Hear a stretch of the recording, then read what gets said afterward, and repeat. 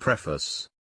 For nearly 40 years, my father, Thomas J. Stanley, studied the affluent in America to discover and highlight paths to financial independence and economic success that did not depend on inheritances or other large monetary gifts. He found in his work some universal components, but also saw that there were many paths to wealth involving many unique career, consumer, and business choices.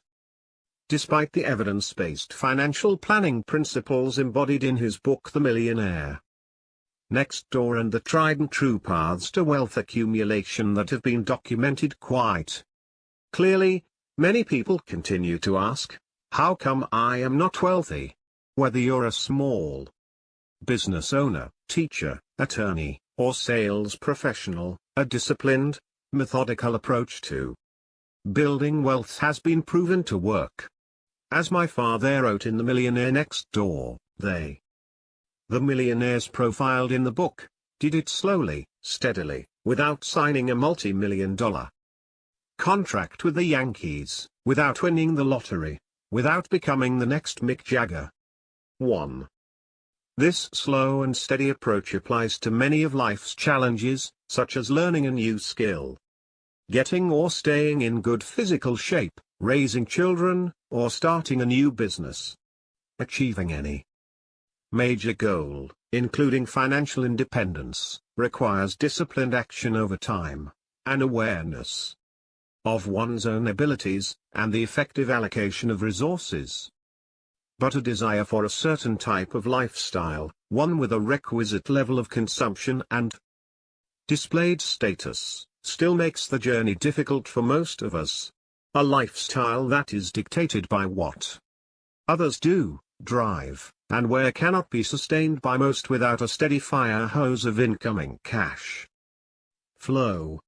Many of us simply accept our current habits, or refuse to do the hard work to change them, all the while complaining and often giving in to a life of dependency and worry. Despite the protestations of some critics of his work, my father was not naive and stated very clearly that the odds of becoming extraordinarily wealthy while starting with nothing were not very high. But his research demonstrated time and again that behaviors can change one's circumstances. And his life was just such a story. He had meticulously and consistently changed the way he behaved in order to become financially independent and overcome his incredibly humble beginnings. My father never wanted to create a second edition of The Millionaire Next Door, a book that has become a classic since its publication in 1996, partly because he preferred to create new works for his readers that offered different, or fresh, viewpoints on the topic of affluence and building wealth in America. His follow-up works included The Millionaire Mind, Millionaire Women Next Door, and Stop Acting Rich. The research and development for this book began in 2012 in anticipation of the 20th anniversary of the publication of The Millionaire Next Door in 2016. The original aim was to examine trends over time related to some new topics, as well as to include comparisons to the data collected for my father's prior works. Together, we decided to take another look at millionaires in the United Father was killed by a drunk driver in 2015, on the eve of when the first wave of research invitations were to be sent out. After his death, I took on the task of compiling his notes along with the research findings from our latest study, weaving the notes, blogs, and ideas he wanted to have included in our new book into chapters along with interpretation of new data and data he had advised me on collecting in the years prior. This bittersweet task took me more than 3 years. While I had access to many of his notes and writing, I couldn't replace my father's unique perspective on the new data and the headlines of today. For that, I would be required to humbly submit my own interpretations. There were several reasons why I felt this project, despite the absence of my father, needed to be completed. They are the same reasons why research within the fields of consumer science, financial planning, behavioral finance, and social psychology dedicated to helping individuals become financially successful must continue as well.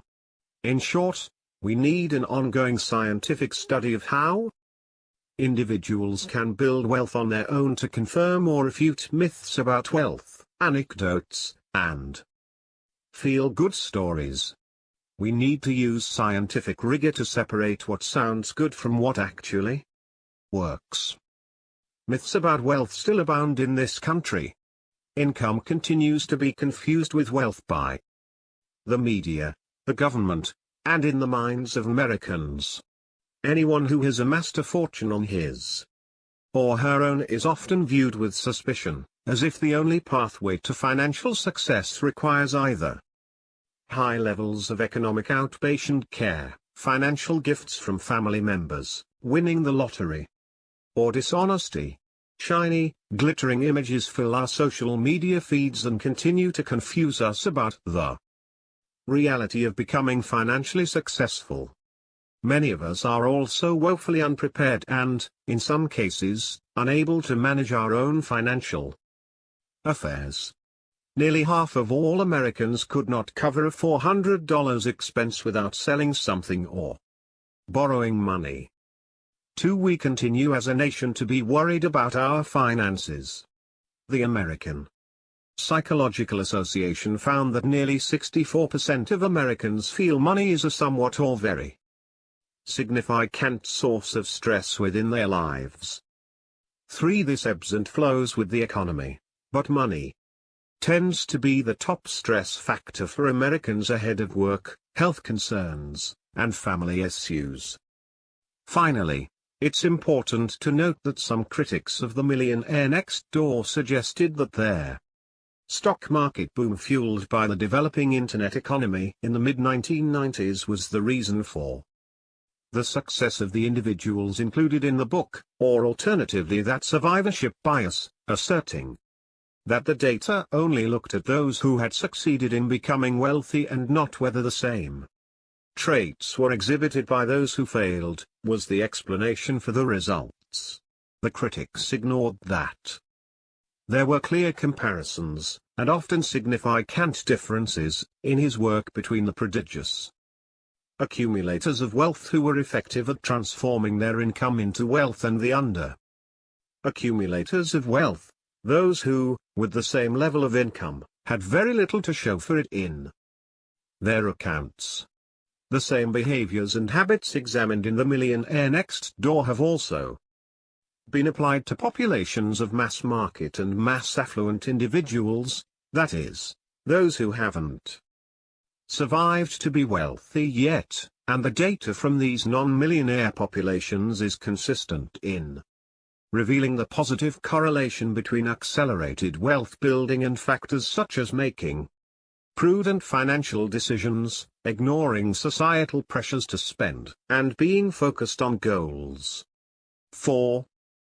This book not only includes descriptions and interpretations of the data collected just before and after my father's death, but also passages he wrote on his own, typically in the form of blogs that he had marked to include in the book. For the most part, the data highlighted in this book was collected during 2015 and 2016, but I also included survey results from other ancillary studies conducted between 2012 and 2018, along with data and research collected by my data research firm. Data points, at various points in time. In terms of narrative voice, I decided to use the pronoun we throughout this book. In some cases, however, the reader will also see sidebars that highlight my father's individual work, including notes, blogs, chapter ideas, and data reviews. I felt these were critical to the book and that the reader should know that these were his own words. In other cases, I have included a few sections in my own voice, noting that it is my own experience and research to which I am referring.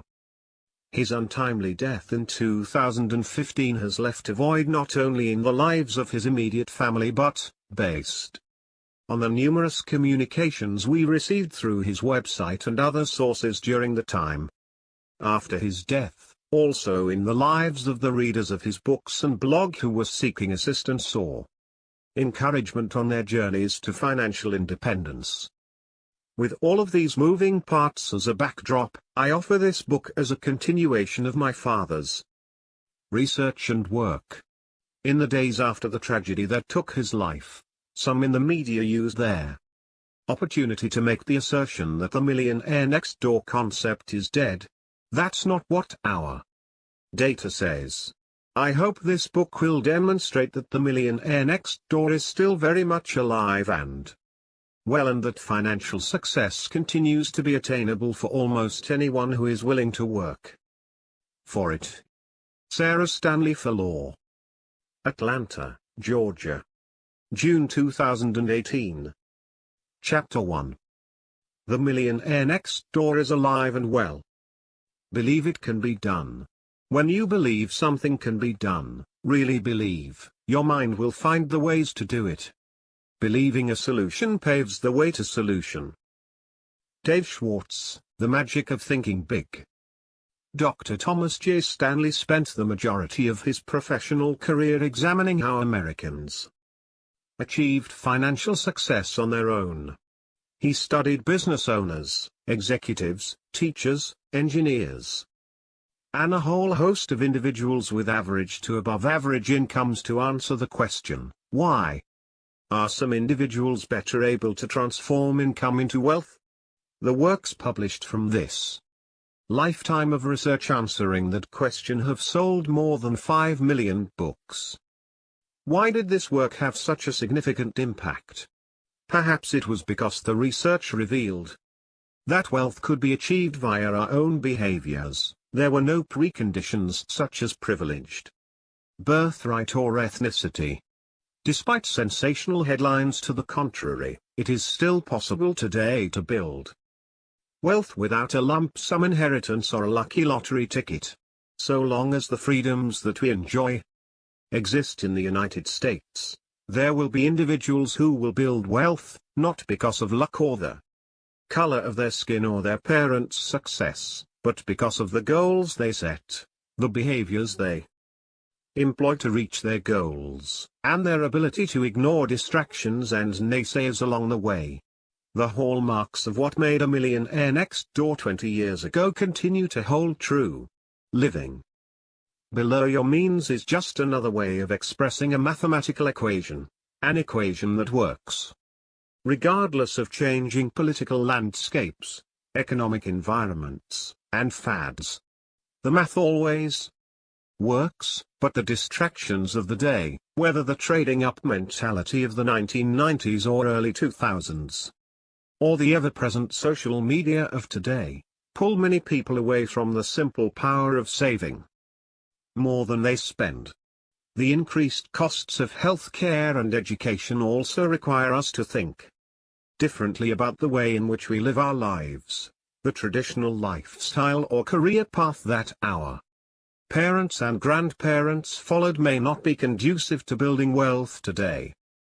Still, some critics have argued that the very concept of the millionaire next door is dead, that their internet-fueled stock boom of the 1990s led to the success stories my father covered in their Millionaire Next Door, and that survivorship bias was at work in our data set, that is, the idea that we analyzed only the winners and that the economic losers may have shared the very same traits.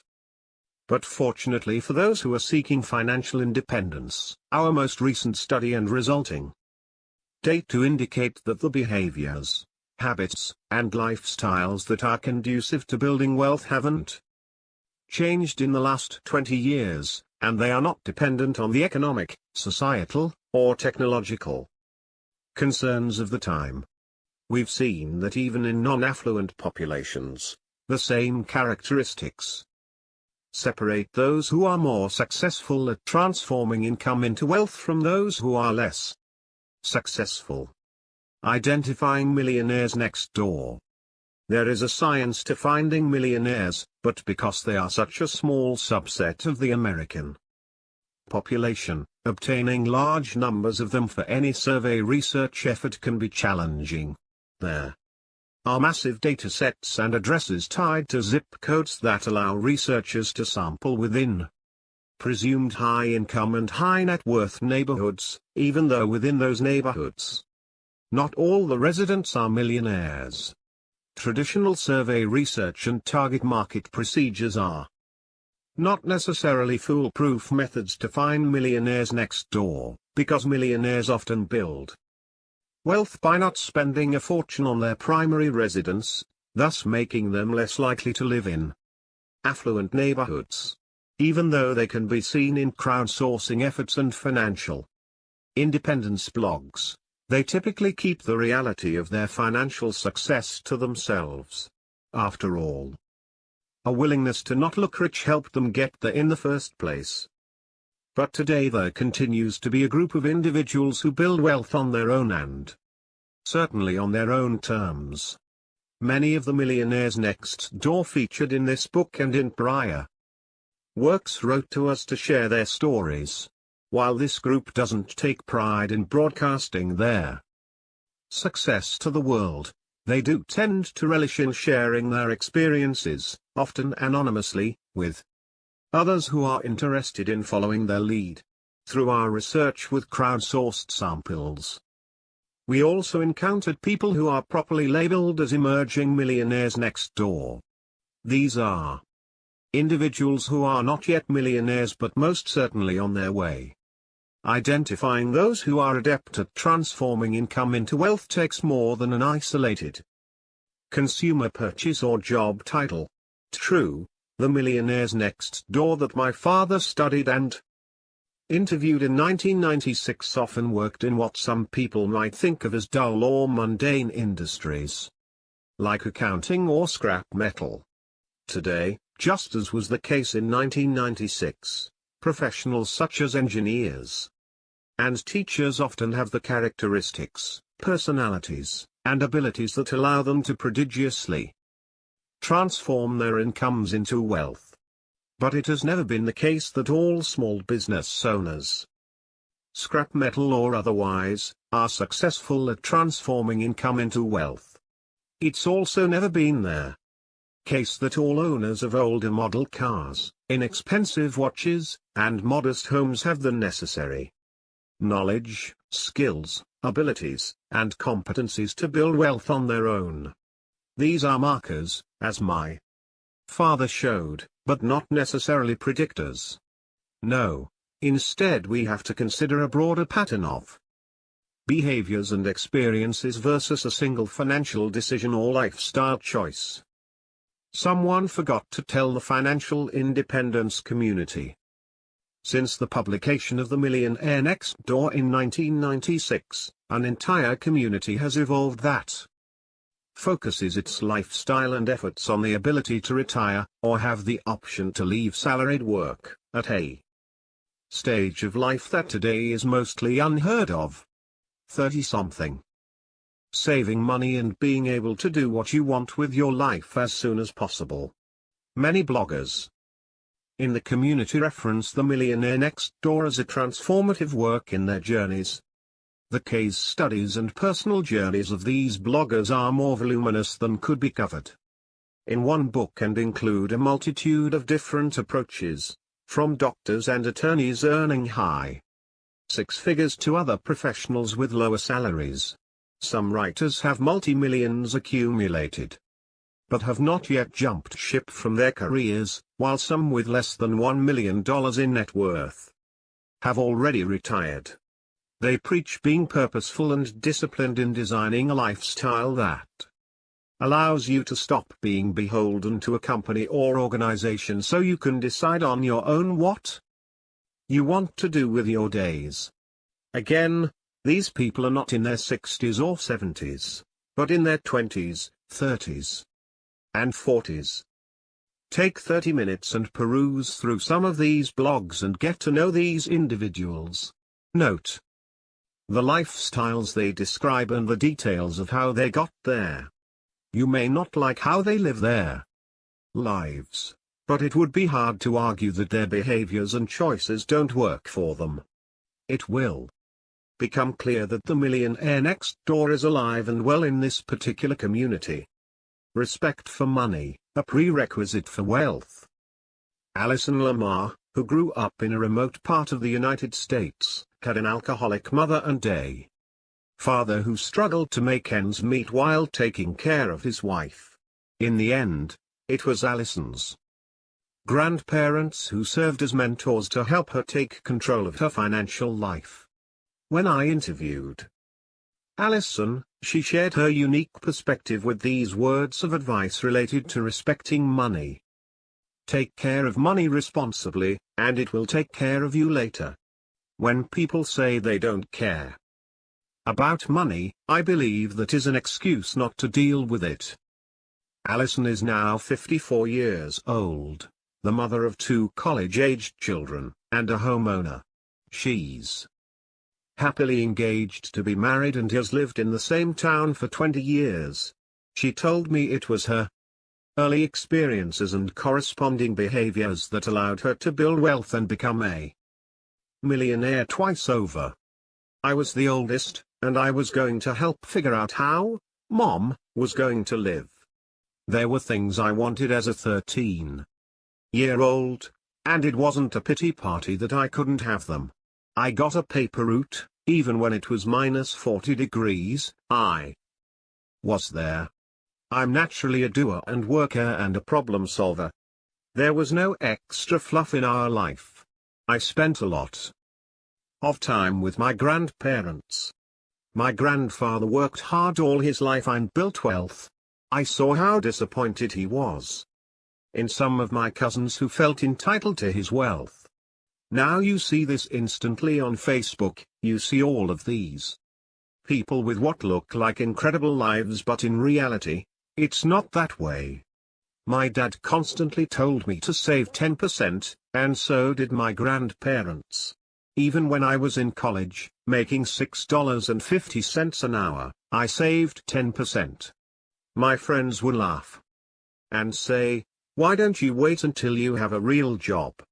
It was the habit. I started this habit and never stopped. It wasn't a sacrifice to me. It was just a habit. I also felt like I was honoring my grandparents in saving to become a millionaire. I was content with the process of becoming a millionaire. Hit one goal, then I wanted another one. I always knew I would be a millionaire. It wasn't a big deal. I just worked for it. Working hard, it's okay to work a 14-hour day sometimes. Those sacrifices are worth it. And, you look back and they are sweet in a way. Driving a car without air conditioning, for example, they're sweet. First became a millionaire when I was about 35 and now have about $2 million in net worth. I'm 54. My friends would never suspect that this is the case, as I act pretty average. Money is itself nice, but I am more concerned about what money can do than the actual accumulation of money. Alison shared her thoughts on why so many people are challenged when it comes to building wealth. They're playing the game of comparisons by using social cues to decide what's important and how they compete with others. Parents especially can be so competitive, she says. People need to face the reality of where they are. In other words, gaining an awareness and appreciation of your financial situation can lead to realistic decisions about how to move forward. They think small decisions do not have consequences. Alison learned to appreciate the compounding power of small decisions as she worked in the below-freezing chill of their Midwest to earn money. Alison's early influences and experiences helped to shape her financial journey. At many points along the way, she could have given up, or made easier short-term decisions. But by respecting money and taking a long-term view, resulting in part through the influence of her grandparents, her journey is now giving her great freedom. You have to be able to face your situation where you are and not be fearful, but be aware, facing the reality of your balance sheet. It really played out when I got divorced. I knew I had options. Some women stay in relationships because they don't understand money or are afraid. I knew I had options. I work in a fire department. I work because I want to work. I make more money now with my investments than working, and people have no clue. I like it that way. Alison shared her story not for fame or fortune, not for an Instagram post, but rather to demonstrate to others that regardless of your circumstances, achieving economic success depends not on what has happened in the past but instead on the behaviors you employ today and tomorrow. Behaviors that were described in 1996 and still hold true today. More millionaires next door. Hate the methods, love the outcomes. No one would argue with the reach and influence of Dave Ramsey in the world of personal finance. According to the Ramsey Group website, 13 million people tune in each week to Mr. Ramsey's nationally syndicated radio show, and more than 4.5 million people have attended his financial peace university 12-week classes. Some aspects of his message have drawn criticism from other purported experts. We will leave the discussion of specific financial advice for others to wrestle with and argue over. We'll focus instead on the behavioral side of his methodology and its associated outcomes. Mr. Ramsey instructs individuals to pay off their smallest debts first, thereby providing a psychological incentive to continue to pay off debt, ultimately leading to larger debts, for example, student loans, mortgages, being paid off and placing the household in a position to save and invest. And in his group consensus peer pressure, it appears, can serve as a positive influence in personal finance. The training courses, often multiple weeks of group meetings, associated materials, books, and technologies all provide ample reinforcement for positive financial behaviors. Many of my father's readers and fans have referenced Mr. Ramsey and his organization as their means by which they were able to correct their financial behaviors and achieve economic success. Many either approaching or having just accomplished the goal of reaching millionaire status when they described their journey. Like the F/Re community, these individuals are often demonstrating their outcomes associated with behaviors that are conducive to wealth, and becoming millionaires in their process. Meet their, very much alive, Jacobsons. The Jacobsons are not front-page news, not by any means. They didn't win the lottery or start a tech firm that was bought by Amazon or Google. Their fortune came from a steady, simple lifestyle and decades of choices that were conducive to building wealth. Their 1,900 square foot home is more than likely not in any zip code dataset that includes America's top wealth holders. They followed what could be described as a typical millionaire next door path. After amassing that wealth, they continue to spend in a way that ensures that their wealth will be sustained and grow, as Mrs. Jacobson described in a letter she sent to my father, which he referenced in the updated preface to the Millionaire Next Door in 2010. 3. I married the right spouse and have a simple lifestyle. We've been married 22 years, 3 children, 3 dogs, 2 horses. We have lived in the same, modest 1,900 square foot, 1975 era home, for 20 years. I have an MS in chemical engineering. My husband has a PhD in chemical engineering and is now a VP at a chemical company. I made all A's in high school, 1,170 SAT. I was the first person in my family to go to college. I was born in there. backwoods of Arkansas. After college, my husband and I both got good jobs. We lived on one income and saved the other. Anytime we got raises we just saved more. I am now a stay-at-home mom. We are already millionaires. However, we still have 3 kids to put through college, so we don't feel rich. Sometimes my kids ask me if we are poor because I make them order from the $1 value menu. It's worth mentioning here that the average single-family home in America is approximately 2,400 square feet, about 500 square feet larger than the Jack Hobson's house. But even though this family is below average in terms of home size, they are in the top 10% in terms of net worth. Statistically speaking, the larger the home, the less the owner has to transform into wealth.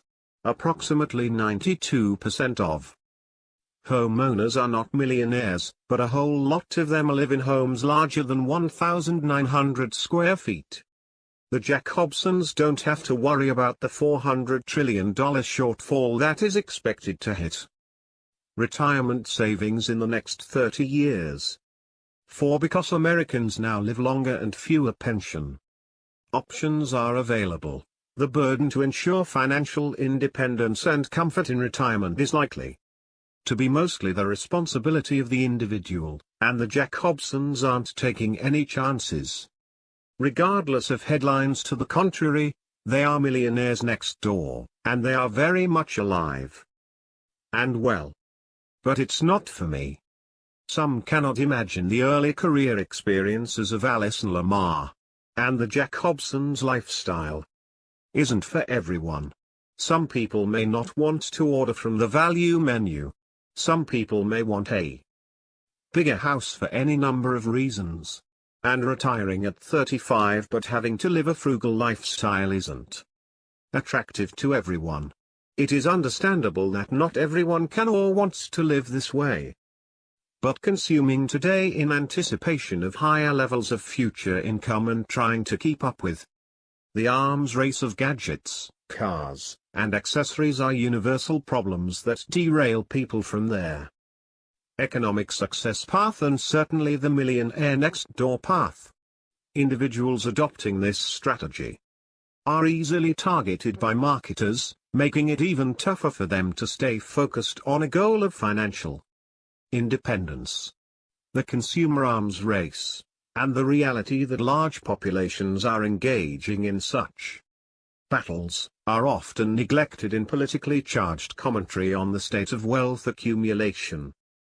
But, as we've seen time and again, behaviors drive wealth.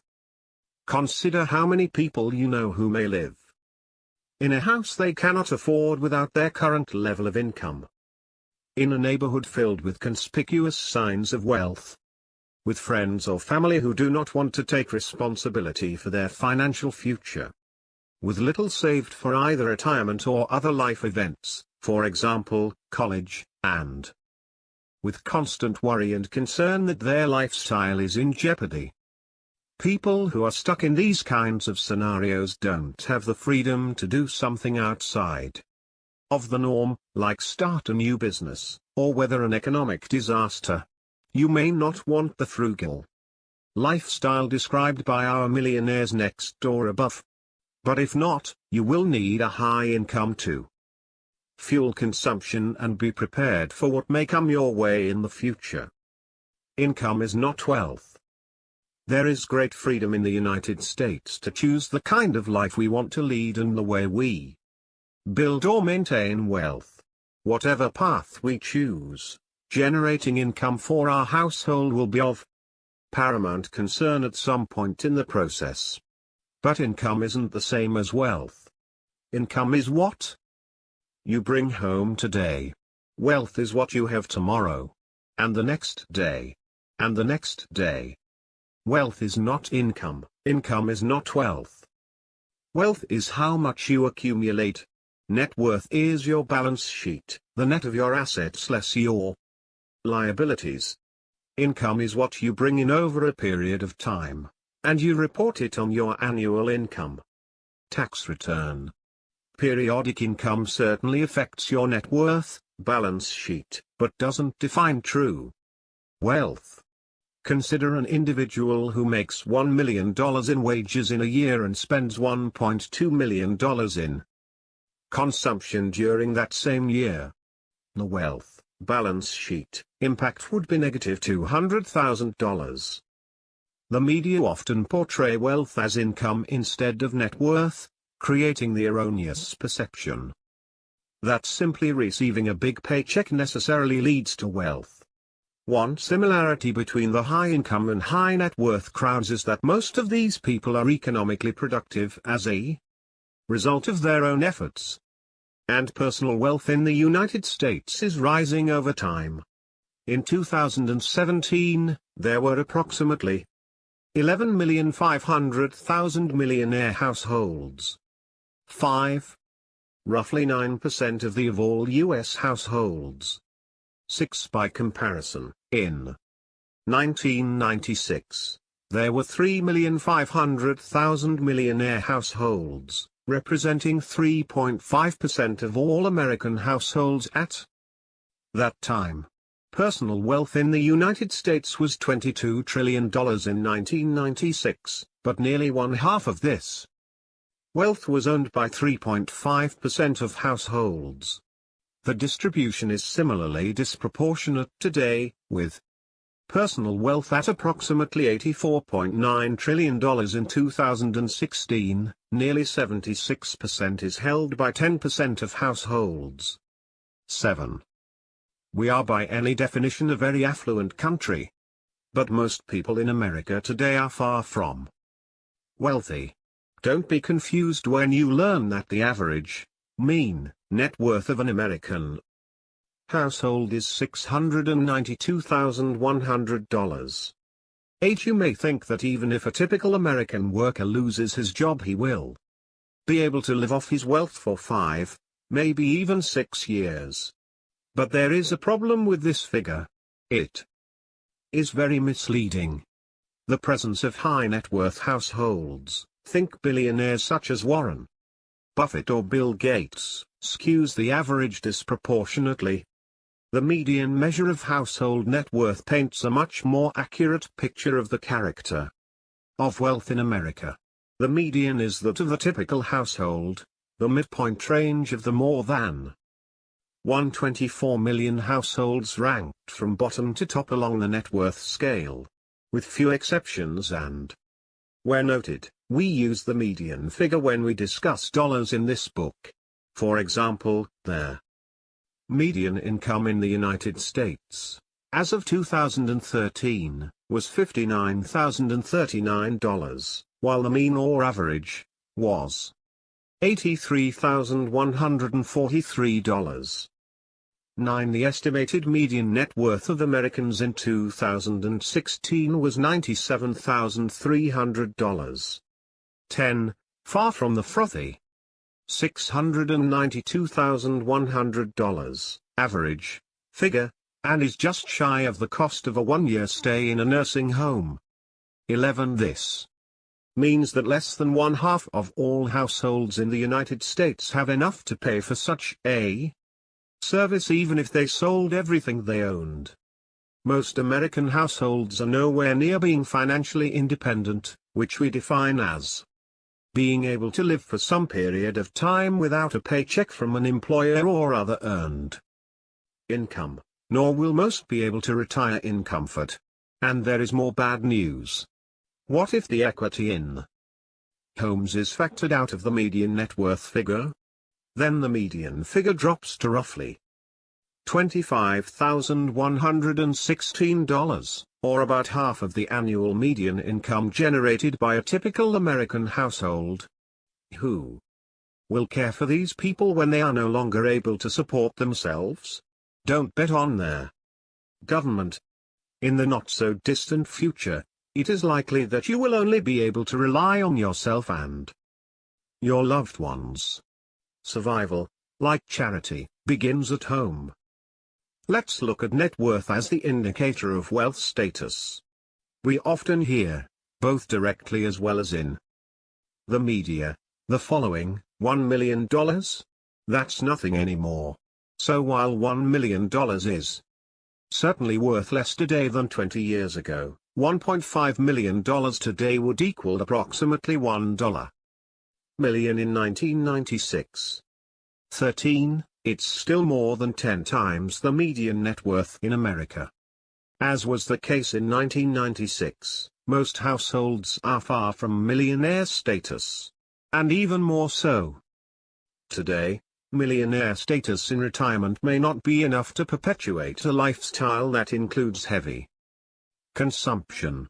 If this is your lifestyle, then securing high levels of recurring income is paramount. But earned income can be fleeting. Those who want to be truly financially independent rely instead on savings and passive income that invested capital can generate. A portrait of today's millionaire. So who are the millionaires of today? We wanted to determine if there were differences over time in the lifestyles, behaviors, and attitudes of millionaires, the subject matter experts of wealth accumulation. Were the key behaviors that would transcend time and lead to building wealth? What does this group of individuals who have amassed a median net worth of $3.5 million, the median net worth in our most recent survey sample, look like today? Below is a portrait of these millionaires. We're mostly 61-year-old men, 87%, who are either married, 69%, or remarried, 25%. More than 80% of us believe our spouses are critical factors in our economic success. Our median income in the previous year was $250,000, and our median net worth is $3.50 million. Compared to the average American, we earn 4 times as much, while our net worth is just about 36 times the average. Education has been critical to our success. More than 93% of us have at least a college degree. And nearly 60% of us have a graduate degree. A little more than half of us attended a public college.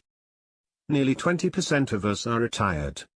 For the 80% of us who are not yet retired, we work approximately 45 hours per week as business owners, attorneys, engineers, leaders, managers, physicians, and consultants.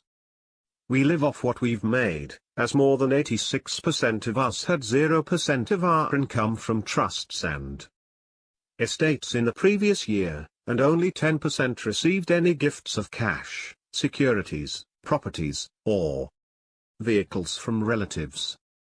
Nearly 90% of us are satisfied with life, and nearly 80% of us say we are in general or consistently good shape physically, and we get 7.65 hours of sleep per night on average. We are frugal and we budget. A full 70% of us know how much we spend on food, clothing, and shelter each year, and 59% of us have always been frugal. More than 60% of us consider frugality as a critical factor in our success. The most we've ever spent on jeans is $50, on a pair of sunglasses is $150, and on a watch is $300. But we don't shop sales in person. Roughly 77% of us haven't stepped foot inside a store for Black Friday in the past 5 years. Luxury cars? We tend to drive Toyotas, Hondas, or Fords that are at least 3 years old. On average, our most recent car purchase was $35,000. The most we've ever spent on a car? $40,000. Approximately 70% of us said our parents were very frugal. Most of our parents were married and remained so until we were at least 18, 86.3%. Nearly 75% of our parents encouraged us to excel, but only 42% of us believe that having attentive parents accounted for our success.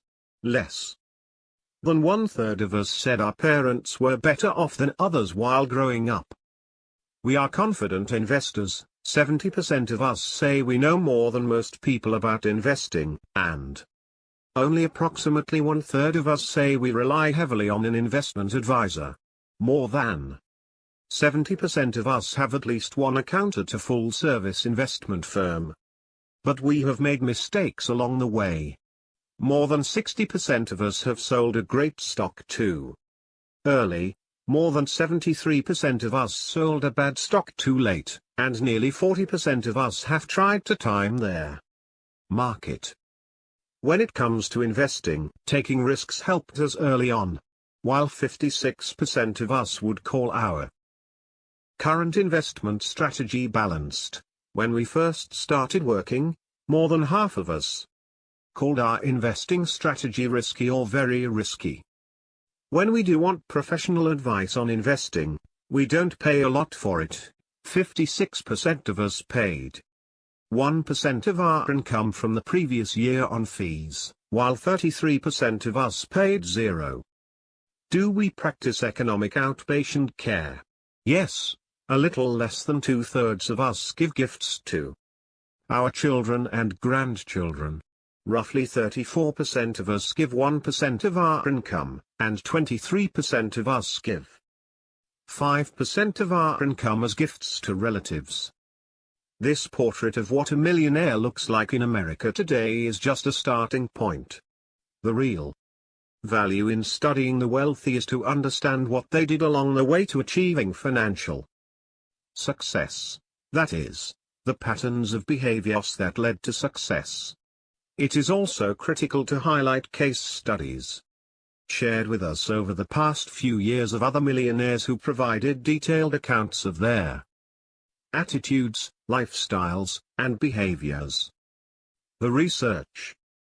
Most of the data in this book comes from the survey we conducted of affluent Americans between 2015 and 2016, see Appendix A.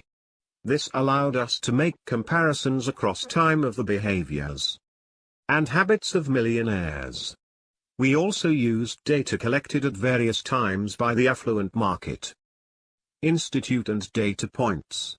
Much of this information is featured in the tables that appear throughout their book. In many cases, we describe the findings for millionaires in our latest sample, that is, individuals with a household net worth of $1 million or more. In other cases, and specifically to help guide their review of economic success, we divide the sample into two groups using the expected net worth formula first described in the Millionaire Next Door. We calculate expected net worth by multiplying age by income, and dividing that product by 10, or expected net worth equals age x income x 0.10. The primary purpose of this approach is to empirically, and numerically, demonstrate how well an individual or group has been able to transform income into wealth. Some commentators have questioned whether the findings in the Millionaire Next Door and prior works are unduly influenced by survivorship bias, in other words, that the research sample focused on those who have made it in terms of their net worth or incomes or careers, and therefore, the conclusions about the behaviors that self-made individuals engaged in could have also been present in the remainder of the less successful population. To this objection we have two counterpoints.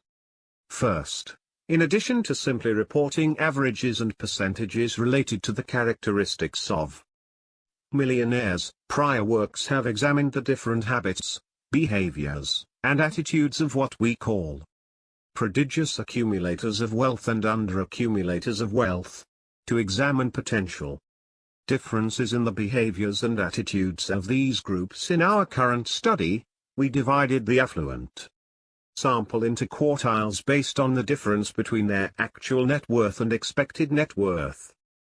This difference provides a measure of financial success. Those individuals at the bottom quartile are considered to be under-accumulators of wealth, UORs, they tend to have less wealth than they are expected to have given their age and income. Likewise, those in the top quartile were considered to be prodigious accumulators of wealth, pause, and tend to have a net worth much higher than expected given their current income level and age. The division into these groups is normative, in other words, it is sample-specific based on age, income, and net worth. This allows us to compare groups based on a consistent metric of success, looking at both the successful and not so successful segments. This same methodology can be used regardless of the population in question. Second, we have been able to demonstrate the power of patterns of financial behaviors in their prediction of net worth, regardless of someone's age or income. In other words, there are key behaviors that relate to your net worth whether or not you are young or old, or just starting to work, or are making six figures. During the past several years, I joined my father in his field of research, transitioning from studying how employees would be successful in specific jobs to studying how individuals are successful at building wealth, using the science of predicting performance on the job. For leaders or employees, we see the same habits, behaviors, and attitudes that distinguish those who are adept at transforming income into wealth from those who are not in samples of mass affluent Americans as well, that is, a sample where a significant portion of the participants have not yet made it.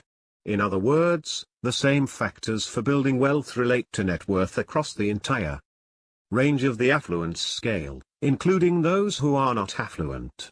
And we also know that many of their same financial-related tasks that are conducted in high net worth households are conducted in mass affluent households.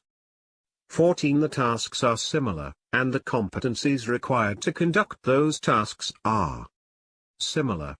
We note in Chapter 5 that patterns of behaviors, regardless of group membership, relate to wealth accumulation. In a way, the research and writings over the past 20 years have served as a job analysis.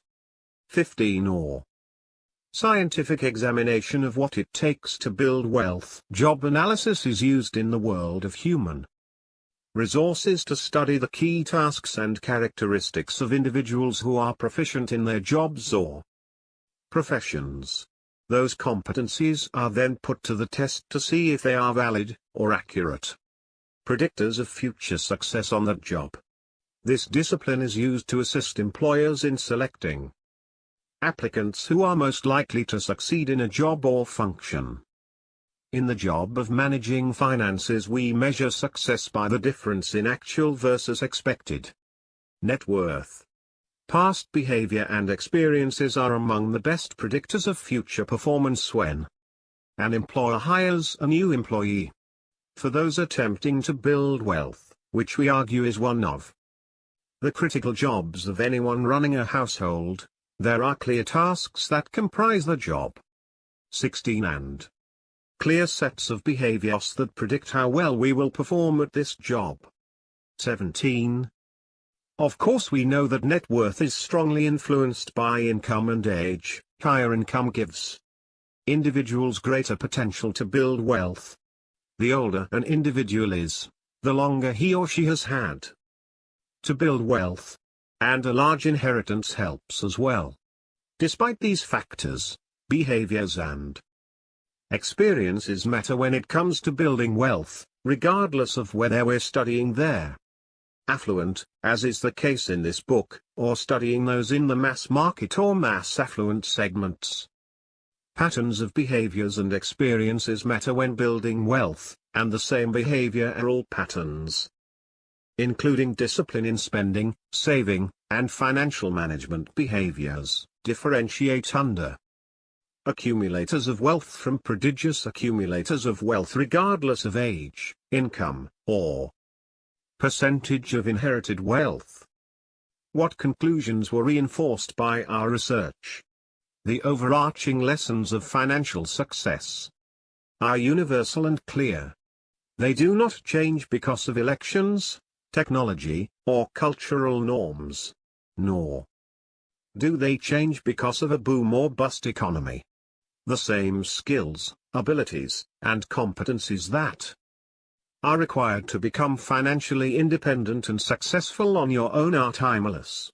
Regardless of your status, age, and income level, you can find your path to wealth and financial independence. We have a choice in our lifestyles and whether or not we pursue economic independence. We can either play the part of mimicking those around us, and be easy targets for marketers and salespeople. Or we can pursue our economic freedom quietly. What does being financially independent, not being beholden to debt repayments, an employer, or a paycheck, allow you to do? It grants you freedom. You are free to solve problems the way you see fit, free to volunteer or spend time with family, free to take a job that perhaps pays less but gives you more satisfaction, free to create your own economic opportunities. And add to this list, free to leave behind the cubicle and regular paycheck at age 35 or 40, as many in the f/re community discuss in their stories of economic freedom. Still the land of the free. My father often reminded us that we have great freedoms in our country to, put bluntly, do what we want. He often talked about his grandmother, who immigrated to America from Hungary with little more than a sack in the early 1900s. He wrote this piece in 2013, focusing on the nature of freedom and finance. In the Declaration of Independence, Thomas Jefferson succinctly specifies the rights of individuals. We hold these truths to be self-evident, that all men are created equal, that they are endowed by their Creator with unalienable rights, that among these are life, liberty and the pursuit of happiness. We as Americans have been given the opportunity to grow, to achieve, to prosper, and to build financial independence. Given this blueprint, it is no wonder that so many people in countries all over the world have lined up to immigrate to America throughout her history. Professor Denise Spellberg's research about Jefferson was highlighted in the Chronicle of Higher Education. 18 Jefferson was a strong advocate for religious liberty, having been strongly influenced by John Locke. In 1689, Locke wrote a letter concerning toleration. Professor Spellberg quotes Locke, "Neither pagan, nor Mahometan, nor Jew ought to be excluded from their civil rights of the Commonwealth, because of his religion." But that is not all that Jefferson read in preparation for writing the Declaration of Independence. He read the Quran, which is still in his library today. Jefferson's blueprint for freedom provided a base for the development of our great nation. For it is the many opportunities to achieve that result in our society's millions of success stories. Some countries may call themselves democracies, but a real democracy is evidenced by its people's behaviors and outcomes. It's interesting that countless immigrants and their children have prospered in our country while they barely eked out a living in their homelands. Economic freedom, like the freedom we experience in the United States, has a cost, the discipline and work it takes to get there and then to maintain it. Not everyone is willing to pay this price. Opportunities to prosper. Financial success in this country is not commonly the result of being handed money, despite the increasing number of large-scale wealth transfers from the baby boomer generation to their offspring. Lottery winners, and celebrities who capture the public imagination. And there will always be stories of people who have squandered their riches. In fact, the likelihood that even self-made millionaires' children will have the same level of economic success is low. As our research has shown, the path to becoming economically successful requires thinking differently about life and money, as illustrated for example by those in the f/re community. It requires discipline and hard work. It requires knowing one's own strengths and weaknesses, environment, and markets. It takes great skill in allocating resources, financial, emotional, cognitive, and time, to name a few. For many this means being frugal while building wealth, not being susceptible to fads, and not buying into myths about how to act rich. In other cases, it's managing a high income now in a way that allows for freedom later. In other words, not buying a house that requires a continued 6 or 7-figure salary and generally living in a manner that allows above average saving and investing. For others, it is spending one's emotional and cognitive resources to create a working life that allows for financial independence and freedom. All of these paths require courage and perseverance. Sadly, because only 28% of Americans feel extremely or very prepared for retirement. 19, and only 54% of Americans could manage a $400 emergency expense. 20. The experiences of Alice and Lamar, or families like the Jacobsons, seem extremely out of the ordinary. Despite the proliferation of self-help books, personal finance blogs, and so-called experts who typically have something to sell, Americans are still behind the 8 ball in terms of their financial well-being. Maybe this is because adopting a simple lifestyle and building wealth over time are too simplistic to sell advertising and apparently too difficult for most Americans to do. The expense side of the ledger is typically their challenge, particularly for those with higher than average incomes. Paths to wealth. Despite this somewhat dreary national outlook, there are many roads to economic success. What paths to wealth are available in America? Consider the latest survey we conducted, targeting some of the wealthy zip codes in the United States. As we discussed earlier, the ability of simple geocoding to find millionaires next door is limited. The moonlighter or the millionaire who is living in the original house he purchased when he first started working is not represented here, though in this sample of high and ultra-high net worth Americans we are able to discern distinct paths to economic success. The truth of the matter is, there isn't an exclusive path to financial independence. If there were, the cottage industry of personal finance blogs, books, publications, podcasts, and financial planning in general surely would not exist.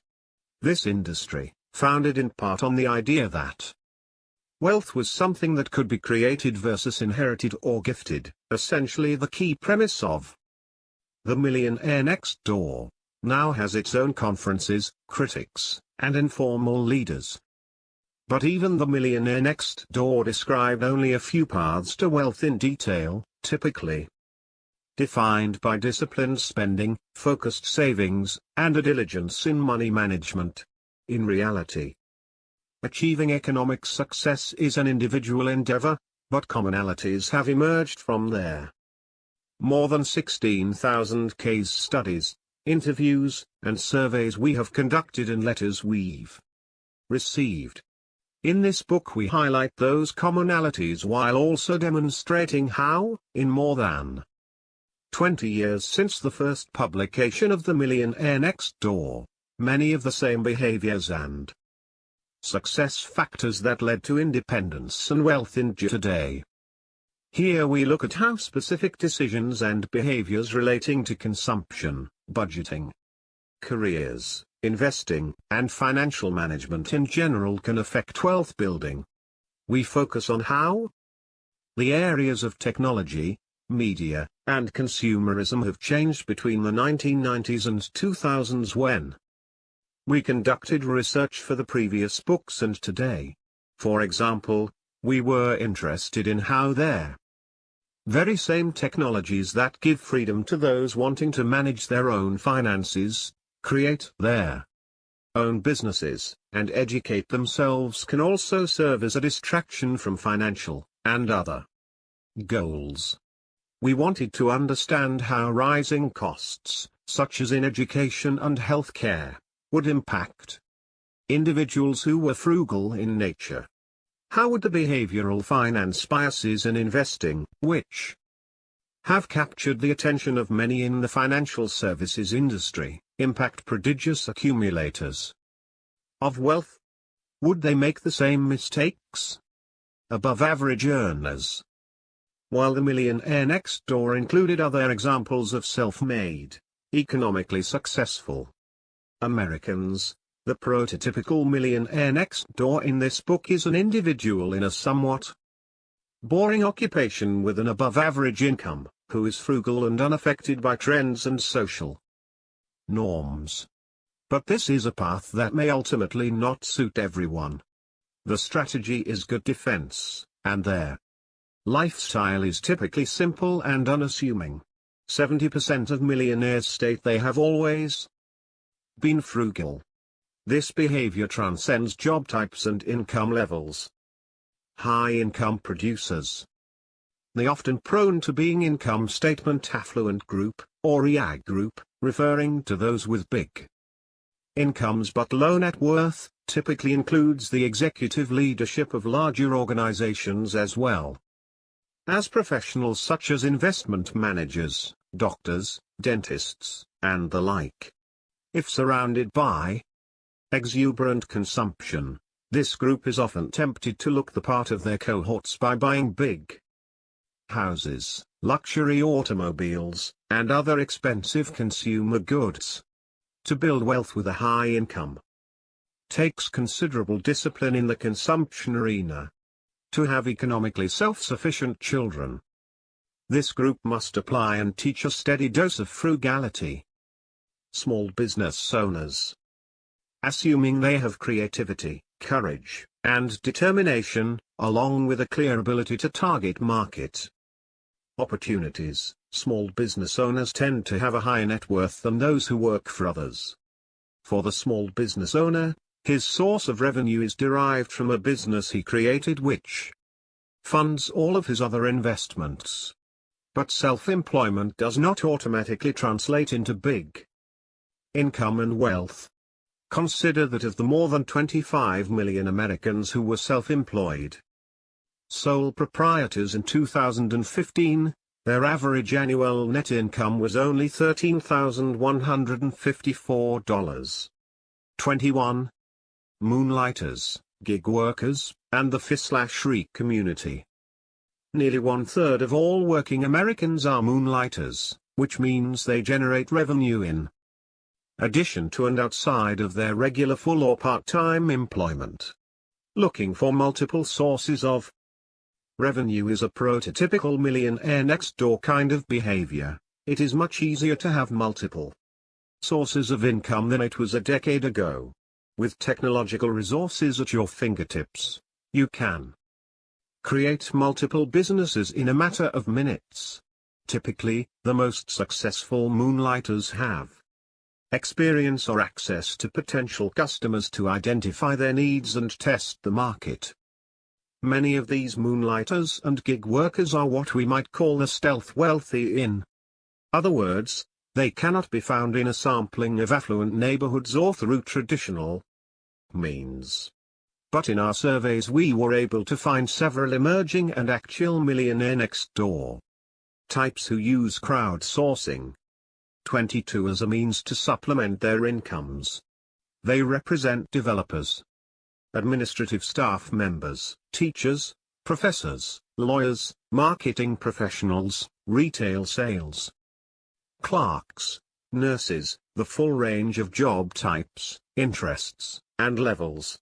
This group often values their families' economic success and financial freedom over the consumption of goods. Favorite chapters from The Millionaire Next Door. Millionaires often reached out to my father to share their experiences and feedback about The Millionaire Next Door and his other books. He would invariably ask them what they liked about the book, and their collective feedback was captured in this piece he wrote in 2014. I like to ask millionaires who have read The Millionaire Next Door what their favorite chapter is. You may be surprised to learn that it is not Chapter 2, Frugal, Frugal, Frugal. This chapter details the frugal lifestyle of millionaires in terms of the modest prices paid for clothing, shoes, watches, motor vehicles, etc. This is merely a review for millionaires, affirming who they are. However, this chapter, which ranks third, is the one they most often tell their children to read.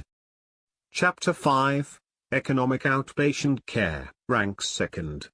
Often after a millionaire reaches their financially independent threshold, a new set of issues develop. The typical millionaire next door has 3 children and around 6 to 8 grandchildren. How millionaires interface with these offspring in financial terms can be the cause of much worry and unpleasantness. Of course, not all children of millionaires are underachievers. But as mentioned in their Millionaire Next Door, in 8 of the 10 occupational categories, gift receivers, those who receive economic outpatient care, have smaller levels of net worth, wealth, than those who do not receive gifts. These occupations include accountant, attorney, marketing professional, entrepreneur, senior manager, engineer, physician, and middle manager. Of course, these data do not account for economic inpatient care. Keep in mind that 1 in 4 sons, ages 25 to 34, of high-income parents live with them. Chapter 6, Affirmative Action Family Style, ranks first in popularity. The subtitle of this chapter, Their Adult Children Are Economically Self-Sufficient, succinctly summarizes the chapter. Yet parents often distribute their wealth in ways that instigate friction among their adult children. Those children who are the least productive in economic terms often receive their lion's share of their parents' capital. The results of this inequity of distribution are predictable. It further weakens the weakest child and strengthens the strongest child. Or as a millionaire told me, the children who achieve do so by conquering obstacles. They were never denied their right to face some adversity. Others were in reality cheated, sheltered, and never really inoculated from fear, worry, and the feeling of dependency. Another visit with Ken. Those who are economically successful often have a guide, a North Star, and a plan to build wealth over time. They make decisions that are conducive to their financial goals, versus what might seem easier paths. Pursuing economic independence can begin at any time, but the earlier the better, as in the case of Ken, whom my father first interviewed and profiled more than a decade ago in their Millionaire Next Door. To be sure, Ken's father was an economic success story, but Ken and the rest of his family didn't know this until after his death. So with no knowledge of or benefit from his family's wealth, Ken started on his financial path. We present Ken's experience as a good template of wise yet tough decision-making related to lifestyle and wealth. Consider his case as you contemplate how you and your household are planning for economic success. Values learned at home. Ken was raised in a frugal environment, though his father was a high-income producing surgeon. Although achievement was emphasized, conspicuous consumption was frowned upon. Ken was also encouraged to stay physically fit by playing golf and running. When Ken's dad passed away, he left his mother an estate worth more than $10 million. How does Ken explain his family's success in accumulating wealth? My dad was frugal. We never knew he was wealthy until we received an accounting statement for his estate. We were shocked. He used to buy a new car, a Buick, about every 8 years. That's when the wheels would likely fall off. I get a tremendous amount of satisfaction from saving and investing. That's what Dad did. Like father, like son. I am frugal. My wife is even more frugal. I buy my cars used from small-size leasing companies, often undercapitalized, that take back vehicles from lessees who can't make the payments. I recently bought a car for $22,000. A year and a half old. It listed for $35,000. The leasing company had 4 of the same model. I just call the leasing companies listed in the yellow pages. Now in his early 60s, Ken is on track to exceed the considerable wealth accumulated by his father. Ken's dad often told him, "I am not impressed with what people own. I am impressed with what they achieve. Always strive to be the best in your field. Don't chase money. If you are there, best in your field, money will find you." In Chapter 3, we'll talk about the influences on how we build wealth, including early experiences. Strategic location. Initially, Ken and his wife lived in a nice part of Manhattan within walking distance of his job. But when the couple began putting together a 30-year financial plan, yes, a 30-year plan, they quickly realized that it would be difficult to accumulate wealth in one of the most expensive cities in their world. Ken then proposed to his boss that he be allowed to work out of a southern city. When his boss agreed, Ken and his wife purchased a house in suburban Atlanta for about $300,000, which they still live in 30 years later. A similar home would have cost them $1 million in the suburbs of New York City. In Chapters 3 and 4, we discuss homes and other consumption factors in building wealth, capitalizing on strengths and early work experiences. Ken used his skills in working with others to network at the State University where he got his MBA. He sought out a faculty member to sponsor a field project related to his chosen field of interest, which was sports broadcasting. After graduate school, Ken landed a job in sports television broadcasting, primarily because he had the experience of a field project. His starting salary was around $100,000. In this job, he was responsible for one of 4 regions in the country. The 3 other managers were all Ivy League grads. So why was Ken hired at the same level? Ultimately it was because he had experience through his field project in his MBA program. In Chapter 5, we'll talk about the factors that play into the success of millionaires and highlight how the same factors are related to success in other facets of work life. We then talk about early career experiences in Chapter 6. Allocating resources. For transportation, Ken and his wife bought several new minivans that they kept for 8 to 10 years each. In Chapter 4, we'll cover consumption and frugality, the continued hallmarks of self-made, economically successful Americans. In Chapter 7, we'll discuss how affluent Americans approach the allocation of their resources, including how they invest. Ken ignored the myth that to succeed he needed to spend lavishly on his education. He attended public schools and universities. So did his kids. Ken and his wife deliberately selected their neighborhood in part because it had the top-rated public schools in the state. Today the total cost of private school tuition in Ken's area for grades 1 through 12 is between $110,000 and $264,000 per student for 12 years of education. Imagine how many pre-tax dollars one would have to earn to pay this tuition.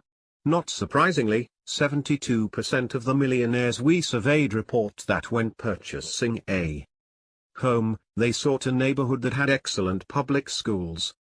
Ken and his wife saved more than $300,000 this way. This one decision alone earned Ken and his family a small fortune when considering that this avoided annual expense was able to grow in the form of invested monies over the decades.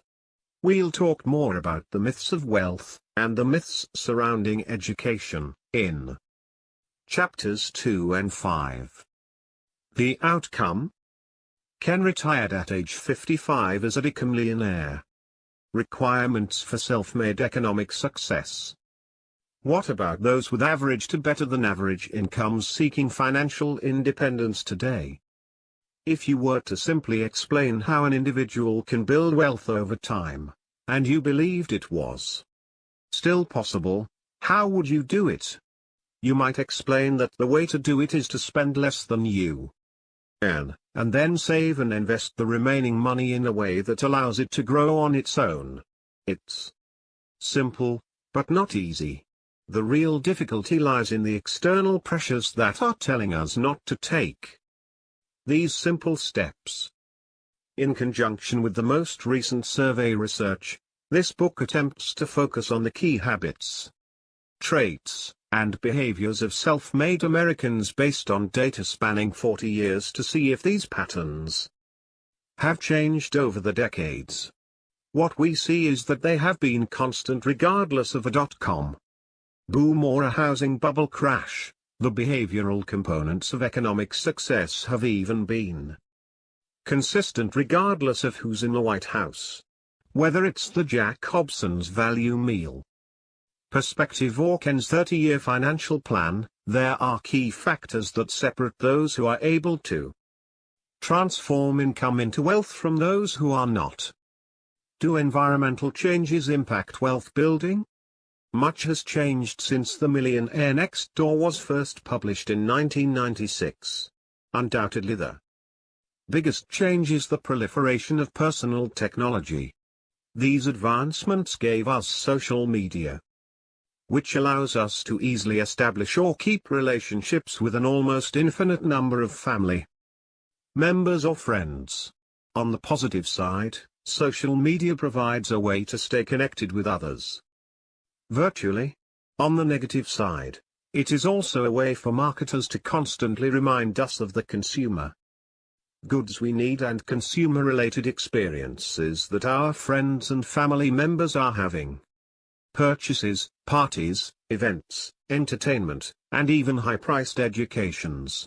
Even if you can somehow avoid the marketing side of social media, you may find it hard to avoid being influenced by the behaviors of your friends and family, as nearly 70% of Americans are on social media.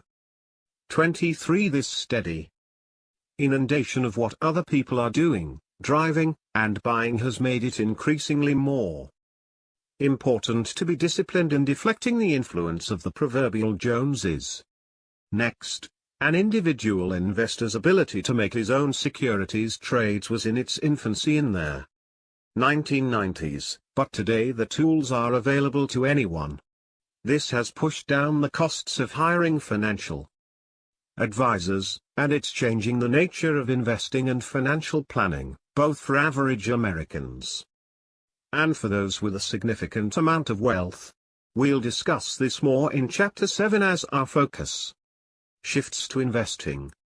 Finally, the boom economy of the 1990s had some critics and people in the academic world assuming there were more chances for increasing wealth on one's own than there are today. Living expenses in general have increased since 1996, of course, but nowhere more so than in healthcare and education. The cost of higher education, in particular, has been rising well above inflation, and recent articles and books question what value a 4 or 5 or 6-year degree has today. 24. Do these costs mean that building wealth by following the behaviors and habits of self-made individuals is out of reach for most? We cannot argue that these rising costs have no impact on your ability to become wealthy on your own. Instead, based on our research, we simply see that the very characteristics that made the original Millionaires Next Door that way in the 1980s and 1990s can be applied to the changes. Frugality, discipline, and thinking differently continue to allow those with the desire and drive to build wealth to do so. The wealth discipline. Throughout the course of our study of the affluent, there is a common theme that is celebrated by some and reviled by others: discipline. Our millionaire sample rates this as the top success factor. In 2000, 95% of millionaires agreed it was critical to their success, and in 2016, 91% of millionaires rated being disciplined as an important success factor. Specifically, discipline is required to take income and transform it into wealth. This discipline includes knowing A. how much you bring in, B. how much you spend, and C. creating a budget, or spending plan, to ensure the difference is in the positive camp. The mathematical equation involves basic addition and subtraction. Discipline is the component of building wealth that allows for their math to work. The more you save, presumably, the more opportunity there is to invest. Then we can apply another mathematical equation, compound interest. Here, too, discipline comes into play. The magic of this math cannot be seen in frequent trading, market timing, or exotic investments, unless you are in the vanishingly small population of investors who can reliably and consistently beat their market. Discipline is the factor that trials those who are looking for excuses why they cannot amass wealth, particularly among the hyper-consuming, high-income crowds. These people perhaps live in expensive urban areas and have amassed high college debt because they thought they had to. Does the D word trip some of us up because it requires us to make choices and not have everything we desire? Discipline often requires going against the tide, including the tide of your social influences, and perhaps even how you were raised or your long-held beliefs about what you are entitled to today. Discipline and awareness. The millionaires in our latest study, similar to those we've studied previously, tend to be attuned to their financial health. They are keenly aware of the small, perhaps mundane aspects of their financial lives, even though they have both income and net worth levels much higher than the average American. In our latest study, 70% of millionaires know how much they spend on food, clothing, and shelter each year. More than 65% of them, despite their high net worth, continue to operate their households on a budget. They engage in activities that align with building and sustaining wealth, such as studying, investments, reading trade magazines, and working.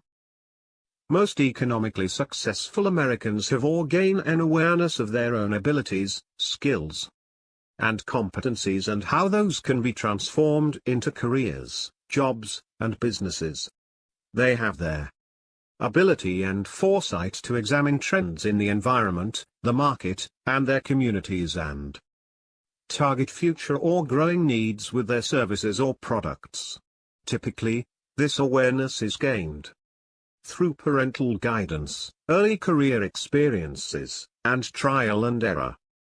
Awareness is required to make choices that are congruent with your own strengths, interests, family goals, and what is happening within your chosen playing field, including your neighborhood, social circles, job market, or industry. Allocation of resources. Critical to all goals, financial or otherwise, is the allocation of time, energy, and money in an intentional, disciplined manner. As discussed in Chapter 3 of The Millionaire Next Door and Chapter 9 of The Millionaire Mind, those who are or who become economically successful have the ability to allocate their resources effectively to meet their goals and do not become distracted from reaching them. Prodigious accumulators of wealth spend more time planning for future investments than accumulators of wealth. The same is true today. Millionaires next door still spend time on activities that are conducive to building wealth or to building wealth in the areas of health and wellness. As we'll see in Chapter 5, millionaires spend about half the time as the average American playing video games, yet twice as much time exercising and reading for pleasure. Economic independence belongs to those with the willingness to allocate time, money, energy, and cognitive resources to achieve financial goals.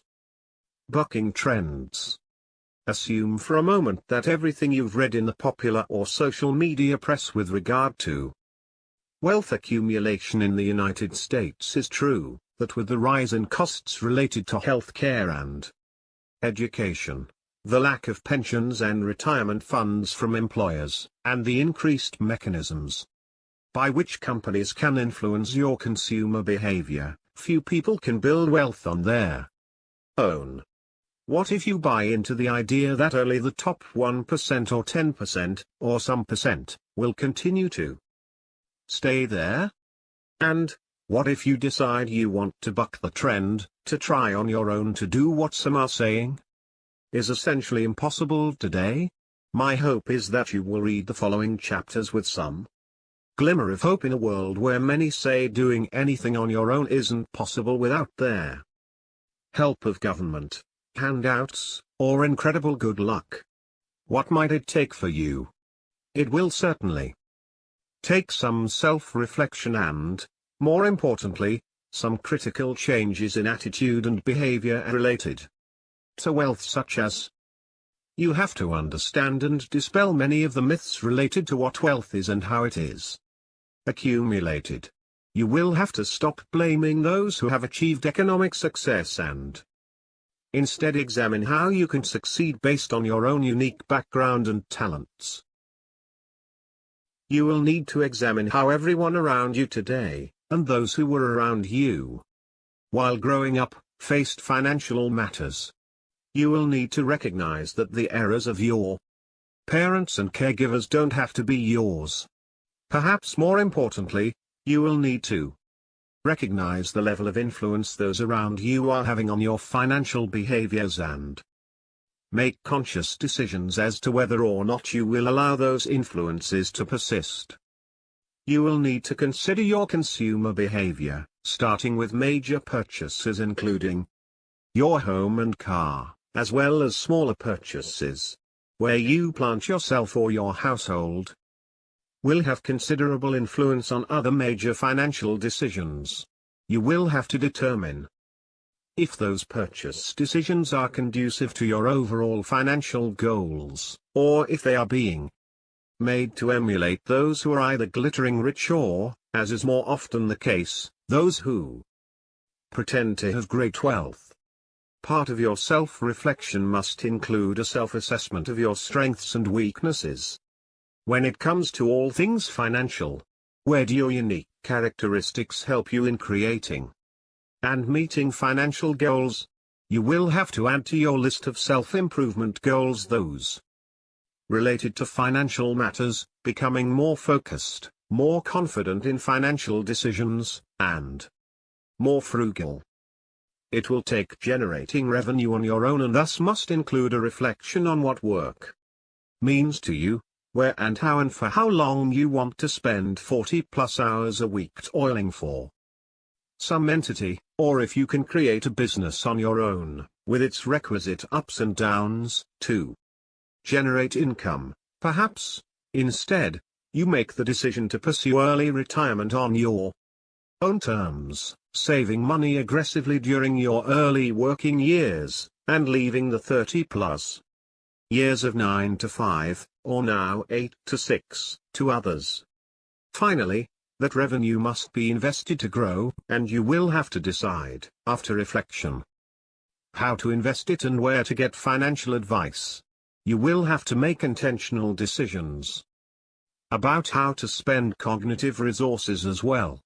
These resources, our attention and time, are non-renewable, and either increase our opportunities for economic freedom or keep us enslaved to the income-spend cycle. 1. 2. Chapter 2. Ignoring the myths. One man pretends to be rich, yet has nothing. Another pretends to be poor, yet has great wealth. Proverbs 13-7. Despite significant changes in government, social environment, and economic markets in their United States, the advice over the last 20 years to those in early adulthood can be summed up by this statement: to build and maintain wealth over time, it will be necessary for you to approach all financial management, spending, saving, generating revenue, investing, in a different, more disciplined approach than anyone else around you. That requires action on your part, as opposed to mere belief, attitude, or personality. While the latter three can impact your behavior, ultimately your ability to build and grow wealth over time will be shaped by what you do, not what is in your head. What does it mean for the current millionaire next door, and those of the future, that they have been significant increases in healthcare costs, or that college costs have increased 153% between 1984 and 2016? 1. It means that current and future generations that desire to build wealth on their own and on their own terms will have to shift their mindset in relation to these expenses. They will have to change their way of doing things, even where, or if, they go to college, or how they chart a path for a career. We cannot control costs or governmental policies or the financial markets. We can control what we spend, how we invest, the opportunities we seek, and other aspects of our financial lives, for better or worse. What does it take? What does it really take to build wealth? Can you still build wealth in America today? My father wrote the following summary of economic success in 2014, outlining what it still takes to become financially independent. Contrary to what is often touted in the media, there are greater affluent opportunities in our economy today than ever in our nation's history. But in order to take advantage of these, it is important to appreciate the 8 key elements of the economic success equation as given in my book, The Millionaire Mind. Understand the key success factors our economy continues and will continue to reward: hard work, integrity, and focus. Never allow a lackluster academic record to stand in the way of becoming 3, 4, 5, 6, 7, 8. Economically productive. Have the courage to take some financial risk, and learn how to overcome defeat. Select a vocation that is not only unique and profitable, pick one you love. Be careful in selecting a spouse. Those who are economically productive married husbands or wives who had the characteristics that are compatible with success. Operate an economically productive household. Many millionaires prefer to repair or refinish rather than buy new. Follow the lead of millionaires when selecting a home. Study, search, and negotiate aggressively. Adopt a balanced lifestyle. Many millionaires are cheap dates. It does not take a lot of money to enjoy the company of your family and friends. These are basic truisms founded on incontrovertible principles. But the fact remains that many people continue to buy into the myths of wealth, thus decreasing the likelihood of taking on their responsibility of building wealth on their own. Myth 1. You are your group. Believing that you have the same likelihood of success as others around you with similar demographic characteristics ignores the unique characteristics and drive that actually allow you to succeed on your own. If we look back at the not too distant past, there were laws in place that held back certain groups based not on their abilities or knowledge or skills, but rather on the color of their skin or gender. This wasn't 500 years ago, this was just a few decades in the rearview mirror. Even today, some of us in different generations, again, a group by year of birth, laugh about millennials with their lattes and avocado toast, or perhaps more positively, say that the baby boomer generation was one that will never be seen again. In many ways these general conclusions about groups of people, while convenient and perhaps useful at a marketing and policy level, are less helpful when we want to discover what it takes to build wealth. The obvious outcome of such thinking? It gives all of us an out. Blame the fact that I'm in this or that group for why I cannot get ahead or why I act the way I do. I see you're a Gen Xer female. White, with 3 children, married, and you live in this zip code. I'll put you here. A wise professor once reminded her graduate students in psychology that there is more variation within a group than between groups. In other words, there is more variation in our psychology and behaviors within a group, for example, variation in our interests, personalities, and abilities, than between 2 demographic categories. Instead, as we will see in Chapter 5, our behaviors, not the color of our skin or when we were born, can significantly impact our ability to build and maintain wealth over time. Ethnicity and drive? One of the areas of focus in the Millionaire Next Door related to ancestry, or where your parents and grandparents came from. When I joined my father in his research endeavors several years ago, I started to guide the focus more toward characteristics that could change over time and behaviors that could be altered. Group membership, while interesting and easy to report in articles and survey results, does little to help us change and grow and succeed. In that same vein, though, it is difficult to imagine that the experience of immigrating to the United States, spurred on by a desire to improve your family's life, does not have an effect on the ability of first-generation Americans to build wealth on their own. That desire and drive to reach our shores or borders may explain more about success within immigrant populations than their ethnicity. Consider the following example of a millionaire next door who came to America and his behaviors and choices that allowed him economic success despite the challenges of starting over in a new country. I'm a first-generation immigrant who moved to the US when I was 7 years old. For the most part, our family was poor but not destitute. The high school I attended had no advanced placement classes and about half of the freshman class did not graduate. Fortunately, I recognized the value of education and was able to get into the University of California. I chose to study computer science partly because of career prospects. My first job out of school in 1996 paid $38,000 per year. The economy picked up quickly and so did my pay. Housing was relatively cheaper and I put down 10% on a $192,000 condo in San Francisco. In 2000, I had a good career opportunity in New York City for a large investment bank. I would eventually work 12 years in New York. My pay was fairly good but nothing insane, average. Total comp was maybe $200,000. I invested wisely and last year decided to retire and move to Oregon.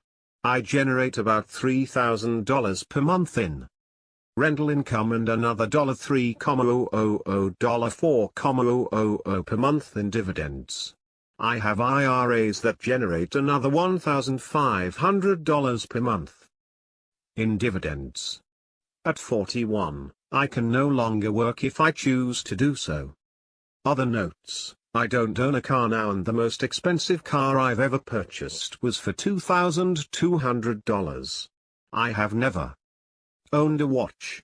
I have never spent over $200 on a pair of shoes. It is hard to imagine that this individual's history did not significantly impact his work ethic and spending behaviors, and ultimately his financial success. Immigrating to the United States? Just the first step. It's not enough, of course, to get to America. Not all of those who arrive, just like not all of us who live here, realize that the freedom we have in the United States gives us their opportunity to work hard, create businesses, and live our lives the way we want to. No, our streets are not paved in gold, as my father reminded us in this essay from a few years ago. It took Natasha 30 minutes of non-stop talking to answer the following question: how do you like living in America? Natasha, aka Natasha Komplainski, is not happy living in the USA. She, a hairdresser and sole proprietor who rents her chair, and her husband, who installs and repairs hardwood floors, moved here from Russia in 2004. Both thought they would be rich by now. But they are not even close. The couple apparently read only the headlines about the vast amount of personal wealth in the US, about $65 trillion in total. And don't forget all those billionaires featured in the Forbes 400, even the Russian press highlighted the multi-millions paid to pro athletes, senior corporate executives, and even college presidents. Natasha may have been even more impressed with the Federal Reserve's estimates of the average household net worth in America, roughly $575,000. Even before they immigrated, it was over $400,000. She and her husband believed that they would quickly prove that they were better in generating wealth once they settled here. Attention Mrs. Komplainski, buried in there details is the fact that the median net worth of an American household is less than $85,000 or about 15% of the $575,000 average. And the median income is nowhere near $1 million, it's about $52,000, slightly more than what the Komplainskis earn. It's not easy to become a millionaire on $50,000 a year. 2. Natasha also is despondent about the market value of her home. They bought it with a small down payment just before the real estate meltdown and assumed that the market value would appreciate rapidly. But today it's actually worth 70% of its purchase price. In reality, even in good times, the real net appreciation of a home is much less than most people estimate. The Komplainskis made the mistake of thinking that wealth would just happen to them in America, without any hard work, discipline, or sacrifice. For all but the luckiest of immigrants. That's a myth too. Myth 2, income equals wealth. While we just highlighted the converse in Chapter 1, it is critical to remember that the two concepts of income and wealth are often misused. It continues to be the assumption of those who increase consumption as their income increases that they are the same. And believing this myth gives the false perception that those who appear to be rich, neighbors driving luxury cars or friends in $200 plus jeans, are wealthy when in fact it only means they spent more than real millionaires on these purchases. Along with many parents, students, and teachers, many writers, reporters, and politicians need to go back to school. Income continues to be confused with wealth, my father once wrote. Many people believe that income equals wealth. In fact, even the Tax Foundation talks about millionaires in terms of their income tax returns versus their net worth. 3. When we use the term wealth, we are referring to the net worth of a household, that is, all of its assets less all of its liabilities. We define household income in a simple way. It is income, realized. That is or should be reported on one's personal income tax return. The confusion about these two terms leads to erroneous conclusions about a multitude of economic and societal topics. The practical effect of this confusion is that it distorts the metrics or numbers we pay attention to while trying to achieve financial and economic independence. A millionaire's income is only 8.2% of his wealth. Several years ago, Britt, age 36, and his wife were upside down on their heavily mortgaged home, had a negative net worth, and owed more than $60,000 on their credit cards alone. Today the couple has a positive net worth of about $20,000. Britt explains that paying off their debts was extremely difficult and took much sacrifice. The couple is genuinely proud of this accomplishment. But, in spite of this, Britt reports that he is depressed, bummed out. I can't see how we are ever going to become wealthy even with us both working our tails off. People who believe that they will never become wealthy generally fulfill this prophecy. My father explained to Britt, who was once a member of the Ultimate Income Statement Affluent Club, that he had an excellent chance of becoming a millionaire next door type and that the typical millionaire next door was 57 years old, at that time. The will and discipline that this couple demonstrated in paying off their considerable debt is telling. The same determination can be used in setting aside at least 15% of their income for savings and investing. What should you anticipate as a typical member of the Millionaire Next Door fraternity? 1, 2, 3, 4, 5. Looking at the wealth equation from Chapter 1, actual net worth exceeds its expected value by a factor of 2 or more. The market value of a home is less than 20% of net worth. Debt equals the equivalent of less than 5% of net worth. Annual income tax is the equivalent of about 2% of net worth. Total annual realized income is approximately 8.2% of net worth, median, or the equivalent of $8.20 of income for every $100 of wealth. This $8.20 figure from my father's research is fairly consistent with the findings of other researchers. For example, 3 scholars employed by the Treasury Department compared the wealth characteristics of millionaires via 36,352 federal estate returns for dissidents who passed away in 2007 with the incomes of these individuals when they were living. Those millionaires, who were married and under the age of 70, like the large majority of the millionaire next door types my father surveyed, realized the equivalent of $8.45 for every $100 of their net worth. This figure is within approximately 3% of the dollar figure, $8.20, that was determined from his surveys. 4. Income and net worth of course are related factors, but they are not equivalent. Each should be used in different ways to assess overall financial health and progress. Myth 3: you can judge a person's wealth by what he drives, buys, and wears.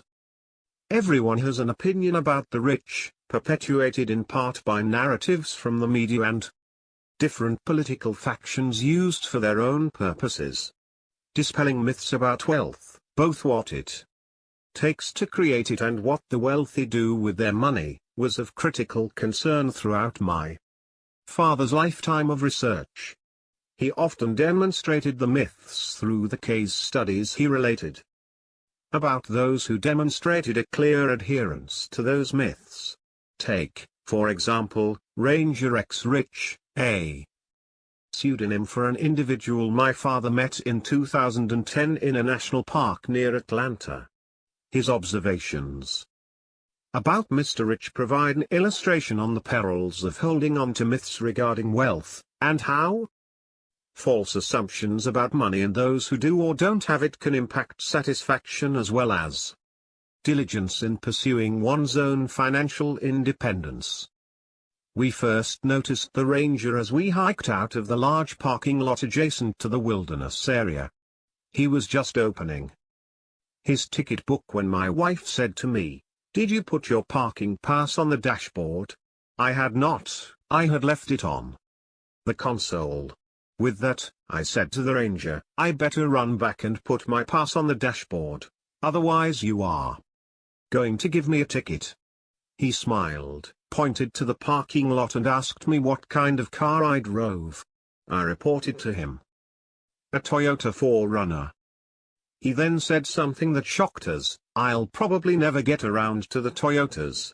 Most people who drive Toyotas, Fords, Chevrolets pay the $3 to use the park. It's the people with Mercedes, BMWs, Jaguars, the worst, and Range Rovers who usually don't pay. I've been doing this a long time. It's the working man who pays in this country. Rich people don't pay taxes. They don't pay to park. Our empirical research does not cover the parking habits of the rich. So we cannot say whether Ranger X Rich was correct in his assumption that people who drive status makes of motor vehicles are more likely to scoff at the notion of paying parking fees. It is interesting to note that Ranger X Rich asserted that those people who drive these status cars are by definition rich. But as my father pointed out in Stop Acting Rich, 86% of those who drive status motor vehicles are not millionaires. So, it may be that many people who drive expensive cars don't have enough money left to pay their parking fee, or tip the waiter at a restaurant, the caddy, etc. Drive rich or be rich. Ranger X Rich believed in the rich first system when distributing tickets. He sought out prestige makes of motor vehicles to ticket first because he thought that rich people don't pay taxes, and they don't pay to park. And Ranger X Rich believed that rich people drive prestige makes of cars. But as pointed out in my father's blog and in Stop Acting Rich, the median price paid by millionaires for their most recent acquisition was only $31,367. The typical price paid by decamillionaires was $41,997. Many millionaires drive so-called common, non-prestige makes of cars. In our current study, the median price paid by millionaires for their most recent automobile purchase was $35,000. But Ranger X Rich is like many people who define rich in terms of income instead of net worth. Certainly, many drivers feel the need to display their socioeconomic achievements by acquiring prestige makes of motor vehicles. They may think that those who are successful in generating high incomes drive luxury brands, and correspondingly, drivers of more common makes have average income credentials. But the hard data suggest that the level of prestige of a car and the income of its driver are not anywhere near being perfect correlates. In fact, many drivers of luxury cars have neither the levels of income nor net worth which would qualify them as high economic achievers. Along these lines, Joanne Muller, writing for Forbes.com, wrote a piece titled "What the Rich People Really Drive." She defines rich people in terms of income, not net worth. The richest people were the most likely to buy luxury brands, 39% for people with household income above $250,000, versus 8% for those people who earn less than $100,000 a year. 61% of people who earn $250,000 or more aren't buying luxury brands at all. Her analysis indicates that those households with high incomes are more likely to drive luxury cars. But just because someone is driving a luxury brand does not necessarily mean the driver has a high income, or a high net worth, for that matter. But as my father wrote in 2012, I estimate that there are 2.5 million households, or nearly 2.2%, of the total that have annual realized incomes of $250,000 or more. Using Ms. Muller's estimates that 39% of the rich buy luxury brands, one can estimate the number who do so to be approximately 975,000. But this population is much smaller than those households who drive prestige makes but have annual incomes under $100,000. About 30 million households have annual incomes in their $50,000 to under $100,000 bracket alone. Translation: 8% of 30 million equals 2.4 million who are buying luxury cars but are not in the so-called rich category. This population is nearly 2.5 times the size of the high-income, luxury vehicle buyer population. Not in my club. Perhaps the most timeless takeaway from the Millionaire Next Door is the idea that a millionaire doesn't act rich. My father wrote this piece in 2011, highlighting, once again, the concept that millionaires often don't dress the part. Targeting affluent, Millionaire Next Door types continues to be an objective of those in their professional advisory services today. But not everyone who sets out to market and serve that population will succeed. Who are among the best at serving the needs of the Millionaire Next Door types? Often, they are those who have had experiences with these types of people during their formative years.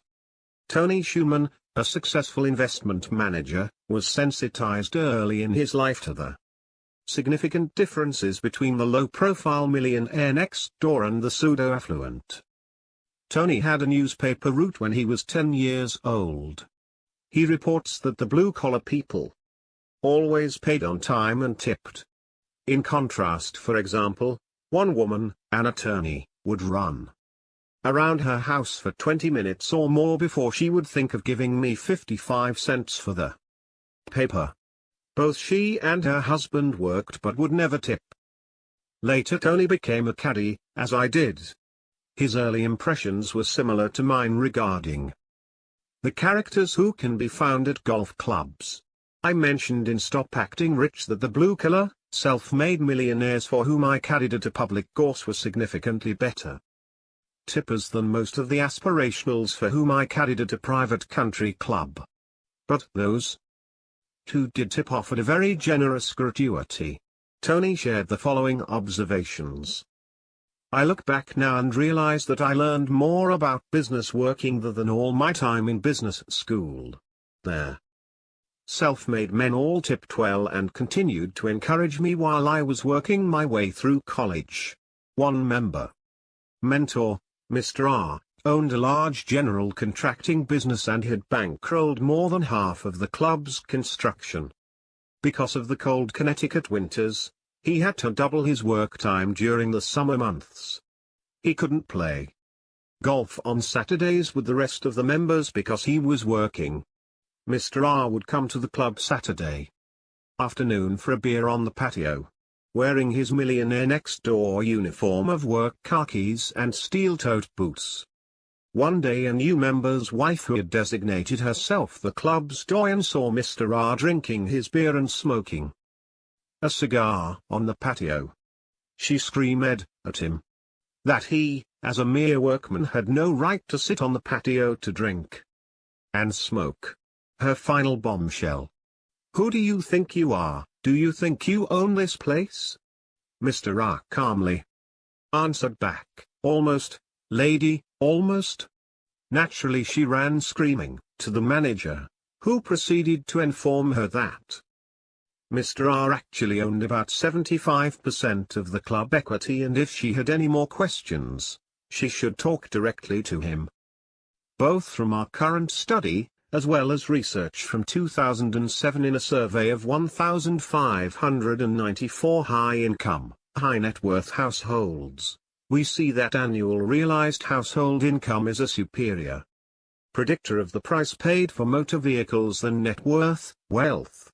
In the 2007 study, 48.5% of respondents with incomes of $200,000 or more paid less than $32,000 for the vehicle they most recently acquired. More than 1 in 3, or 35.9% of those in the $500,000 and over bracket paid less than $32,000.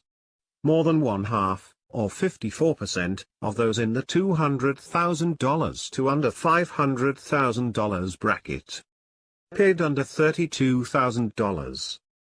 Myth 4, the rich don't pay their fair share. Ranger X Rich disliked the rich for other job-related reasons. He believed that the rich don't pay their fair share of the taxes in America, and that they were responsible for the decline in tax revenue collected by the state that employed him, which in turn necessitated cutbacks and the change of his job.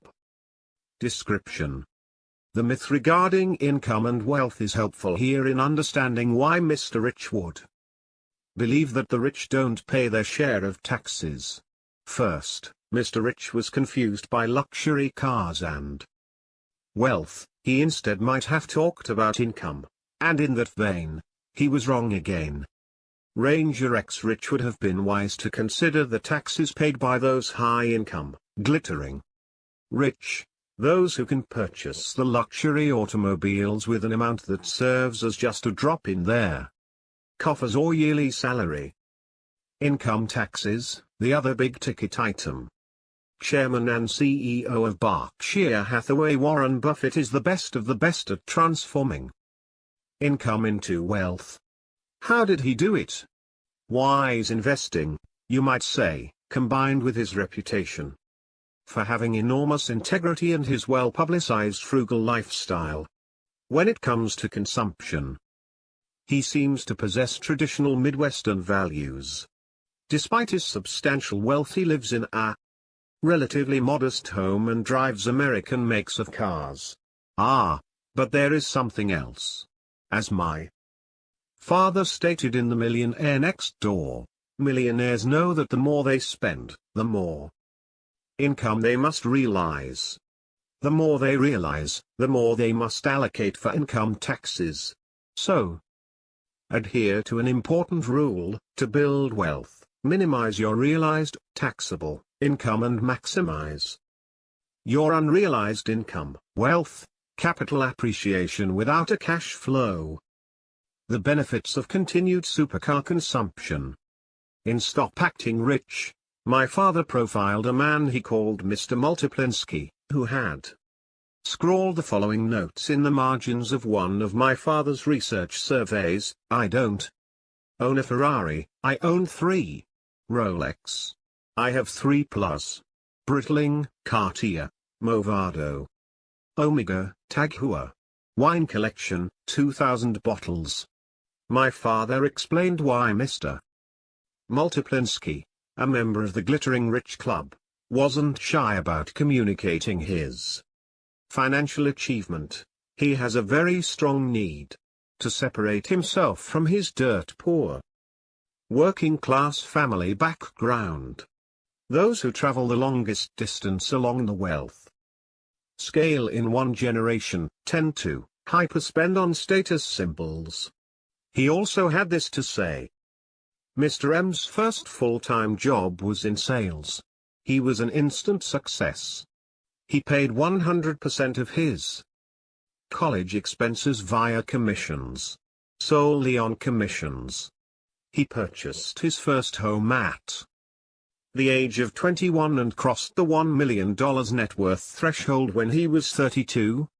He was not yet 30 when he was offered an equity position by his employer. Mr. M is 100% self-made, but he's also a big spender. To spend big, one must earn big. And if you earn big, you pay big bucks to the tax man. As an example, consider Mr. M's cash purchase of a $330,000 Ferrari. given what he allocates to federal, state, and local income. Taxes. How much earned income did he have to generate to make this purchase? He had to make $600,000 just to pay, cash in this case, for this Ferrari. $600,000 times his share 55% equals $330,000. The balance of $270,000 goes to Uncle Sam and his state relatives. The glittering rich are, as I wrote in the Millionaire Next Door, real patriots. Big incomes, huge tax bills, mint a new medal for this type of patriotism. 7. Too many people in this country don't understand the important role played by the members of the glittering rich population. Some think that the Mr. M's of our nation don't pay their fair share of taxes. Some even believe that none of the glittering rich got that way on their own. Rather it was via hook, crook, or inheritance. It is this belief that can be ammunition for some ambitious politicians. For a moment, consider the following scenario. Imagine that a glittering rich couple decides one day to spend a long weekend at a plush mountain retreat. It is a great drive in their top-off-the-line Ferrari. As reported by Justin Berkowitz in 2013 for Car and Driver magazine, just as the couple approaches the resort, their car and several other high-end cars were pulled over, and their drivers were asked to sit tight while the Home Office checked tax records. 1 in 6. Minus 42 vehicles in total, were being driven by someone who had reported a meager annual income insufficient for supercar ownership. Emboldened, tax cops set up checkpoints and even dropped in on a Ferrari owners club get-together. Now, the government is initiating an automated check of tax records for anyone making large purchases. 8. This actually happened in 2013 in Italy. Class envy was leveraged politically, as Berkowitz's title indicates. Checkpoint Carlo, How Tax Cops Killed Italy's Supercar Market. What if this system were adopted in America? Not only will we lose markets for super brands, but tired of being hounded, the Mr. M's may stop buying multiple $330,000 sports cars. As a result, they may not feel the need to continue generating high levels of taxable incomes to pay for these symbols of success. Let's salute the glittering rich rather than hate them. Many pay the equivalent of 50% of their earned income in various federal and state taxes. Interestingly, about 50% of American households pay 0% of their income to the tax man. But what about those 6 out of 42 drivers found by the Italian police to have too little income to pay for their supercars? Could it be that most or all are just living off their considerable capital? The typical millionaire next door has a realized income that is equivalent to only 8.2% of his wealth median. But Mr. Buffett is much better at minimizing his income as a function of net worth. According to the 2012 Forbes 400 list, Mr. Buffett had a net worth of $46 billion. CNN Money reported that his taxable income was $39,814,784 in 2010. 9. That is the equivalent of only 0.087% of his net worth. Translated, the typical millionaire next door's percentage of realized income to his net worth, 8.2%, is nearly 95 times higher than Mr. Buffett's 8.2%/0.087%. Also consider something else in this equation: income tax as a function of net worth. The typical millionaire next door pays the equivalent of approximately 2%, median, of his net worth in income tax annually. But here again Mr. Buffett is far far better at minimizing his income tax. According to Reuters, he paid only $6.9 million in federal income taxes in 2010. In a nominal sense, $6.9 million in income tax might appear to be a significant amount of money. But look at Mr. Buffett's tax bill as a function of his net worth, that is, $6.9 million as a percentage of his $46 billion in wealth. At this rate he is paying the equivalent of only 0.015% of his net worth. Compare this with the 2% paid by the median millionaire next door. This rate is more than 133 times greater than Mr. Buffett's. In fact, if Mr. Buffett were taxed at the same rate, 2%, he would owe their Treasury Department $920 million or nearly $1 billion. You might say that it is un-American not to pay your fair share. But Mr. Buffett gets special dispensation regarding this topic. Why?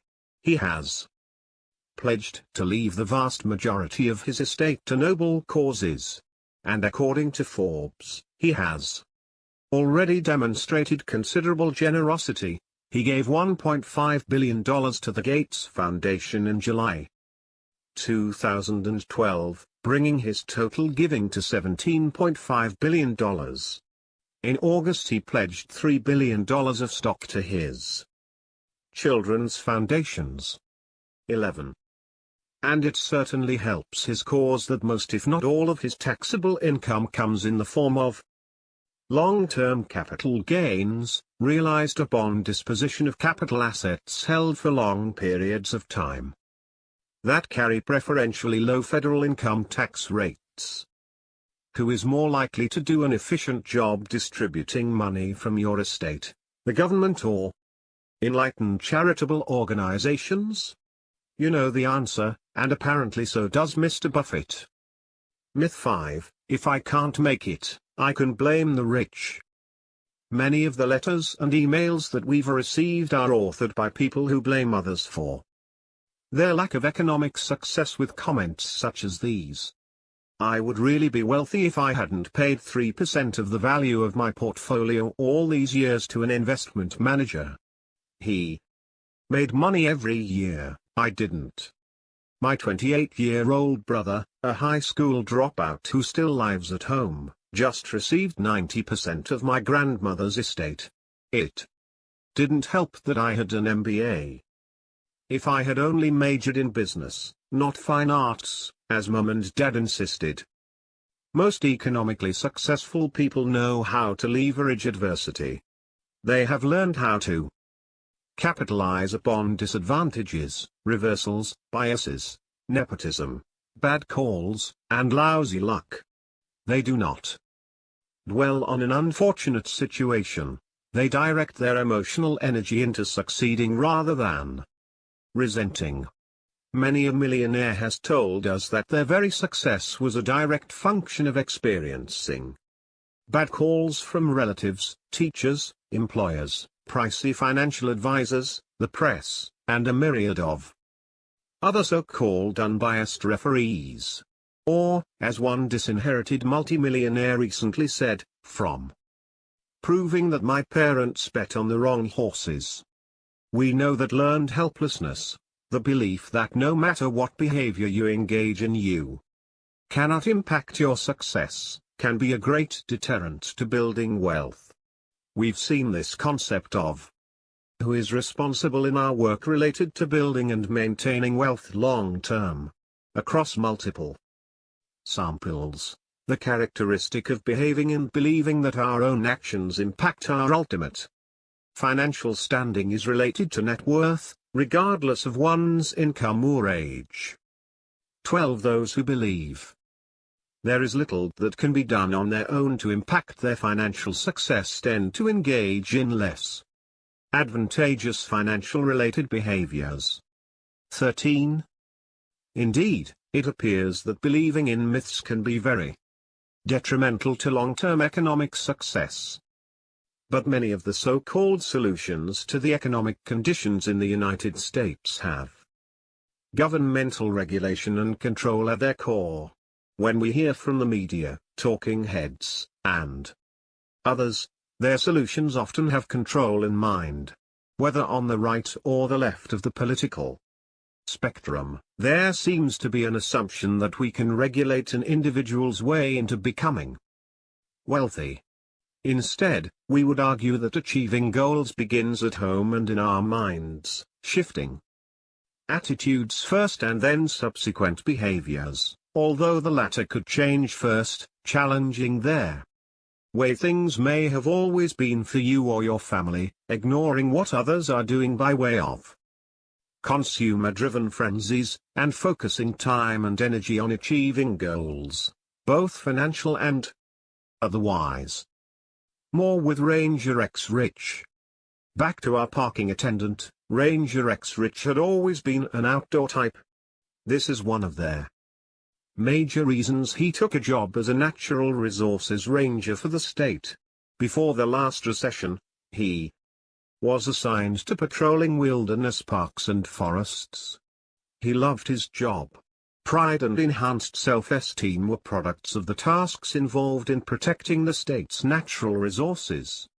But shortly after the recession hit in 2008, things changed for Ranger X Rich. Cutbacks and a hiring freeze necessitated that he adopt a different job description. Today he no longer does any patrolling in their wilderness areas and no more rounding up violators of game laws. Today he is relegated to being a monitor, patrolling parking lots and giving out tickets to those who don't pay to park. Other times he mans parking lot booths, collecting parking fees. Today Ranger X Rich dislikes his job. But he realizes that if he wants to continue working for the state he has to accept this parking-related assignment. In his mind, it's not the recession that's the root cause of his low job satisfaction. The recession, according to Ranger X Rich, was caused by the rich. Note that he did not elaborate nor detail a definition of the rich and how they caused their recession. He just was certain that the rich were ultimately responsible for the change of job description. It was their fault that he's no longer a protector of natural resources. He's become essentially a parking lot attendant and ticketer. Color him unhappy with his job and angry with the rich. Ranger X Rich never even tried to improve his job skills by taking continuing education courses. He could have made himself more marketable. If he loves the woods, forests, and trees so much, he could have taken night courses in timber management, forest farming, and so on. Several colleges in his area offer such courses and many more related ones. Often, by going back to school, students have a chance to interact with classmates whose employers are looking to fill job openings in these areas. From the time they both started working, Ranger X Rich and his wife had a good chance of becoming part of the blue-collar affluent segment. But instead this blue-collar couple chose to travel down the income statement affluent highway. This working class, two-income household, given their lower middle-class occupational status, education, and related socio-economic characteristics, was not socially required to live in an expensive house in a Tony neighborhood. Nor were they socially required to wear pricey clothes to work. Nor did they feel obligated to dress up for social occasions. Given their low overhead, their family could have easily saved or invested 20% of their realized annual income each year they were working. But they went in a different direction: no budget, no financial plan, and no contributions to the Pay Yourself First fund. Myth 6: I cannot get ahead on my own. For the most part, America is still a country where you can create a business and succeed without regard to your religion.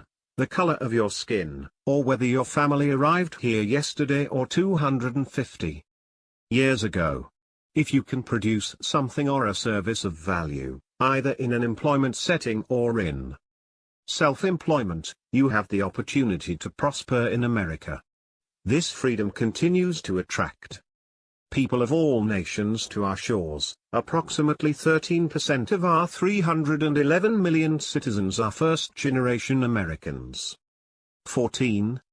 Regardless of how long your family has been in the United States, or what country you originated from, the critical wealth-related questions you must answer are these. Can you create something, a product or service, of value that generates revenue, and then, can you keep and invest that money to make it grow? Can you use your skills and experience to create a career working for others that allows you to save consistently and leads to satisfaction? Can you be disciplined enough to save money and aware enough to understand how markets, employment, financial, are changing and how your skills need to change over time? Can you ignore the distractions of consumerism and media? Anyone, regardless of ethnicity, race, religion, or gender, can use their knowledge, skills, abilities, and other characteristics to add value through working or by starting their own business. But hard work and discipline are required, even more so if the cards you are dealt are disadvantageous. The topic of income inequality is a popular one. It is true that the bottom 1/5 of income-producing households in America progressively accounts for a smaller and smaller percentage of total income, while the top 1/5 continues to account for an increasing proportion of the income pie. So is it true, as the media purports, that the rich are getting richer while the poor are getting poorer? Note that today, as in 1996, most people, including the press, confuse income with wealth. America is supposed to be the land of economic opportunity. Our data suggests that this is still the case. The variations between the top and bottom categories of income are real, but not all those who were in the bottom group 20 years ago are still there today. Nor do all of those who were at the top remain in that position. There is a tremendous amount of socioeconomic mobility in our country. Even within one generation, people tend to encounter this mobility by moving up or moving down. It is even more pronounced within the context of multiple generations. As many parents find out too late, most of the children of self-made millionaires do not repeat their parents' success. But still, many continue to argue that this wealth must certainly be inherited, and that those who are getting wealthy or are simply the recipients of gifts or transfers.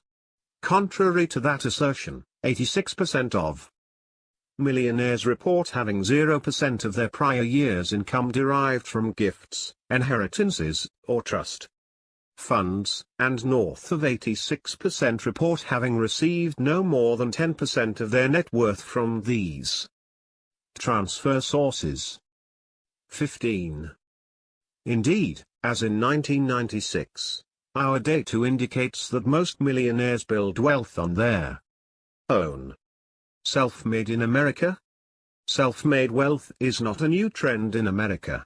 According to economist Stanley Lebigot, an 1892 study of millionaires found that 84% were first-generation affluent. Our research findings are also congruent with those of Professor Stephen G. Horwitz. He takes issue with those economists who tell us that the U.S. is suffering from a widening gap between the rich and poor. One's lot as either rich or poor is not cast in cement like it is in many non-democratic nations. As Horowitz states, according to U.S. Treasury data, an astounding 86% of households that constituted the bottom fifth in 1979 had climbed out of poverty by 1988. The bottom fifth he refers to is composed of newly formed households, recent high school graduates, new immigrants, taking their first steps up their income ladder. 16. America, where millionaires are still self-made. One of the most surprising aspects of the Millionaire Next Door was the finding that 80% of millionaires were self-made. We continue to see this trend today, despite some who insist that the era of becoming wealthy without heavy economic outpatient care or incredible luck is long past. My father discussed this in a blog in 2014. In my decades of surveying and studying millionaires, I have consistently found that 80 to 86% are self-made. That also applies to decamillionaires. In 1982, according to Forbes, about 38% of America's wealthiest people were self-made. In 2012, the percentage jumped to 70%. 17. In what many consider to be the most exhaustive study of socioeconomic mobility in America, Professors Chitty of Harvard and Says of California Barclay studied about 50 million federal income tax returns of parents and their adult children. 18. Part of this study, as mentioned in the Wall Street Journal, stated that the odds of a child moving up the economic ladder have remained the same for about the past 3 decades. That contradicts the narrative in Washington that economic mobility has declined in recent years. Economic opportunities continue to abound in this country. Yet most Americans are not wealthy. It is easy to blame the so-called inequities in our economy. But it is more about their fact that Americans spend all or most of their income on things that have little or no lasting value. They lack the discipline required to accumulate wealth. Most households are on a treadmill of working and consuming. The typical American household has a median annual realized income within the $50,000 to under $75,000 bracket. Only 6.3% of these people have any realized capital gains income. Even so, a similar New York Times headline from 2014 concurs with the findings of Chitty and says with this headline, upward mobility has not declined, study says. 19 articles such as these should be shared with friends and especially with children.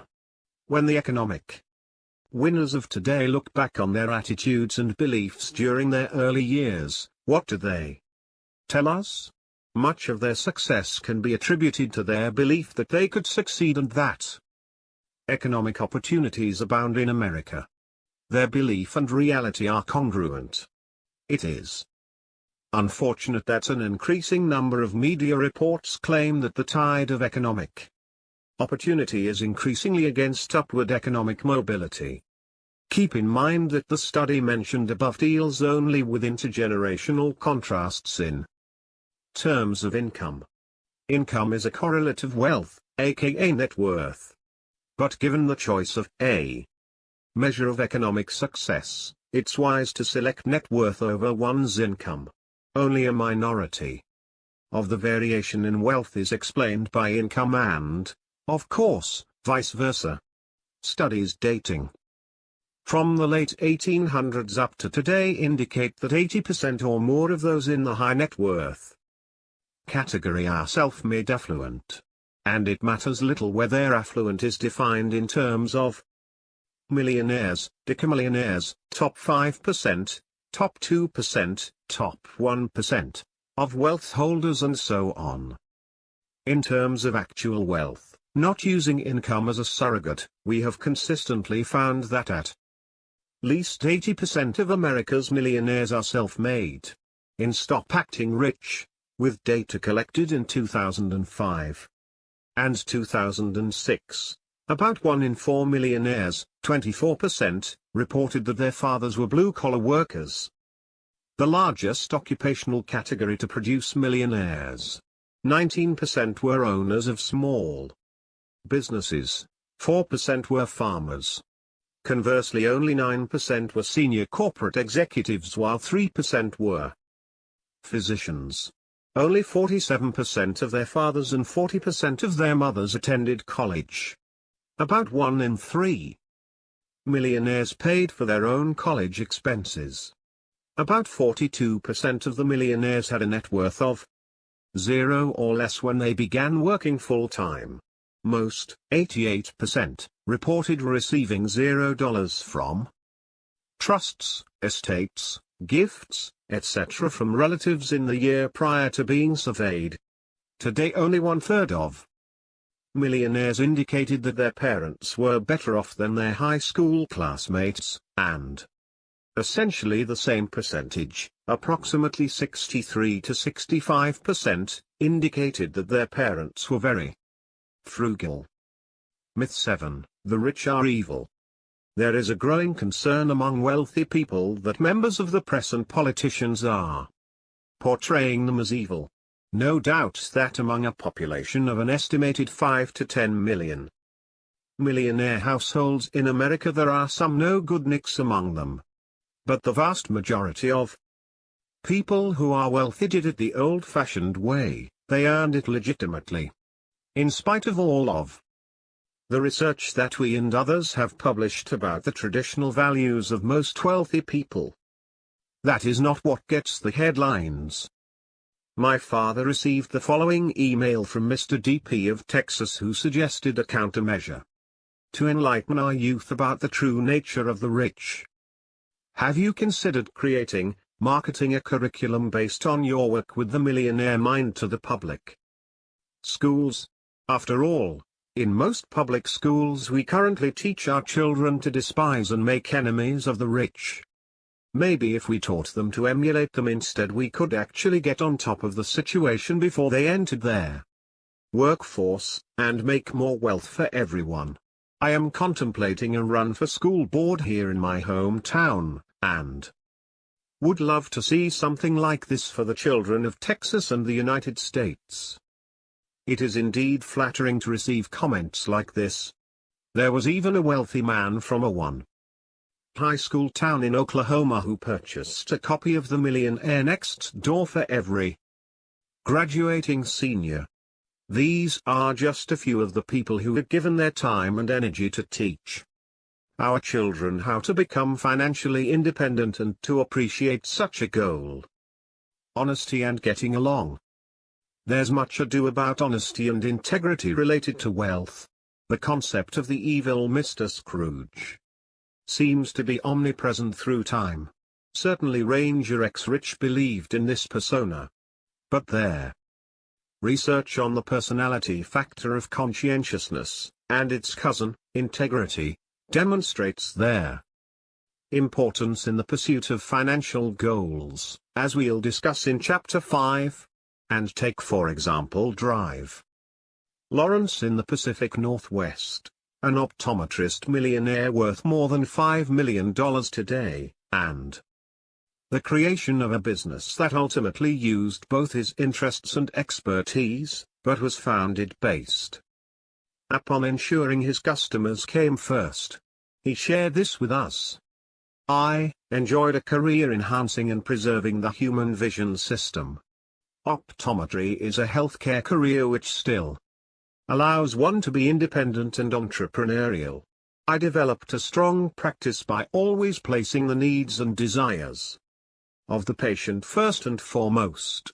With a combination of word-of-mouth referrals and advancing technology, I gradually developed a thriving practice. Although my practice was never for sale, a young doctor approached me for their purpose of taking over the practice.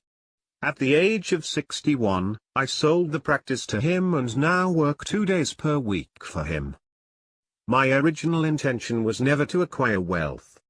However, I learned that if one practices with good and honorable intentions, that may happen. Always be sincere, honest, forward-thinking and future-focused. With the exception of our home, all purchases were paid with money which had already been saved. This eliminates those spur-of-the-moment and emotional purchases which are frequently regretted at a later date. The motives of millionaires and billionaires. The perception of the evil rich is occasionally demystified by the very organizations that often perpetuate the myths in the first place. Take these examples from my father about their benevolence of the affluent. In a 2011 article in the New York Times, Andrew Ross Sorkin explored Steve Jobs' motivation for success and wrote, "Mr. Jobs has clearly never craved money for money's sake, and has never been ostentatious with his wealth. He took a $1 a year salary from Apple before stepping down as CEO. 20. Mr. Jobs, who was a billionaire at the time of his death, had much in common with their typical millionaire next door who achieves a great deal but not for the sake of a hyperconsumption lifestyle. For example, Mr. Allen, who was profiled in the Millionaire Next Door, stated succinctly, if your motive is to make money to spend money on the good life, you're never going to make it. Money should never change one's values.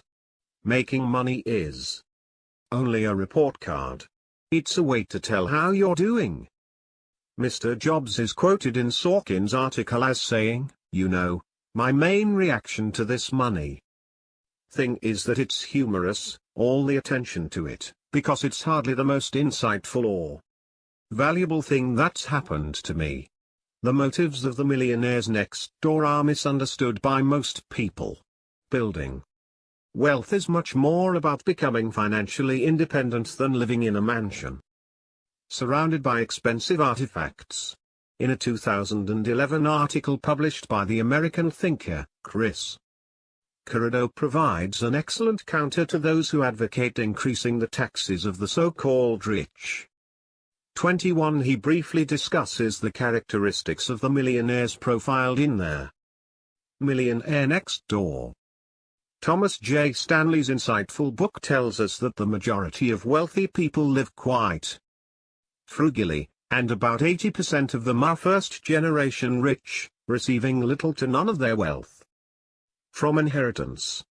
It's hard, for advocates of taxing the rich, to talk about the greedy rich guy when he drives a 2004 pickup truck and gets his clothes from Ross. Instead, the conventional picture of wealth is a morally questionable man in an Italian suit, driving a Ferrari onto his yacht before enjoying a cruise on the Mediterranean while smoking fine cigars lit with $100 bills, and don't forget about the corporate jet. This is the picture of wealth from the perspective of the left, and it is very politically advantageous.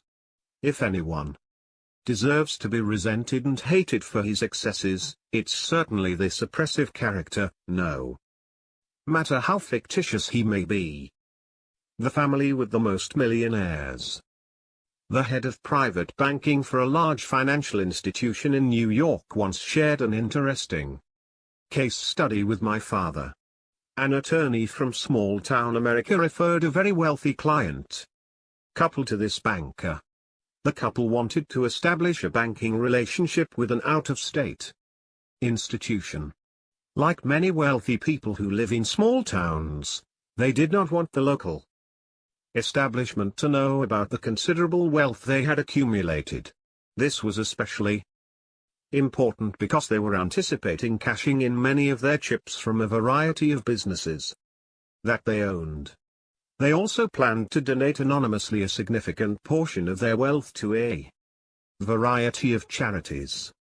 Shortly after the couple arrived at the private bank in New York City, the banker began telling them about all of the ancillary services that clients could access, including hard-to-get theater tickets, endorsements to join upscale clubs, A-list co-ops or townhouses for sale, art and antique purchases, and so on. After about 10 minutes of this, the wife pulled out a copy of a book from her large handbag. She placed it on the banker's desk and pointed to it. Then she said, "This is who we are, there. Millionaire Next Door. You ought to read this if you haven't already." After the banker's red face returned to normal, they all laughed, which cut the tension in the room. The couple had made it abundantly clear that they wanted only the traditional financial services provided by a private banking operation, including anonymity. They weren't interested in hiring a consigliere, nor did they need their egos enhanced by gaining access to the New York social scene. Further, they had no intention of buying a townhouse or any other residence in New York City.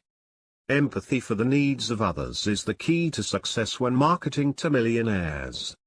The banker, in this case, should have asked the couple, "How did you go from ground zero to where you are today?" In other words, the banker should have allowed the couple to tell their story. In most cases, no one ever asks the millionaire next door about his history and achievements. This couple is part of an American family that has the highest number of millionaires. Yes, they are part of an anonymous family. My father was on a mailing list for a variety of annual reports from foundations, universities, and other organizations of the noble or charitable variety. It seems that no matter where he looked, Mr. and Mrs. Anonymous were listed in the reports, often under the 5, 6, 7-figure or more dollar categories. Beyond the myths. Why is it that some people can build wealth? Why are others, often with a higher than average income, a good education, and little in the way of hardships, unable to build wealth on their own? Perhaps they subscribe to Ranger X Rich's myths. Without really knowing it, they buy into the constant barrage of news, opinions, and self-fulfilling prophecies of the myths of wealth. The economically successful in this country will continue to ignore myths, including some of those adopted by so-called experts and those with political agendas. Ranger X Rich's disdain for the rich. His emotional energy not well spent. He is caught up in negative emotion while at the same time ignoring his own serious lack of financial discipline. His social media feed includes a steady diet of biased news and one-sided commentary. Think about this issue in another way. Ranger X Rich does not have enough money or net worth to afford spending time and energy hating the rich. Purposely selecting specific targets for his parking ticket campaign will never make him financially independent. We have found that hate in general terms is a significant substitute for, not a complement to, wealth building. What if Ranger X Rich were to reallocate the time and energy resources that are required for him to maintain his habit of hate to a more productive goal such as becoming financially independent? If he did so, he would have much less time to hate the rich and his current job. It's ironic that many people who have low job satisfaction share something in common. They don't take intentional steps to ensure they don't have to be dependent on the jobs they dislike. Often, we write about upper middle class people with good to great incomes. Given their social status, many of them feel required to spend on luxury homes, prestige motor vehicles, expensive clothing, luxury vacations at exotic resorts, and so forth. But Ranger X Rich and his family don't have this type of burden, so why is it that they are not close to being financially secure? It's because the Ranger X Rich team is in the hyperconsumption category. Ranger X Rich, and those who buy into the myths of wealth, can learn a great deal from America's millionaires. Most don't hold grudges or hate on their way up the financial ladder. Yes, they have been ripped off at one time or another. But they move on, focusing on the positive. Hate does not build a career or a balance sheet. Better financial behaviors go hand in hand with increased financial satisfaction. Nearly 93% of PAWs, those who are astute at transforming income into wealth, report being extremely satisfied with life, more so than under accumulators of wealth, 84%. whereas 56% of underaccumulators spend time worrying about not achieving financial independence. Only just over 1 in 4 prodigious accumulators spend any time worrying about that concern. And nearly 4 out of 5 underaccumulators spend time worrying about retiring in comfort, whereas just 2 out of 5 prodigious accumulators worry about the same. Why are some people poor and others rich? What can we say to help Mr. Rich see past these myths and begin his own path toward economic success? Maybe very little if those beliefs are held closely, but we will try. Nonetheless, maybe we can start with this, a blog my father wrote in 2014 which examined the reasons people believed some are rich and others poor.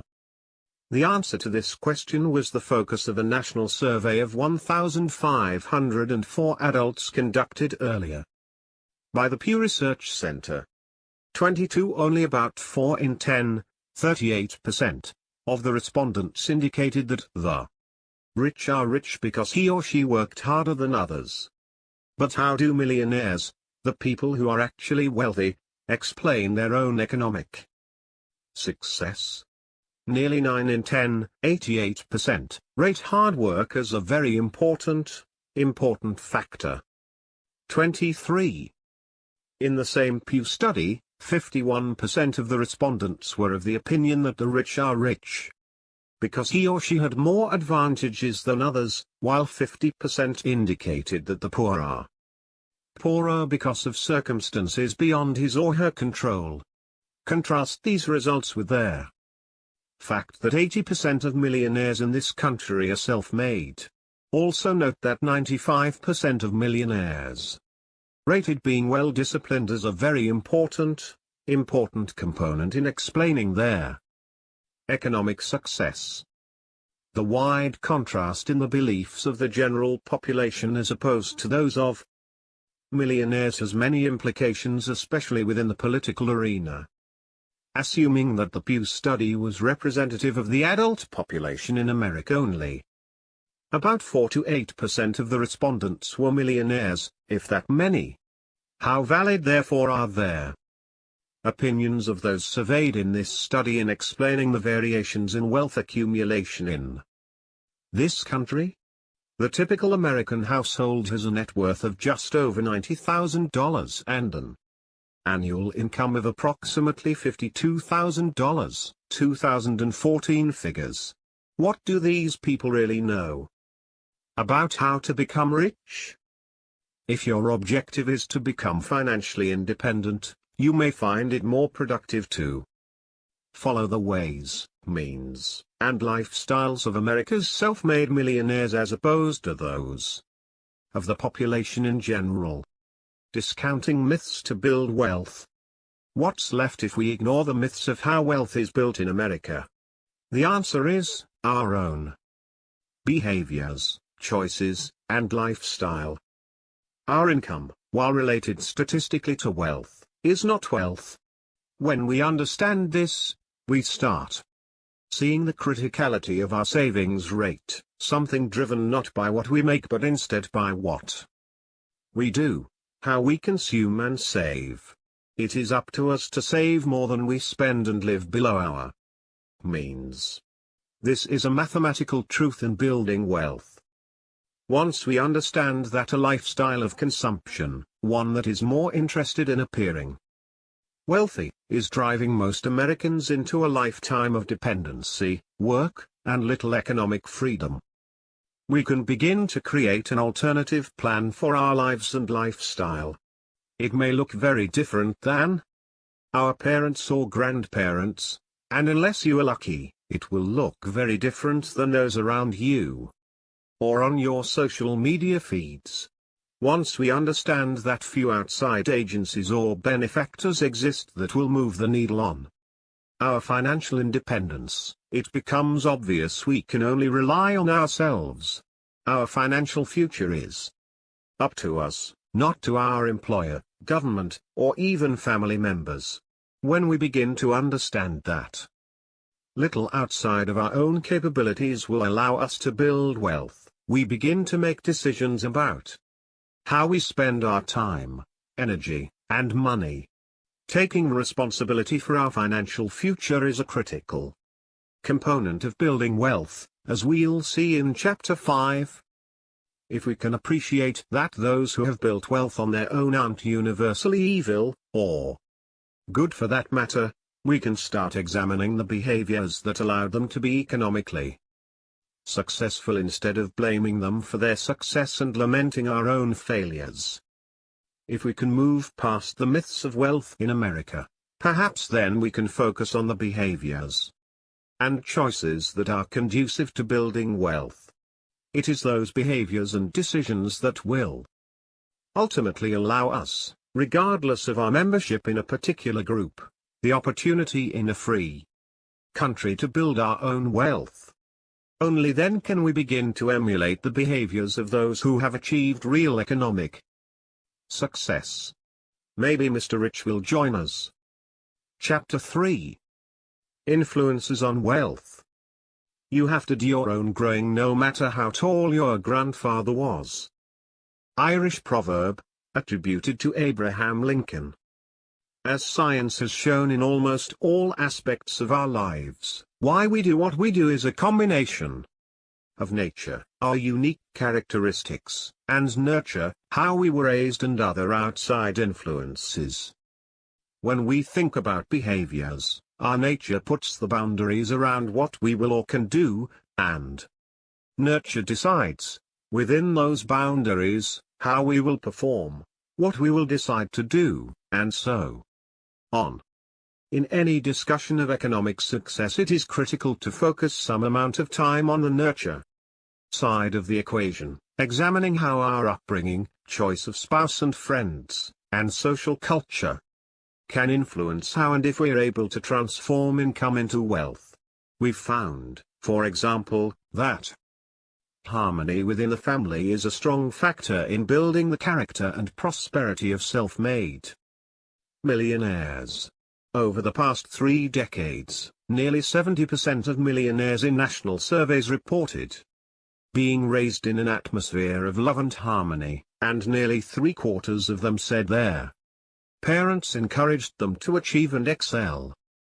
But warmth and affection within households are not a universal condition. And we cannot choose where we come from, who our parents are, or what kind of early education we received.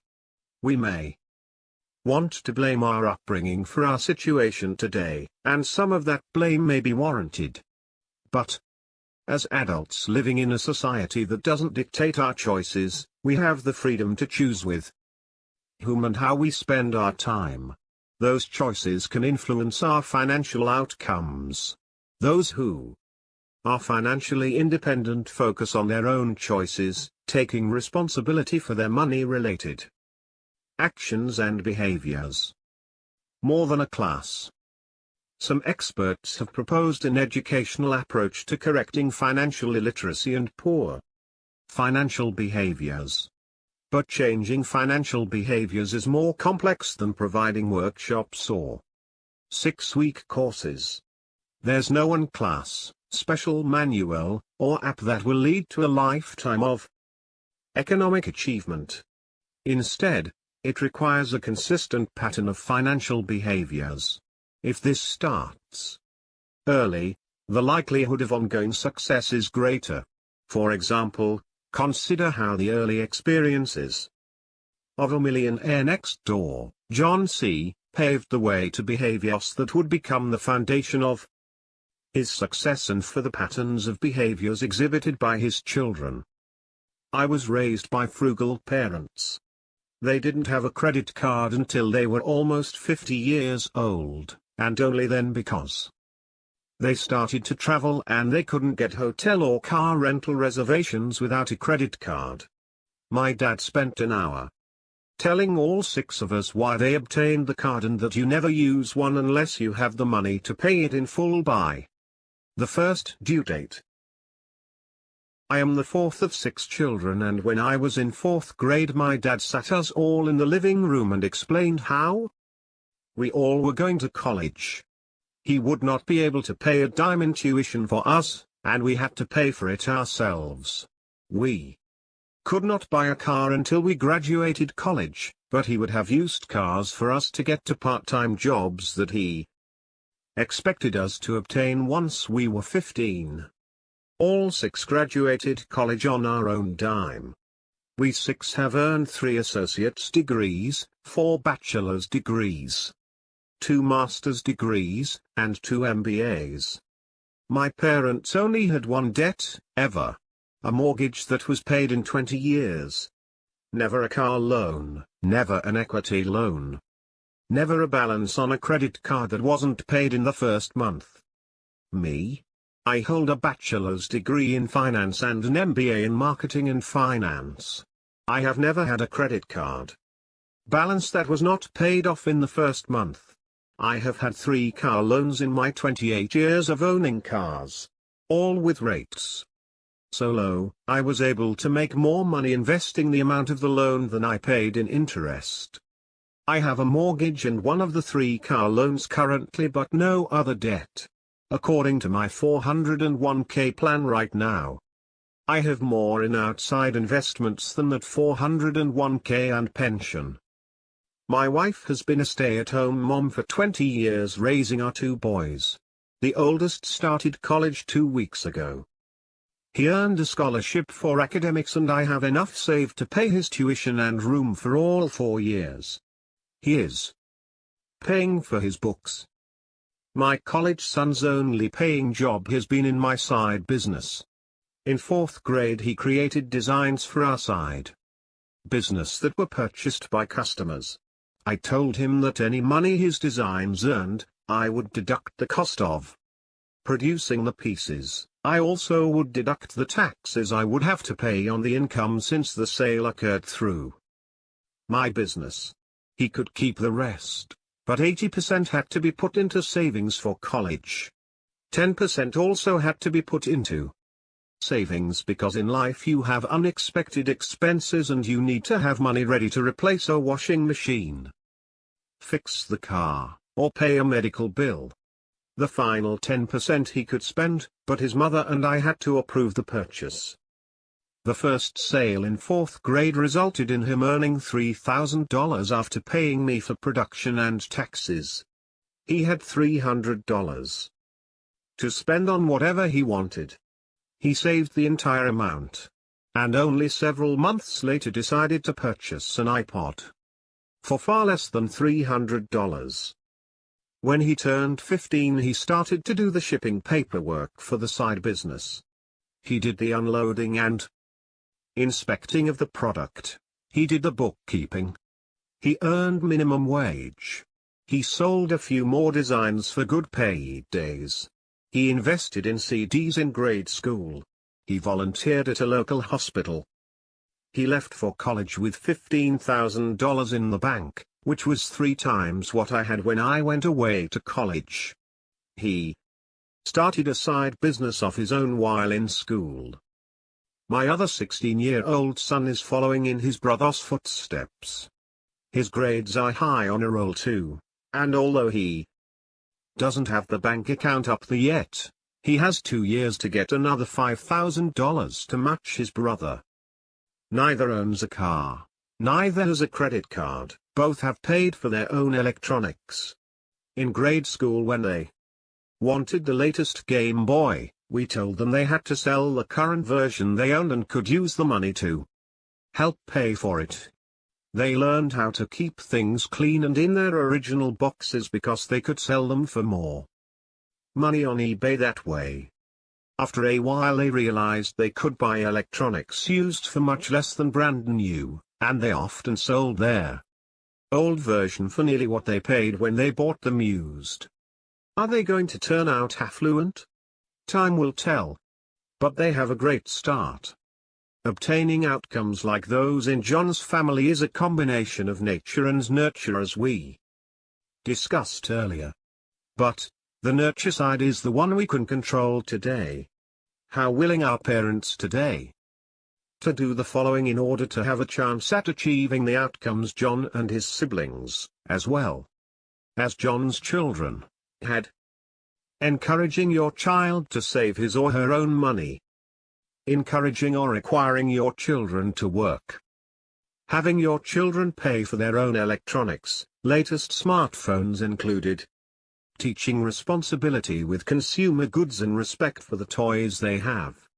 Saving for your child's college education, both parent and child. John's disciplined approach to raising his children, which included teaching them to respect money, requires a pattern of tough choices, choices that may not be conducive to a consumer-driven, social media sharing life. Training for economic success.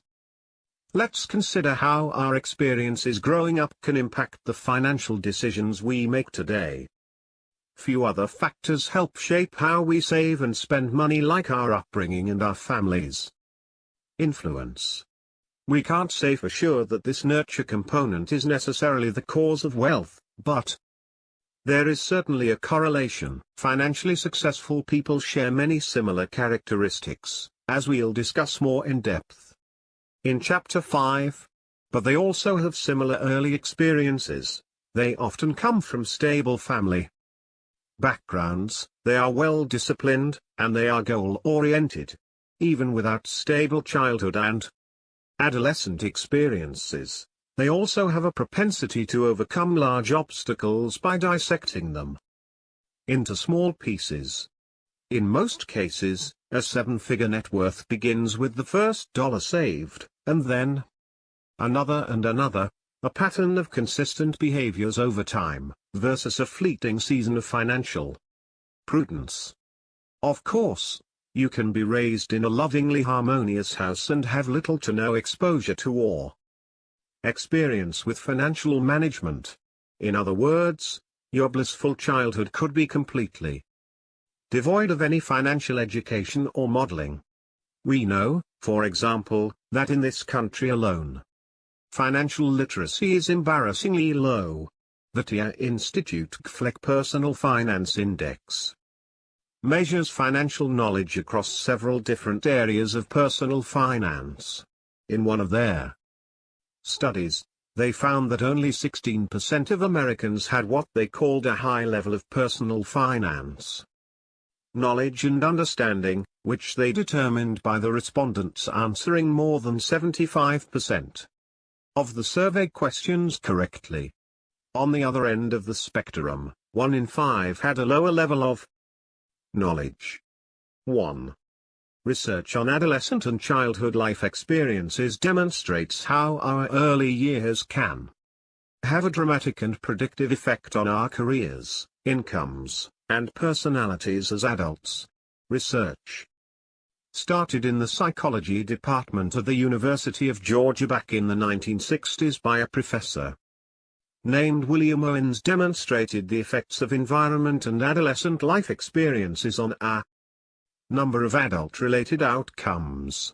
Dr. Owens and his students began surveying college freshmen in the late 1960s and 1970s, and later when they were adults in the 1990s. The researchers found that college freshmen who had similar life experiences, including everything from the number of magazines and newspapers in their homes to the affection shown by their parents, tend to have similar career choices, personalities, and income levels later in life as adults. Of course, some of these experiences are more likely in households with higher socioeconomic status. In one of our studies with mass affluent and high net worth Americans from 2012 to 2013, we asked about patterns of adolescent experiences and behaviors on building wealth. We found that parental frugality and willingness to teach their children money management impact their children's ability to transform income into wealth. Our research conducted with both middle income as well as affluent individuals found that parental frugality was positively related to children's net worth. In other words, if your parents' overall behavior was conducive to building wealth, there's a greater chance yours will be, too. Adult children who reported that their parents were frugal, discussed money-related matters, and demonstrated good money management skills were more likely to be prodigious accumulators of wealth compared to those who did not experience this same type of upbringing. One study from the University of Minnesota provides rich insights on the influence of family, lifestyle and parental influence on children in the realm of finances. 3 researchers found that parents provide 3 themes of financial management to children, including saving, how money is managed, and how financial matters are discussed. The vast majority of children in these studies learned about a family's propensity for saving and financial management through direct observation versus through conversations regarding these behaviors. In other words, parental behaviors tend to stick with children more so than discussions of what ought to be done related to money. Despite these results, when it comes to what contributed to their success, our millionaires tend to rate parental influence as less important than other factors such as resiliency and hard work. See Chapter 5, Table 5.5. Fully 42% of millionaires indicated that having engaged or involved parents contributed to their success, and 59% stated that their success was due to having supportive parents. Moving past early experiences. What other types of early experiences can impact our financial outcomes? In addition to seeing good money management modeled by our parents and caregivers, financial stress can also have an impact on our financial trajectory. In fact, our millionaire respondents had some interesting observations from their childhoods during which they witnessed firsthand how finances can impact families and relationships. Many of these situations highlight the importance of moving past negative experiences. I saw a lot of people my age whose parents threw money at them as if it was nothing, and these people turned out to be some very poor examples of humans. For example, the daughter who received a new Mercedes for her birthday, as her first car, crashed it within a week, and then received another one. Millionaire from New Jersey with a net worth of $1.2 million. My parents were a prime example of how not to manage money. Millionaire from Miami, Florida, with a net worth of $1.9 million. I watched my father struggle with money management. Though he had a white-collar job, no matter how much money he made, he never had money. He spent it. Business owner from Nashville, Tennessee, with a net worth of $1.1 million. I heard my parents fight about losing our home. Wish I would have learned about credit, savings, investments. Managing director from Clearwater, Florida, with a net worth of $1.7 million. The stress of poor money management is not often lost on children, as this emerging millionaire next door, with a net worth of $825,000, from a small town in Georgia, recounted for us. In high school I started to realize how financially stressed my parents were in spite of the fact that they worked very hard. In retrospect, I now realize that my dad was horrible with money. If he earned $50,000, he spent $60,000. All financial decisions were made with a sense of desperation. My mother has suffered greatly due to his financial immaturity, innumeracy. In spite of having millions of dollars pass through his businesses, my parents now live on Social Security. I blame that on my father. Almost all of my financial decisions now are made from the perspective of my father. I simply do the opposite of what he would do.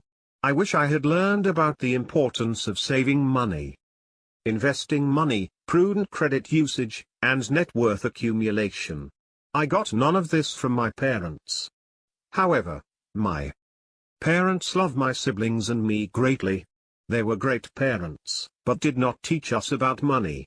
At ages 33 and 31 my wife and I had a net worth of -$40,000. Today at ages 50 and 48 we are worth $825,000. What changed? We started maxing out our retirement plans, 403(b) and IRAs.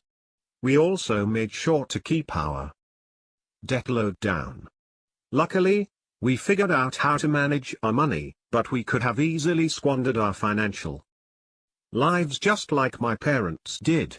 It is not fun writing about my parents' failings with money, but I hope my insights will help current and future parents realize the importance of teaching your children about money. We are drilling their importance of money management into our 8-year-old son. He will tell you very quickly that family and friends are much more important than money. At the same time, he will tell you that money is important because poor money management can ruin your life. Depending on the experiences you had while growing up, you could have had effective or ineffective practices ingrained in your psyche, but it is your behaviors now that will make their difference in your economic success. Respect for money. Knowledge about finances is critical to building wealth, but discipline often plays an even greater role in savings and spending. The combination of the two, that is, financial knowledge and self-control in spending, can be a powerful mix for future financial success. Financial literacy and personal conscientiousness have been linked positively to holding assets, illiquid and liquid. 4. Researchers in one study concluded that linking financial literacy, discipline, and financial success provided support for early childhood, adolescent, and adult interventions aimed at improving self-control. 5. Wealth is attracted to people who respect money, and respect for money includes the discipline required to manage it effectively. Those who do not budget or account for annual consumption categories demonstrate a lack of respect for money. Children who are raised in such households tend to turn out like their parents and become income statement affluent. About 70% of millionaires in our latest study stated that their parents were very frugal. My father shared that he had interviewed many Millionaire Next Door types who never had a total realized household income in excess of $100,000, but they could tell you to the dollar amount how much they allocated to every consumption category in their budget. And they also constructed an annual budget based on their anticipated income, their consumption categories, and money set aside for investing, retirement, college funds, and so on. Imagine the impact on children who are socialized in an environment in which money is respected. As they watch their parents take account of their finances, they are exposed to the skills that will allow them to build wealth as adults. Consider the experiences you had growing up related to financial management. If money was a taboo subject, or you never heard your parents or caregivers utter the phrase "that's not in the budget" this month, the foundation of your financial behaviors may have a very different pattern from their early life experiences of a millionaire next door named Christy, whom my father first profiled in Millionaire Women Next Door. She attributes much of her success to her upbringing and particularly gives credit to her parents' diligence and openness in helping her develop a respect for money. Her father was a career Army sergeant. Her mother was a full-time homemaker. Household budgeting and a frugal family lifestyle were part of her earliest socialization process. She explains, "We would all sit down the first Sunday afternoon of each month. We didn't have much money. We would always look at Daddy's paycheck and then start doing our homework." Her parents gave priority to charitable pledges, then outstanding bills, and then the upcoming expenses for the month were estimated. Christy recalled her parents smiling while they earmarked a good portion of their household income to their children's college funds, I knew how hard it was for them to save for us to go to college. But each time Daddy wrote a check for the college fund, he would smile and say, "I love writing checks that will pay the tuition bills. You can do this for your kids someday." One of the reasons for Christie's success today is the nurturing environment her parents provided. Christie and her siblings were respected as members of the family planning board. They learned early on about budgeting and planning. They had to justify their requests for a new notebook or new shoes. These experiences prepared Christie for her present vocation as a business leader. Of course, extreme frugality can have a negative effect, especially if it feels like deprivation. In some cases, individuals who experience this during their childhoods may ultimately decide that any caution in saving or spending is not worth repeating in their own households. Time will tell if children in extremely frugal homes will view the frugal lifestyle of their upbringing positively. Some financially successful Americans who had this type of background have been able to take the best aspects of extreme frugality and use them to their financial advantage. Young CPA lives by the principles found in their Millionaire Next Door. The early experiences and continued support of financial mentors can have a significant impact on financial success and can prepare those who receive any type of considerable financial gift from avoiding the trap of increased consumption based on the windfall. Consider the following case study of a millionaire next door who maintained effective financial behaviors despite a considerable gift from her parents. My father wrote this piece in 2014. Many millionaire next door types and those on their way were raised in a nurturing environment filled with harmony, mutual respect, discipline, and frugality. As an example, here is a case study from one of my readers. While still in high school, my parents had both my brother and I read The Millionaire Next Door. The topic was something that interested us both, and we saw numerous similarities in there. Where our parents ran our family. My dad was a long-time state employee who worked 37.5 hours a week and was always present in our lives. My mom was a stay-at-home mum who loved shopping at garage sales. We ate out 4 times a year. My brother and I worked since we were very little because we enjoyed it.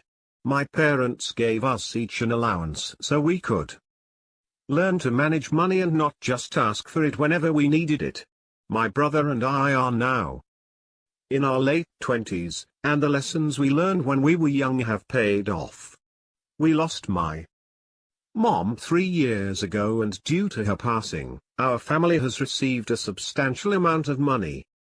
My father has kept a significant portion of it, but also passed down approximately $250,000 each to my brother and me. My dad has continued to live in the same house he had before and still drives his 2003 Toyota Avalon. My brother opted to buy a house in the same neighborhood and still works and drives his 2005 Toyota Camry.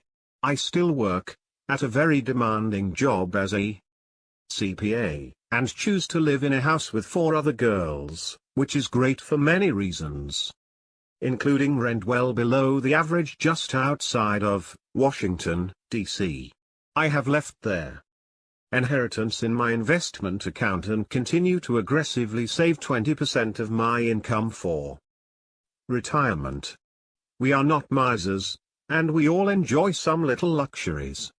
For me it's travel, for my brother it's good food, but it is all within our means. I tell this story because I think my brother and I are anomalies in America today. When most 23 and 26-year-olds, the ages we were when we received the inheritance, receive such a large amount, and oftentimes, when they receive even smaller amounts, The kids quit their jobs, buy a fancy sports car, spend it all on shopping sprees and travel or numerous other activities.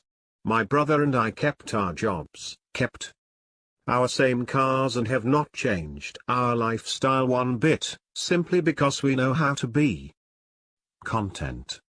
So, by preparing their children early in life to have a healthy view of money and equipping them with the tools to effectively manage it, these parents gave their kids, and themselves, their invaluable gift of liberation from economic outpatient care and a running start toward early financial independence. The experience of hyperspending.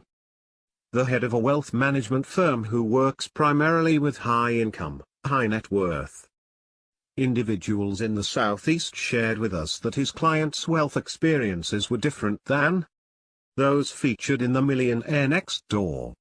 Most of his clients are wealthy not because they are frugal but because their income is so high that, for the most part, it covers their expenses.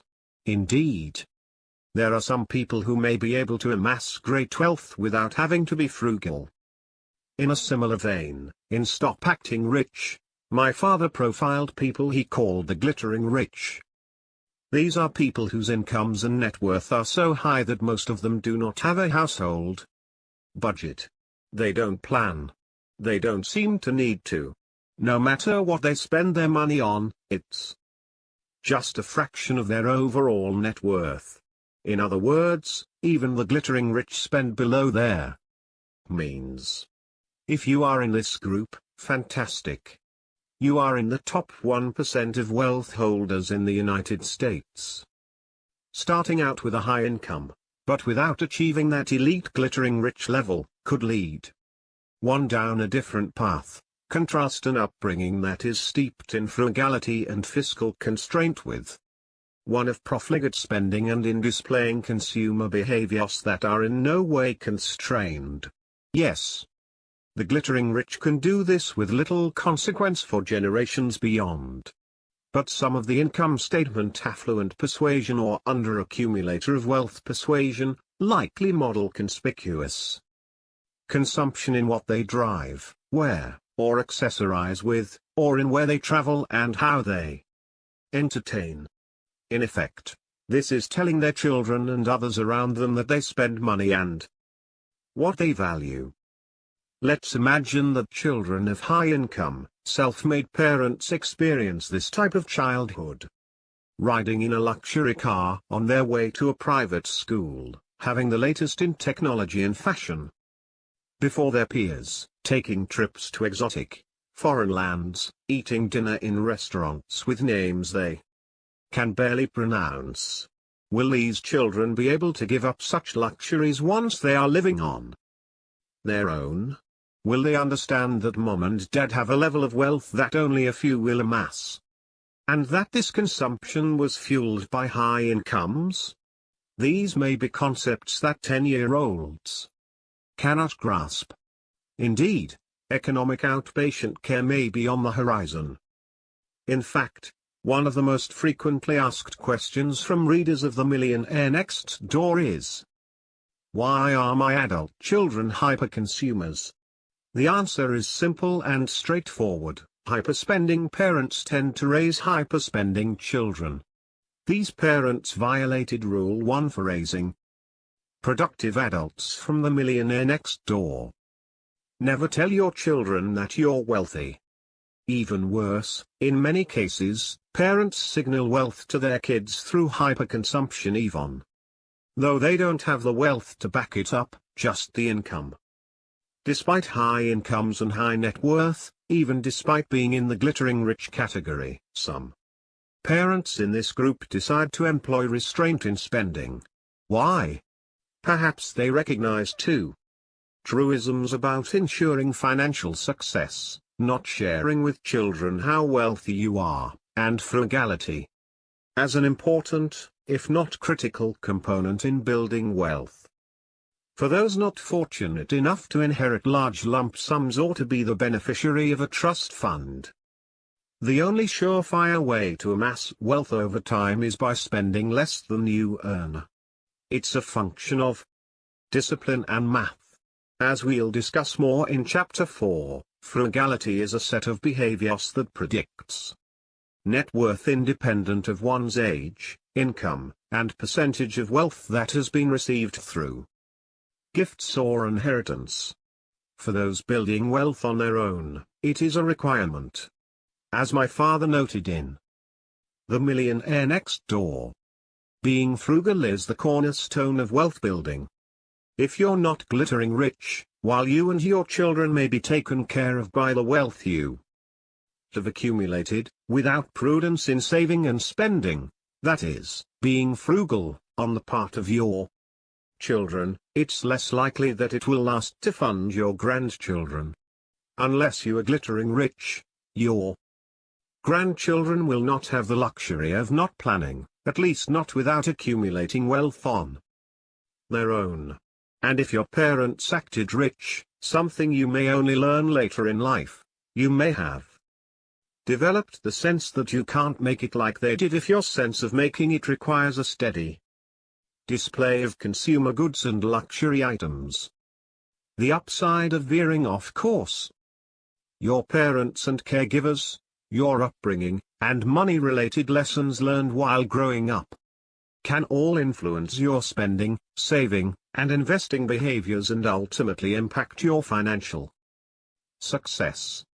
The promising news is that despite the path we're on because of our early experiences, it can be altered, albeit sometimes slowly, through an intentional change in behaviors. It's worth noting that many of the millionaires studied over the past 20+ years succeeded despite earlier experiences of adversity. Even when the odds were stacked against them, they found a way to survive and be successful. We have a choice of whether what we've endured in the past or the way our caregivers behaved will set the tone for our financial lives forevermore. Consider the stories of some of the millionaires next door who share their early life experiences with us. My parents were always big spenders, and never really saved. They appeared to be rich but were not. My father died at age 61 without much money to give my mum. All of this pain has caused me to go the exact opposite direction. Business owner with a net worth of $2 to $2.5 million. I saw my father as a spendthrift, spending rent money, so to speak, on extravagant artwork and other status items that I couldn't understand because my mother would gripe that we never had enough money. I was the one who my dad would make answer the phone at home. At the time my mother was working second shift as a nurse. Several times a month it was MasterCharge or American Express trying to track him, my dad, down. They wanted to get paid, and let's say it made an impression on a 14-year-old. They were divorced by the time I was 16, and I think it saved my mum's life. So the one thing, spending more than you make is a road to ruin. Marketing executive from Ohio with a net worth of $7 million. Many great men and women have been able to ignore the odds in order to beat them.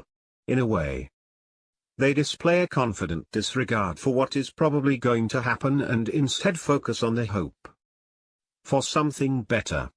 Think about the failure rates for new businesses, the likelihood of becoming a leader within an organization, the chances of marital success, or the possibility of becoming financially independent. If we paid too much attention to the odds without considering our own behaviors and choices, we might not try in the first place. Consider this example from a soon-to-be millionaire next door, an engineer from Wisconsin. I was 23 years old, newly divorced, with no job skills and struggling to support 2 kids on a minimum wage job. My grandparents were traveling in the area and dropped in unexpectedly. My phone was disconnected, so they couldn't call ahead. My grandfather asked the most important question I've ever been asked: why do you want to live like this? Of course, nobody wants to live like that, but he explained that we live in America and you don't have to be broke unless you choose to. Eventually he persuaded me to go to college and get a degree in engineering. Only in America. Or the case of this executive from Georgia, who now has a net worth of $1 to $1.5 million.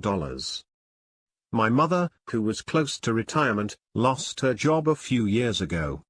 This event put extra pressure on my father, who was 4 years older and working to pay for a new expensive house that they had just purchased with a 30-year mortgage.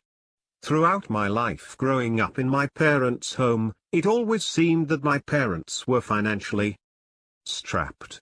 Always paying for things with credit, financing new cars, etc. Looking back on this pattern of behavior, I vowed to not live the same way with my family and have done a decent job of staying out of debt, paying for vehicles with cash except for the big fancy home with a large mortgage that we owned.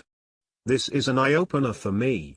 In my family, I was the only working spouse. My wife stayed home with the kids. I became resolute to pay off the mortgage as quickly as possible and have true financial freedom for my family. The cases above represent just a few of the stories and anecdotes collected over the past 20 years that demonstrate there are ways around an upbringing that is less than ideal for building wealth. These economically successful individuals, perhaps because of these early experiences, sought a life that was financially free, and set about achieving those goals. But, the change in trajectory came because they altered their attitudes toward financial goals and, most importantly, their behaviors, aligning them both to be conducive to building wealth. The real American dream? In our hyper-consuming, distracted society, we forget, or ignore, the great freedoms we are afforded. In the United States, freedoms won by individuals who sacrificed much. Many of the millionaires who share their stories with us have little or no recollection of their family's journey to this country. Many of us have no concept of our ancestors' journeys, the price they paid emotionally and psychologically and financially for the voyage to live and work in the United States. Instead of considering the journey and respecting the cost, we take for granted the opportunities afforded in our country.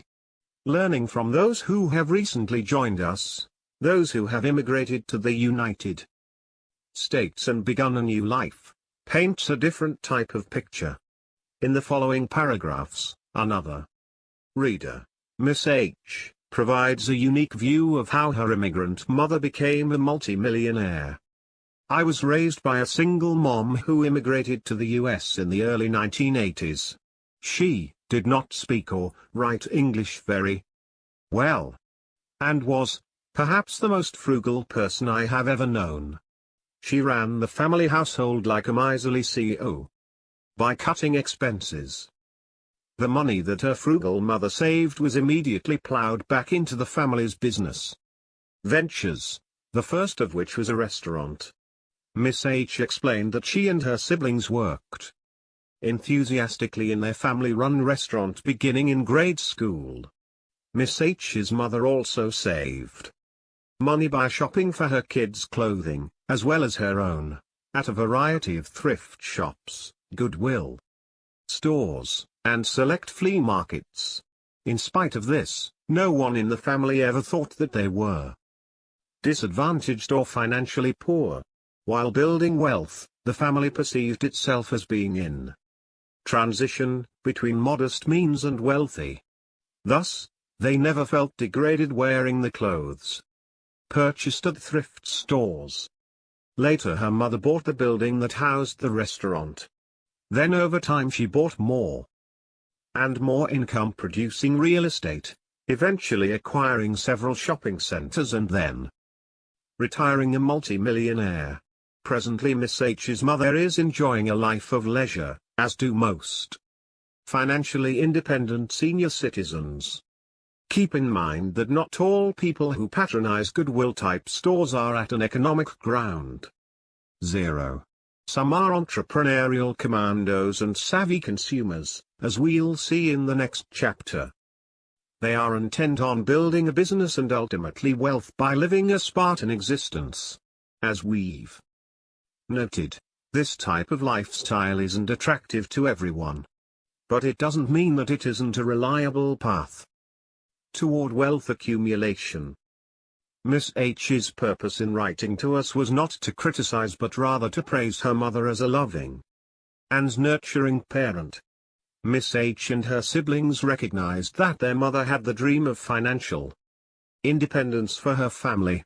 Plus, her children recognized that no one worked harder, put in longer hours, or spent less on herself than their mother. Through her mother, Miss H learned the following lesson. She taught me the value of true character was not in how one spent money and allowed money to change them, but how one can do truly great things by accumulating money and treating others fairly. There is no task too undignified as long as it's an honest day's work. What can be learned from Miss H's mother's method of building wealth? The outcomes associated with prudent spending and saving allow for economic opportunities that many can only dream of. Regardless of what others in the marketing or media industries try to dictate to us related to spending and saving and earning, regardless of how difficult it is to go against the grain of how even your adopted society tells you to spend, a life of financial independence requires a pattern of behaviors that is disciplined. Focus with clarity on the goal of becoming financially independent. Think about living a Spartan lifestyle as a temporary step on the path of becoming a socio-economic achiever in America. Experiences matter. Even though we are not child psychologists or parenting experts, the reason we discuss early life experiences is because of a.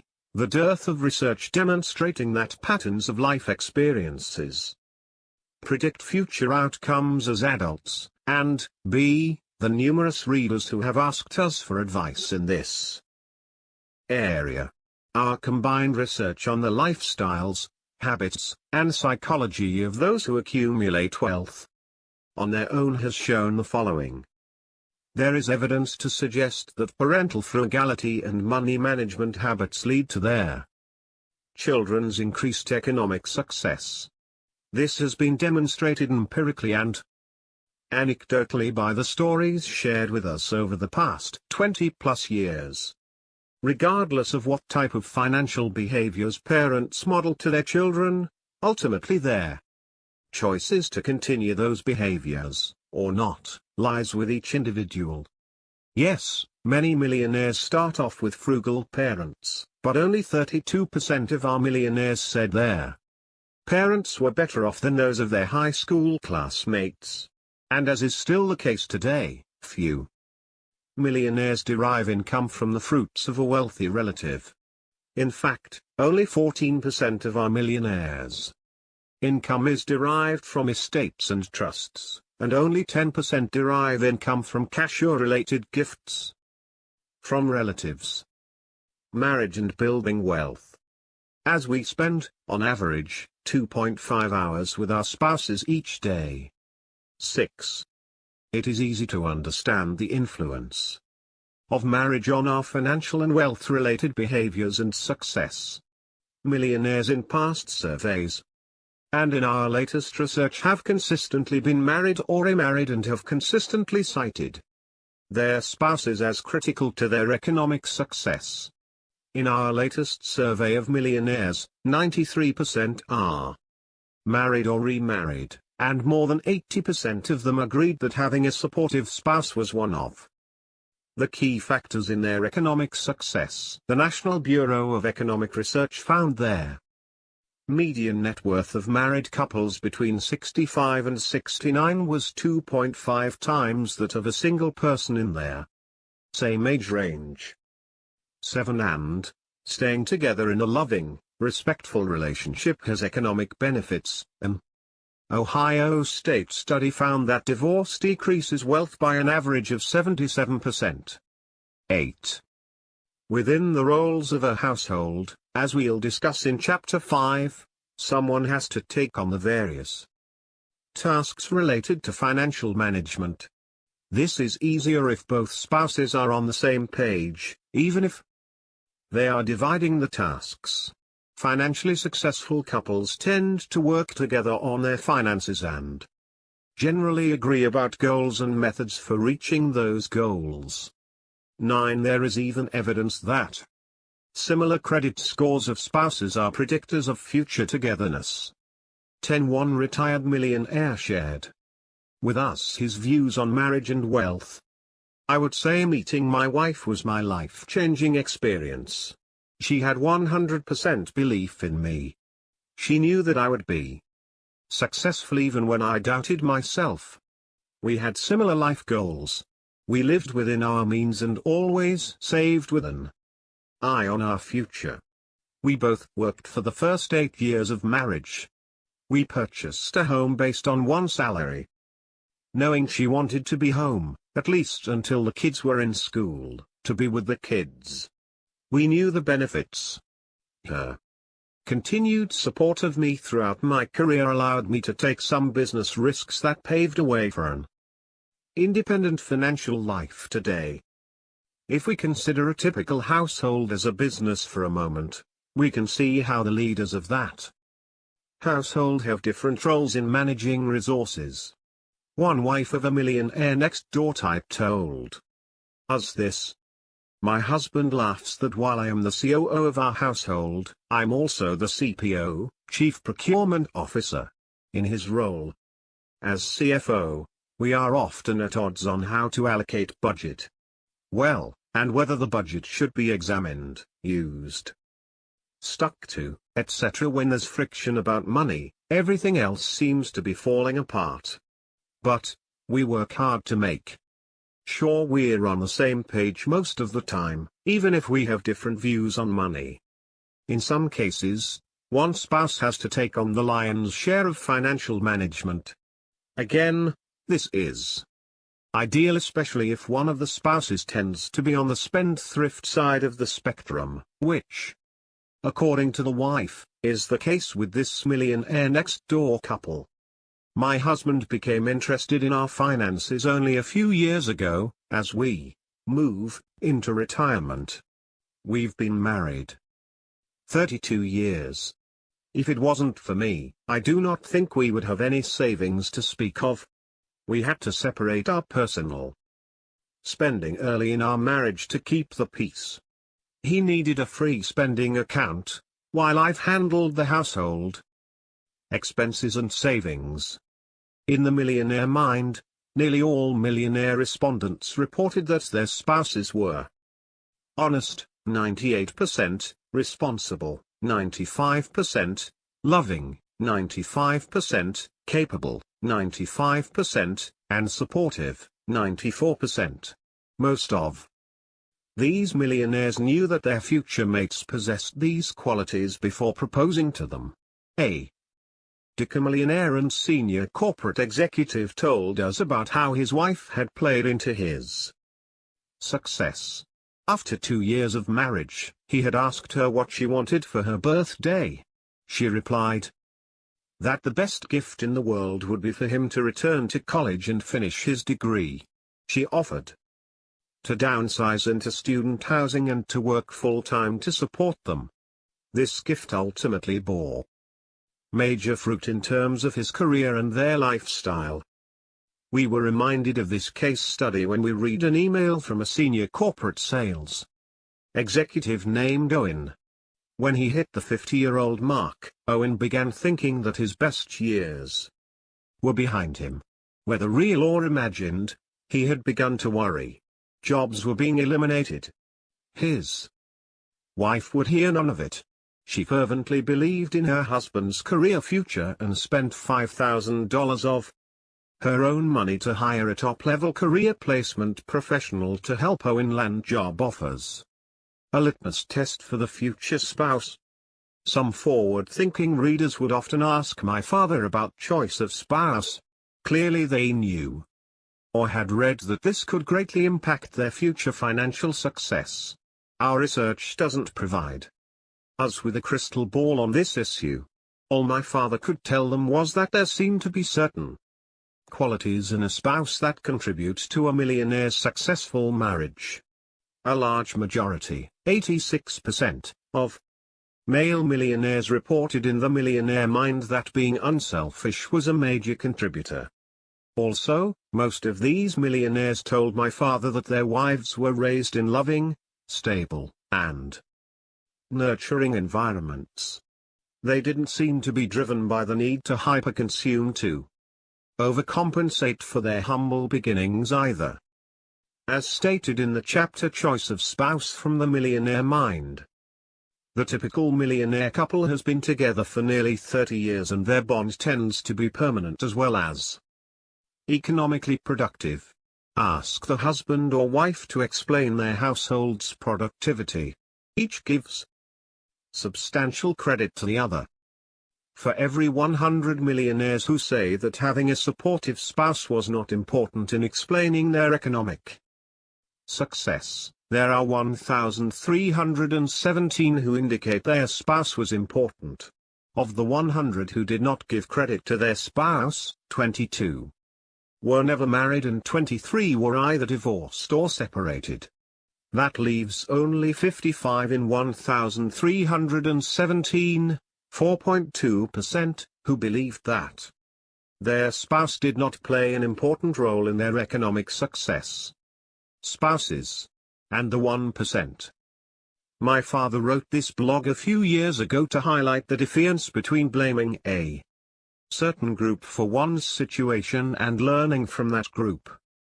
In a Fortune editorial several years ago, Nina Easton wrote, "Don't blame the rich, a defense of the 1%. Instead of constantly criticizing the 1%ers, most people could learn a lot about accumulating wealth through understanding the habits of these wealthy people." She stated succinctly, "It's entertaining to wail about the fat cats and the greedy rich. But if we're serious about addressing widening inequality, we should figure out what the 1% is doing right, and apply some of those ideas to closing the gap." 11. The original title of The Millionaire Next Door was That's Why They're Wealthy. Stable and long-term marriages, while not a predictor of wealth necessarily, tend to run alongside millionaire status. And we know that divorce, moving, dividing assets, and demonstrating financial care for children of divorce are unfortunate and unbudgeted expenses related to the dissolution of a marriage. As stated in The Millionaire Mind, consistent participation in marriage results in significantly higher wealth. Conversely, those people who are not married continuously over time have a propensity to accumulate lower levels of wealth during their adult life cycle. Millionaires and those who will probably attain the status have a unique ability to select mates with a certain set of qualities. Among the first things millionaires say about their spouses include down-to-earth, unselfish, has traditional values, my emotional backbone, patient, understanding. 12. Among the nearly 670 millionaires surveyed nationwide in a prior study, 68% were married to the same spouse throughout their lifetime, while 25% were remarried. In the same survey, 86% of the millionaires indicated that their parents were never divorced or separated any time prior to their 18th birthday, slightly down from 90% reported in 2005 in Stop Acting Rich. It is well documented that income is a high correlate of wealth. High-income households tend to be of the traditional husband-wife type. Approximately 85% of tax returns at their $200,000 and above income level are filed jointly. Only 18% of tax returns with incomes under $50,000 are joint returns. 13 more than ever before. The high-income household is composed of a husband and wife who are both working full-time. Honesty is the best marriage policy. What if you are contemplating marriage and you have outstanding debts? Honesty is the best policy. Here, you should advise your future spouse about your financial situation, and you'd be smart to discuss further your proposed way of eliminating the debt. We were reminded of this fact by a man named Doug who shared this life-changing moment. For me, it was meeting my future wife. She told me that she would not marry anyone who had any debt. It took me 14 months to clean up the debt, $45,000. She introduced me to Dave Ramsey and the Millionaire Next Door. Both had a profound impact on me. Lack of honesty, particularly about financial obligations, can bring an abrupt halt to a flourishing courtship. As an example, consider the case of Henry and Sally.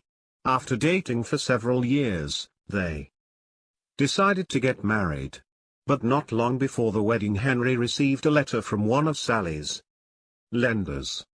His name had been given as a credit reference on several of her loan applications. Later he discovered that she had violated her loan agreements. She had already defaulted on a $20,000 consumer loan and was about to do so on $15,000 more. These did not include her outstanding student loans. When Henry confronted Sally about her credit situation, she had a proposed solution. It called for Henry, who was a high-income producer, to help pay her outstanding debts. She believed that her credit problems would not be a major concern to Henry once he said, "I do." She badly misjudged Henry. He broke off the engagement. And it was not just because of the credit issues and the betrayal of trust. Henry determined that Sally was totally irresponsible when it came to money. The company we keep, regardless of whether your home life was loving and provided some degree of education regarding financial management, and your spouse or significant other shares your worldview on financial matters, there are two other important influences that we have some control over which can impact our ability to achieve financial goals. The first is the game of comparisons, comparing what we own, what we can consume, and our successes with others around us. The field of sociometrics concerns how individuals fit into a group. And much of the focus within this field is how those rankings, that is, where we stand in relation to those around us, influence our behaviors and attitudes. Research has found that your subjective well-being, generally how you feel about yourself and your lot in life, is tied to your sociometric status, rather than your socioeconomic status. In other words, satisfaction with what you have is not necessarily related to where you stand in terms of the wealth or income of the national population, but instead is tied closely to your community. 14. Sociometric status is defined by how much others in your immediate peer group, usually people you interact with daily, respect and admire you. The second is ignoring the consumption habits of those around us in the first place.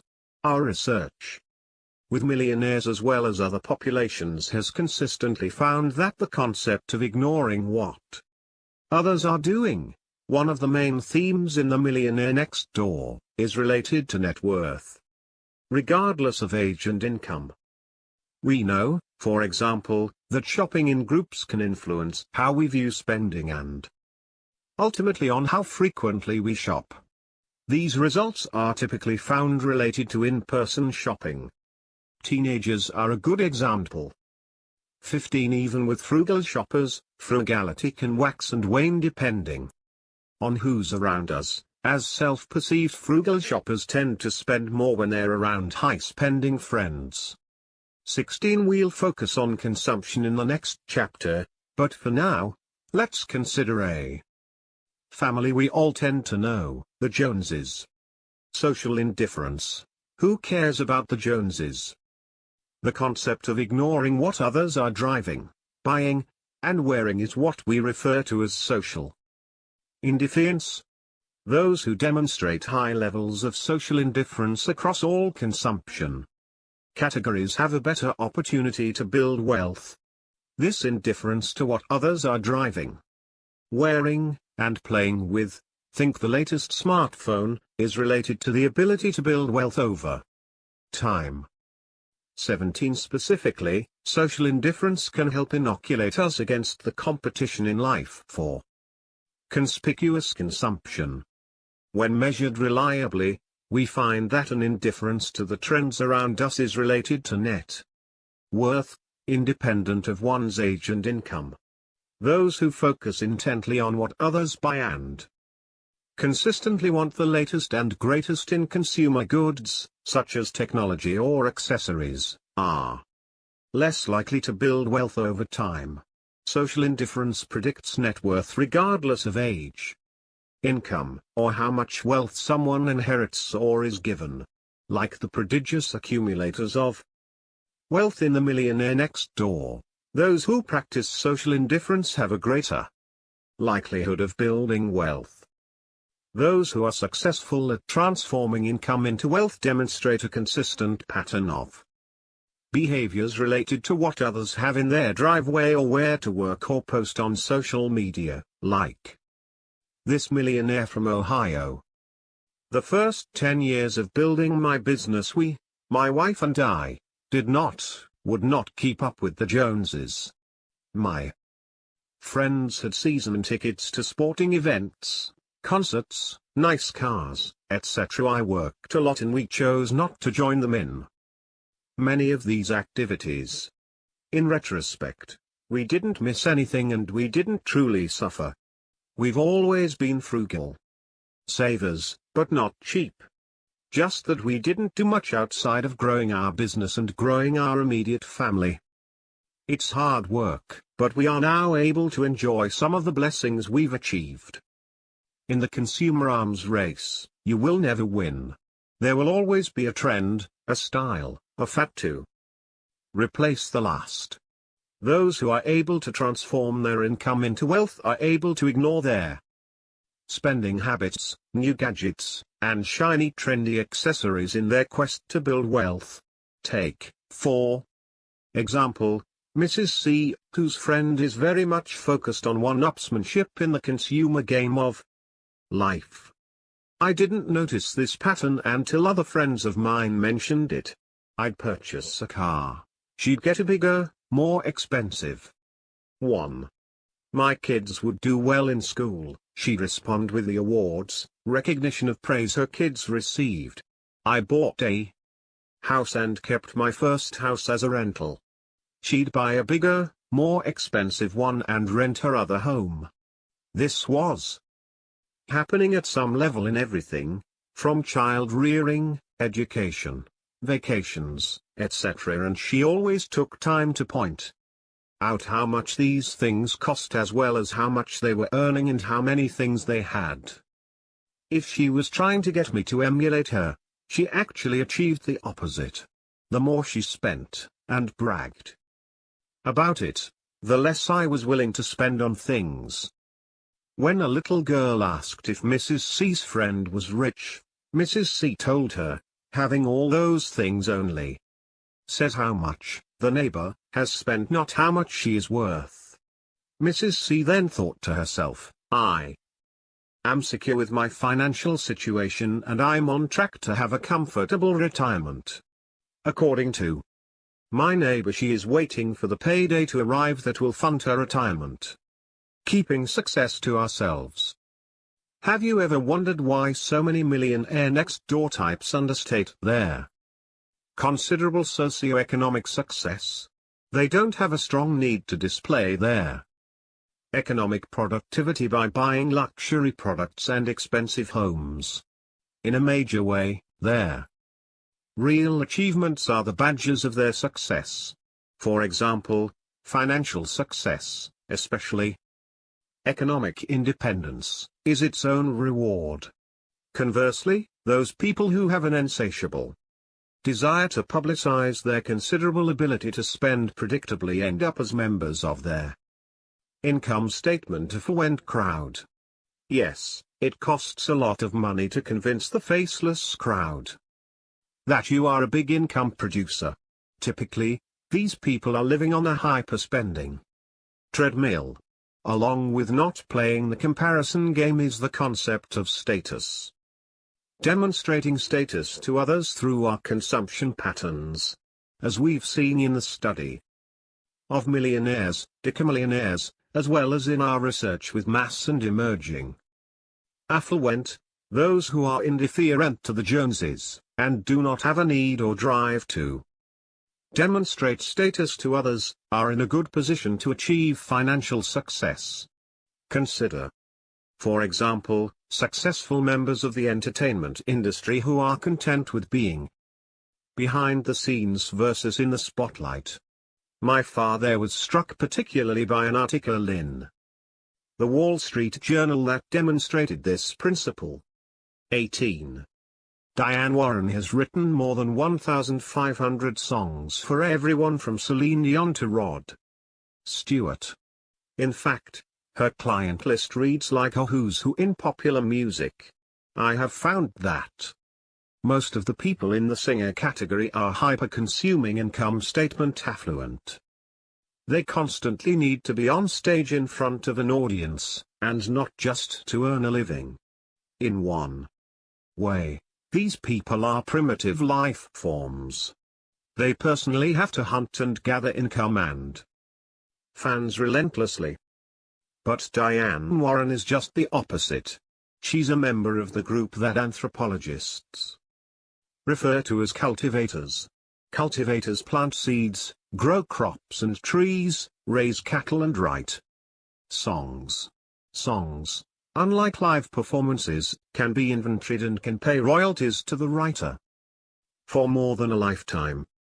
According to the article, Miss Warren doesn't care if the average listener doesn't know she wrote the song. I want them to believe the singer so much that they believe they wrote it. I just want my name on it and on the check. The need to display success via consumption, whether that involves cars, homes, or experiences, is a major impediment to building wealth. Teach your children about the beauty of cultivating and the harsh reality of being a perennial hunter-gatherer. In Stop Acting Rich, this question highlights the impact of consumerism and how one might combat its effects on children. What happens when your children attend school and or interact otherwise with kids who display an abundance of expensive consumer products? Your children are likely to ask you why you do not supply them with the same collection of products. Tell them. Never judge the true quality, the caliber of a person, by what can be purchased. Often people who dress and drive as if they are rich are not. 19. Feeling good about ourselves is tied to our standing in our immediate social groups. Some of us are more influenced by our social group than others. While spending time with friends can have a positive impact, it could be negative if we compare ourselves to others who are consistently spending beyond their, or our, means. You may find yourself unhappy and broke. The trouble with the status of doctors, physicians and surgeons earn more than 4 times as much as the average American each year. $210,170 compared to $49,630. Note these are averages and not the median. There are approximately 650,000 physicians and surgeons in the United States. 20, and they have typically fallen into a somewhat justified stereotype of high-income earners who are challenged in building wealth. We see this in our trend research at data points, where the majority of physicians fall into the 33rd percentile or below on our assessment of frugality and also tend to score low on financial acumen, a measure of knowledge and expertise in investing and financial management. My father addressed their timelessness of high-income producing, low accumulation of wealth individuals in the preface to the 2011 version of the Millionaire Next Door. Are people with high realized incomes today better at accumulating wealth than those say 20 years ago? Not really, is the clear answer. Most of what I wrote 2 decades ago still applies today. Yes, even today high-income producing physicians, attorneys, and corporate middle managers are still below the norm when it comes to transforming income into wealth. And most high-income producing couples in general are more of the income statement affluent types than their balance sheet affluent types. 21. I can't drive that. As we've discussed, in many cases, and perhaps in your case, there is disdain for the financial decisions some people make, decisions that are typically reflected in consumer purchases. While they may be financially advantageous, they may be looked down upon, as my father discussed in 2014. In Stop Acting Rich, I profile the glittering rich as people who generate extremely high incomes, have a vast amount of wealth at their disposal, and spend accordingly on high prestige cars, mansions, etc. No matter what they spend their money on, though, it is just a fraction of their overall net worth. These people are highly concentrated in neighborhoods which my friend, John Robin, refers to as blue blood estates. I spent over an hour at a reception in my favorite American History Museum. While there I met Gillis, a highly compensated Fortune 100 senior executive, for the first time. After a brief conversation about the artifacts on display, we discovered a common interest in high-performance automobiles. Gillis told me that he has owned a stable of Porsches, BMWs, and V12 Mercedes. Then he asked me, "What do you think of the new Corvette?" I responded that it was given the highest praise by Car and Driver, Road and Track, Auto Week, Motor Trend. Then Gillis told me that he really wanted to buy one, but he just couldn't do it. If you live in the center of blue blood estates, you can't drive a Corvette. In fact, this topic had just been discussed among Gillis and his neighbors who didn't want a Corvette in the neighborhood. I often explain why people like Gillis will not drive a Corvette. The glittering rich, Gillis, is one, who drive Porsches do not want to be associated with what they perceive to be the gold chain crowd. That is why they will pay substantially more for a Porsche than buy a Corvette, which outperforms the Porsche. In earlier writings, I have asked which of their following 3 variables is the best predictor of consumption: income, net worth, or market value of home. The market value of a home is the best of the 3. If you live in a pricey home situated in blue blood estates, there is enormous social pressure to forego performance for prestige brands. Often, physicians' median net worth is negative, due in most part to their student loans and age. But there is something else at play: the adherence to the stereotype of physicians' status. What's especially challenging is when our neighbors, friends, friends of friends through social media, and co-workers are hyper-consumers. And it may be even harder when you're in a well-defined, professional occupation, that is, physicians, lawyers, executives. There's a stereotype that many buy into about what doctors should be driving, or where they should be living. Consider this. The most ever spent by millionaires in our latest nationwide study on a watch was $300. Physicians in our study paid $700. In The Millionaire Next Door, my father wrote, another reason very well-educated people tend to lag behind on the wealth scale has to do with the status ascribed to them by society. Doctors, as well as others with advanced degrees, are expected to play their part. 22. To build wealth, even doctors must be contrarians. They must make choices that enable them to be financially successful versus playing a part dictated by what those around them, their fellow doctors, and what others think doctors should be doing. To build wealth, we need to mind our own business and focus on what it takes to transform that high salary into wealth. Ignoring what Dr. Jones is driving, where she is living, and that fancy watch she just bought is critical to building wealth. The financial downside of the connection economy. Journalists and readers have continually asked us if it is more difficult today to become their millionaire next door than it was in the 1980s or 1990s. Maybe you have the same question. Their answer is yes and no, or as many psychologists and social scientists would answer, it depends. The price of healthcare and education makes it seem unlikely that you could save your way to millions. But the building blocks of economic independence and financial success have not changed. As demonstrated throughout the case studies, interviews, and survey research we conducted since their first publication of The Millionaire Next Door.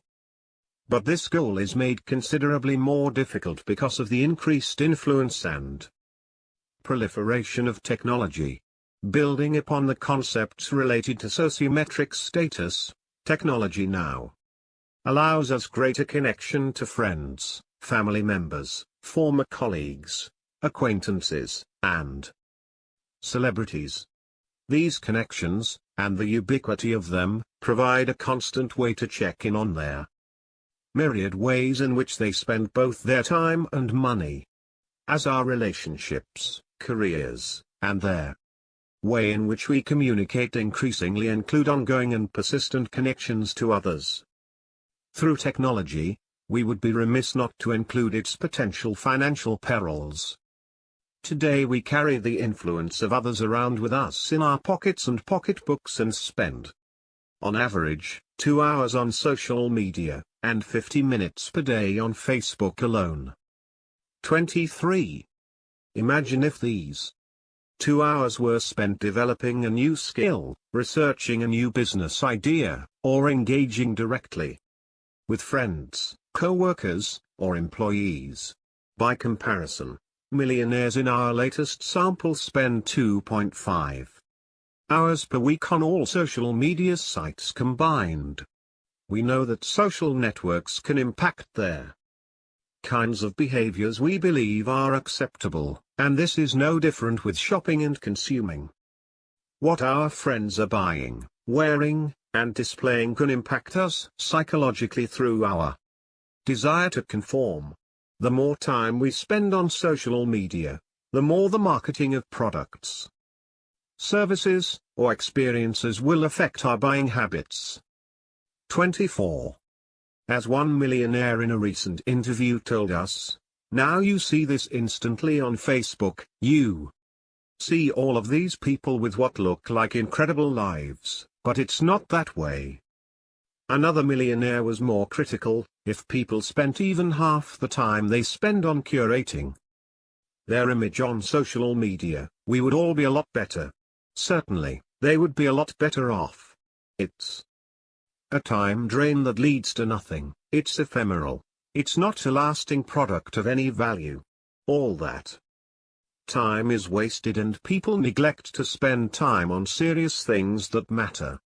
Connectedness, it seems, comes with a cost, the cost of our cognitive and emotional attention, and when we consider our financial goals, our money, we have become accustomed to new, shiny, and now, more than in the 1990s, the proliferation of technology makes us like mice in the Skinner box, constantly touching our phones to get the next pellet of news, drivel, or consumer goods. Scientists have linked activity and satisfaction from screen time with dopamine and equated its use to other addictive habits. 25. Particularly if we are easily persuaded by either the consumption habits of others close to us, family, friends, neighbors, or others we see on social media, celebrities, politicians, professional athletes, that connectedness must be tempered with restraint to achieve economic success. The new marketing. Ignoring the trends around us from our virtual and face-to-face social networks is really only the start of a frugal lifestyle.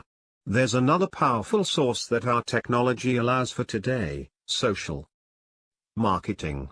Up until the early 2000s, the reach of marketing into our lives was limited to non-social and untracked methods. In other words, you could turn the page of a magazine, change the channel on your TV or radio, or ignore the billboards you drove past. Marketers had to do research, create advertising campaigns, and then promote their brands through various non-social channels. We didn't have to give them permission to interrupt our day. Now, with email marketing, social media feeds, and website tracking, we often have the option of reserving our cognitive resources to things that matter. Consider for a moment the definition of permission marketing from the creator of the concept, Seth Godin, and his focus on the respectful way to use it, methods that many companies choose to ignore. Permission marketing is the privilege, not the right, of delivering anticipated, personal and relevant messages to people who actually want to get them.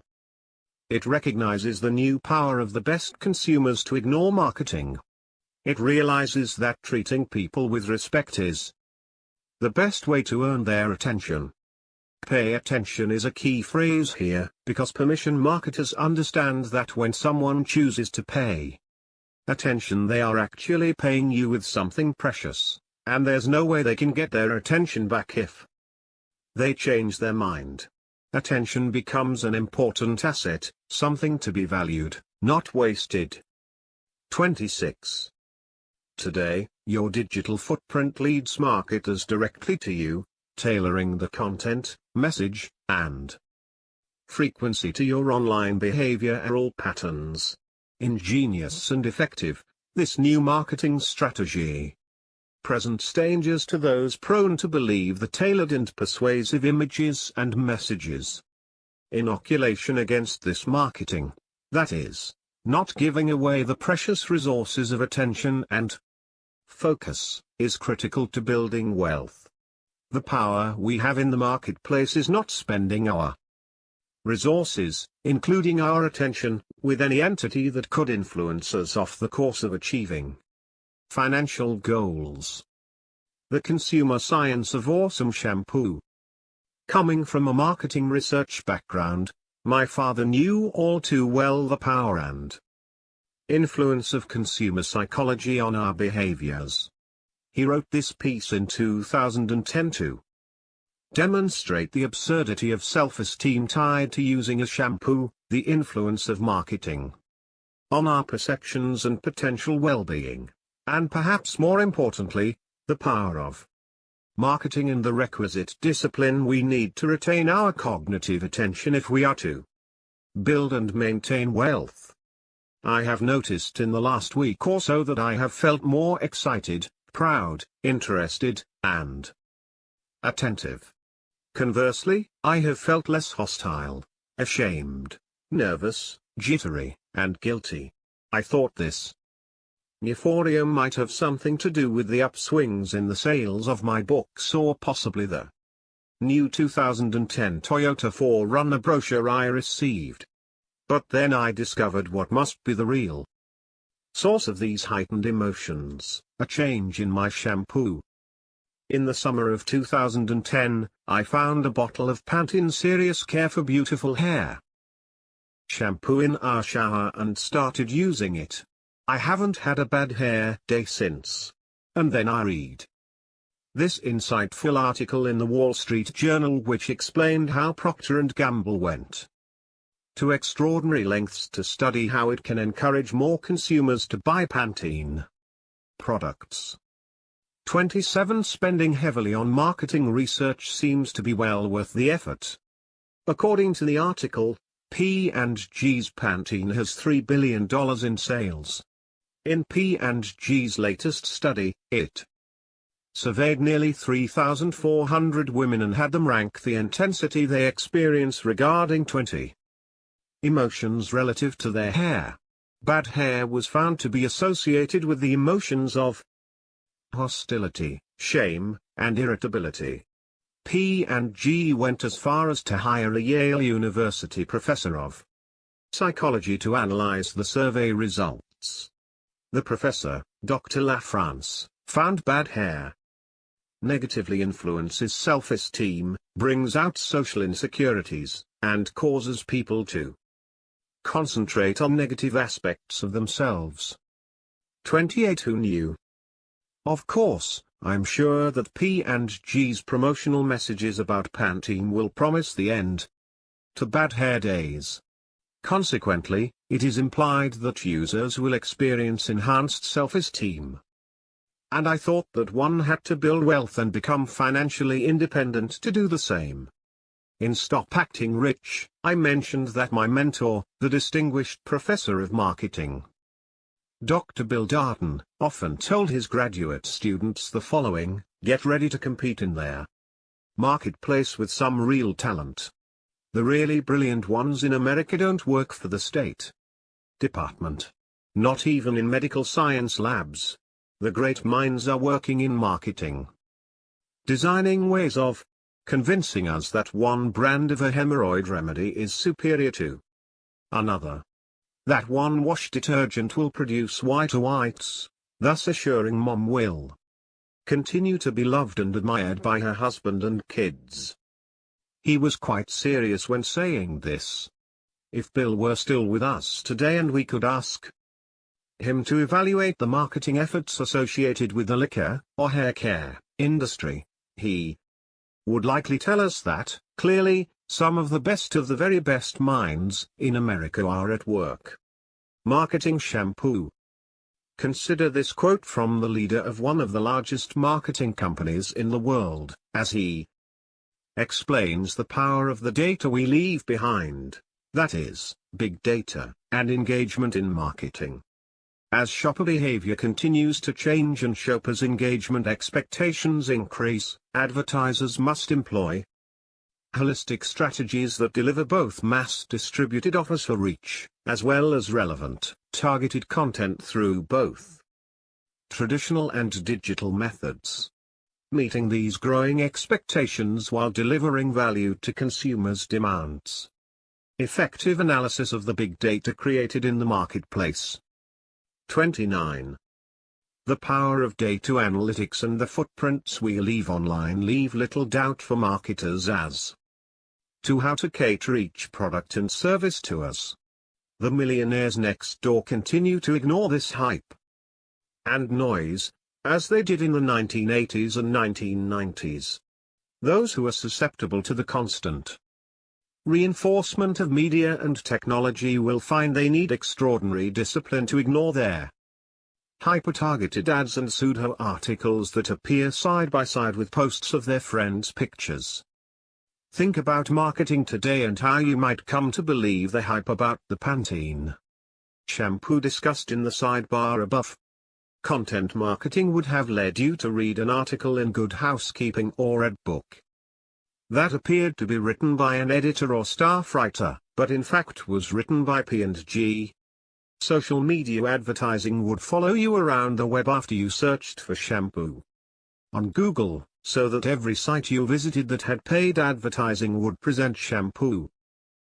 When you finally decide to purchase shampoo, the ratings provided on Amazon or elsewhere were bought and paid for by clever marketing companies that provided products in exchange for honest ratings of bought and paid for raters. P&G spent $7.1 billion on advertising in 2017 to influence us 30. To build wealth today, we must become keenly aware of the kinds of information being presented to us, the source of that information, and the influence it could potentially have on our shopping behaviors and self-esteem. I don't fault companies for using the most effective marketing methods and mining data. That's their business, and we must remember that we are the target.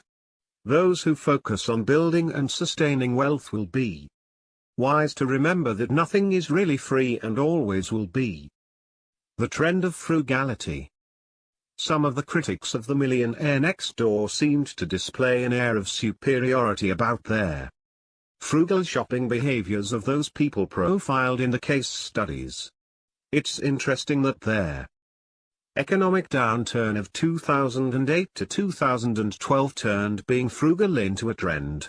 Shopping at off-retailers, upcycling and recycling, and making things at home were in vogue. The trendy frugal were more than happy to extol the virtues of living below their means. Occasionally, when it was convenient, and when they were still able to demonstrate their success via how frugal they were, particularly in buying name brands at offer prices. For this group, and for many of us unknowingly, the fashion of frugality comes and goes with the changes in the economy and trends. For example, like trends in other areas, the use of coupons by Americans is cyclical. INMA is a global marketing research company that tracks both distribution, how many coupons companies are offering, and redemption, how many people are using the coupons. Their results provide a compelling look at frugality trends over time. In 2011, for instance, 3.5 billion coupons were redeemed. In 2015, only 2.5 billion were redeemed. Does coupon clipping make the millionaire? Not necessarily, and certainly not if the use of coupons is cyclical and the only method applied in their pursuit of financial independence. Those who are astute at building wealth demonstrate spending patterns that are more consistent and disciplined. So, the question of who can be frugal today is really, instead, who can be disciplined about spending regardless of the economy, trends, or where they are in life. Consistency and discipline are the frugal behaviors that are most important, versus simply following the trend with your temporarily pseudo-frugal neighbors. It's a consistent pattern of behaviors related to spending, not seasonal frugality. This idea is particularly relevant again today, at the time of writing this manuscript, as a robust economy, full employment, and a hot stock market have made frugality, once again, uncool. To be happy, stop acting rich. The pursuit of wealth in and of itself is a hollow one. The ability to spend with abandon and consume with little regard for what that consumption means for future freedom. Freedom, meaning not being a slave to work and perpetual revenue generation, is rife with shallowness. My father would frequently comment that money did not buy happiness, and that faith, relationships, helping noble causes, and creating meaning in one's life were the 1, 2, 3, 4, 5, 6, 7, 8, 9, 10 pursuits that led the millionaires he interviewed to greater satisfaction than their portfolio performance. In 2010, he wrote this regarding satisfaction and happiness in relationship to money. What explains happiness in life? I don't have all the answers. But, as a review of both my books and blogs, happiness in life has little to do with the brand or price of the watch one wears, the stores one patronizes, the make of car one drives, or the brand of vodka one consumes. One's overall happiness in life has nothing to do with the overall price one pays for wine, the size or market value of a home, not even the price one pays for a haircut. To shed more light on this issue, I examined the relationship between happiness in life and more than 200 characteristics, behaviors, and attitudes of 1,574 high-income, high-net worth respondents from one of my national surveys. Note that correlations do not necessarily indicate cause and effect. Beyond health, family, and job factors, why are some people more satisfied with life than others? In terms of statistical significance, the higher one's level of happiness, the more likely he or she is to agree with the following statements, by rank order of variation explained. I have more wealth than most people in my wealth or income group. We are financially better off than our neighbors. I donated 5% or more of my income last year to charity. I live well below my means. I was raised in an atmosphere filled with love and harmony. My parents taught me how to invest and manage money. Politically, I am more conservative than liberal. I inherited less than 1% of my net worth. My spouse is more frugal than I am. I invested 10% or more of my income last year. Also, note that both net worth and income are associated with happiness. Statistically, net worth is the more important of the two. But even more important than net worth is relative net worth, as suggested in item 1 above. Relative net worth is all about how productive one is in transforming his or her income into net worth compared to others in one's income and age cohort, as well as within the context of one's immediate neighborhood environment. Those who can easily afford their consumption lifestyle tend to be significantly happier than those who struggle to make ends meet by acting rich. I have consistently found that those within the same income or age cohorts who were raised by loving and nurturing parents tend to spend less and save more of their incomes than those who are not raised in this type of atmosphere. There are opportunities to succeed financially for those who make choices based on tried and true methods of building wealth. If you had positive experiences growing up related to all things financial, you may have developed a pattern of behaviors that will allow you to stay on the economic independence highway more easily than if you had the opposite experience.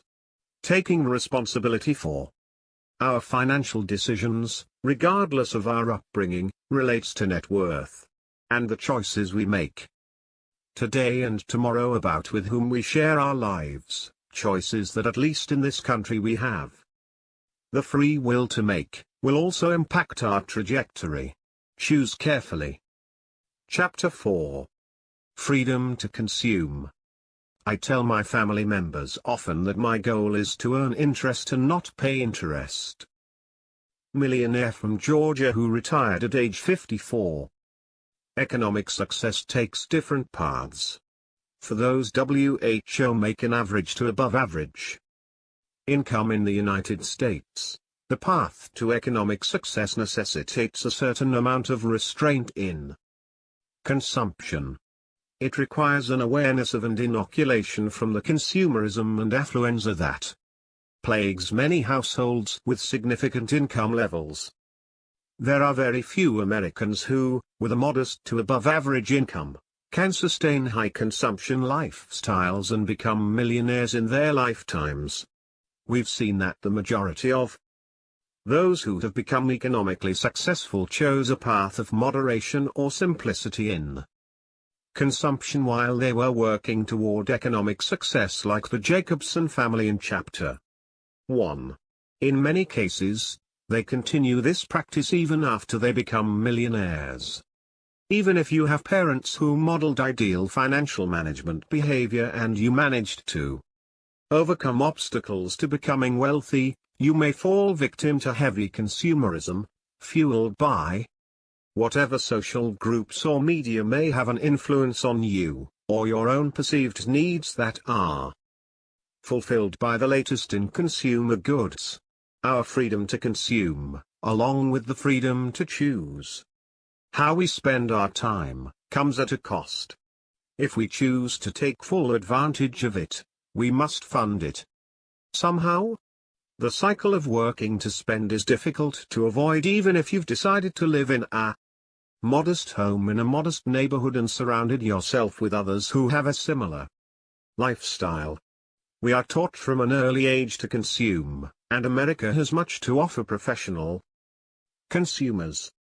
In the Frugal chapter of the Millionaire Next Door, my father wrote about their behaviors and habits of economically successful Americans in terms of consumption. 1. The frugal mindset, when applied to the consumption of consumer goods, can help a household live within its means and can lead to behaviors that encourage savings. For many, being a frugal consumer is a badge of honor, like on the TV show Extreme Couponing. But for others, frugality goes in and out of style depending on the economic conditions of the day. For the purposes of this book, and for the study of wealth in general, we define frugal people as those who have a lifestyle that is simple and economical, and who consistently live below their means. Those who are frugal demonstrate a pattern of financial behaviors that are economical in nature and below one's means. As we have noted in the past, living a frugal lifestyle allows an individual to comfortably afford the level of consumption in their household. Throughout the past 20 years, our research has demonstrated that millionaires report being frugal, and that when we split affluent samples into prodigious accumulators of wealth, the top quartile, and under-accumulators of wealth, the bottom quartile, these groups differ in terms of their agreement with statements related to frugality. In samples of mass affluent and emerging affluent heads of households, there is a clear relationship between a consistent pattern of frugal behaviors and net worth, regardless of age or income. 2. This is true for those in the high net worth camp, as well as those in the median income camp. Being frugal or at least having a simplistic consumption lifestyle requires equal doses of discipline and social indifference to trends. At its heart, a frugal lifestyle is highlighted by budgeting, planning, setting goals, simplicity, and discipline. Being frugal requires knowledge, ability, and personality, but most importantly, a certain set of behaviors that create a lifestyle that not everyone is willing to experience. Regardless of whether you earn your revenue as an executive, a teacher, or scrap metal dealer, frugality doesn't go out of style for those who are committed to becoming economically successful and financially independent. Our studies have shown that 57% of poors indicate that they have always been frugal, while only 41% of yours agree with the same statement. This is consistent with our findings from 1996. Home is where the spending starts.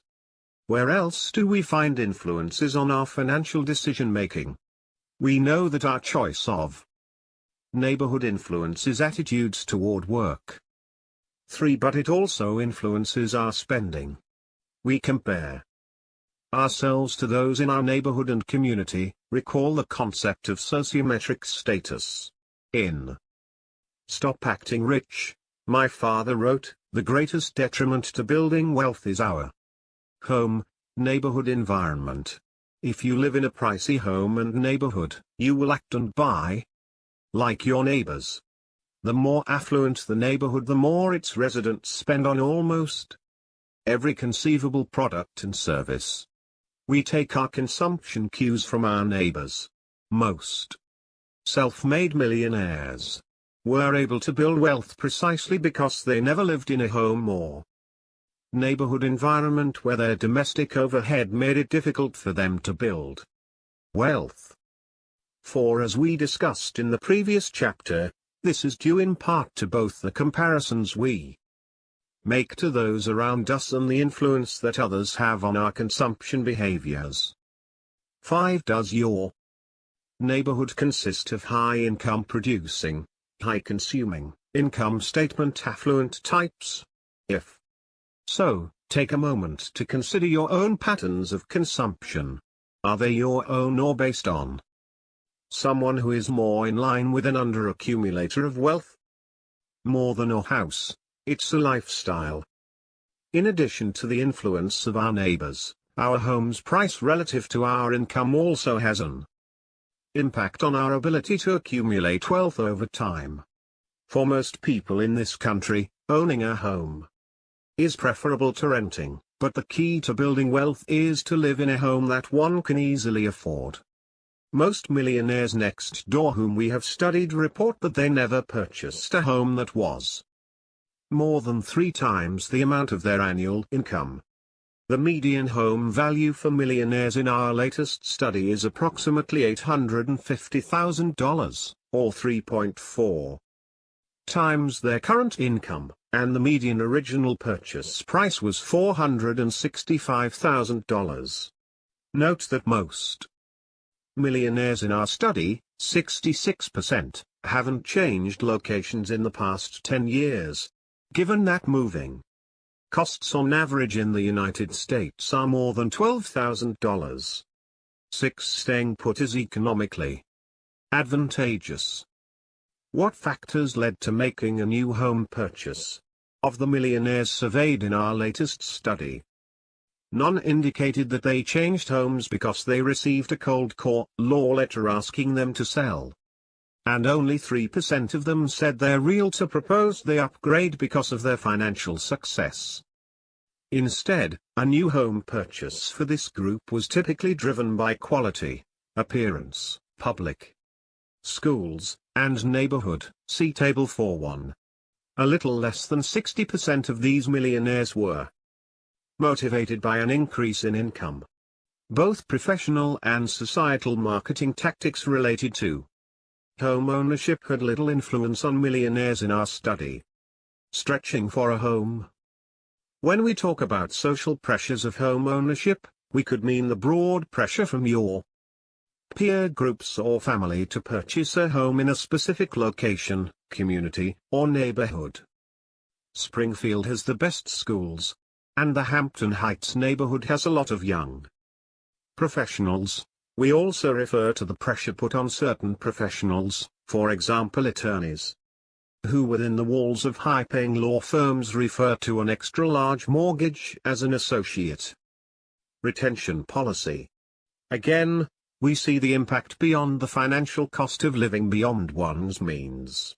In this case, stretching for a home would ensure the young associate would have to continue working to fuel his and his family's house payment and inevitable lifestyle creep. In addition, another cost of stretching, as it's referred to, has to do with general wellness. Consider the following case study from a millionaire whose health and financial life needed revision. It was July 2006. I was within a month of turning 40 and I was driving home from work. I was having chest pains. My doctor told me I was very close to serious heart disease and diabetes in my current condition. I started working on my health seriously. When I started fixing one area of my life, I started noticing other areas that needed improvement. Financially, we were fairly typical of a middle-aged 6-figure income family.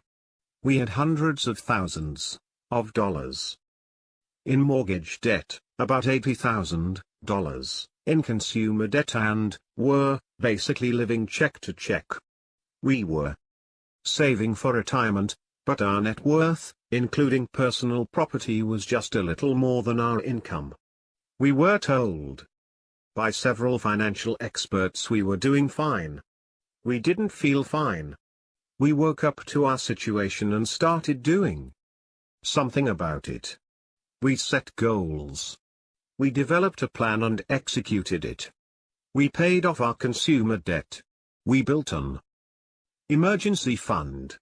We paid off our home. today we are debt-free and over $1 million in net worth. We homeschool our children and live the life we want to. It has been a long, tough journey, and we still have several years to go before we're wealthy. Wealthy meaning we don't need to earn an income and will never run out of money. We have the goals and plans in place and we're working on them daily. Lessons from bubbles. The housing bubble and consequent economic meltdown in 2008 can provide some insight about their dangers of purchasing a home that requires more than 3 times your annual income and beyond. What can this teach us, and future balance sheet affluent Americans, about home values, income, and wealth? In 2010, a man named Jerry shared his concerns about his real estate situation with my father. Jerry was a computer programmer, and his wife was a part-time dental technician. The couple's annual adjusted gross income was about $100,000. They had 3 children. Just prior to the meltdown in the real estate market, the couple purchased a new home in a newly developed subdivision for $495,000. Between 2009 and 2010, 3 brand new homes similar to 1, 2, 3 Jerry's in the same subdivision were sold for $300,000, each as foreclosures. Ouch, said Jerry. His dream of reselling his home in a few years at a substantial profit quickly vanished. But his mortgage balance of more than $300,000 did not. All my father could do was to tell Jerry not to panic. Fortunately, things did improve for Jerry, particularly because his home is located within a public school district that has a national reputation. Other than the profit motive, why did Jerry and his wife trade up from a $280,000 home to one priced at $495,000? Here were his 3 reasons. First, a mortgage broker told them they could afford to make the payments. As stated in their Millionaire Next Door, this is the equivalent of asking a fox to count the number of hens in your chicken coop, or like asking your barber if you need a haircut. Who is giving you so-called advice on what you can and cannot afford? How much is their advice tied to their compensation? Second, the people in the neighborhood seemed to be similar to Jerry and his wife in terms of demographics and socioeconomic characteristics. In other words, their new neighbors had similar careers, interests, goals, and consumer desires. This could increase the likelihood that Jerry and his wife will want to join, buy, and do similar things as their neighbors to increase their perceived acceptance. Third and most important, the couple's $100,000 income was more than they had ever earned in any year during their first 20 years of marriage. Now, at the 6-figure level, they viewed themselves as rich. And, according to Jerry's logic, rich people don't live in $280,000 homes or neighborhoods. Jerry's perception of what it meant to be wealthy got in the way of making a sound housing decision. Attention, Jerry. Rich, wealthy, affluent, no matter. It is all about net worth. Income is not wealth. And wealth is not income. This couple's net worth was now less than $150,000. While Jerry was telling his story, my father looked over the numbers he had tabulated from the 2007 IRS estate tax data. For those descendants with an estate valued at $3.5 million or more, the median market value of a decedent's home was $469,021. That is less than 10% of their median net worth. And on average, these descendants had nearly 2.5 times more of their wealth invested in investment real estate than in their own personal homes. What if Jerry had known this beforehand? Would he still have bought a home priced higher than the value of the typical millionaire decedent? It would depend on whether Jerry wanted to act rich or actually be rich someday. Affluent neighborhoods as requirements. Economically productive home buyers have a distinct advantage in their home search, primarily because they have fewer restraints related to the show, or status, of where they live.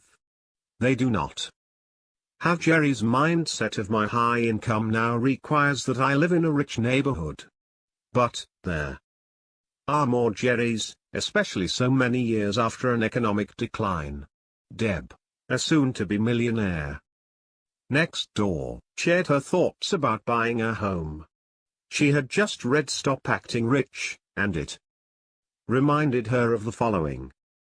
My husband and I bought a house. The housing market was down, and we were looking in a blue-collar area because he needed to move into a specific school district. There was a tiny development of new construction, and we got a new 4-bedroom colonial. Later, a co-worker of mine started to look for a house with her fiancé.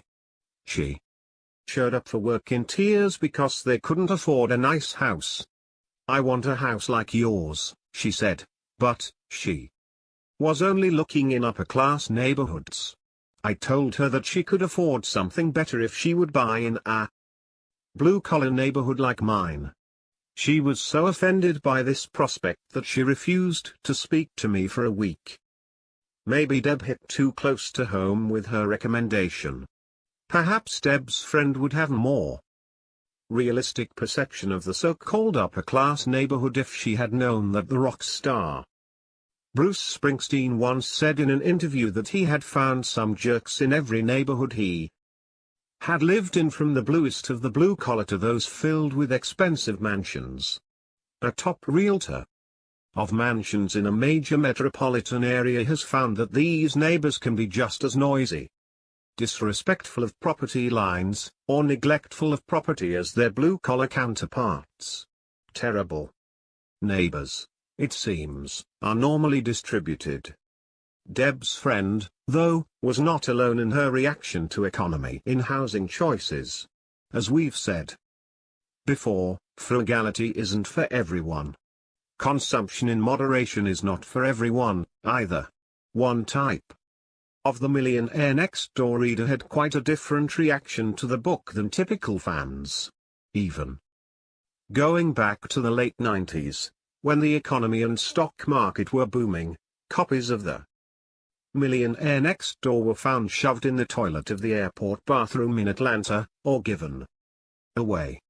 There could be several reasons for this behavior, but clearly the reader did not expect a lesson in consistency and discipline.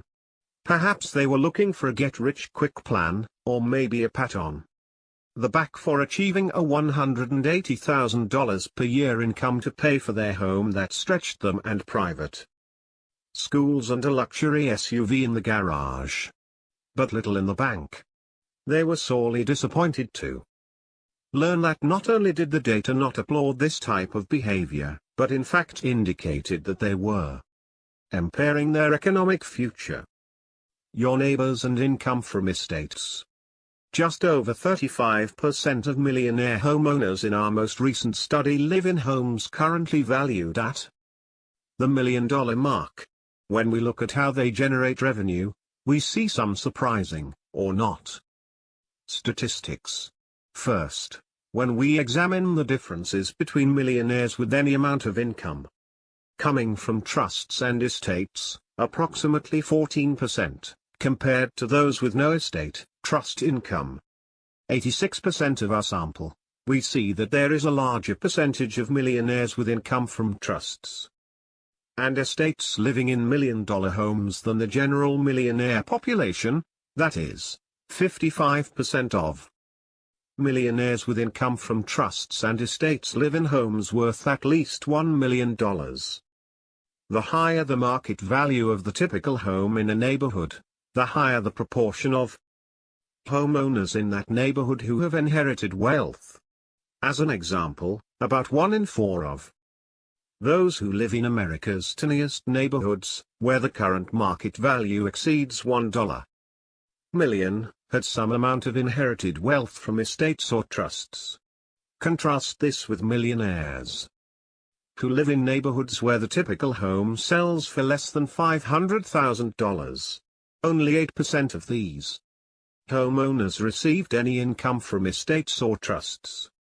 If your explicit or implicit goal is to emulate and fit in with those around you, you may be playing a game that's difficult to win. Keeping up with the Joneses who earn enough to live in a $1 million home is difficult by itself. But it is more difficult if your competition next door was heavily subsidized by their wealthy relatives. Homeownership does not equal millionaire status. A couple once asked my father about the relationship between homeownership and net worth. They were contemplating buying their first home. In your books, Tom, you mention that nearly all millionaires are homeowners. Approximately 95%, they pointed out. But homeowners are not millionaires. And no one is going to hand you a check for 7 figures when you close on your first home. However, there is some correlation between home ownership and net worth. According to government statistics, the median household net worth for renters has hovered around the $4,000 to $5,500 level during the last 20 years. For the same period, the median net worth for homeowners has been 30 to 45 times greater. The median net worth for homeowners in the United States in 2016 was approximately $230,000. 7. But don't count on the appreciation of your home to make you wealthy. In Stop Acting Rich, my father mentioned that if all costs are accounted for in real terms, homes appreciate very little, if at all. Again, one of the keys to building wealth is to live in a home that you can easily afford. What is affordable?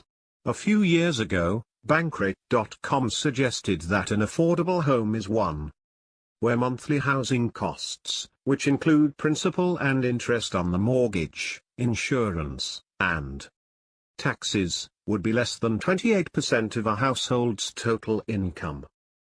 This is close to the 3 times recommendation from the Millionaire Next Door. Not only should you think about cost of living, but also how you measure your well-being within your new city, community, and neighborhood. Specifically, we still argue that your more immediate community, your school district, neighborhood, and town, is more important when it comes to your personal happiness.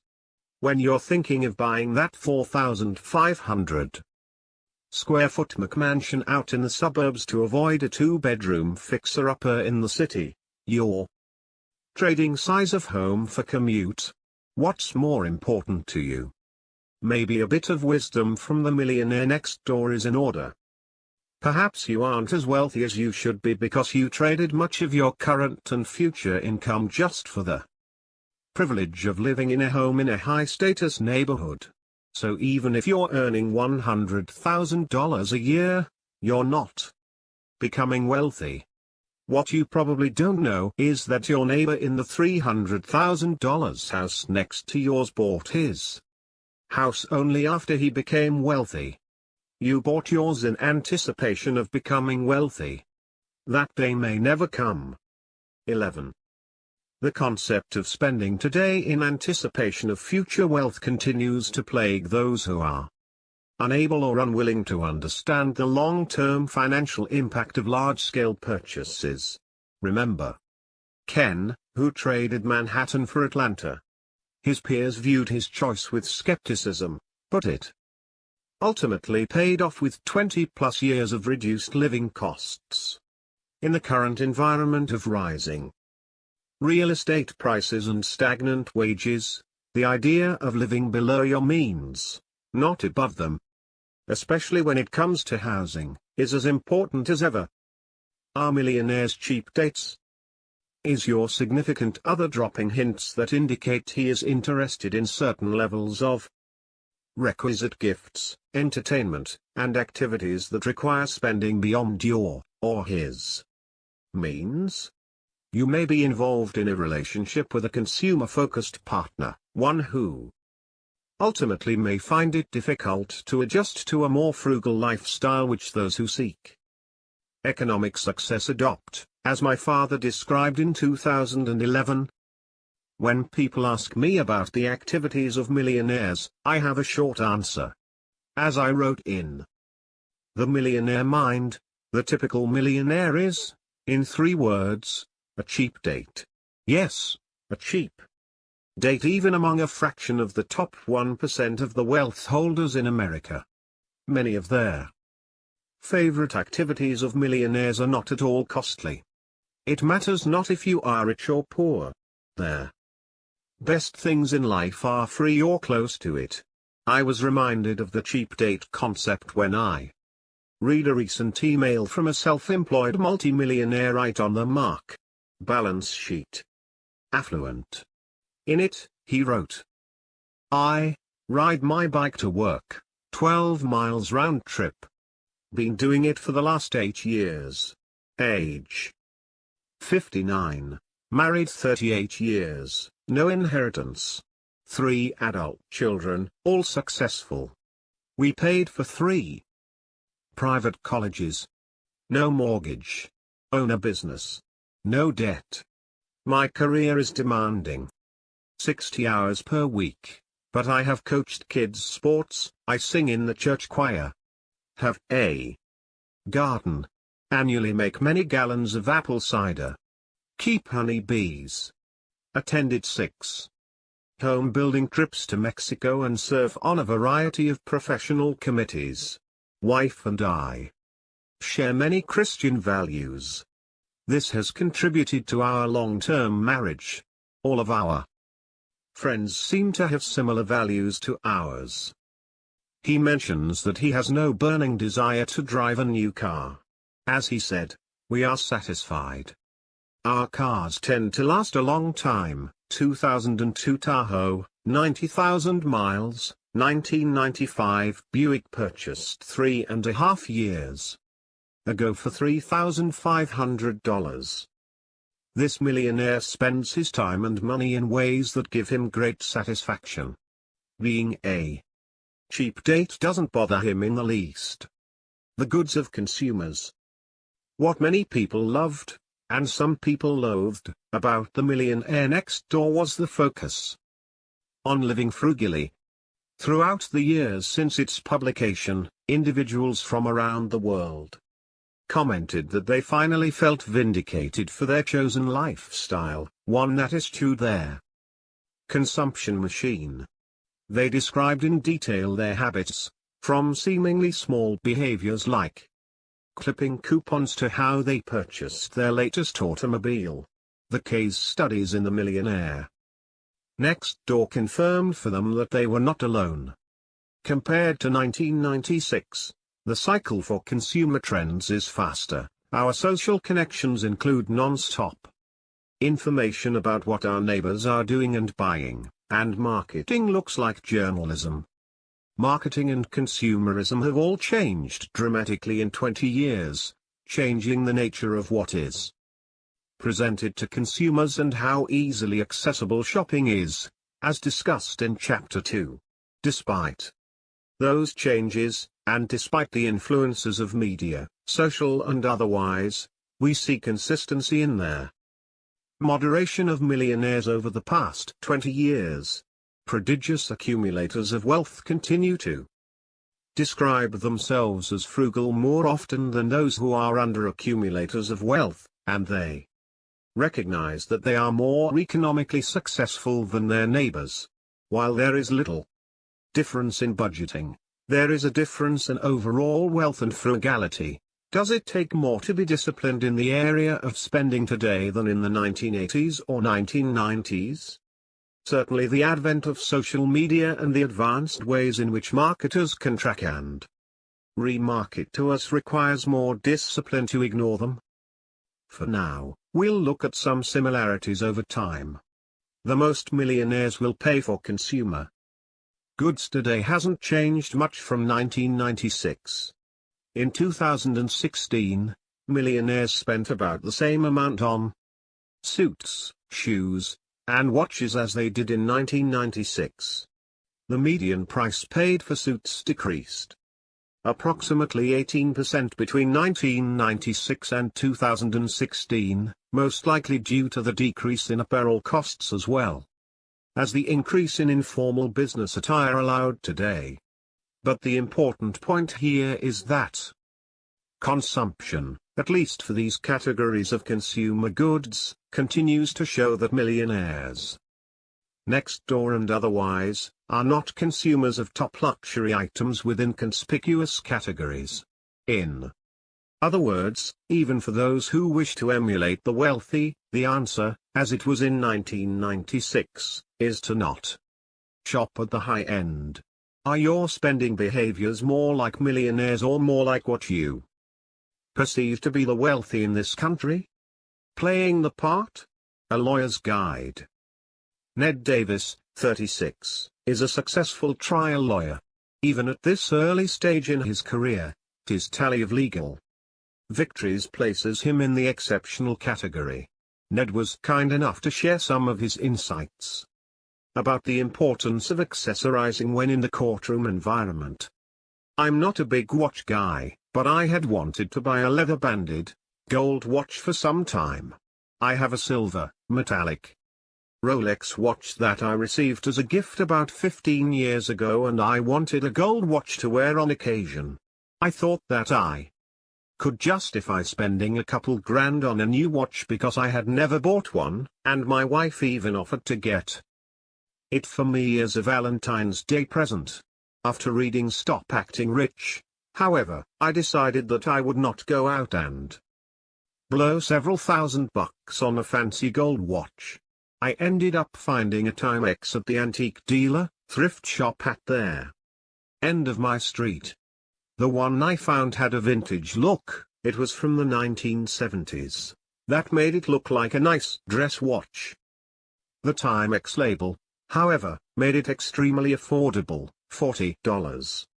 Not long after purchasing it, I realized how useful it was to have a modestly priced watch to wear on those occasions when I didn't want to seem like a fancy pants lawyer. When I'm in front of a jury or meeting with a client or witness of modest means, I now prefer to wear the trusty Timex. I think our clothes and watches, and cars, do send a lot of messages that can be good or bad. I find that it is better not to have your clothes or watch or jewelry stick out too much in court, and I tell all my witnesses the same thing. By the way, Stop Acting Rich has also reinforced my decision to keep driving my 2004 Volvo. I figure I'm saving at least $500, $700 every month I keep driving my 7-year-old car. Ned's many successes and the well-earned respect that goes with them are true badges of achievement. Uniforms and accessories can be bought in stores, but they're not the same as a list of genuine triumphs in legal, or in any other form of economic competition. Also, note that nationwide, the typical millionaire paid at most $300, median, for a watch. About 1 in 4 paid $100 or less. Note here, though, that in our survey we didn't distinguish between traditional watches and smartwatches or other wearable technology which some argue may replace the traditional watches featured in the Millionaire Next Door. Even so, the median price paid is the approximate price of smartwatches. Luxury jeans. Let's take a look at the new staple of Business Friday offices, jeans. The U.S. denim industry is a $13.7 billion one. 13 and a recent study reported that on average, Americans owned 7 pairs. 14 while the average American pays under $50 per pair. 15. The millionaires in our study paid just over that mark, spending at most $50 on denim. In the luxury realm, though, we know that designer jeans can cost much more than that. Simply type in jeans into Amazon and sort from highest price to lowest, and you'll most likely see an opportunity to purchase a pair of Dolce & Gabbana jeans for more than $8,000. Only 25% of millionaires spend more than $100 on a pair of jeans, a far cry from the inexpensive jeans of one millionaire we interviewed, an attorney who left the corporate world to help with a family business. Clothing tips from Mrs. Point. Today Americans go through clothing faster than ever before. In 2015, the per capita consumption of apparel was 67.9 garments and 7.8 pairs of shoes, returning to pre-recession levels according to the American Apparel and Footwear Association. 16. We also throw clothing away at a breakneck speed. According to the Council for Textile Recycling, every year, every man, woman, and child in the United States throws away 70 pounds of clothing and other textiles. 17. High-quality furniture, less costly in the long run. There are certain quality consumer goods that can be used, passed down, resold, and used again for years to come. In many cases, they are often higher in price but ultimately are only purchased once. My father wrote this piece in 2013, highlighting his lifelong hobby of woodworking and the concept of quality in consumer goods, quality that perhaps doesn't lend itself to a room redesign shopping spree every 2 years. Omitted from my online resume is the heading at Hobbies. Avid woodworker since age 12. Builds rustic tables, cabinets. Carves ducks, many from first growth white cedar. As a woodworker, I often make judgments about the quality of wood and workmanship in new and used furniture, even some antiques. My admitted preference is for traditional solid wood furniture. Well made, traditional furniture is preferred by many Millionaire Next Door types, who see it as a lifetime investment. One of my favorite brands of furniture is Henkel Harris. The quality of its wood and craftsmanship are grade A+. I was saddened to learn that in 2013, Henkel Harris had closed its stores. I said to myself, just not enough wood-oriented traditional furniture buyers in America today. Through billion-dollar marketing campaigns, consumers have become part of the disposable society. Some in their furniture industry are certainly a part of this culture. As consumers, we are being trained to buy and replace again that which is trendy or so-called fashion furniture. All too often this kind of furniture is made from particle board, some even from sawdust held together with glue. And don't forget brand decks, which is composed of cheap veneers with painted stains nailed together instead of baked. How long will this furniture be trendy? Because we are the world's greatest economy, it shouldn't surprise anyone that we have the very best and most aggressive marketers in the world. They are successfully convincing more and more people that furniture is no longer really a durable good that might last through several generations, but is a disposable consumption item heading in the direction of plastic razors. Admittedly, high-quality furniture is expensive, but because of quality, previously owned. Henkel Harris, for example, can be a great value for those on a limited budget.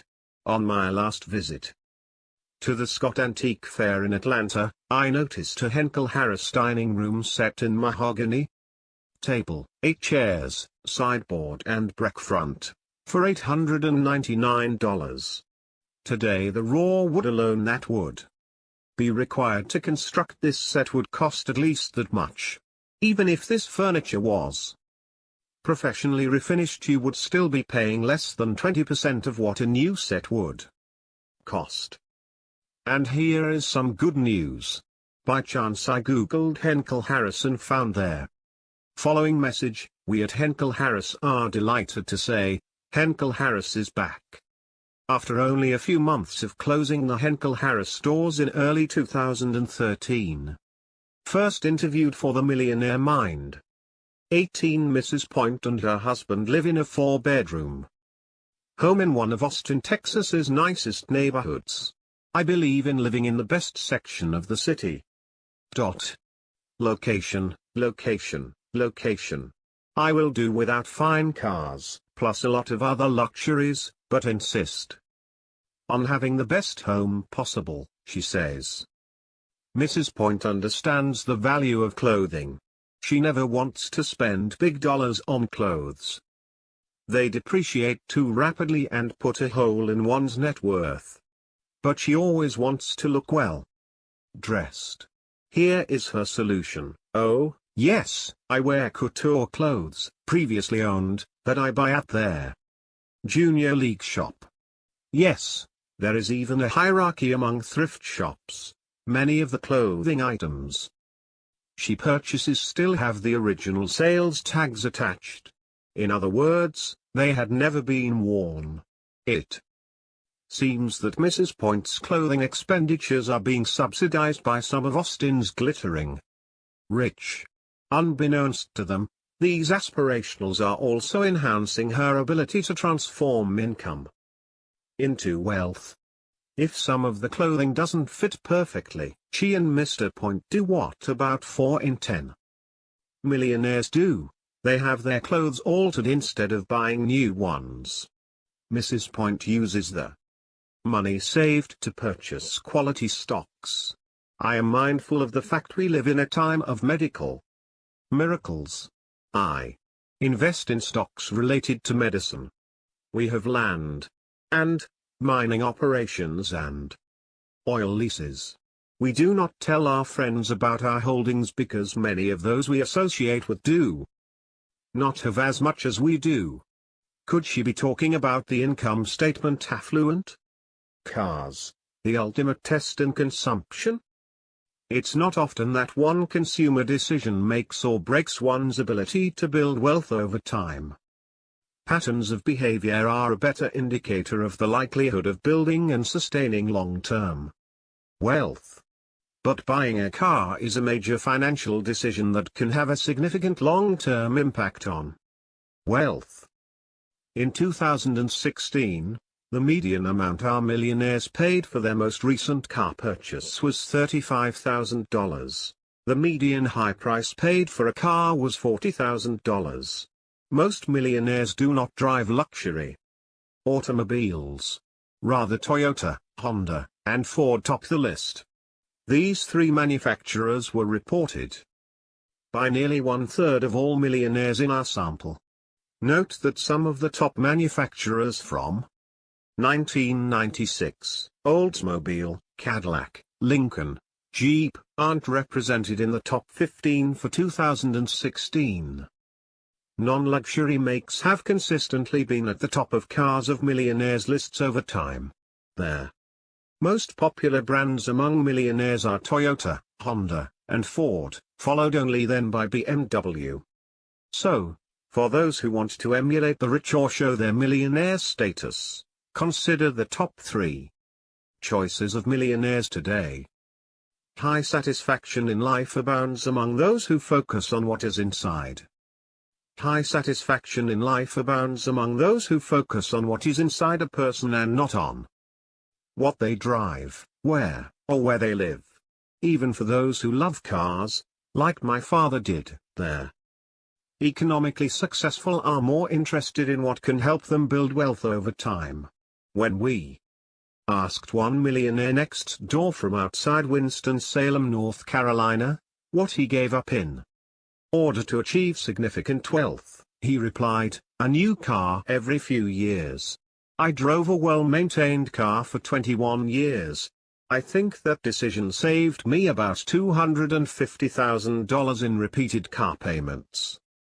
The end game is financial independence. The consistency of quality In order to drive a car for 20 plus years, it will need to be of the highest quality. This is the reason the economically successful tend to buy based on this factor. The luxury automobile is still the calling card of those who are income statement affluent. But the table above shows that Toyota and Honda topped the list of cars driven by millionaires.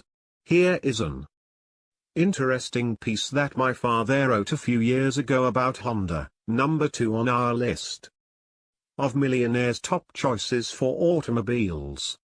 A 2011 advertisement for the Honda Accord describes it as having the highest resale value within its class. I'm not surprised. How well a motor vehicle holds its value depends on several factors. Of course, reliability is important, no doubt, but there is something else. It has to do with retail versus fleet sales. What if the car that you are contemplating buying is sold in their hundreds of thousands under the heading of fleet sales? Most of these fleet purchases are made by rental car companies who demand very deep discounts from manufacturers. Later, these 1, 2, or 3-year-old cars are dumped on the used car market. I learned this firsthand when Lee, a friend of the family, asked me to help her sell her grandfather's car, a 3-year-old sedan purchased new for $25,400. The car sold for $7,000. She was lucky, even though it only had 14,000 miles on the odometer and was in excellent condition. Why so little? It was the number 1 make and model of car purchased by rental car companies during the year it was originally purchased. Lee's grandfather thought at the time that he was getting a good deal, a deep discount on his purchase. So much for first cost when buying a car. He paid dearly in terms of life cycle cost, losing more than 70% of the purchase price. Maybe he should have purchased a Honda. If he would have netted at least $5,000 more. According to a 2011 article in Automotive News, Honda America accounted for only 1.6%. Or 33,000 of all the fleet sales, 2.1 million, in 2010. 19. In contrast, Honda sold 1,197,500 of its vehicles to retail customers. In sharp contrast in terms of fleet sales, General Motors accounted for 29.2% or 609,000 motor vehicles. Ford accounted for 29% or 604,900. Ironically, I recently bumped into the owner of a large Honda dealership. I hadn't seen him since we were in graduate school together. I praised his reputation as a quality dealer. He responded, "They are great cars and Honda, wonderful people to work with. But once you sell a Honda to a customer, they'll hold on to it or at least keep it in the family. I never have enough Honda trade-ins to keep my lot filled." Leasing, luxury, and aspirationals. It's very easy to judge others by the car they drive. Marketers count on it and spend billions of dollars. So you have a certain, somewhat inaccurate, view of luxury car owners and drivers. But you cannot judge the wealth of your neighbors, friends, or family members by what they drive. And often those luxury cars are leased. Income statement affluent consumers are especially prone to leasing during periods of economic prosperity. In 2010, Automotive News reported that the vice president for Mercedes-Benz Financial Services indicated that leasing accounted for half of all sales of new Mercedes-Benz vehicles. 20 further, this 50% figure is rather consistent in good times and in bad. How does this 50% figure compare with the lease versus purchase ratio for all those passenger vehicles acquired in America? It is much higher than the norm. Over the past decade, leasing accounted for approximately 20% of all new passenger vehicles that were acquired. Aspirationals, people who aspire to be rich and play the part by consuming as if they are already wealthy, are much better at spending income to look wealthy rather than actually accumulating wealth. If this group was really interested in emulating those who are truly rich, they might wish to purchase instead of lease their motor vehicles. In our latest survey, only 14% of millionaires leased their cars, and the median value of those vehicles was $46,000, whereas millionaires who purchased their new cars did so for a median value of $35,000. Of those who leased, 25% of the cars leased by millionaires in our latest study were luxury cars, whereas 75% of the leased vehicles were non-luxury cars, for example, Honda, Toyota. Who buys a 13-year-old Toyota? Nearly 28% of millionaires in our latest study drive a car that is at least 6 years old, and of course, we know anecdotally that many millionaires drive cars into the double digits of years. In what you might call a field study, my father profiled the prospective buyers of his 13-year-old Toyota to examine anecdotal evidence about buying habits. He wrote this piece in 2010. When I sold our family's mainstay, a 1997 Toyota 4Runner 4x4, the car was like a good friend. It never let our family down. Even though it had 180,000 miles on it, everything worked. The paint was still nearly perfect. We were surprised with the large number of prospective buyers who contacted us shortly after it was listed on the internet. Two of the potential buyers are worthy of discussion here. Prospective buyer number 1 was male, age 36, married, father of 3. He and his wife both work full-time. The couple was in the process of discarding the 2 late-model vehicles which they currently owned. Why were these people interested in buying a 13-year-old, $5,000 used Toyota? It was not because they were in dire financial straits, nor were they depressed about their prospects of downsizing. As the young man explained, he and his wife had good-paying jobs, but they were on a treadmill making loan payments, including one on each vehicle. At the end of each month, after paying all their bills, they had little or nothing left to invest. The couple was determined to become financially independent. Selling their 2 expensive vehicles and investing the more than $30,000 in equity that they would receive was a start. According to the couple, the encouragement and method for doing this came from the Financial Peace University program they attended at their church. Prospective buyer number 2 was a male, age 26, engaged, who had just sold his late model, fully loaded pickup truck. He walked away with over $20,000 equity in the truck that he wanted to enhance his nest egg for his upcoming marriage. He was a civil servant for the federal government and a moonlighter. He felt that in the small college town where he lived he could get all or most of his money back on the 1997 4Runner even if he sold it in 2 years. Prospective buyer number 2 bought the car within 5 minutes of seeing it.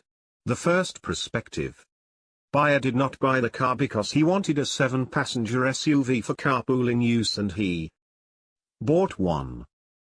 Not all people who trade down like these 2 buyers feel ego-deflated or encounter loss of self-esteem. Those who plan to build wealth by downsizing and investing encounter enhanced pride and new confidence. It is all part of taking control of our lives and not being controlled by consumption and the hyper-use of credit. It took billions in advertising and marketing dollars to convince us that happiness and self-esteem can be purchased in stores with loans and credit cards. And such beliefs cannot be changed overnight. It is important to have a mentor who can help you change and then guide you to financial freedom. My father profiled aspirationals in Stop Acting Rich. Perhaps Shakespeare was referring to these people when he wrote, "All that glitters is not gold." Yet many Americans are guilty of judging their wealth of others based on whether they drive prestige makes of motor vehicles. Judgments of this type are often inaccurate and can have a dampening effect on prudent consumption behaviors. My father received an email from a man who expressed cynicism about the subject of consumer purchases and wealth. Having a hard time not being cynical about people based on where they live or what types of car they drive. We go to a church that is considered rich. A lot of people drive the nicer vehicles, Escalades, BMWs, etc. We jump to the assumption that they are hyperspenders, not wealth accumulators. Our children go to the church's school. Hard to tell them that they don't need all the status items, North Face, Abercrombie, expensive shoes, etc. that the other children have. My wife looks at these people and wonders where they get all their money to purchase expensive items. How do you not become cynical? My father's advice to him: first, never judge the true quality of a person by what can be purchased. Second, as the reader suspects, often people who dress and drive as if they are rich are not. In our latest study, across all respondents in our affluent sample, not surprisingly we found a correlation between purchase price of one's latest vehicle and net worth.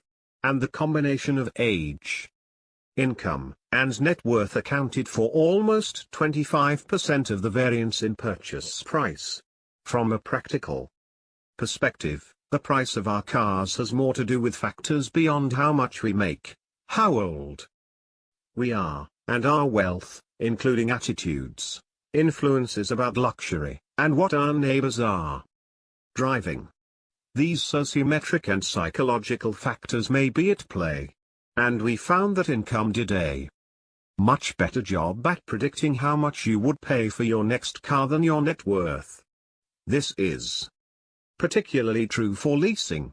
We found that net worth added very little when trying to predict the price of the leased vehicle above and beyond income. For our cynical reader, the answer is clear: the purchase price of cars, and therefore the makes and models he sees in his community, has more to do with factors other than wealth or income than most of us believe.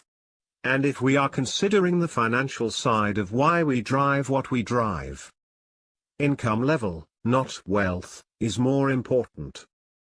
Perhaps it is best said in the Old Testament, man looks at the outward appearance, but the Lord looks at the heart. -1 Samuel 16-7. How to buy used luxury. What if you want to drive luxury? The used vehicle-prone shopper category of the Millionaire Next Door population provides a guidebook to those who choose to have luxury in a pre-owned state. 1. Engineering professor detailed his latest car purchasing experience with my father. The sight of cash has a powerful effect on some people. Accordingly, I took $2,000 in $20 bills from my emergency cash reserve. I put $500 of it in my right trouser pocket and the remaining $1,500 in my left shirt pocket. After arranging to come and see the car, I got an old Navy shipmate of mine to drive me to the appointment. The seller lived in a pricey neighborhood with equestrian trails. He had a new Jaguar sedan, a Toyota sedan, and a Cadillac Escalade SUV in the 3-car garage. His oldest daughter had been using the Mercedes to drive to her college classes. She was moving out of state, and he had just bought her a new Toyota. He also said, "I don't need 4 cars for just me and my wife." This passed the smell test and it indicated that this was probably not a lemon he was trying to unload on someone. After test driving the car, I took out the wad of $20 bills from my shirt pocket, laid it down on the hood of the Mercedes and asked, "Would you be willing to entertain an offer of $1,500 cash?" He was. Thus, it came to pass that I drive a 1980 vintage luxury Mercedes-Benz, every day, to work and back. It runs quite well, gets 25 miles per gallon, and I enjoy driving it. This car was made back when Mercedes-Benz had a well-deserved reputation for exceedingly high-quality manufacturing standards and for designing their cars to last. Plus, my inner 20-year-old kid is delighted that he finally got his wish, even if it took 38 years for it to come to pass. Too many Americans may believe that by driving a new car they are emulating economically successful people. But only 16% of millionaires drive this year's model motor vehicle. Don't ever feel degraded if you are riding around in a used motor vehicle. Car buying for professional advisors. John, a financial advisor, was relocating to a South Florida affluent enclave. He sought my father's advice concerning the ideal motor vehicle. John, who valued the Millionaire Next Door concept, was seeking special dispensation. He was fearful that he would alienate prospective clients by driving a normal, that is, non-luxury, make of car.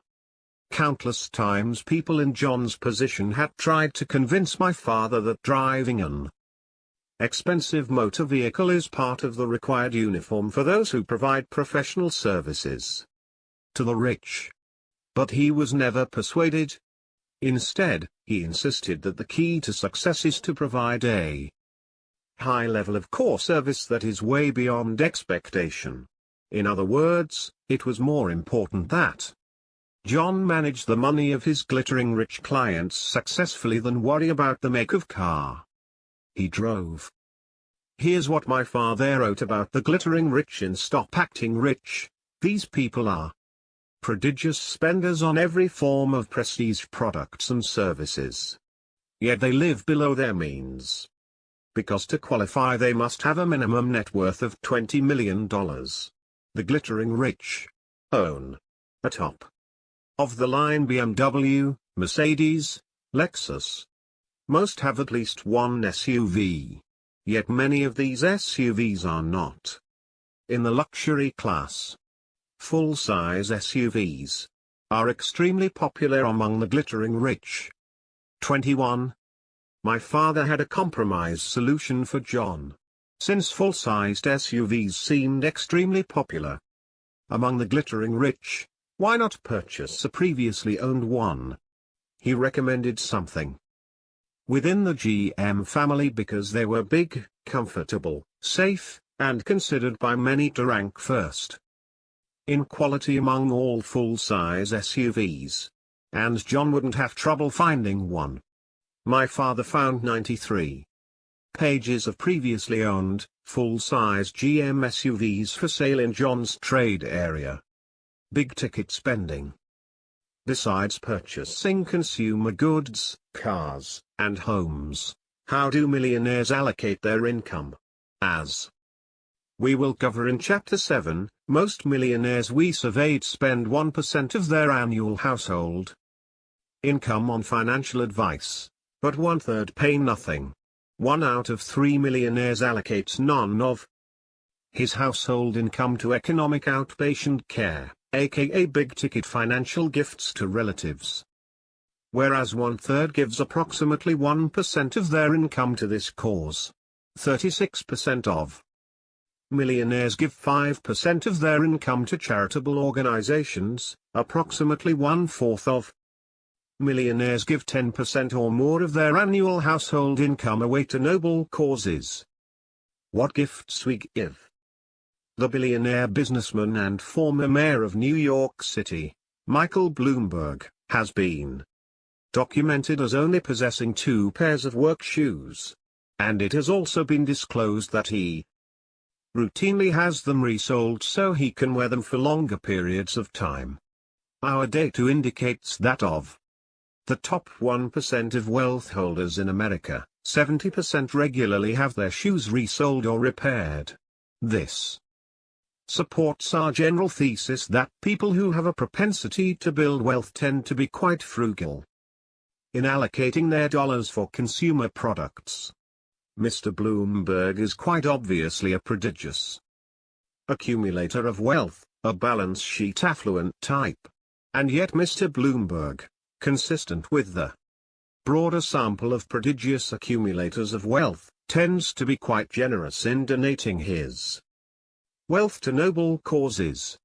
Conversely, the data indicates that people with high incomes and significantly lower levels of wealth accumulated for their age or income cohort tend to spend big on themselves, but donate relatively little to noble causes. In our 2016 survey result, our sample indicated that 52% of the under-accumulator population donated 5% or more of their annual household income to charitable causes, while nearly 70% of their prodigious accumulator population donated 5% or more of their annual household income. At first glance, this data may appear counterintuitive. Shouldn't the prodigious accumulators be giving less away to others? But upon reflection it makes sense. The income statement affluent types don't give as much away because they need more of it to fuel a high consumption lifestyle. The prodigious accumulator group has more to share because their fixed lifestyle costs are lower. The IRS estate tax data also shows that as estate size increases, charitable giving increases dramatically. In 2013 Mr. Bloomberg donated $350 million to Johns Hopkins University, his alma mater, thereby pushing his lifetime giving to the school above $1 billion. Let's translate that amount into consumer product equivalents. That's $500 million donated for each pair of work shoes he owns. Our research indicates that recognition is not a major factor motivating affluent individuals to support noble causes. It has more to do with the satisfaction they receive from helping others, especially in terms of enhancing the growth and development of future generations. That's why they're wealthy.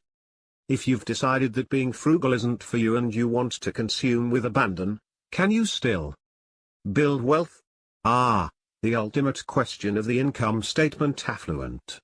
The trouble is that most average to high income producing Americans burden themselves, their households, their children, and most importantly, their adult children, with expectations for a lifestyle that perpetually requires a high income, heavy amounts of economic outpatient care, or debt. As we've already mentioned, the original title of the Millionaire Next Door was That's Why They're Wealthy until the editor, Suzanne Gallen, suggested the new title. One of the main reasons that they are wealthy is because they live below their means and shop for value. Those who are successful accumulators of wealth approach spending and consumption with consistent discipline. Training for financial independence day, transaction by transaction. This allows them to build wealth in good economic times and bad. They research, evaluate, and scrutinize their purchases over a lifetime. As my father wrote in The Millionaire Next Door, how did the wife of a millionaire respond when her husband gave her $8 million worth of stock in a company he recently took public? She said, "I appreciate this, I really do." Then she smiled, never changing her position at the kitchen table, where she continued to cut out 25 and 50 cents off food coupons from the week's supply of newspapers. 23. Ignoring trends, being indifferent to the views and influence of the herd, and living below their means are the hallmarks of those who are good at transforming income into wealth. As a result of this lifestyle, They have greater freedom and security to change jobs, start their own businesses, and take chances. In essence, a consistent and disciplined pattern of consumption behaviors is the marker of those who can be wealthy on their own, and those who are wealthy today. Chapter 5. Strengths for Building Wealth. It is very confusing, all this information about the keys to becoming economically successful. How did millionaires become rich in America?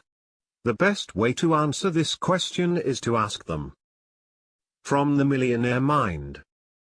Without a higher than average income, most individuals working for others cannot amass wealth easily. And small business owners aren't universally successful. In fact, the failure rate for small businesses in the US within 5 years as of 2016 was 50%. 1. Finding great satisfaction in one's work, while important for long-term revenue generation, doesn't guarantee wealth. Put simply, their ability to transform any amount of income into wealth still relies upon the discipline and hard work associated with saving and managing one's finances effectively. This includes the mundane, for example, creating budgets, paying bills, and the more complex, for example, filing taxes, investment analysis. To achieve financial independence, someone, or more than one someone, which is more often their case today, will have to assume the role and responsibility of household CFO for budgeting, planning, and overall leadership related to all things financial. Just like the millionaires who are proficient in targeting market opportunities, most economically successful households have in them a leader or a team that is able to capitalize on their strengths for building wealth. They run their households like a business, assigning key tasks to the team member who can effectively do that job. So the question becomes, what competencies or characteristics allow for better personal financial management than others? Studying the habits and characteristics of the affluent was the main focus of my father's lifetime of work. As I began to join him in his research efforts, I had to apply the type of science I had been trained to use to help understand if the characteristics of the wealthy were, in fact, related to net worth. Was it really the case that frugality always led people to be more financially successful than their peers, or was luck at play?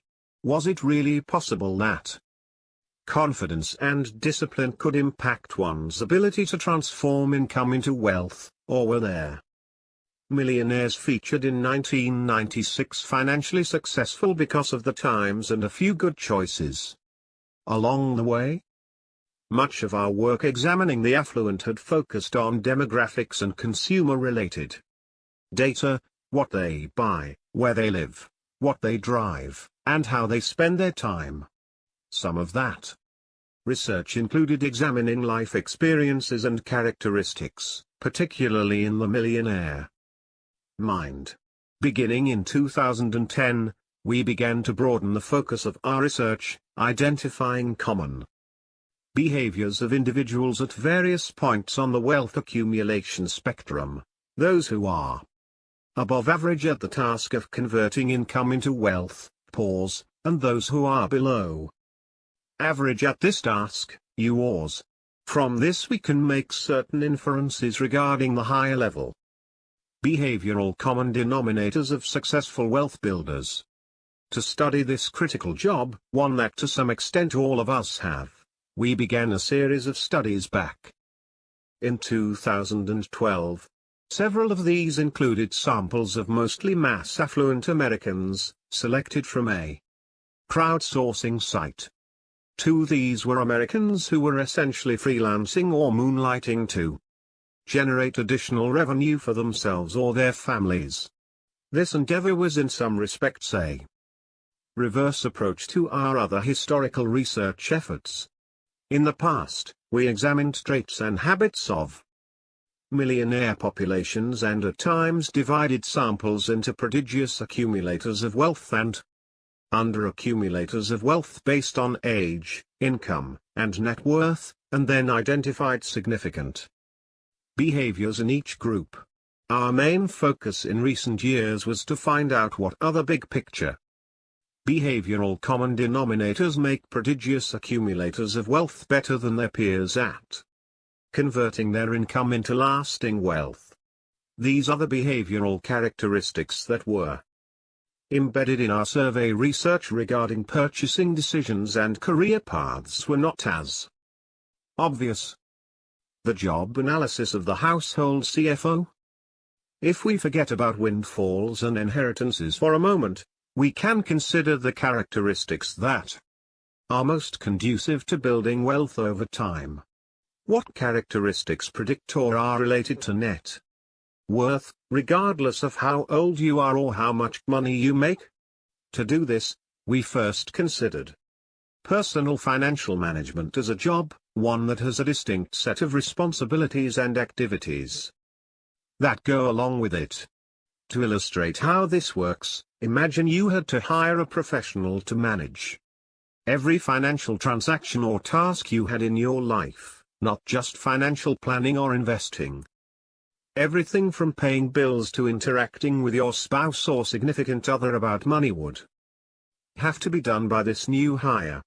A combination of science and common sense would help guide your decision-making process to find the best candidate for the job. What would this job posting look like? Wanted: household CFO.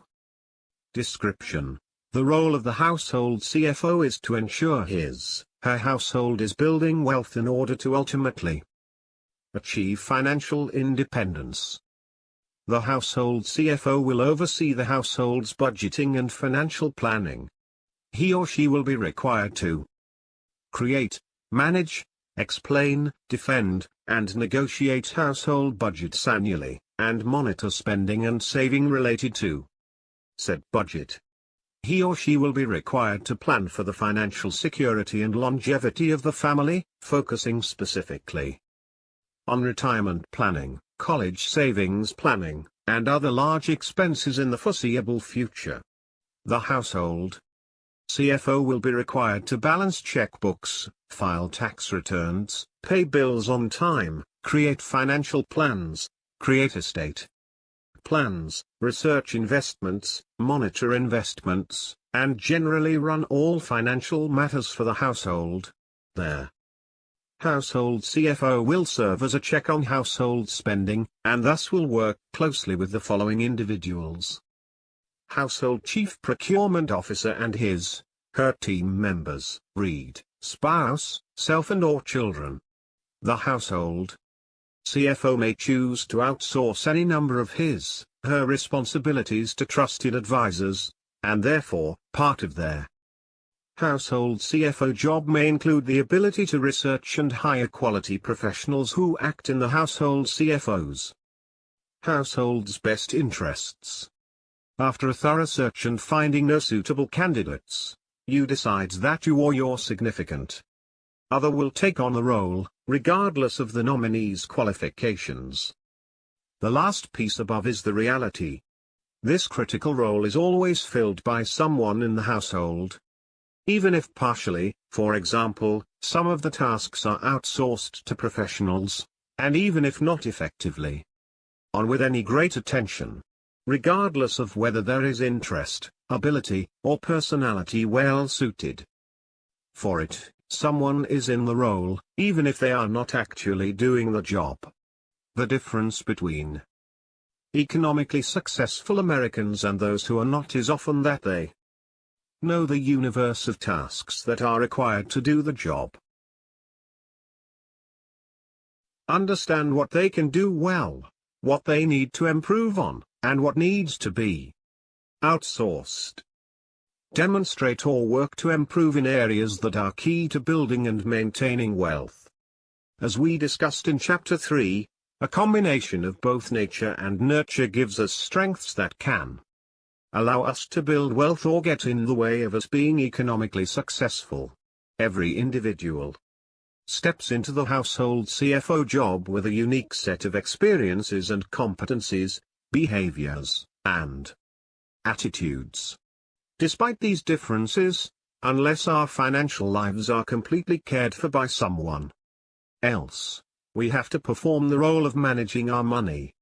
Part of our research in the past few years has focused on an analysis of the tasks required for personal financial management. This was conducted in the same fashion that industrial psychologists study occupations. What are the requirements of someone who is in the role of household CFO? What does this person do to manage their finances? Once we know the requirements of the job, then we can examine what it takes to do it successfully.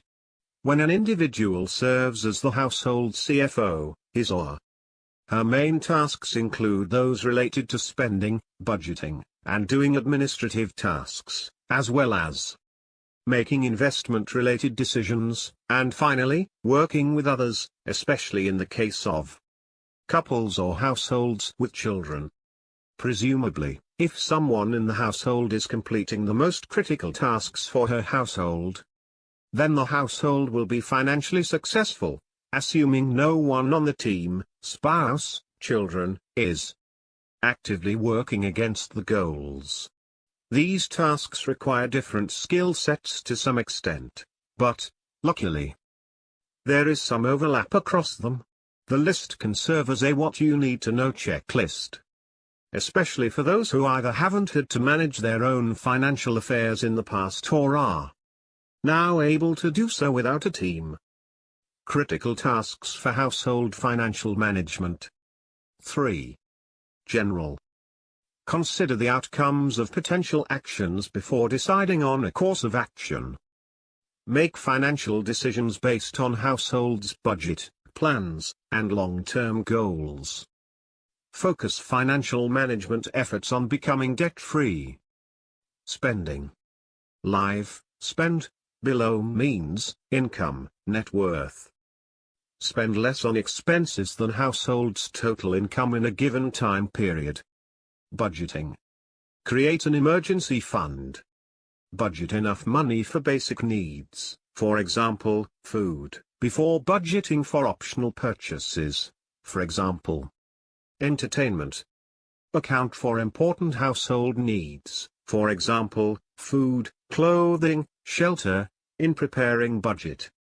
Analyze budget and financial goals when considering a significant life change, for example, job changes, additional children, moving locations, that may impact goals. Administrative tasks. Pay bills on time to ensure no late fees or interest charges apply. Complete and file tax returns on time, whether in-house or with assistance. Pay credit card bills on time to ensure no interest charges are incurred. Pay entire balance of credit card each month. Working with others. Discuss unplanned or unexpected purchases with spouse, significant other prior to purchase. Work with spouse, significant other as a team when managing household financial issues. Investing. Understand the nature of investments and their risk and return profile.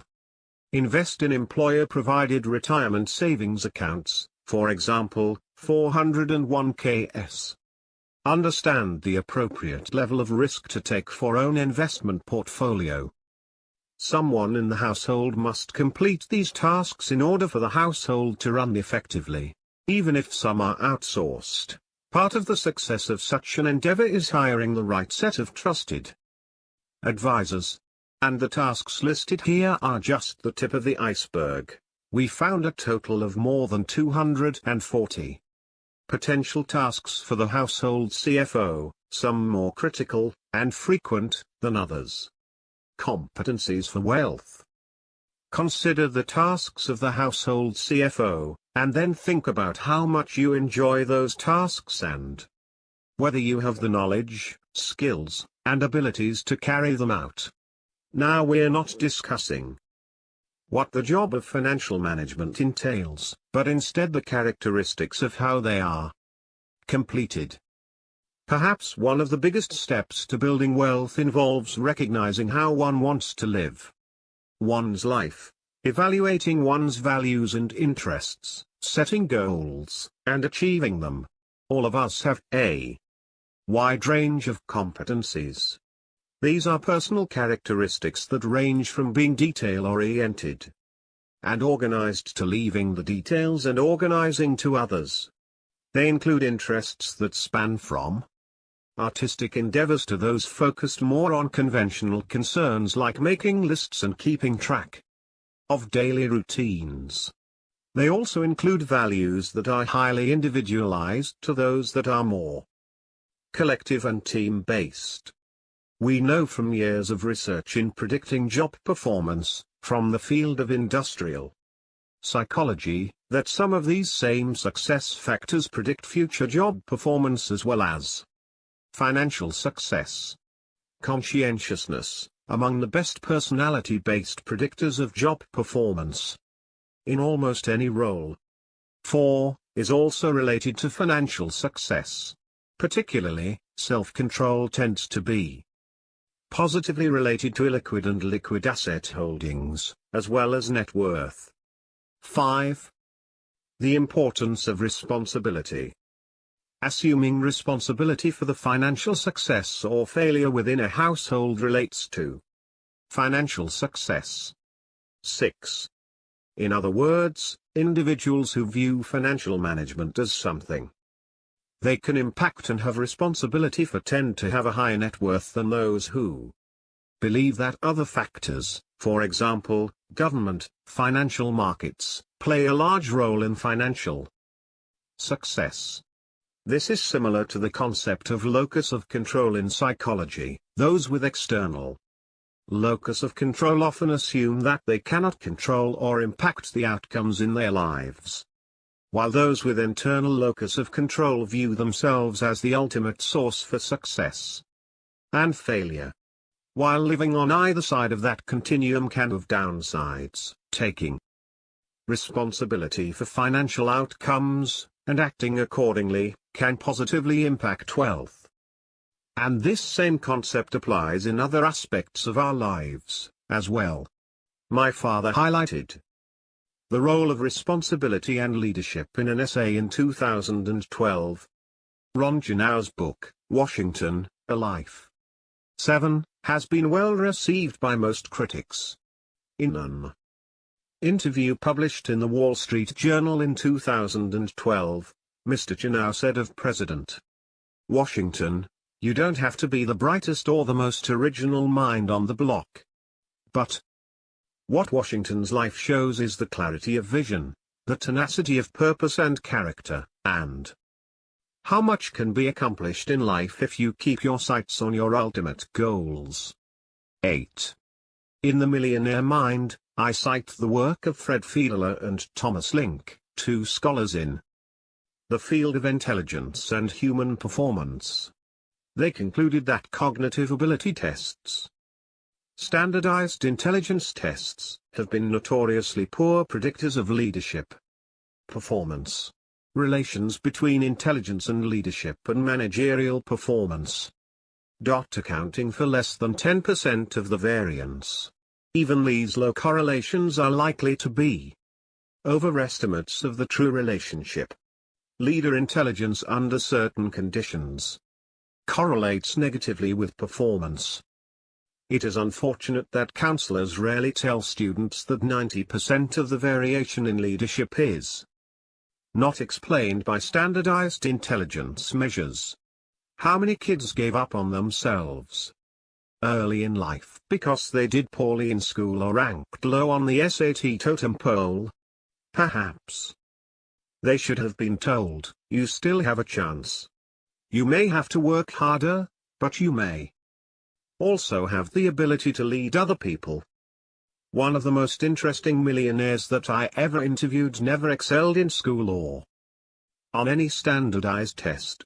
During high school, his parents in frustration asked for a consultation with a seasoned guidance counselor. He told them, "Don't worry about your son. He is a natural born leader. What he has cannot be measured." The counselor was correct in his assessment of the young man, who today is an extraordinarily successful adult. George Washington, like most successful people, took responsibility for being a leader at an early age. It is important to encourage young people to look for opportunities to lead and not follow. Of course, much of financial management is in the details, so those who have administrative or clerical skills will be better able to keep track of the spending, saving, and other details. Economically productive households tend to have one member of the leadership team who can effectively track such details.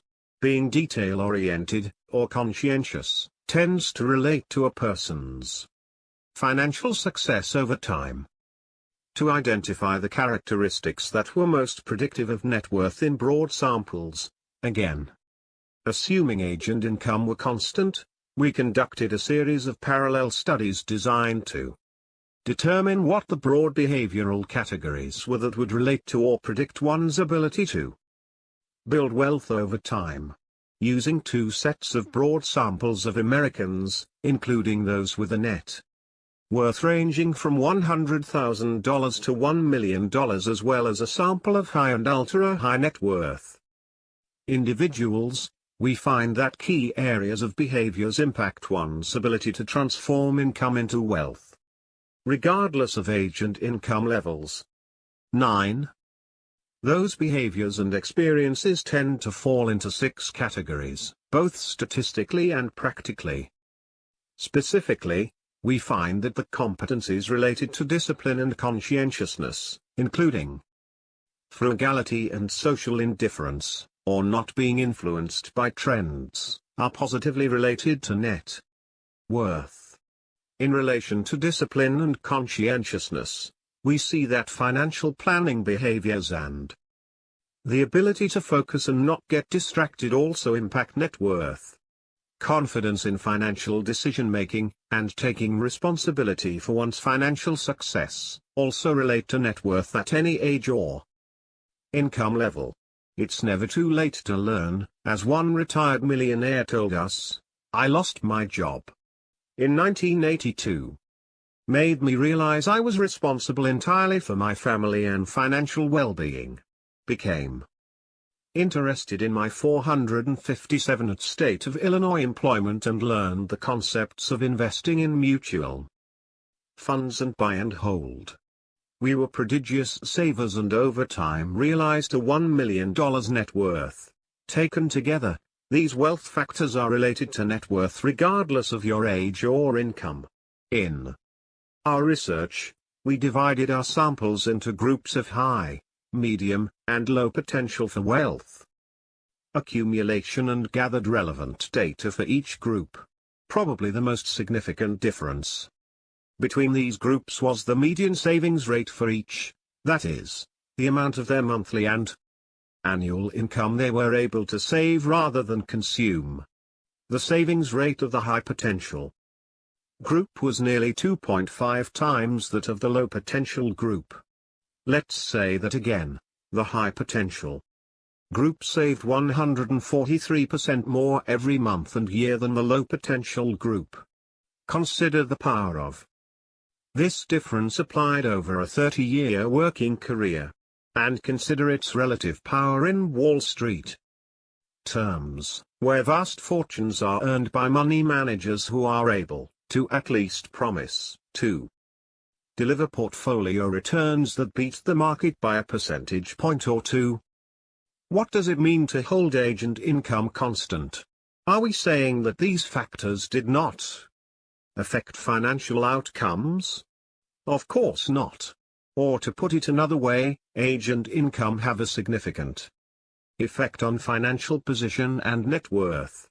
What we are saying is that our approach held those variables constant and then looked for statistically significant behavioral variables over and above any variation explained by age and income.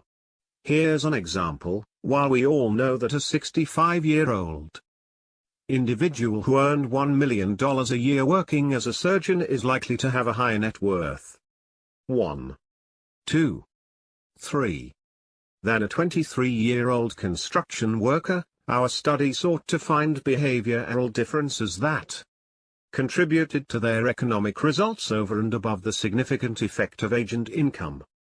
About those engineers.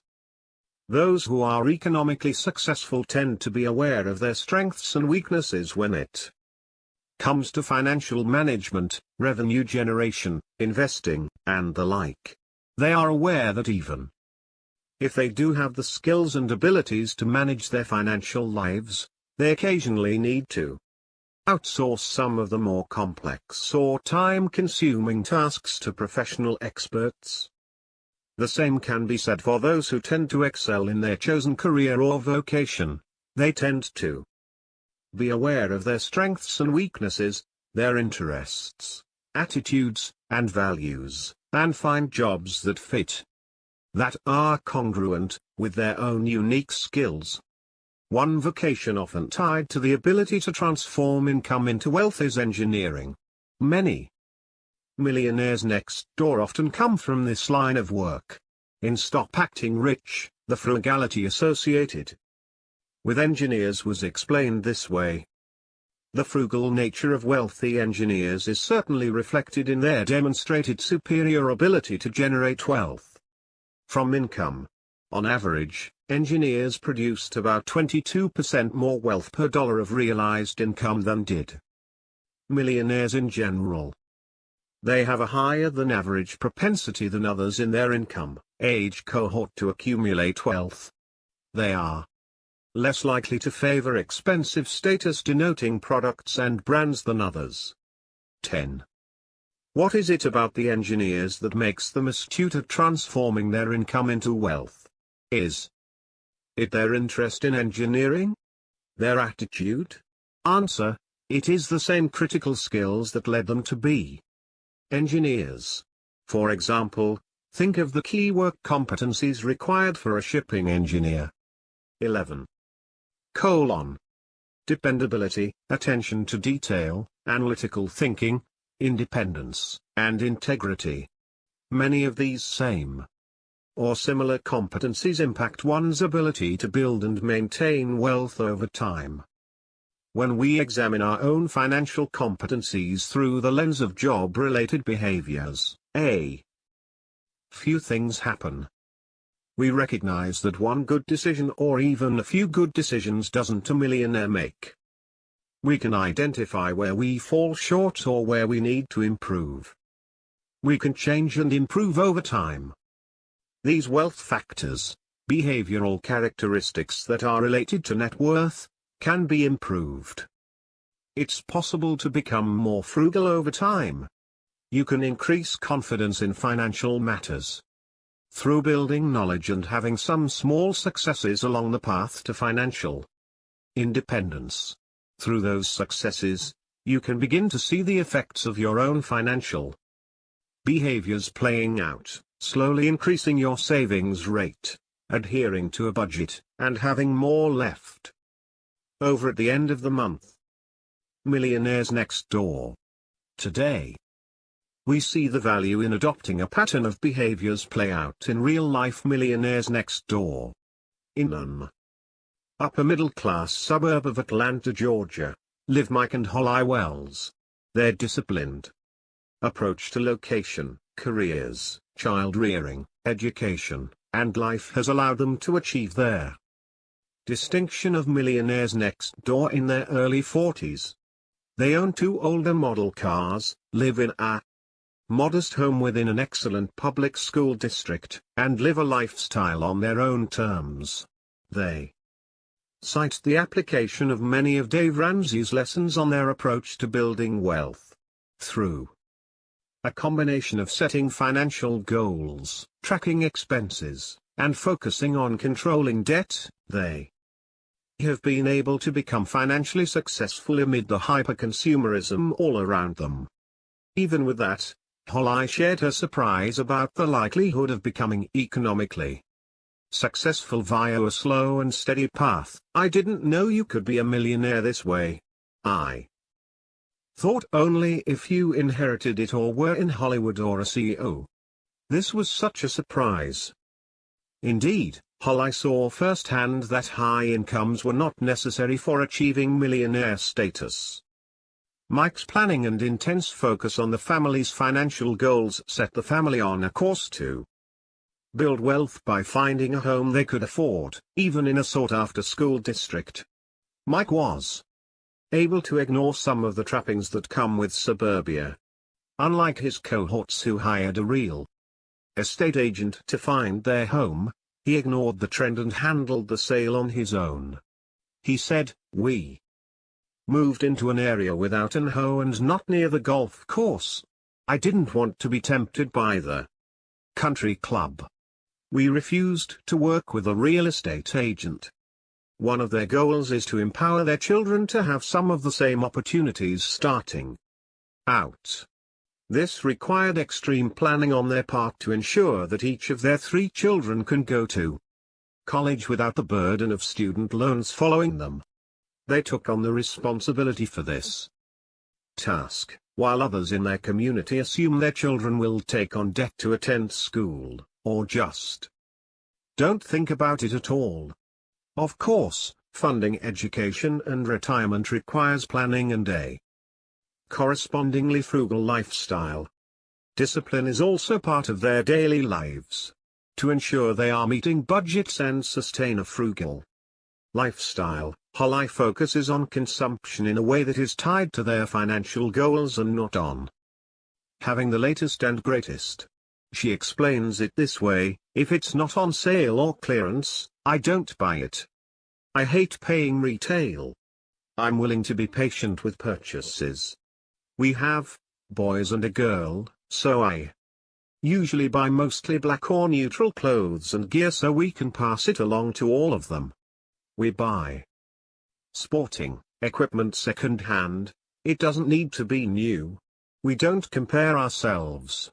We're not trying to outrun anyone. But we have to balance the children's expectations for wants and needs. Like many of their Generation X cohorts, the Welses tend to save for and spend on experiences with their families, such as traveling internationally to events with their children. The Welses spend in anticipation of market ups and downs that they cannot control, rather than spending in anticipation of future financial success or assumed increases in income. They demonstrate a consistent pattern of behaviors, versus being frugal only when the economy tanks. This disciplined approach to managing the household finances not only allowed them to reach millionaire status in their early 40s, but also allowed them margin when the environment around them was less than ideal.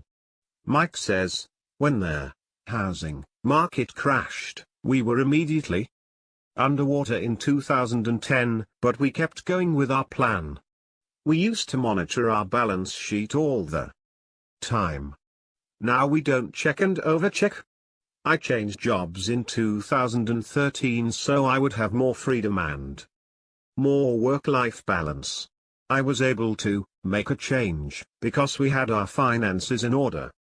When we asked the Welses for some advice for those who are transforming themselves from income statement affluent to balance sheet affluent, their comments were peppered with the discipline required to build wealth. Don't allow your lifestyle to dictate your financial goals. For the Wells, and others who seek to achieve millionaire status, the reverse must be employed. Have a good enough mindset about consumer items. Regardless of current economic conditions, always have a well-thought-out plan. Be open to learning how to do things differently, particularly when those around you are living a high-consumption lifestyle.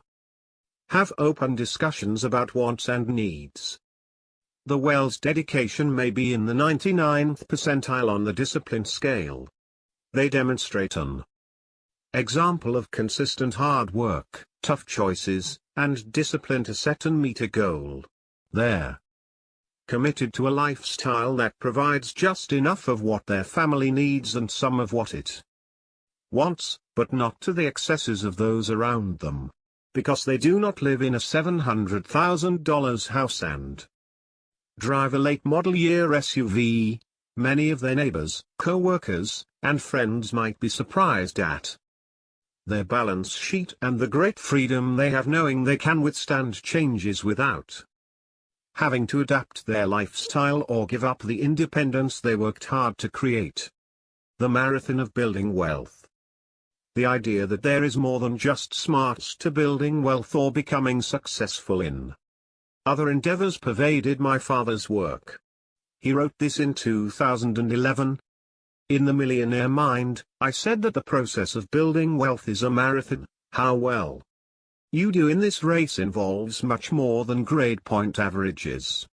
Standardized testing, SATs, GREs, etc., cannot be substituted for running the race. Otherwise our government could just redistribute our nation's wealth each year, give it to all those with high IQs. If they're going to end up with it all anyway, why not just speed up the process? I was reminded of this after reading an article about the limitations of using standardized tests to predict variations in achievement over the course of an entire career. The author points out that from the SAT to the NFL's combine the problem is, with short-term tests. 12. It turns out that many of the most important factors for life success are character traits such as grit and self-control. These can't be measured quickly. Grit reflects a person's commitment to long-term goals. And, as I discussed in The Millionaire Mind, Professor David C. McClelland, a Harvard-based distinguished scholar of intelligence and achievement, discovered that traditional measures of intelligence do not account for a substantial portion of the variation in achievement and success in life.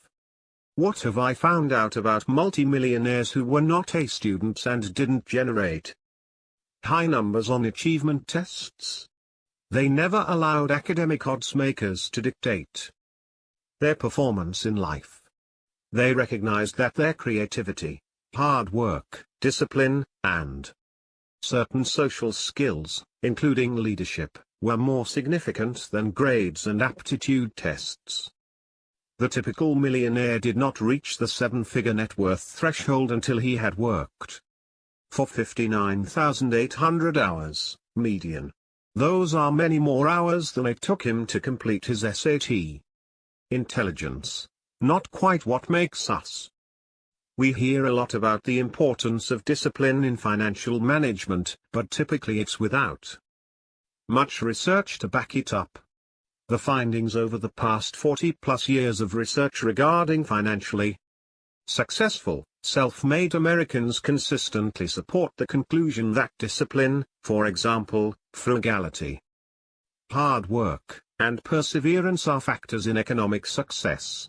From studies of high and ultra-high net worth individuals in The Millionaire Mind to the mass affluent studies conducted by Data Points, we see that conscientiousness, whether in terms of how these individuals run their businesses or how they manage their family finances, comes into play.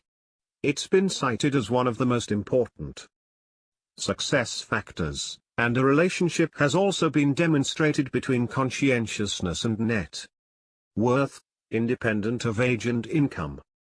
If you look at any publication related to how well we perform on any given job, you will undoubtedly come across the concept of cognitive ability being one of the major predictors or indicators of success on a job.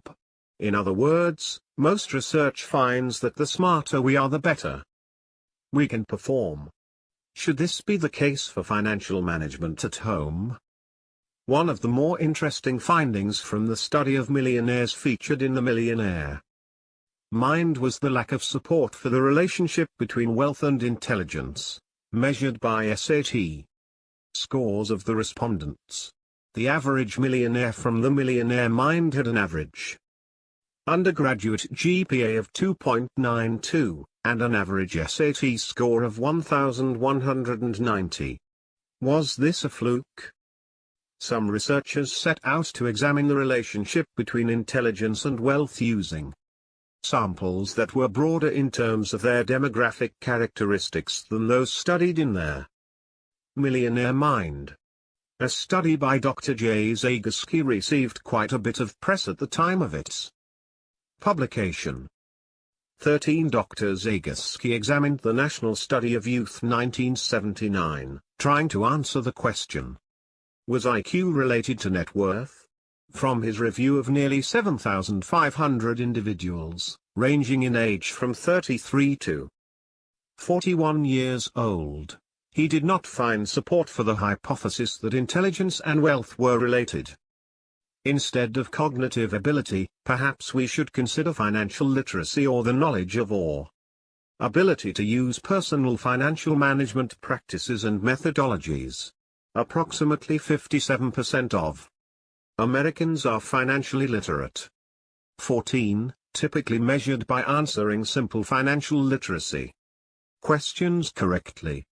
15. The work of Anna Maria Luzardi and her colleagues has demonstrated their woeful state of financial knowledge and education in the United States and around the world. 16. Often, this group of researchers measures financial literacy with a few questions, even with what might be considered basics of personal finance. Just over half of Americans can answer them correctly.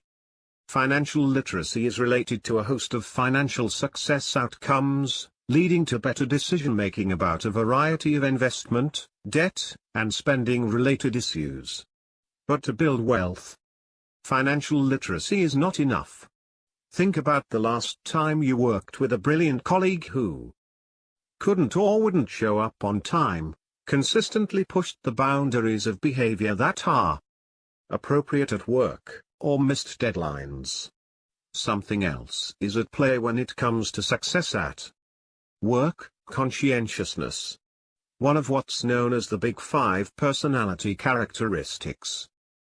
Conscientiousness includes aspects of industriousness, working hard, confidence, virtue, doing what's right morally or socially, self-control, being cautious, delaying gratification, order, the detail orientation component, responsibility, doing what's right for others, community, traditionalism, adhering to authority and rules, disliking change. It has been consistently tied to job performance and retention in a variety of jobs and organizations.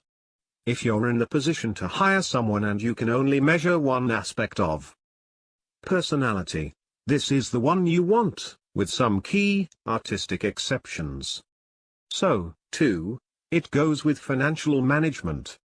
Many of the behavioral components that impact net worth, regardless of how old we are or our income levels, including frugality, planning, and responsibility, tie into this personality characteristic, and help us understand why it is so critical in the creation and maintenance of wealth over time. In another study that examined the National Longitudinal Survey of Youth, researchers found that conscientiousness, specifically self-control, was related to illiquid and liquid asset holdings, as well as net worth.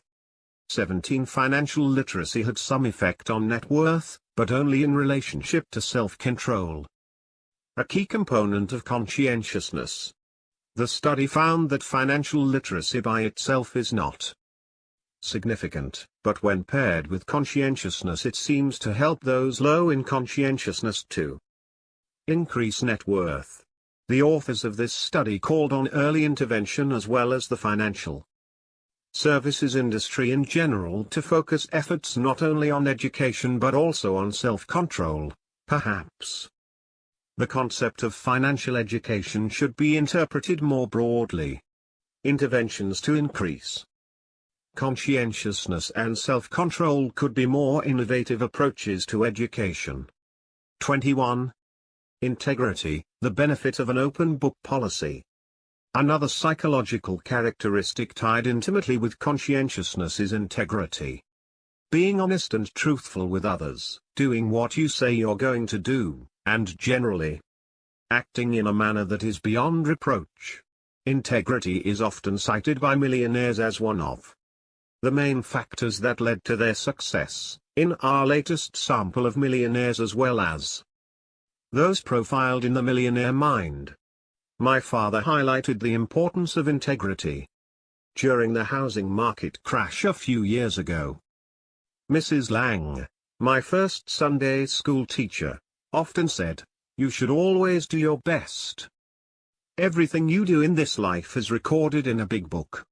And someday in the next life you will be judged on how you behaved on this earth." And success often goes to those whose business practices are an open book. I was reminded of this as I read an article in the New York Times about the current state of their residential real estate market here in Atlanta. 18. A dismal distinction in housing, with worst market in 2011. That distinction goes to Atlanta. Luxury homes that never sold. Inundated with foreclosed properties. Atlanta has the most government-owned foreclosed properties for sale. The journalist also highlighted foreclosures not only in the Atlanta area in general but more specifically in Cobb County, Marietta, Georgia. Marietta, that rings a bell with me as part of my research of high-income producing, extraordinary sales professionals. Some suggested that Mr. M, a home builder, be added to my must-interview list of economically successful people. Mr. M's profile is more important today during this down market than it was even when I first interviewed him. There is a special kind of builder who can succeed even in a depressed market. According to an article published in the Atlanta Journal-Constitution. 19. There were 53,410 new homes sold in 2005. In 2011, there were only 7,664 new homes sold. While I was digesting these facts, I thought of Mr. M. On my daily commute with my dog Lily, to our favorite park, I see signs and building permits at construction sites which read, "This home being constructed by Mr. M and Company." How can it be that Mr. M's business is flourishing? Even in a down market, some people have more than enough money to have homes built for them. Mr. M has a reputation for building homes of very high quality. One of Mr. M's competitive advantages is his open book policy. All his prospective home buyers receive more than a building proposal. They are given a complete list of their names, addresses, and phone numbers of every family for whom Mr. M has built a home. Yes, all 163 of his growing list of customers. A long track record for delivering a quality product, combined with his outstanding reputation with those in his open book, explains how Mr. M succeeds in a miserable market. Also, it has something to do with how Mr. M looks at a so-called down market. Call it adversity. View adversity as an opportunity to strengthen your resolve and enhance your reputation. The limits of metrics. In large organizations, schools, companies, government agencies, making hiring, placement, or admission decisions often requires some type of metric to make those decisions more convenient and cost-efficient. Who is succeeding? Who might be leaving next? Who is falling behind? For organizations making decisions about large numbers of people, standardized testing and other metrics, like GPA, are a legitimate business necessity. However, not everything that is critical to future success can be captured by standardized tests. And these tests are not often useful for the individuals who take them. They are used to help the organization, not to propel us to greatness. Often, though, we apply too much to those numerical values, insisting that a high GPA, for example, dictates the rest of one's life, or is an indicator of more than just succeeding in rote memorization and academic endeavors. My father wrote this piece in 2015, highlighting how more than GPA is required in leadership. The archetype millionaire next door is an economically successful self-employed business owner. In other words, he is an employer, not an employee. He is in essence a leader. This fact has much to do with understanding something important about millionaire business owners. There is little or no significant correlation between cognitive intelligence test scores and demonstrated leadership performance. I'm of the opinion that the SATs, ACTs, GMATs, GREs, and the like are essential measures of cognitive intelligence. Along these lines, I cited the related findings of two eminent scholars, Fiedler and Link, in The Millionaire Mind. Cognitive ability tests have been notoriously poor predictors of leadership performance, accounting for less than 10% of the variance. 20. As an example of this, consider Dave. Today he is a decamillionaire. He had already read The Millionaire Mind before he asked me the following question: of all the college graduates in my office building, who would you think had the lowest grade point in college? You guessed it. It's Dave, who had a low C average in college. Dave owns the building that houses his very successful investment management company. And unlike all of the college graduates he employs, Dave graduated from a college that ranks in the bottom quintile nationally in academic standings. Plus he never scored above the 900s on the combined SAT original version. Even today Dave continues to be amazed that each week he receives a stack of resumes from kids with Phi Beta Kappa keys. Summer come everything who want to work for me. Very intelligent young men and women from great schools.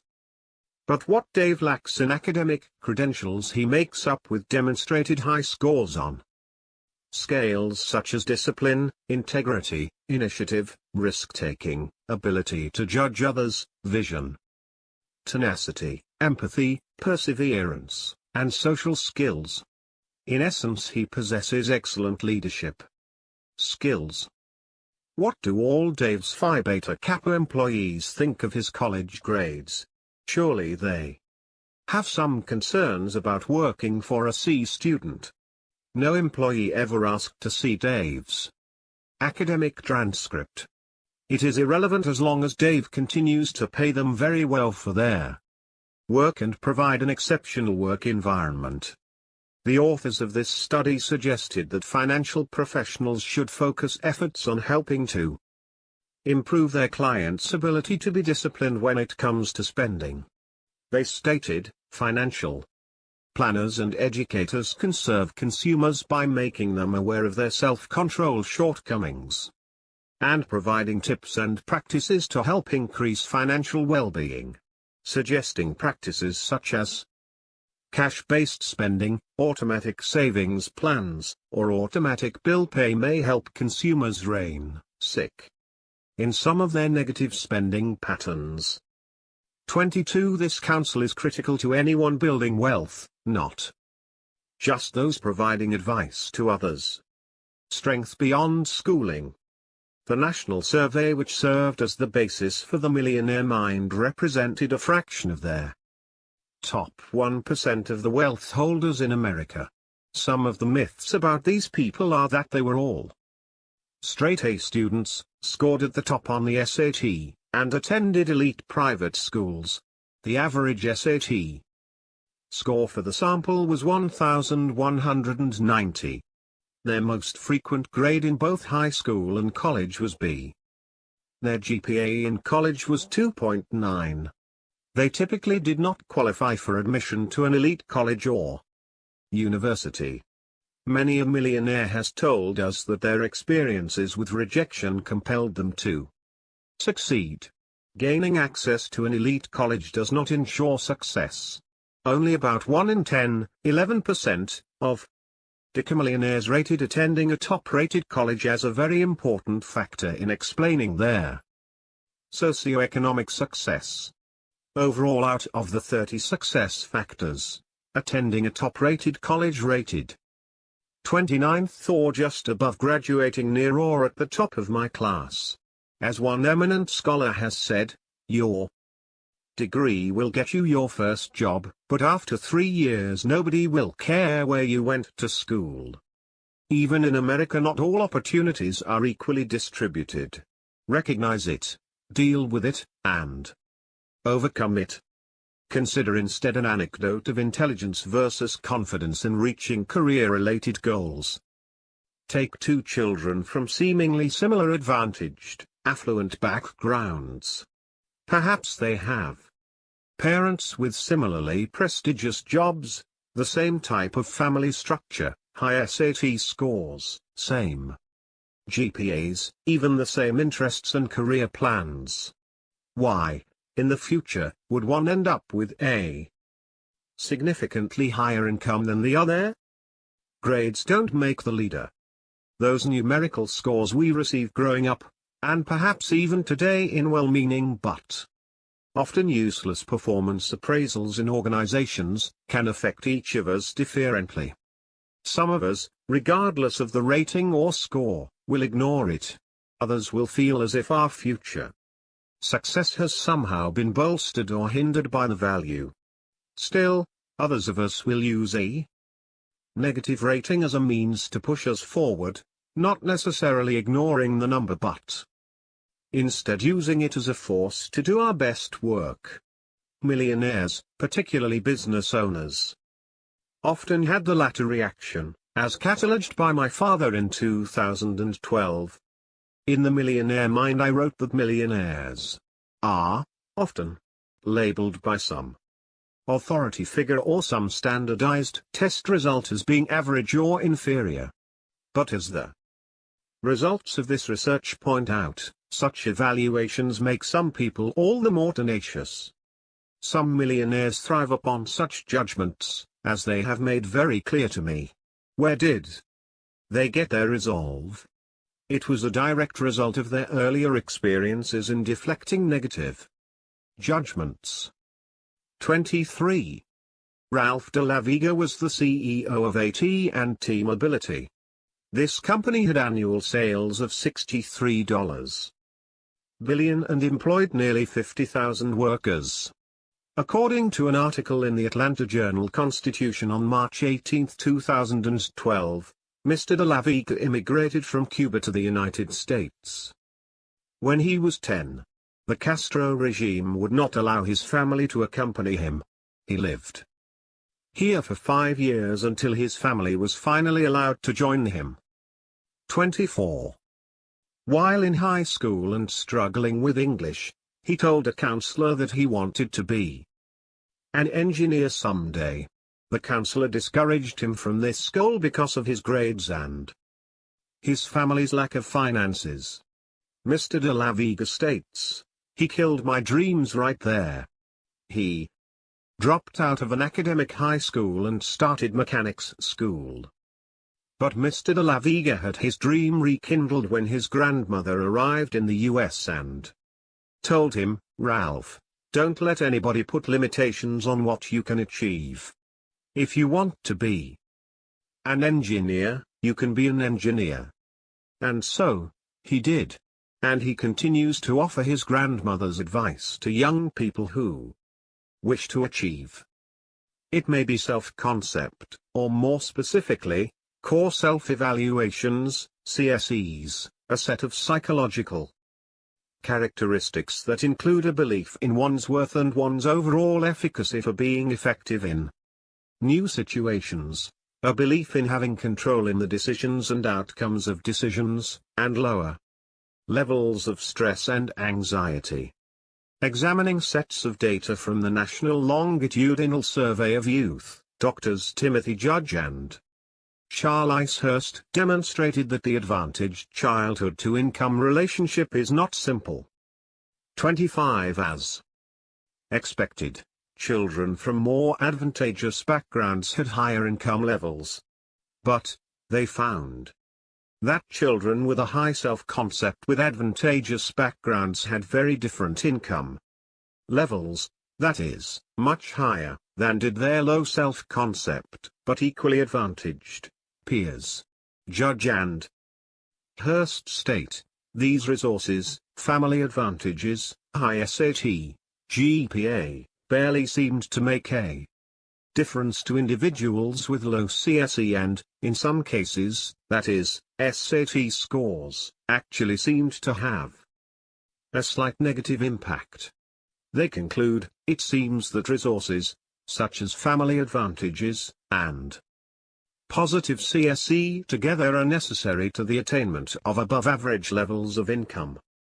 Considering net worth instead of income for a moment, we again see that how we feel about ourselves and our abilities related to financial matters significantly impacts net worth, regardless of age, income, and percentage of inherited wealth. While self-concept is generally a stable or unchanging trait, understanding self-concept and changing financial-related behaviors may have benefits to income and net worth in the long run. The case for thoughtful higher education. A reporter contacted us wanting to know how educational costs are impacting the ability for young Americans to become wealthy on their own. Can anyone become the millionaire next door today with the high costs of education? Education costs have risen since 1996 by almost 400%. High education debt puts adult children behind the starting line financially. Even well-meaning, planning-focused parents can't often fully fund college. One study indicated that while 43% of parents want to pay for all of college for their children, only 29% will have done so by the time their children are freshmen in college. 26.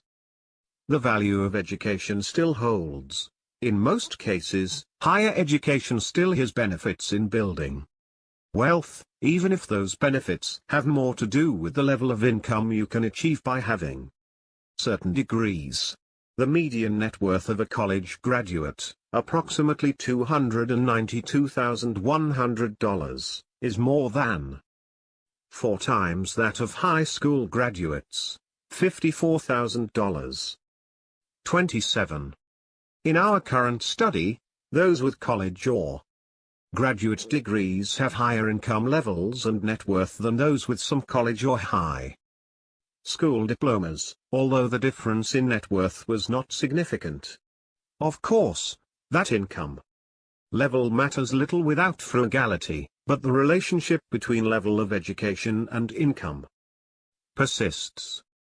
More than 75% of millionaires in 1996 and 2016 both had college and/or graduate degrees. In a way, education could be considered a minimum qualification for building wealth, a qualification. Yes, but not a guarantee. It is a factor, even if only to ensure a high-paying job at first. And only 20% of millionaires said attending a top-rated school was important to their success. Alternative approaches to designer education. In 2016, nearly 78% of undergraduate students attended a public institution, while 22% attended private colleges and universities. 28 How does our millionaire population compare? In our latest study, approximately 55% of millionaires attended public colleges and universities, 15% of millionaires attended both public and private institutions, and 30% attended private institutions. Their costs for all institutions are on the rise, as is student debt to cover those costs. Some well-meaning but uninformed parents have decided that debt is an expected and acceptable part of higher education. Unfortunately, in their effort to get their children the minimum qualification of education that they need, they are also setting them back significantly on the net worth scale. Why aren't parents telling kids to find alternatives to traditional routes to a 4-year degree that often require borrowing heavily? Why the push to obtain college degrees and run up hundreds of thousands of dollars in college debt? Perhaps we should consider the impact of sociometrics and the Joneses on the way in which we encourage students to achieve higher education. Colleges, for some parents and students, have to have an Instagram you factor, with echoes of what the Joneses are doing, or where they are sending their children to school. Many an income statement affluent family is feeling the pressure to send their children to brand name schools. Going to a name brand college is a status symbol like wearing designer clothes or owning a luxury vehicle. You can advertise your entrance and matriculation on social media, and friends and neighbors will tell you that it's so great that your daughter is going to a school with an NCAA Division I football team. But if that college comes with 5 to 10 to 20 or more years of debt afterwards, the short-lived rush of telling others you're going to a school you cannot afford is financially dangerous. Many of these same families will tell you that they are frugal or shop only when there are sales for clothes, groceries, and household items, but yet they will set back their children by insisting on a name brand college that leads to high debt. To avoid these costs, it will require a shift in mindset. Are state schools now aspirational like a Mini or entry model BMW? Are any of these luxury schools worth the cost? Is starting behind their finish line worth it? Does that value of the degree outweigh the debt carried throughout early adulthood? It's hard to know. Consider alternatives before assuming that a 4 to 5 year stint at a name brand university is worth the cost. Millionaires have shared with us a variety of experiences related to how they obtained their education. Doing so without debt will require going against the tide, like so many other financial choices economically successful Americans make. Owing it all to community college. One alternative to at least the first 2 or so years of a traditional 4-year stay at a traditional university is community college. My father wrote this commentary in 2015, highlighting how one famous American obtained his education. Tom Hanks's movies have grossed over $8 billion worldwide. If you read his op-ed I Owe It All to Community College in the New York Times 29, you might understand why he should be nominated for an honorary membership in the Millionaire Next Door Club. So, what if he graduated from a public high school? He describes himself as an underachieving student with lousy SAT scores. I couldn't afford tuition for college anyway. So it was off to Chabot, a community college, which because it accepted everyone and was free, would be my alma mater. According to Hanks, he received an excellent education. All free but for the effort and the cost of used textbooks. That place made me what I am today. Hanks may not have asked the SAT, but he was extremely creative and insightful about gathering resources at Chabot which were used in perfecting his chosen occupation. I stated in The Millionaire Next Door, economically successful people demonstrate an uncanny ability to select the right occupation, that is, one that they love and that is financially rewarding as well. Hanks obviously had a great deal of discipline in terms of selecting specific courses and professors on the basis of his chosen vocation. As evidence of his discipline, he invites the reader to examine Chabot's library takeout slip on the celebrated actor Jason Robards's monologues of Eugene O'Neill's The Iceman Cometh. Hanks listened to these recordings at least 20 times. classes I took at Chabot have rippled through my professional pond," he says.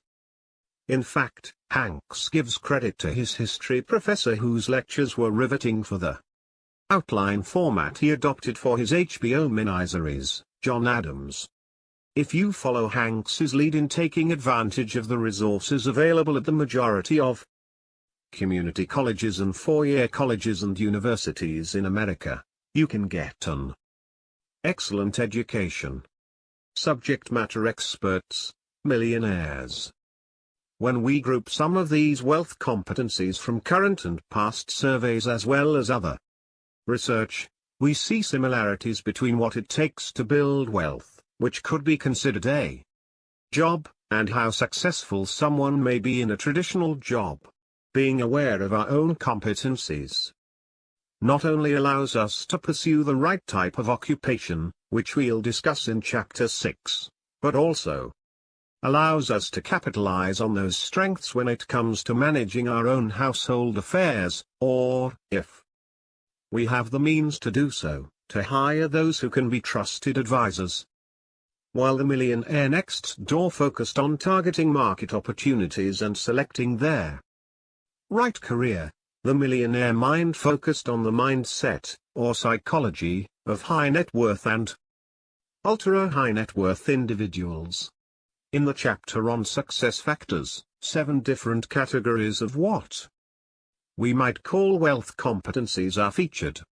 The profiled millionaires had a median net worth of $4.3 million in 1998, which is roughly equivalent to $6.3 million today. For this book, the millionaires we've studied have a median net worth of $3.5 million. Despite the difference in median net worth, there are similarities that seem to be timeless when it comes to becoming financially independent. These millionaires serve as subject matter experts in the field of building wealth. Today, as in 1998, we find that millionaires continue to rate discipline, getting along with others, integrity, and hard work as critical to their success. We see the factor of resiliency and perseverance as well, most likely because of what these individuals experienced as they climbed the corporate ladder, built a business, or navigated managing their household affairs through different seasons of their lives. Discipline and wealth. Success in life and work has been consistently tied to conscientiousness, whether it's being disciplined, having and meeting plans, or focusing on details. As we discussed earlier, research in their field of psychology shows a relationship between this personality characteristic and how well someone will perform on the job. 30. The research conducted on those with high net worth the past several decades also provides insight into why they are balance sheet affluent. They have a long-term, disciplined approach to saving, spending, and investing. These individuals are not distracted by what the Joneses are doing. More than 9 out of 10 of the top 5% of wealth holders in America reported that being well disciplined was very important in explaining their socioeconomic success. This finding is consistent over time. From the Millionaire Mind, we are reminded that a disciplined person sets his or her sights on a lofty target, then figures out productive ways to reach the target. Disciplined people are not easily sidetracked. They could live in a French bakery and not gain weight, or they could encounter hundreds of economic opportunities and then select 1 or 2 that are best suited to their strengths and the market's needs. 31. It's no wonder discipline is rated among the most important factors in becoming financially successful. Managing one's financial life to ensure money-related goals are met requires high levels of discipline, routine, and conscientiousness. Discipline in building wealth also means setting our own goals. Take for example graduate education, a gauntlet that requires self-directed study and large-scale, independent project management. Sadly, Half of all graduate students drop out before completing their PhD. 32. How can this be possible? It's not about a lack of intellect. From my father's experience as a professor for more than 20 years, he had his own views about why students bailed out of PhD programs. There are several reasons, but he believed the most important was a lack of self-discipline. As undergraduates, these students were told specifically what to do, what to study, and what tests to take. It was all programmed on the syllabus. Later, in graduate school, these same students did well in terms of classroom assignments. But when it came to proposing and completing a dissertation, an activity that, by its nature, requires those who undertake it to create their own project plans and execute those plans with little external reinforcement, he found that many of these students were unable and possibly unwilling to do it on their own. Completing a dissertation is akin to being self-employed. In both instances, it is the individual who must allocate time and energy in the most productive way.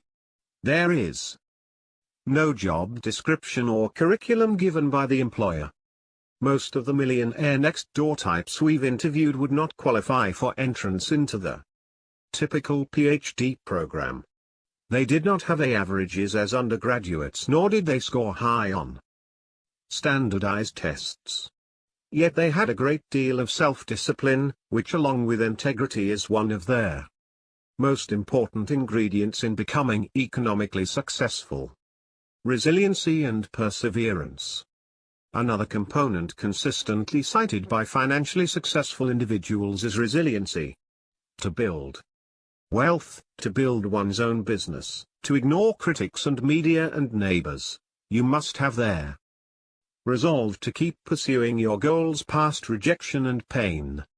Millionaires and other economically successful Americans who pursue self-employment, decide to climb the corporate ladder, or strive to create a financial independence lifestyle early do so by perpetually pushing on.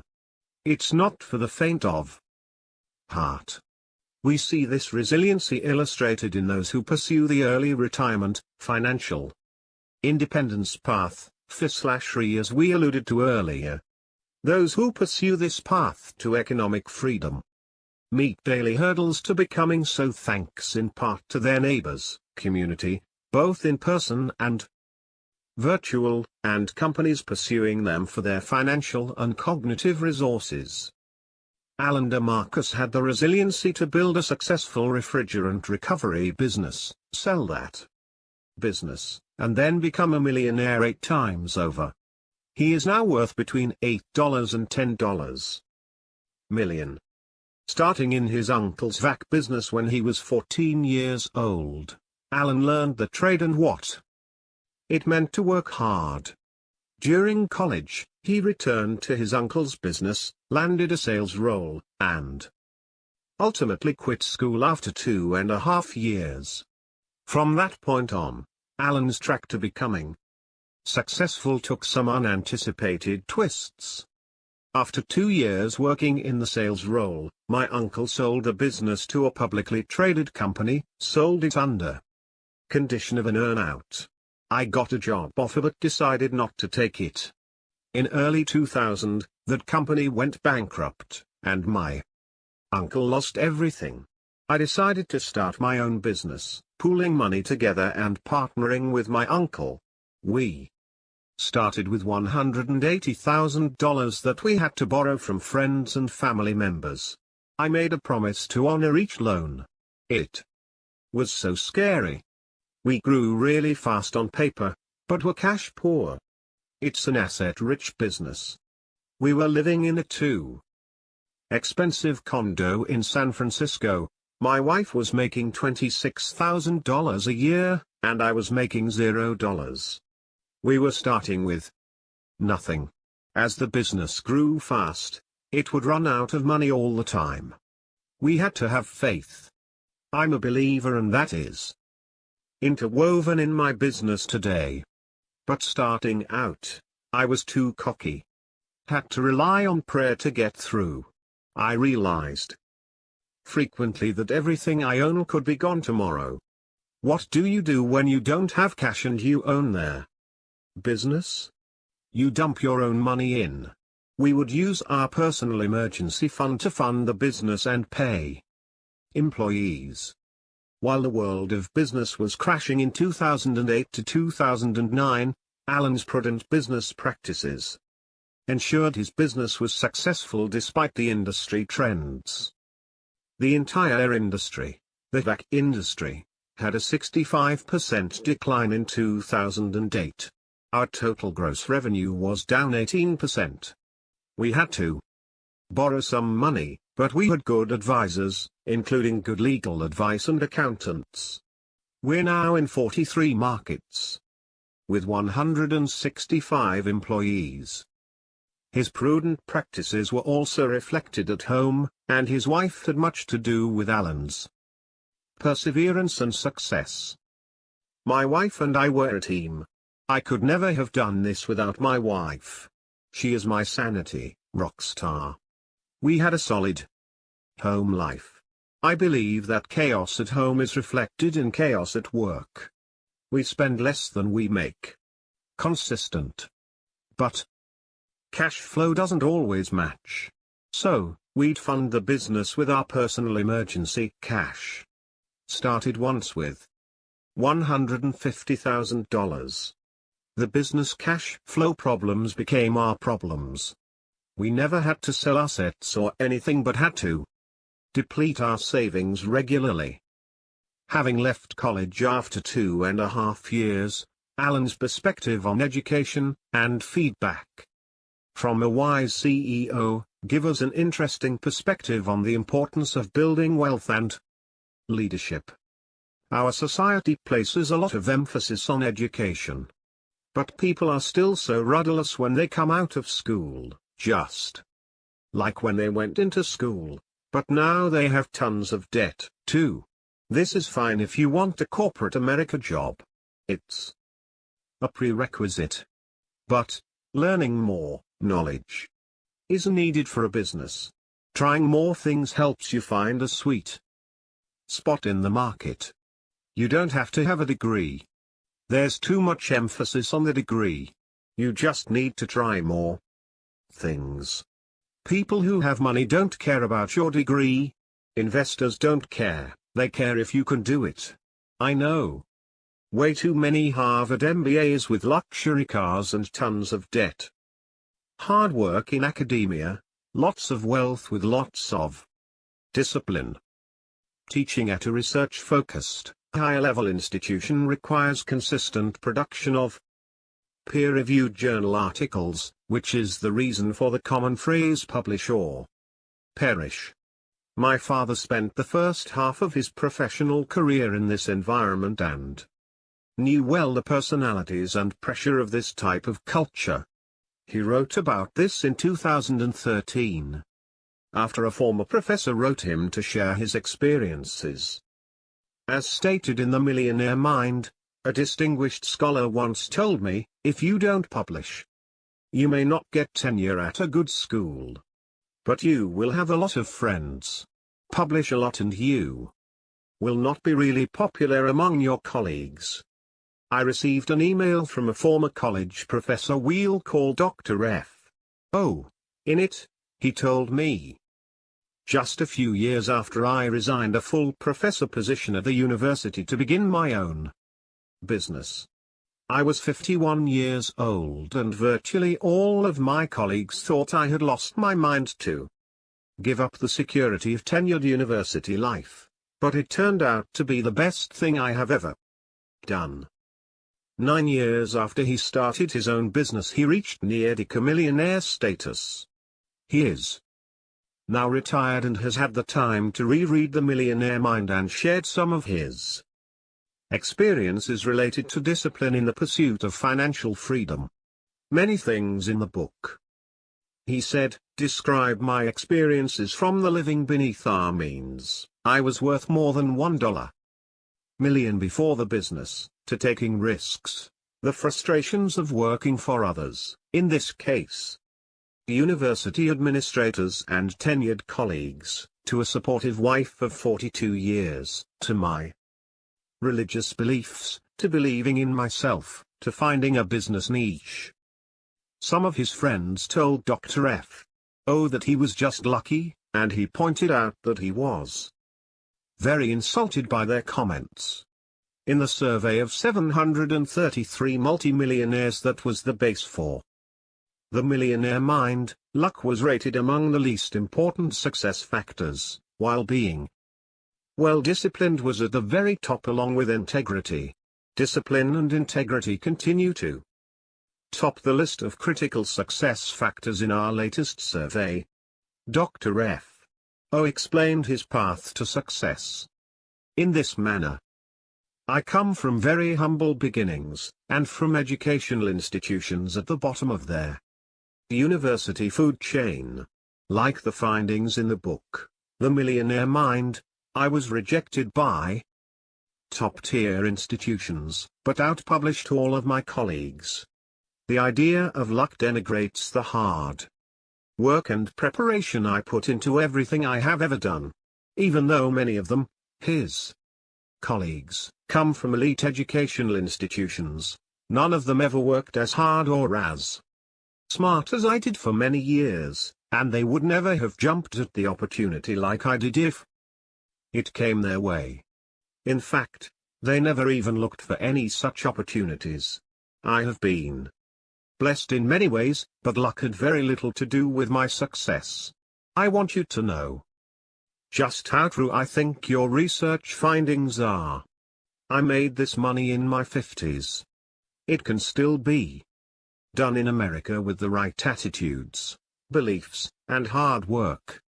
Unfortunately, this is not their message society is sending to our young people.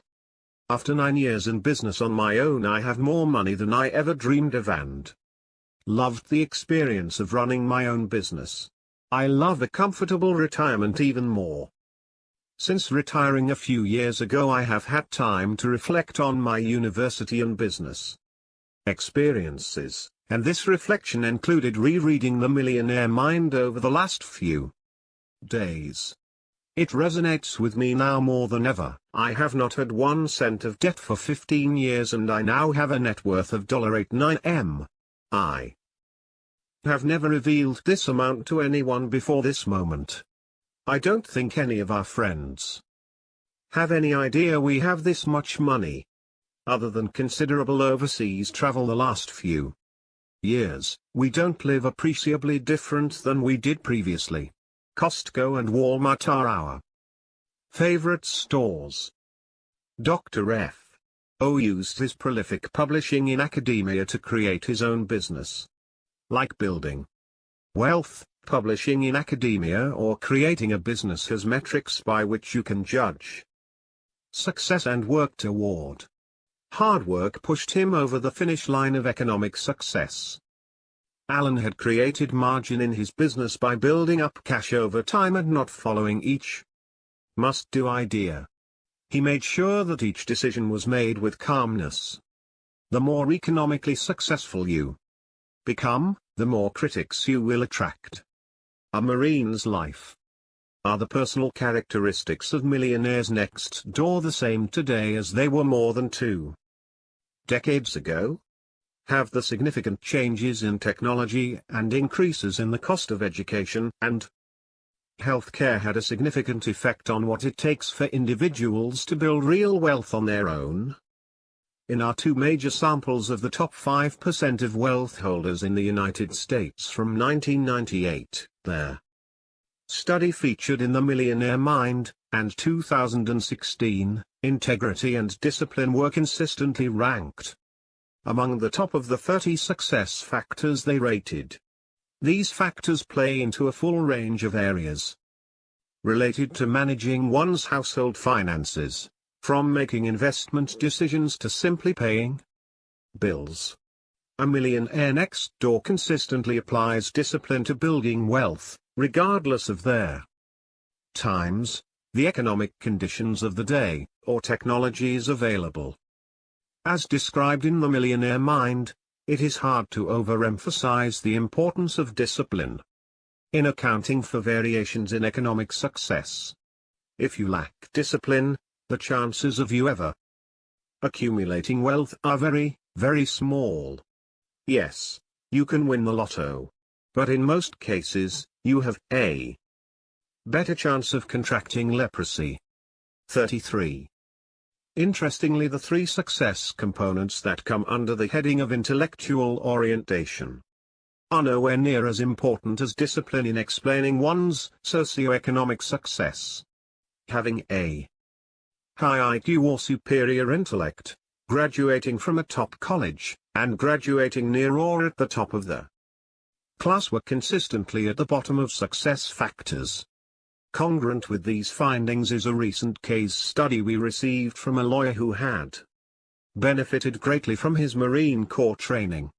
Keep in mind that discipline is a major component of the Marine Corps experience. Dr. Stanley. I've read The Millionaire Next Door and The Millionaire Mind, and I loved them both. I just finished The Millionaire Mind. The book spoke to me because although I am not a millionaire, I plan to be. I am like your main character there. Millionaire Next Door. I went to officer candidate school in the Marine Corps, I went to college, I went to law school. I am not highly intelligent and I am not gifted with a high IQ. I am disciplined and I work hard. I also happen to have a twin brother and we are identical in every way. We both opened a law firm about 5 years ago. We practice real estate. We are social, we get along with people, we have a high degree of basic common sense. Also, we practice in real estate so we are not competing with the prototypical high IQ people. We are doing well. Last year both of us made over $250,000.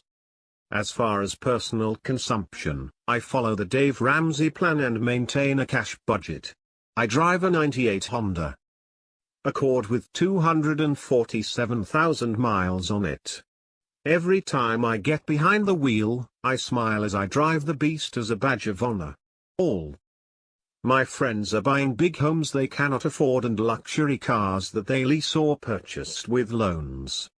They are income statement affluent. They earn fairly large salaries and they spend it all. One of my best friends says that he takes out loans to buy things because it puts pressure on him to earn more money. I cannot think of a more flawed logic. My intention is to do the exact opposite. I am 37 and I have no debt. My goal is to invest as much as possible in mutual funds and to accumulate commercial and residential real estate over my lifetime. I will do this without ever having taken out a mortgage. I love reading your books, so if you keep writing them, I will keep reading them. All the best. Semper Fes. Resiliency in action. My father wrote this piece in 2012 in response to a Forbes online article by Clara O'Connor about Spanx founder Sarah Blakely. The article stated that Sarah Blakely is the youngest self-made woman to join this year's Billionaires Club, turning $5,000 in savings into a new retail category, shapewear. 34. Miss Blakely once had her heart set on going to law school, but according to the Forbes article, she performed poorly on the LSAT exam for law school admission. So what if she lacked high analytic intellect? Only 9% of millionaires, both men and women, indicated that their choice of career was based upon aptitude test results. 35. Like most people who are destined to succeed, she took another route. Before Miss Blakely started her own business, she spent 7 years as a cold-calling fax machine sales professional. She said, I'd get business cards ripped up in my face because I was so soliciting. According to my database, the profession of selling is the most often mentioned first job of self-made millionaires, 14%. Selling is a great way to both enhance and test your self-discipline and tenacity. As a salesperson, Miss Blakely understood that her appearance was a very important part of her profession. As such, she wanted to look her best at all times. She realized, however, that some of the foundation products on the market were lacking both in style and in function. After much trial and error, she invented Spanx, a slimming undergarment. This product, along with her high creative intellect and enormous drive, has made her a billionaire. After reading the full article, I noted many similarities between Miss Blakely and other successful people.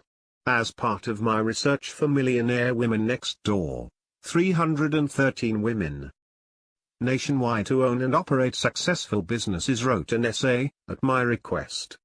The title of the essay was Suggestions about how young people might become successful adults. In essence, they actually wrote how I became a successful business owner myself. After completing an exhaustive content analysis of the central themes and components of these essays, I determined that perseverance was the factor most often attributed to success. 51% of these women stated as such. In the book, I wrote, most respondents reported success only after initial failure and after strong discouragement from family and friends. There is a sense in which these individuals seem driven to overcome obstacles and to prove their critics wrong. Most felt that a key subcomponent of perseverance was having strong aspirations, a strong desire of ambition as for advancement, honor, etc. Respondents stressed that staying focused on the desired result, persevering, over extended periods of time is the key to success. 36. Perseverance required. Spirit and ideas abound, but turning those into reality requires a dose of resiliency and confidence that must be present not just in the beginning stages of any type of change, but, more importantly, when a dream seems out of reach. Consider this vignette my father wrote in 2014 on how resiliency and confidence are required for the inevitable challenges one will face in creating a business. Roy is considering a transition from being an employee to a self-employed business owner. He has many of the characteristics which are important for succeeding in business. He is very knowledgeable in his field, he is well disciplined, he has excellent work habits, and he has a stellar credit rating. He and his family live well below their means. Yet I should wonder if Roy's proposed business venture will ever get off the ground. Roy's enthusiasm has dampened since all three of his applications for business loans have been turned down. He has difficulty with those who criticize his business proposal. He found loan officers to be condescending, aloof, and even insulting.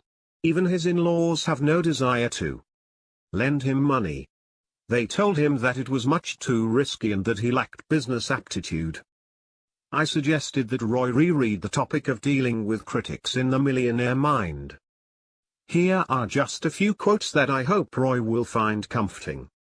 There are countless examples of critics who try to destroy the dreams of ambitious men and women. But critics are a necessary part of our social system in America.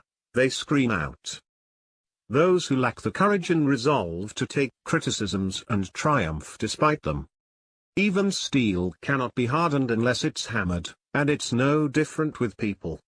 Self-made millionaires report that degrading evaluations and comments by certain authority figures played a role in their ultimate success in life. Hammering built the antibodies they needed to deflect criticisms and temper their resolve. Life is not one short race, it is a marathon of marathons. Labels come and go. If you believe that you can succeed in life despite degrading labels that predict your failure, you are likely to win most of the marathons. This is the common experience among millionaires. 37. and Roy needs to understand that the length of the line of his critics will get longer as he becomes progressively more successful. Occupying our minds and time. How we spend one of our most valuable non-renewable resources, time, can either support our financial goals or detract from them. What activities occupy the time of millionaires? How do these activities compare for prodigious accumulators and under-accumulators of wealth? Prodigious accumulators, those who are adept at transforming their income into wealth, spend considerably more time reading business articles and reading in general than their under-accumulating peers, but perhaps it is because our under-accumulating friends are working more than the prodigious accumulators. Our research has shown that under-accumulators must keep the revenue engine turned on to keep up with their consumption lifestyle, leaving little time to plan, read, and contemplate their investments. We see, too, that the under-accumulating affluent in our latest study are spending more time on social media sites, approximately 14 hours, as compared to prodigious accumulators, 9 hours. Could it be that those extra 5 hours could be put to use elsewhere, perhaps toward planning for one's financial future? Time spent. Consider any number of technological distractions today, from social media to texting to gaming. How many hours a day do you spend on your devices? Distractions are a significant reason why many struggle to become financially independent or achieve other goals. We know that the more we are able to focus without distractions, the better we are able to build wealth long term. How much time do millionaires today spend on the so-called excitement of the day? Consider this: most millionaires in our latest study reported only spending 2.5 hours per week on social media, versus the average American who spends almost 6 times more, 14 hours per week. How many hours did you spend thinking about the most recent presidential election and the outcome? Most millionaires spend less than an hour thinking about political elections, and about 10% spend no time at all. That time and worry can be better spent on areas that will allow you to reach financial or career-related goals. We can easily shift our attention to the strife, challenges, pain, and other emotions of watching others compete in politics, sports, reality shows, and even in our social events. By becoming engrossed in ongoing competition, you're necessarily taking time and emotional energy from something else, your business or education or some other productive activity. If that competition lives out on TV, you may be spending more than the average 2 hours that Americans watch. Successful individuals are keenly aware of how they spend their resources, including their emotional and cognitive resources. The time between each every once in a while is getting smaller. And there more distractions we add to that list, the fewer meaningful things we're going to be able to accomplish. If the distraction is a habit, then we will be even more challenged to avoid it. Changing behaviors requires more than listing out resolutions. New habit formation can take approximately 66 days and also requires rewiring our brains. 40. Making resolutions work involves changing behaviors, and in order to change a behavior, you have to change your thinking, or rewire your brain. Trying to change that default thinking by not trying to do it, in effect just strengthens it. Change requires creating new neural pathways from new thinking. 41. Focusing on goals is related to building wealth, regardless of age and income. 42. But of course we all have worries that can occupy our time and cognitive resources. We see some differences in the worries of those who are prodigious accumulators of wealth versus those who are not. Specifically, The worries of the underaccumulators tend to include lackluster sales profits, job being eliminated, never achieving financial independence, having to retire, children with little initiative to become financial independent, not enough wealth to retire in comfort. The decisions we make, particularly related to the allocation of our time, energy, and money, impact our ability to become financially independent. Coupled with the patterns of behaviors we exhibit are the topics that occupy our cognitive resources. Those who are effective at transforming their income into wealth spend those cognitive resources in ways that are conducive to building wealth. The activities and topics of concern may not be tweetable or make it into Instagram feeds, but over time, those behaviors will allow you greater freedom to pursue life in the way you want, versus in the way you want to have others believe you want. Chapter 6. Getting to Work. They chose the right occupation. From the Millionaire Next Door. The time we spend toiling at an occupation, whether we enjoyed that occupation or not, is a valuable resource. A resource that, unlike, to some extent, money, is non-renewable. Time spent generating revenue either working for someone else or ourselves cannot be retrieved and cannot be used for any other endeavor, which makes the discussion of work and careers critical for anyone who wants to be economically successful, even more so for those wanting to be financially independent. The world of work, like technologies that enable us to manage investments on our own, has changed in the past 20+ years since the Millionaire Next Door was published. Consider again. Our friends in the F/RE community, we may have marginalized them in the 1990s as being eccentric. But we now celebrate their independence. And that independence makes more sense today as working for large organizations is no longer a guarantee of pensions and long-term financial support. Still, most of us want to skip past vacations and go directly to the exciting world of investing, addressed in the next chapter. Indeed, if you were to Google investing tips, approximately 656 million sites would pop up to provide you with insights into the world of buying and selling securities. Compare that with career search tips, which only provides 1/7 of those results. 87.7 million sites. Compared to the stock market, or managing money, or to discussing behavioral finance, work, careers, and vacations seem immeasurably dull. There isn't a career development exploration search movie equivalent of Wall Street or The Big Short. Maybe Forrest Gump qualifies, but his career experiences and the ultimate success in his own business are closer to the myths we covered in Chapter 2 than to reality. My father wrote in 2013. A newspaper headline once proposed that the best way to get rich is the stock market. One, building wealth via stocks or other investments is akin to growing trees. You can't grow oak trees if you don't have enough money to buy acorns. So, suggesting that the stock market leads to wealth is putting the cart before the horse. It is not just about being frugal. Frugality has its limits. Some people misread the material in the Millionaire Next Door.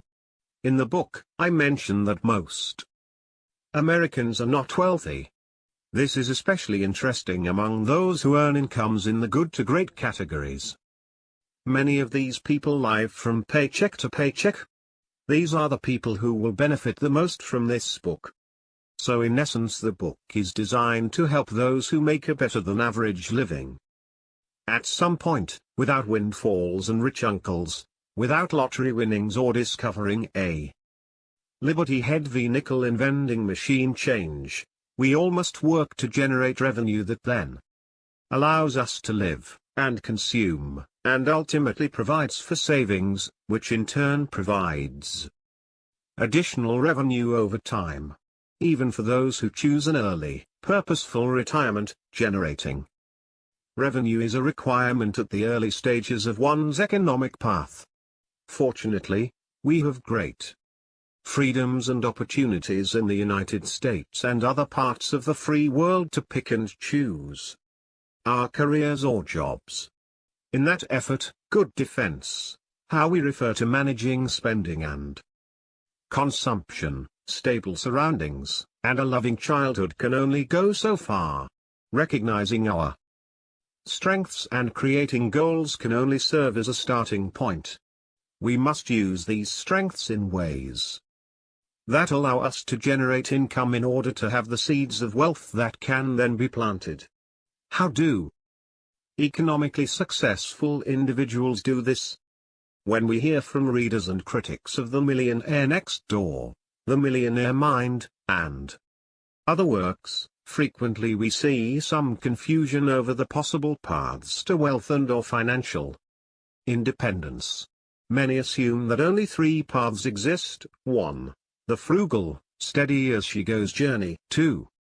The high-income producing, high-level leadership path; or 3. The self-employed, risk-taking, investing in my business approach. The truth is, no path is that simple. They are all unique and they all require discipline. As stated in The Millionaire Next Door, economically successful individuals tend to choose, or create, or eventually find, a career that is right in that it provides ample income while also providing satisfaction. Today, though, we expand this to include those who retire from the world of work relatively quickly by amassing savings early in their careers. The right career may be one that only lasts 10 to 15 years, while a frugal lifestyle ensures a high savings rate that can then generate revenue through investments. It is a contrarian idea, but it is possible, as illustrated in the F/Re community. Economic success doesn't require that you have extraordinarily high intellect in America, as we discussed in Chapter 5. If you have great discipline and leverage your creative intellect, you will likely become an achiever. Under the heading of creative intellect are two factors that underlie the Millionaire Next Door profile. These include two main factors related to vocation from there. Millionaire Next Door, Factor 6, they are proficient in targeting market opportunities, and Factor 7, they chose the right occupation. Economically successful Americans choose the right approach to earning revenue and working. They experience work and thereby find and choose a career or business that is conducive to building wealth. They determine, early on, if they can amass wealth over a lifetime, starting early, and find ways to grow that wealth over time without being beholden to a traditional career. They start businesses that make the best use of their talents. The millionaires profiled in The Millionaire Next Door seemed out of the ordinary because often they were either small business owners in mundane businesses, for example, heavy equipment leasing companies, or they had amassed wealth slowly in careers like teaching or accounting. The word also doctors, lawyers, and other professionals. The typical millionaire next door is given this label because he doesn't appear to be wealthy but is, notwithstanding his vocation. His simple lifestyle allows him to transform household income, an income which is usually above the national average, into wealth. The simple truth is, job titles are better indicators of income than wealth. In a most recent study, we found that millionaires spanned various industries and job types, just as 20 years ago. See Table 6.1. Millionaires, with on average $3.5 million in net worth, included a higher concentration of professional occupations than the millionaire next door population from 20 years ago, but also included job titles outside of what might be expected. The job titles of their Millionaires in our sample included government employees and small business owners, managers and vice presidents, accountants and IT directors. Some millionaires reported owning multiple businesses at once, while others were consultants. The studies of the affluent over the past 2 decades are perhaps most useful to those who make a better than average living. However, as we saw in Chapter 5, successful financial behaviors, those that allow the transformation of income into wealth, transcend income levels. Without a consistent source of revenue, there is little to invest. And having something consistent, or at the very least, relatively stable, requires finding a career in which one's skills, knowledge, and abilities can be put to use, in which one can find a passion, or one that provides income enough to meticulously save and exit the traditional world of work early. Finding a career that makes full use of one's competencies is often a reward in and of itself. And becoming financially independent may also prove to be even more rewarding. Even so, many millionaires today continue to work into their 60s. Millionaires spend on average approximately 38 hours per week working, or 45 hours per week if you exclude retirees. In comparison, about 2/3 of millionaires we surveyed in 1996 spent between 45 and 55 hours per week at work. Overall, non-retired millionaires earned 75% or more of their gross income from their salary.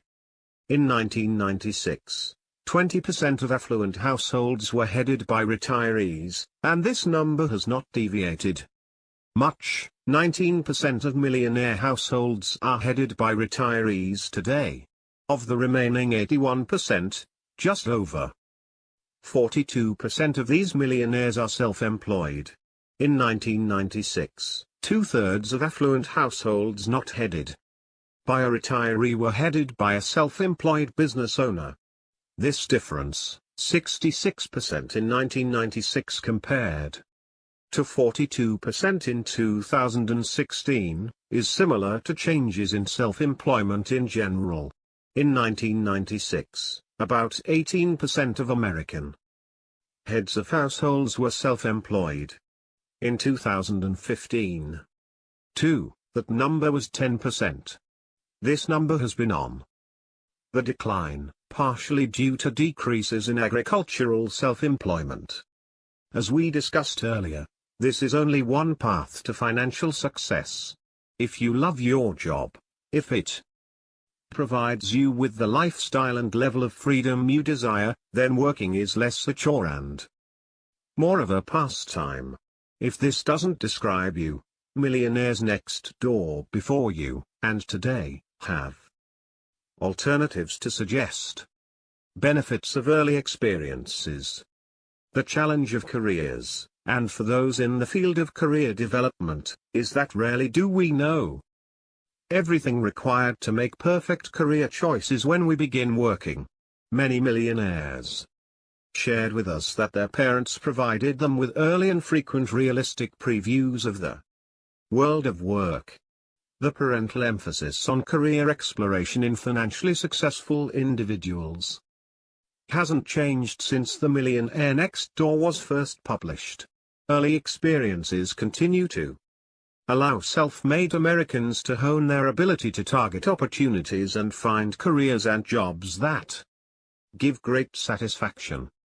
For example, imagine as a student you had the opportunity to work one summer in mineral engineering, spending time with others in the field, learning what it's like to put in 60 hours a week in the dirt. At the end of that experience, you would be able to determine, A, if the field was of interest to you, B, if you could survive in the type of environments that mineral engineers often find themselves, and C, if you, in general, liked the work you were doing. These early experiences would allow you to make thoughtful decisions about the way in which you were going to generate revenue in the future. We see these early experiences and their impact on millionaires, particularly with early sales experiences, which we'll discuss later. Some of us were lucky to have had early experiences that helped us decide what we liked and didn't like about working, as well as what we were interested in and able to do. When we asked one of our samples of mass affluent Americans about their career experiences, and what they had hoped for in their career experiences, that is, what would have allowed them to be more successful, here's what they shared with us. I was taught to work hard, and that no job is beneath me. It has become very beneficial to me, especially in my current situation, where I had to take a step back in my career path while I start a business, while working in a menial labor position to help pay the bills. I was responsible for helping to replace and repair fire hydrants. This job was essential to teaching me a solid work ethic, teamwork, and doing a good job. It was also more enjoyable than a grind-type job like office, retail work. Having a set allowance, and then working. My parents only supported me financially in terms of what I needed, and not what I wanted. I had to plan to get what I want. One specific experience was figuring out how to save enough to go on a ski trip with friends. I had multiple jobs and was required to save and invest my money. I learned in high school about mutual funds, etc., and was made to choose ones to put my money into. My father forbade me from working. That put me behind my peers in many ways, including work experience and financial matters. I wish I had a job like my peers. The part-time jobs I had in high school did not pay very much, and my parents required me to be responsible for a lot of my own expenses. I had to learn to save and budget my money in order to get by. Having part-time jobs taught me how hard it was to earn money. I believed in working as a teenager toward a goal. I wanted a car, and as soon as I turned 16, I got a job and worked for 6 months to save $1,000 for a piece of junk. It did not matter it was junk, because it was mine. I earned it. Early career experiences, early failures, and early tightrope walking without safety nets provide necessary fuel for long-term career success. The upside of less than ideal careers. There are still some parents out there who are doing a poor job preparing their children for the world of work, not only through a lifestyle of consumption, which requires constant, high levels of income to sustain, but also through sugarcoating the typical problems that go along with working for a living, or perhaps worse, insulating their children from early career experiences altogether. How do you know if you will love a big national sales manager job that requires 50% travel time? What about teaching? Enjoying children and managing a classroom are two different animals. Maybe a career in technology is for you. But the reality is these jobs require sitting and staring at a device, or 2, or 3 all day, which may not suit your interests or disposition. The benefit of having multiple career experiences is that someone is able to discern the market opportunities that are best. For some, a single career experience can dramatically alter the degree of someone's socioeconomic achievement. And here is just one example. I had dropped out of college and was working as a cocktail server at a casino. The sections that we served rotated daily. So I would work with different girls every day. I walked into my designated service bar one night and saw that I would be working with all older servers. As I looked around the bar at the women in their 60s wearing miniskirts and carrying heavy trays of drinks, I decided that wasn't going to be me. I got back in school the next semester, graduated, and I am now employed as a tax accountant with a local accounting firm. I'll finish up the CPA exam this fall. I look back at that moment in the service bar as the turning point in my professional life.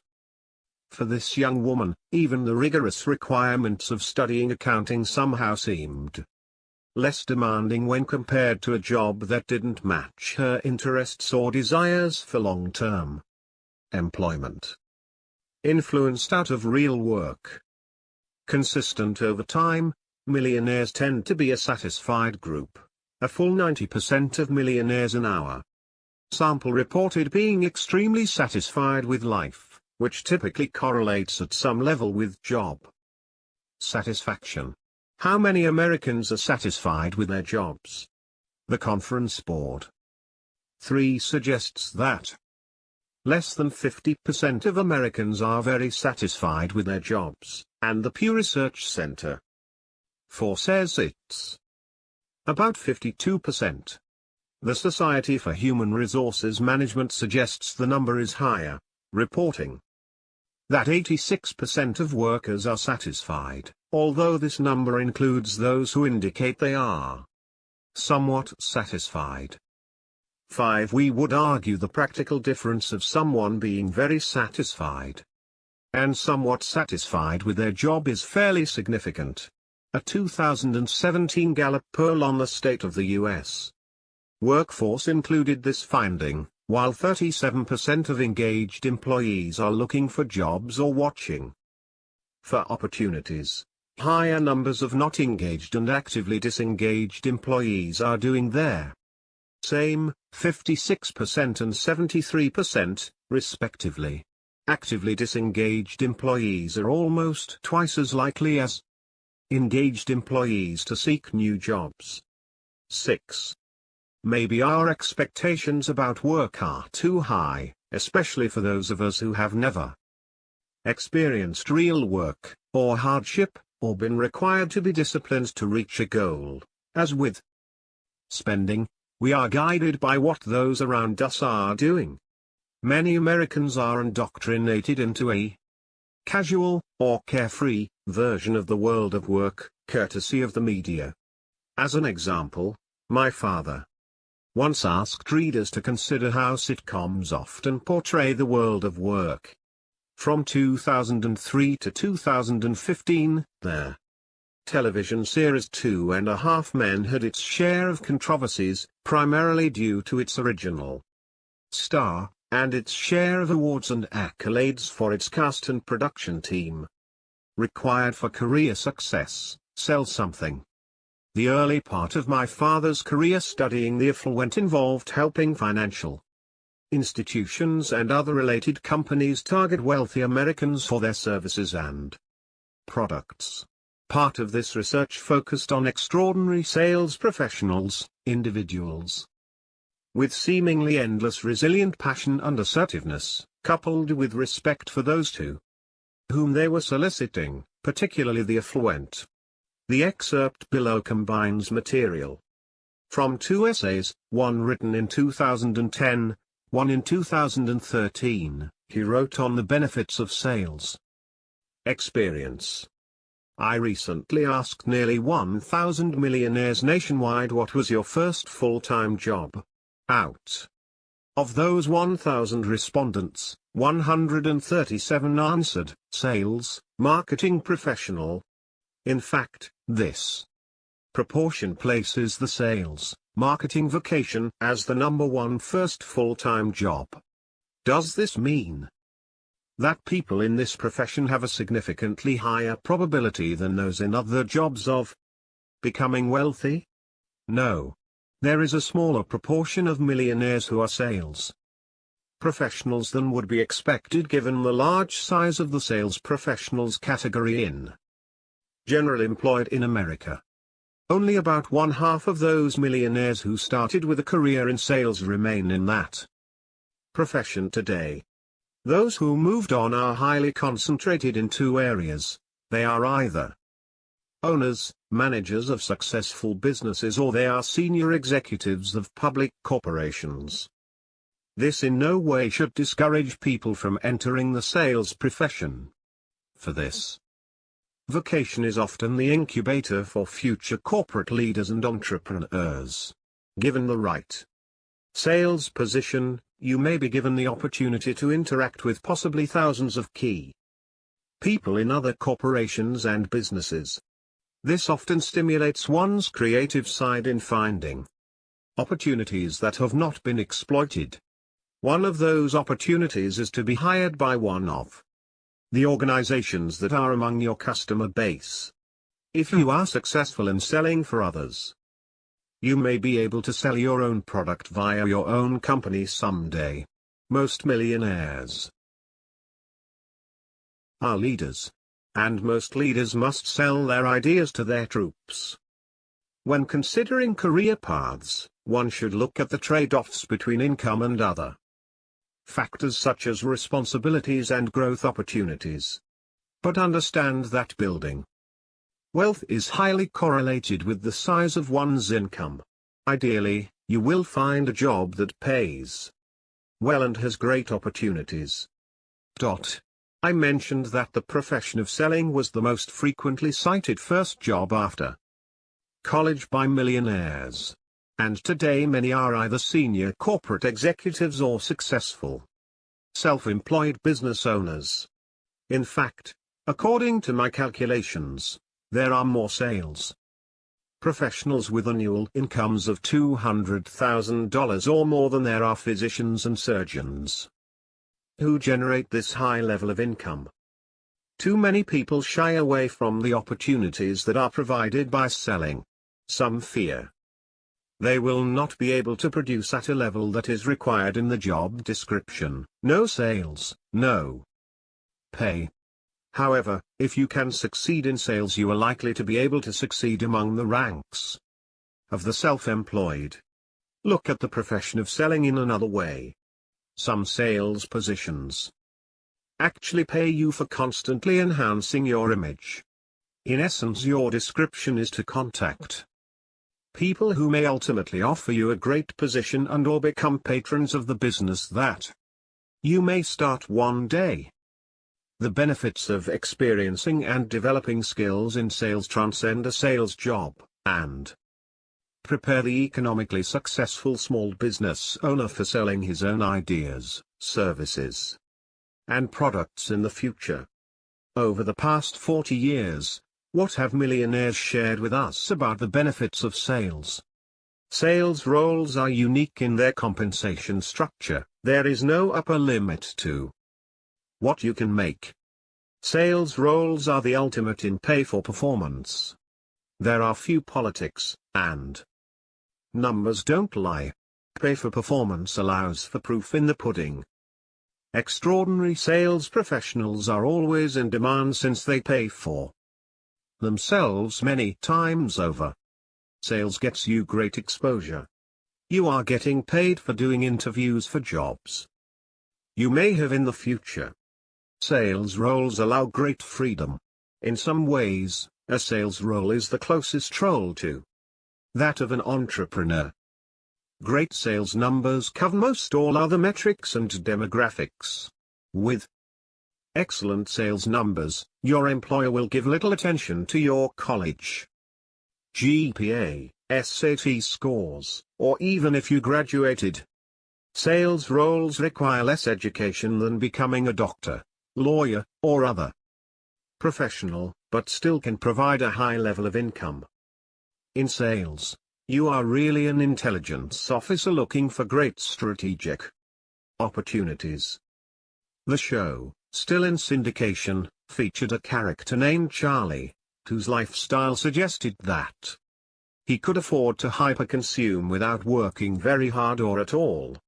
He was a composer of advertising jingles, but we rarely saw him sweating at the piano hour after hour to come up with the songs.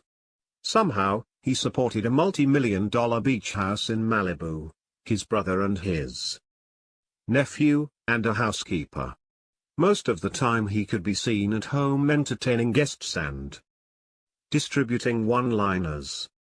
Often viewers of shows such as 2.5 Men, as well as other mass media, are unknowingly conditioned to believe that most successful people are like Charlie. Somehow these people are so talented and gifted that they can make a great living working 5 minutes here and there.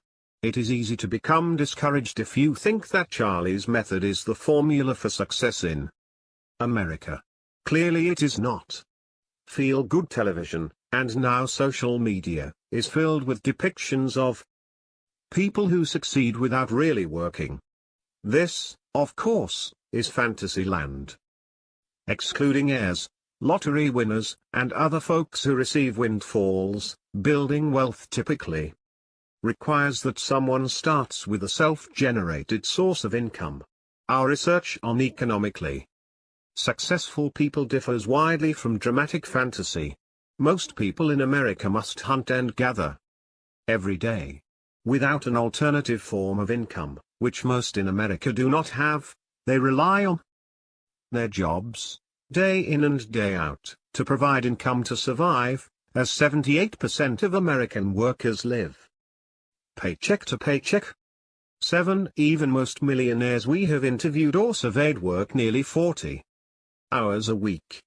More than 90% are married and typically have 2 children to support. Most did not become wealthy until their late 40s or early 50s. And very few of them were ever leisurely entertaining throughout the day. Millionaires and working today. One hallmark of those who have become economically successful is that they are congruent or have high fit with their careers. In other words, their skills, abilities, knowledge, interests, and other characteristics match the requirements of their jobs. The income from a career can't last if you cannot last in the career. Without fit or congruence with your occupation or chosen career, the prospects of long-term income are murky, or laden with stress and strife.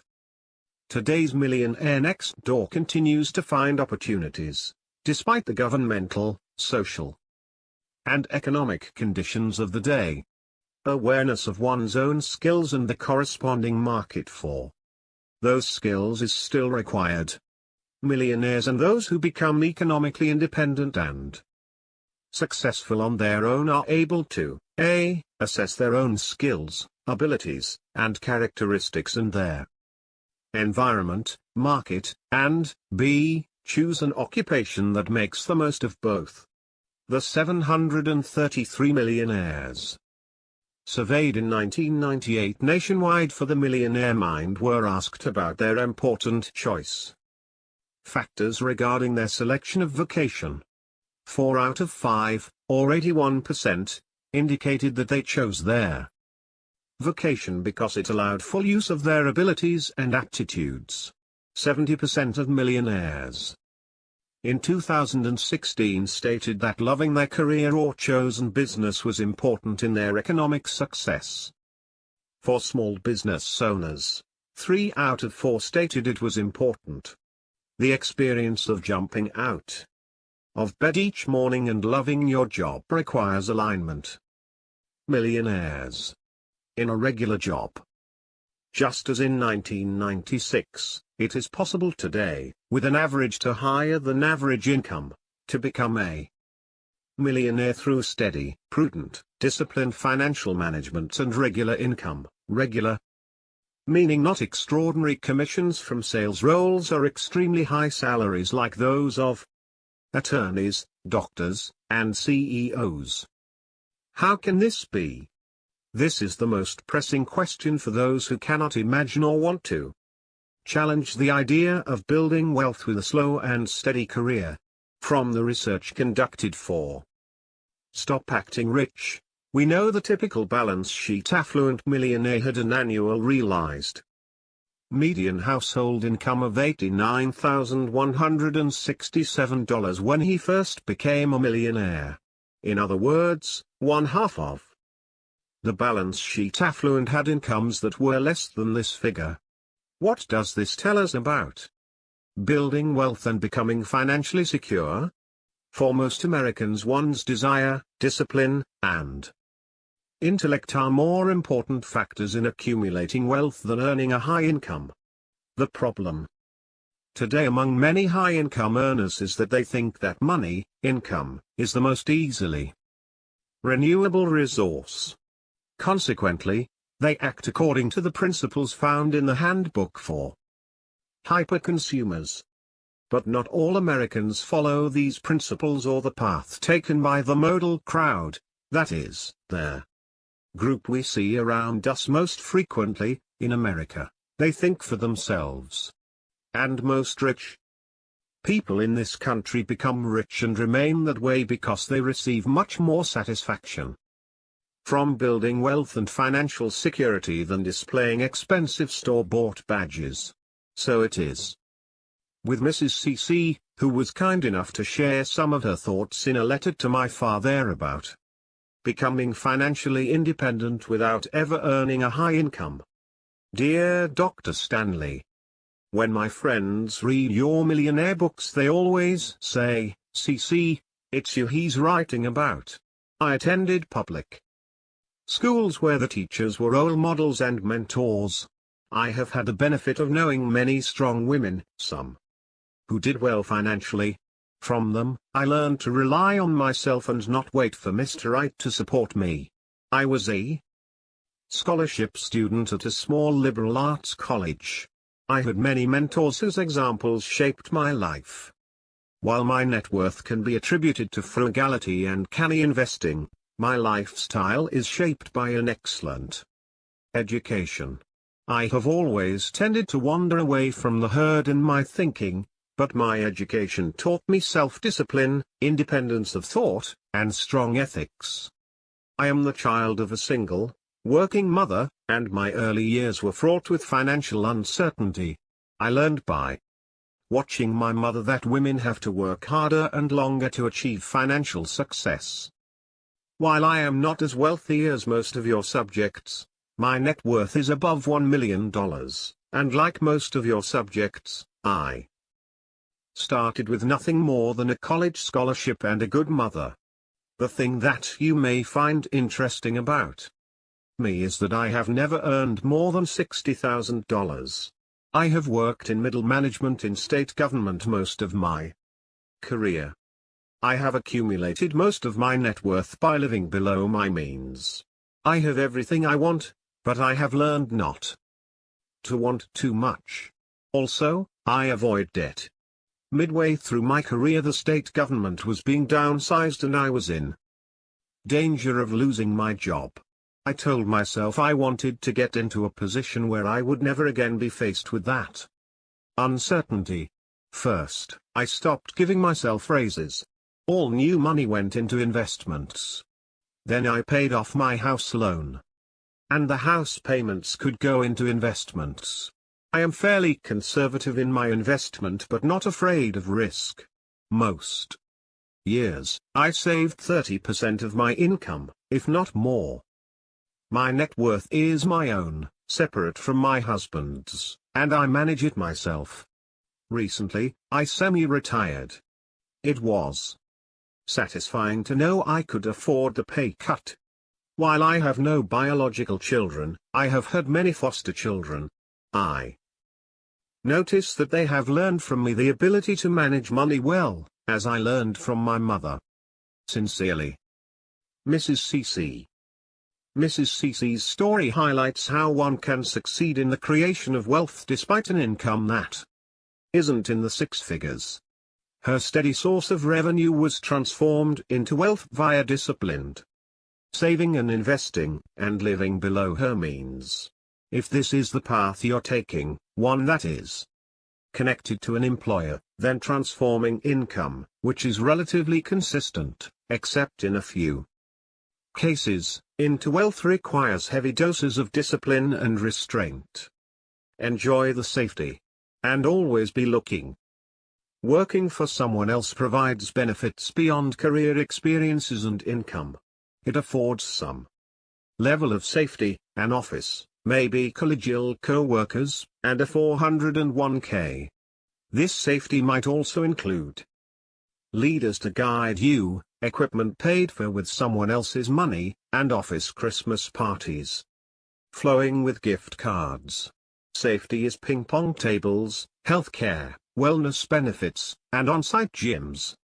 What we pay for those benefits, though, is our time, and as many have come to realize perhaps too late, the majority of our lives. And they don't always stay safe. Obtain and save not only income from your employer, but the skills, opportunities, and experiences that will allow you flexibility and resources in the future.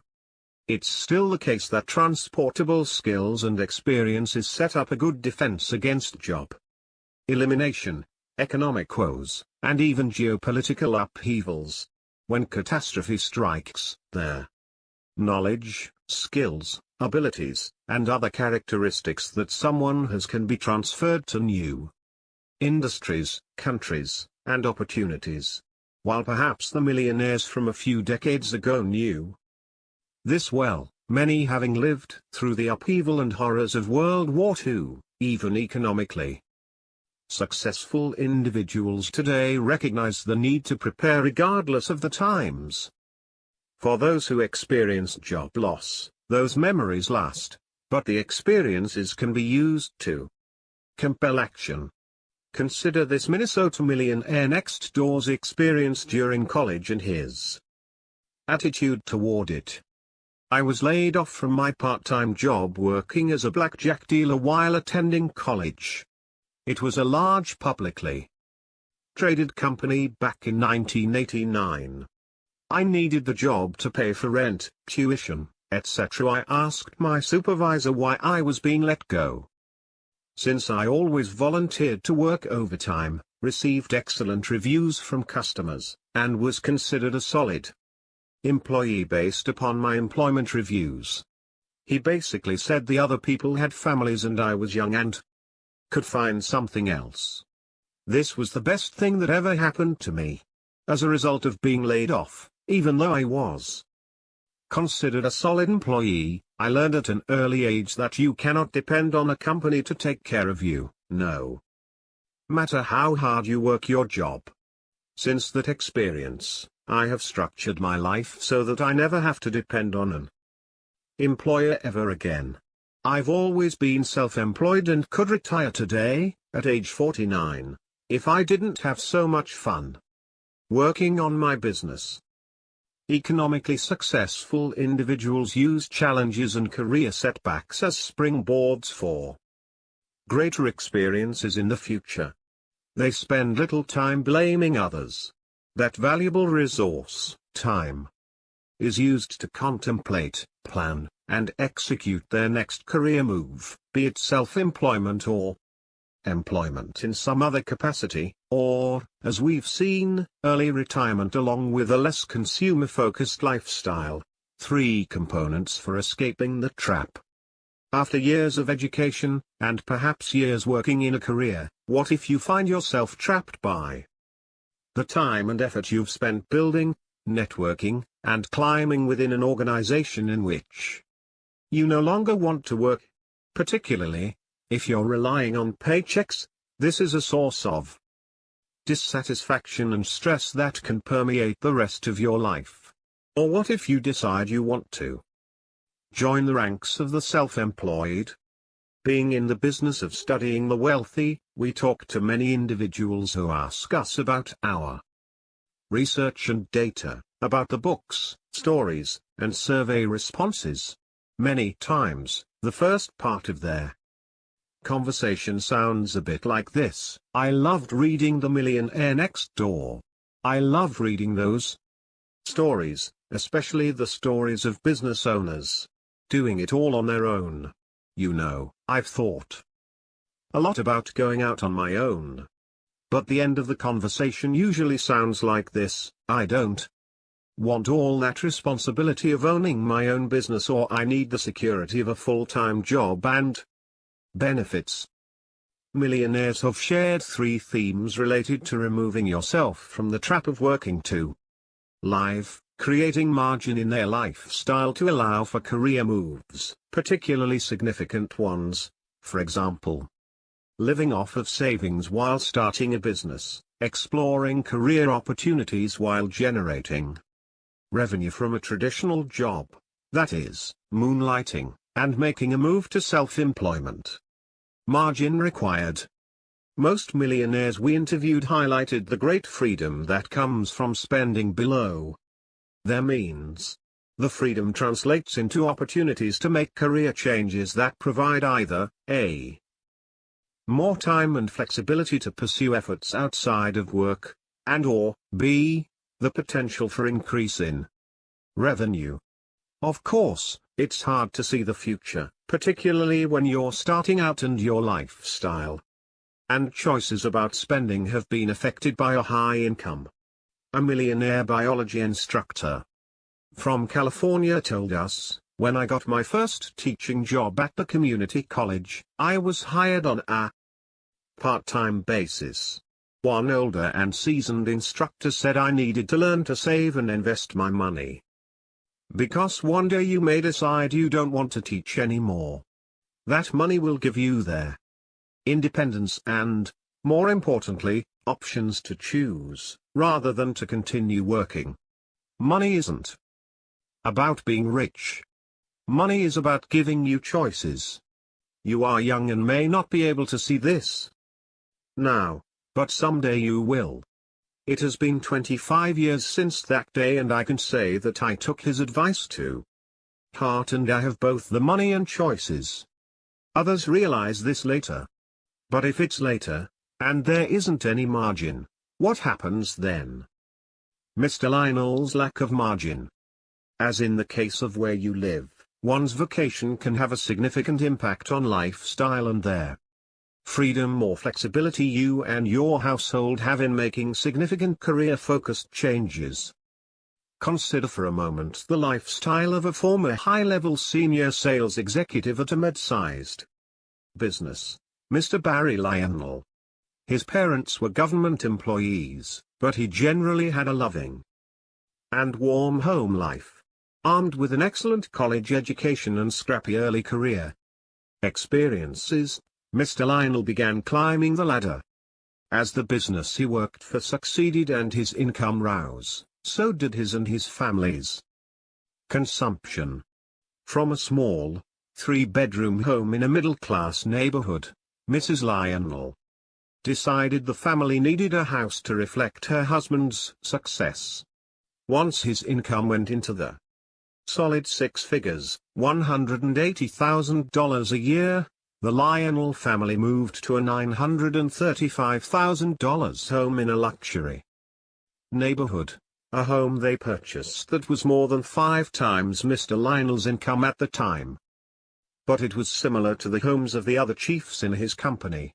The new neighborhood in which the Lionel family lived required homeowners association dues of nearly $1,500 per year, but even with that, most of Mr. Lionel's neighbors were members of the nearby country club, which charged initiation fees of $80,000 and monthly dues of $650. Everything seemed rosy for the Lionels. But the Lionels were living paycheck to paycheck, keeping up with his colleagues and the Joneses in their new community. And then, Mr. Lionel's company was acquired. Hooray? Yes, he made approximately $1.4 million on the sale. But with little else saved, this essentially became his household's net worth. And he was not included in the company moving forward. More importantly, and significantly, perhaps, was that the Lionel's consumption habits were firmly established based on his past income level.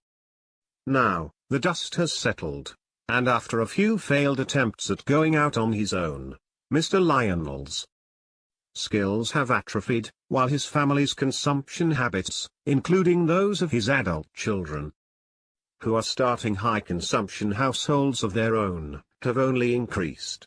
Despite the incredible amount of hard work during those early years at the company, he cannot enjoy the fruits of his labor because they were eaten away as soon as they were produced. He is firmly in the income statement affluent camp, and he is setting his children up to be the same. What type of career path is this? It is truly a lifestyle-driven path. Consider how Mr. Lionel's Lifestyle necessarily changed at each level: the car he drove, where he dined, the friends he kept, and the vacations he took were in some ways dictated by the combination of his income and his career. Community.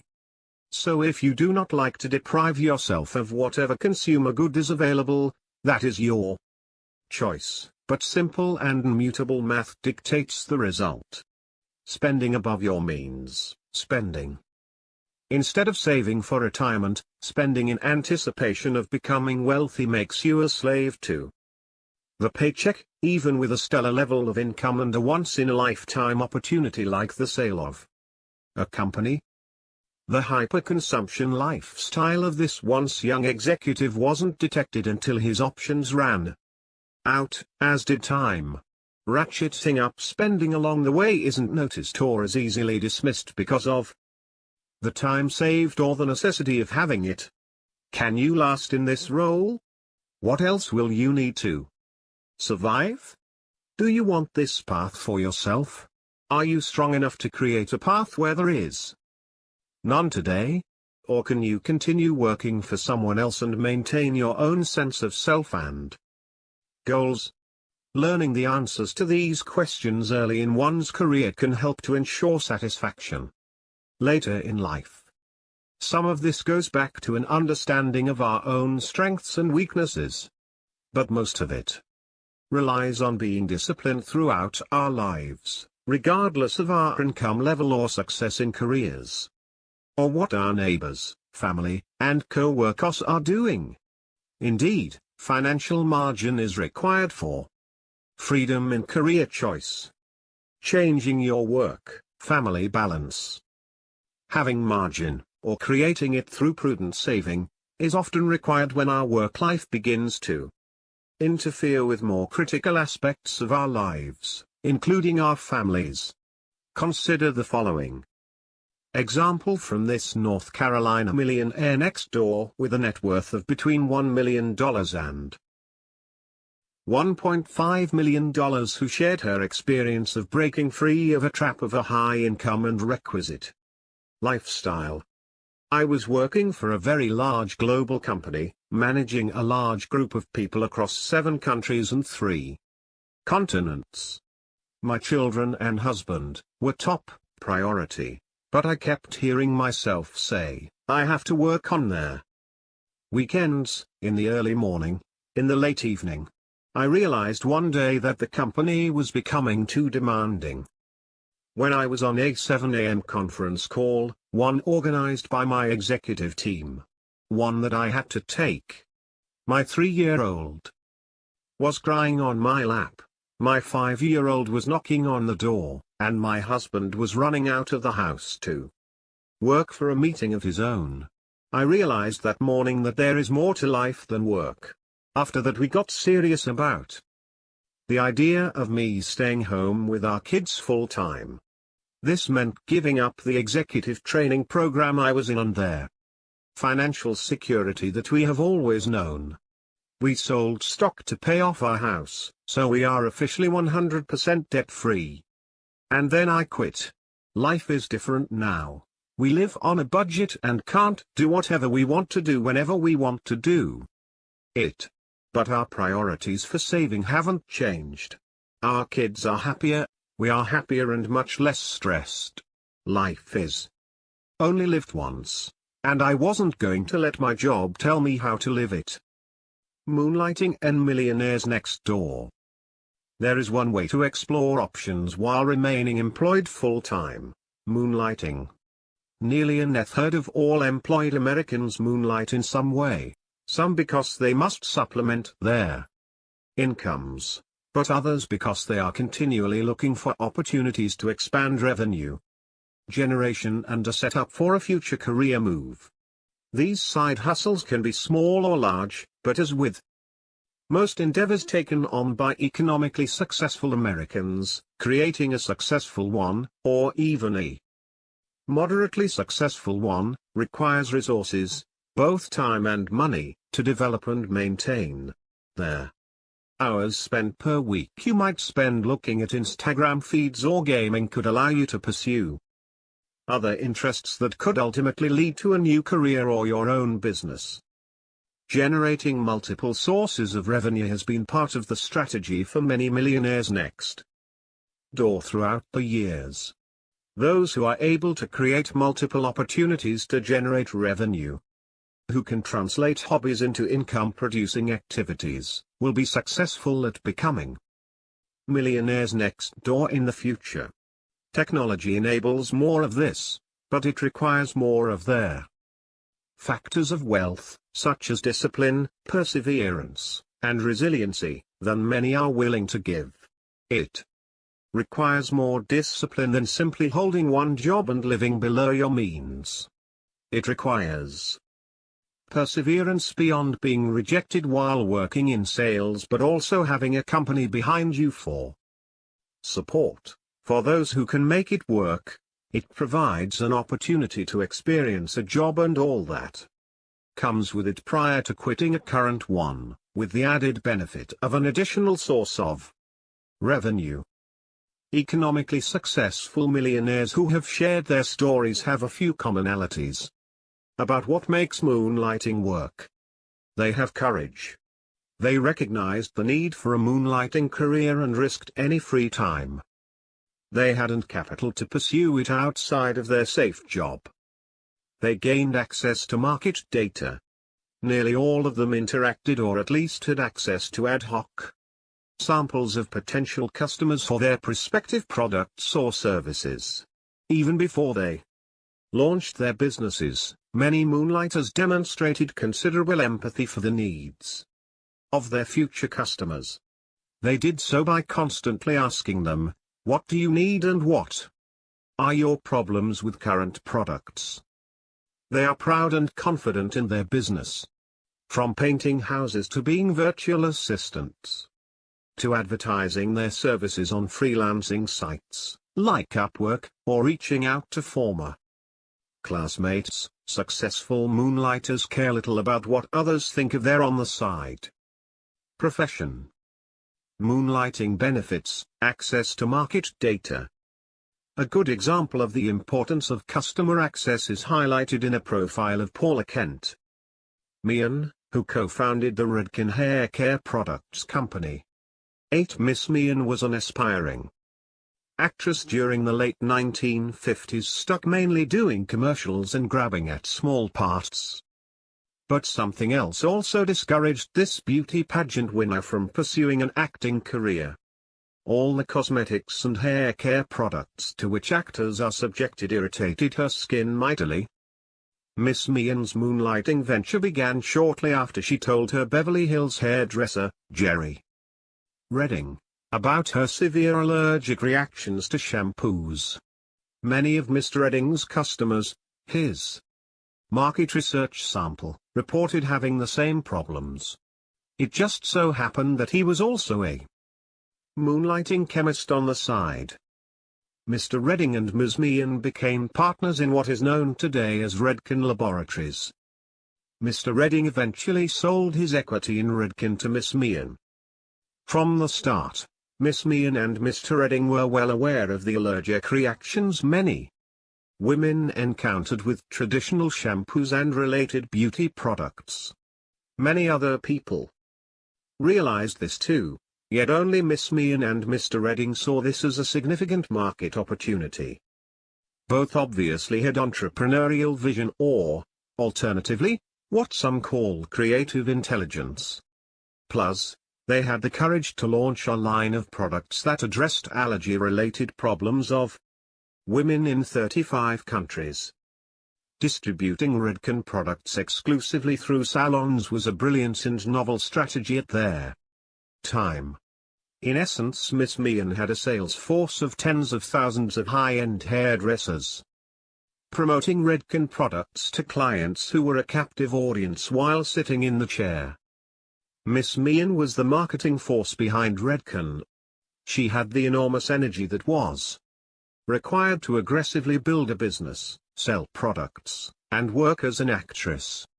And she took night classes in management, accounting, and law to learn to build and operate an entrepreneurial enterprise. Her boundless energy came from her conviction that the Redken product had enormous potential. She absolutely believed that there were significant benefits afforded by her pH-balanced beauty product line. Miss Meehan predicted that millions and millions of other women had the same sensitivity she had. Like most successful entrepreneurs, Miss Meehan had great affection for her product as well as for her job description. As stated in The Millionaire Mind, select a vocation that is not only unique and profitable, but one you love. 9. Confidence required to moonlight. A high school teacher named Murray is an example of having confidence in choosing how to generate revenue. Murray taught for several years in a school district that did not have a true commitment to academic achievement. So when he was given the opportunity to teach in a district where students ranked in the top tier in regard to SAT scores, college-bound graduates, etc., he jumped at the chance. By making this change, Murray also encountered a significant increase in salary, taken away by the euphoria of teaching in such a prestigious school and the upswing of his cash flow. Murray made a mistake. He bought a house in the lovely village where his school was located, but it was a house in a neighborhood he could barely afford. Typically, educators are a frugal bunch. In many ways, Murray and his family were frugal.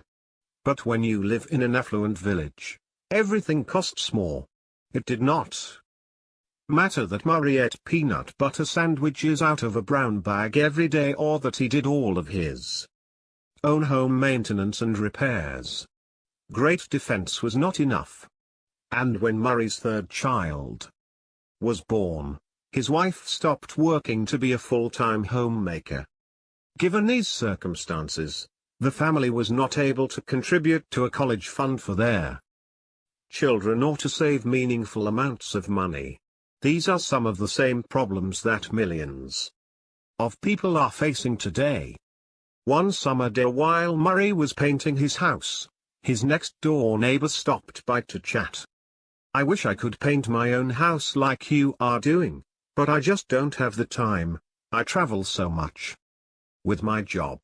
The estimates I just got from 3 house painters took my breath away." When Murray heard how much these painters were charging, he nearly fell off his ladder. The next morning, Murray had a revelation. Genius is often defined as seeing opportunities that are so obvious they go unnoticed by 99% of others. Murray realized that he could paint his neighbor's house for a fraction of what the professional house painters had proposed and still make a sizable profit. He already had the knowledge and the equipment to do the job. And he was a very good painter for an amateur. But, he thought, should an educator in an affluent community be out painting houses during the summer recess? What will people say? In the end, Murray decided that their economic welfare of his family was more important than what the neighbors might think about his moonlighting venture. He went next door and proposed to paint his neighbor's house for 2/3 of the lowest bid given by the professional house painters. The neighbor took a chance and hired Murray. At this time, he never envisioned starting a house painting business. He was just trying to make some extra money. But while painting his next-door neighbor's house, another neighbor came by and asked him for an estimate. He painted that house and then another and then another. In short order, Murray became overwhelmed with business. The next summer he hired several of his colleagues to help paint. He also hired his best and most conscientious juniors and seniors to earn extra money. And they continued to work for him during their summer breaks from college. Murray kept his day job with all of its benefits. He enjoys teaching, but today he makes a lot more money from his summer work. He is successful because he didn't let his perceived middle-class status prevent him from earning a living in what some people might consider a blue-collar vocation. Build wealth to control your destiny. The concept of a go-to-hell fund, a savings amount that would allow for you to live for 10 or more years without having to work, sounds like a fantasy, particularly to those just starting out in their careers. But, as we discussed in Chapter 1, an entire community is growing around this concept. Indeed, the financial independence's go-to-hell fund lasts them a lifetime, once invested. In 2012, my father wrote about the benefits of such a fund on their heels of a reader's email regarding being trapped in a career. In the Millionaire Next Door, I profiled a millionaire corporate sales professional. He, like other self-made millionaires, said that he had a go-to-hell fund. Just in case my employer insists, that I leave Austin for corporate headquarters in Rochester. He never had to leave Austin, and he added, PTL, praise the Lord. In other words, the millionaires next door have accumulated enough wealth to live without working for 10 or more years. Those words still ring true today, as we were reminded of this wisdom after reviewing an email from Miss F, who currently resides in a lovely community in the southern United States. I went to my local library this morning, hoping to borrow The Millionaire Next Door. However, the only available book was in Spanish, so I borrowed Millionaire Women Next Door instead. By the time I completed the second paragraph on page 8, I had collapsed in a fit of laughter, simultaneously crying and laughing at my sad truth. My newest work assignment is no less than 8,200 miles, 18 hours of flying time, and 12 time zones away from everyone who means the most to me in this world. Simply put, the situation stinks, but I had convinced myself that it was necessary to pay the bills.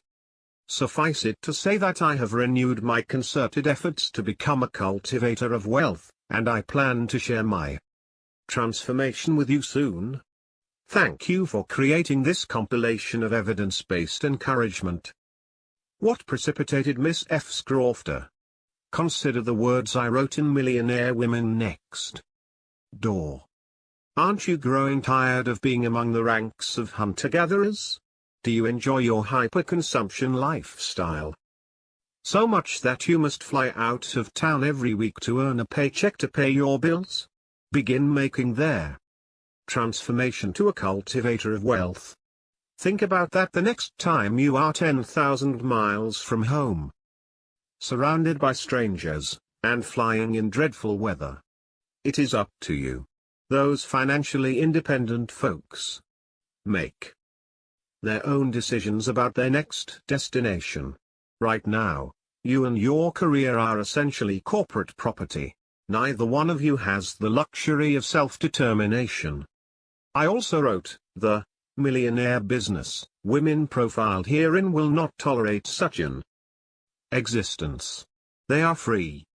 They are cultivators of wealth and satisfied with life.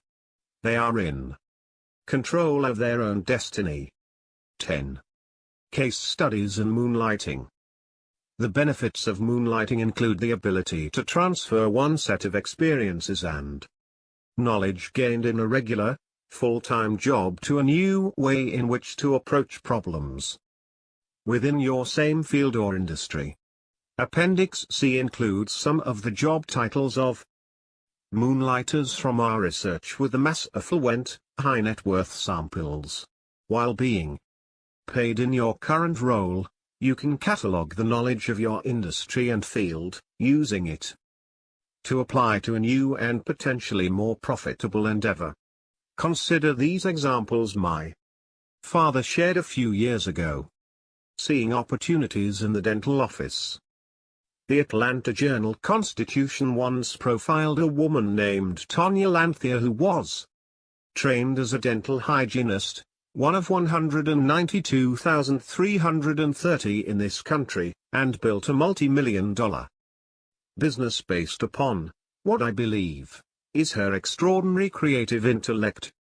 11 dental hygienists make approximately $71,530 a year, median income, but she came into contact with hundreds of potential clients as well as job seekers.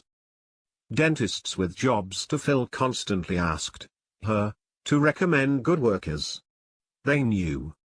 The dental hygienist pulled shifts as a temp in lots of offices and had plenty of friends in their business. Because she had so many requests, she decided to launch a national online job site for the dental industry. The site now has more than 400,000 registered users. How does someone with no previous business experience, no business degree, no marketing background or previous computer experience build a successful internet business? People with these skills can be hired, but it was Tonya's creative intellect, or vision, which is reflected in her company's offerings. Also, as highlighted in the article, Tonya has demonstrated tremendous perseverance and leadership qualities. Moonlighting, from nurse to sales to self-employment. A registered nurse asked me where people in her profession ranked in their ability to transform income into wealth. Highly compensated RNs are in the average range of productivity, ranking 88th among the 200 occupations studied. But her question reminded me of several case studies of RNs who leveraged their rigorous training, extraordinary work ethic, and considerable experience into a variety of lucrative businesses.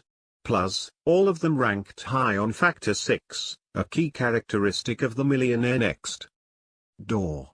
They are proficient in targeting market opportunities. Kay, for example, was a surgical nurse for 9 years.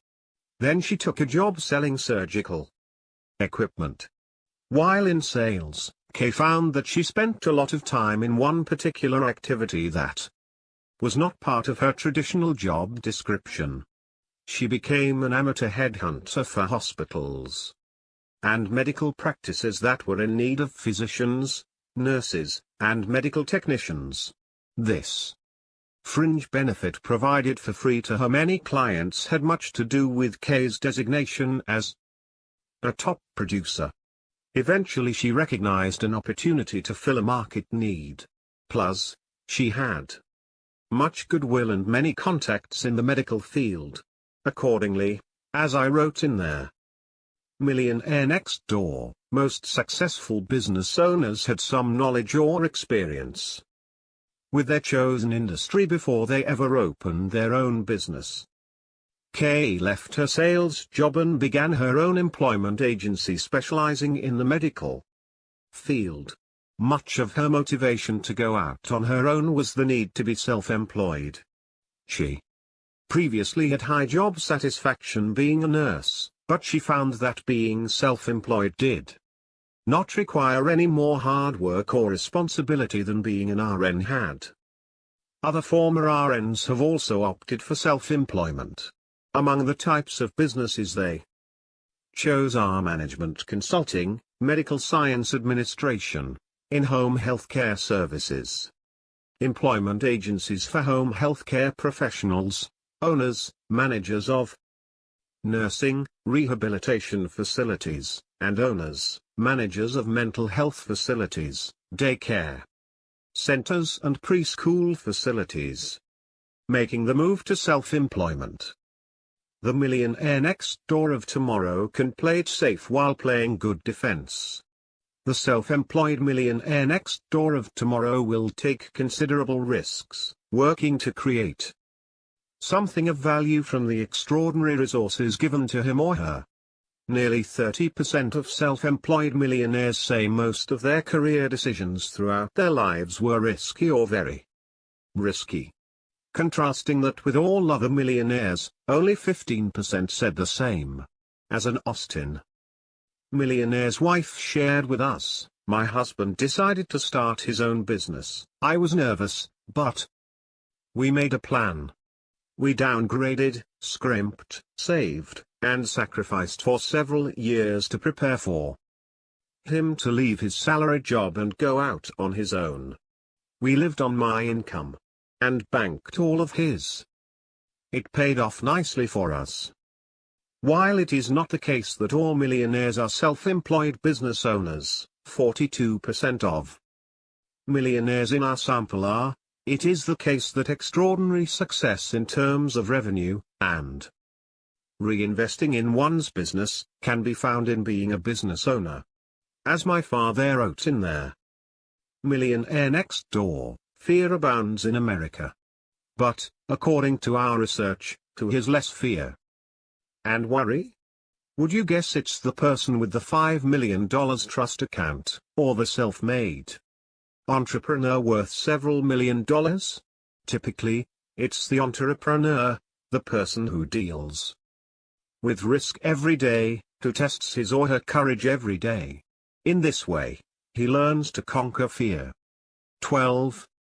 The potential payoff for those career risks, specifically for the risk associated with starting one's own business, is the ability to generate revenue, more revenue often than would be possible working for someone else. Self-employed millionaires in our latest survey have over 1.5 times the median income of those who work for others. On average, their actual net worth minus their expected net worth is more than twice those who work for others. When it comes to their finances, self-employed people are often extremely well disciplined, just as most economically successful people are in general, as discussed in Chapter 5. They have a daily routine that maximizes output for every moment of work. They write their own job description. 81% said that the job they designed allowed full use of their abilities and aptitudes. The probability of becoming a millionaire is quite low for those who generate low levels of income. The median household income in America was about $60,000 in 2016 according to the U.S. Census Bureau. 13 With this level of income, a married couple with 3 children would have a difficult time becoming millionaires.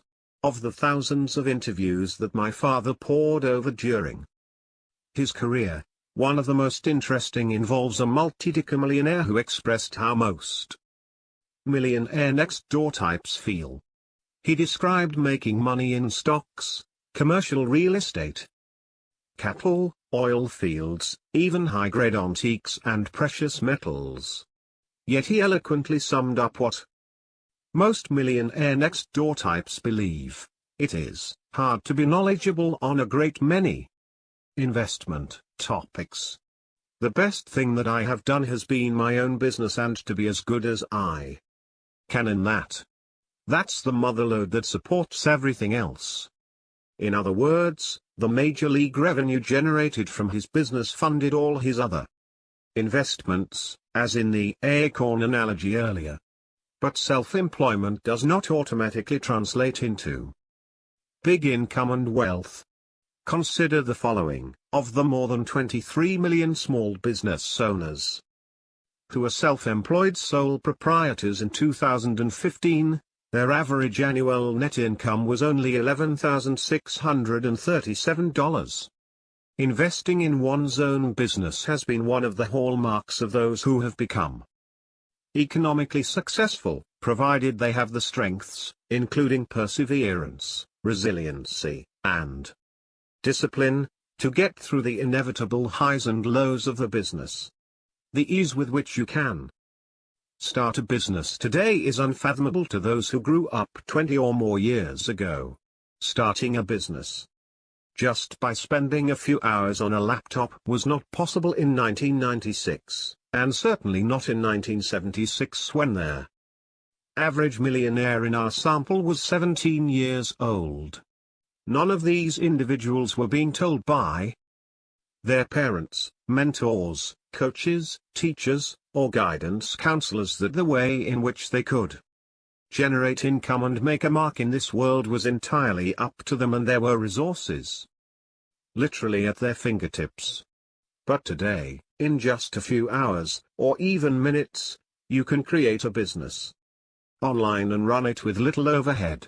The internet and its related technologies for running a small business have leveled the playing field in many ways, allowing those who have challenges with steady employment to create their own opportunities, regardless of what might have held them back before.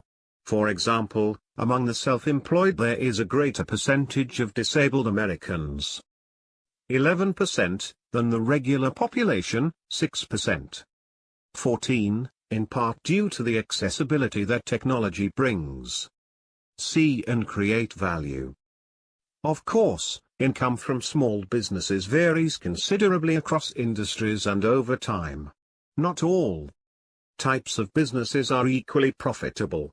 For an example, see Appendix C, and not all businesses with any net income can cover living expenses for their owners.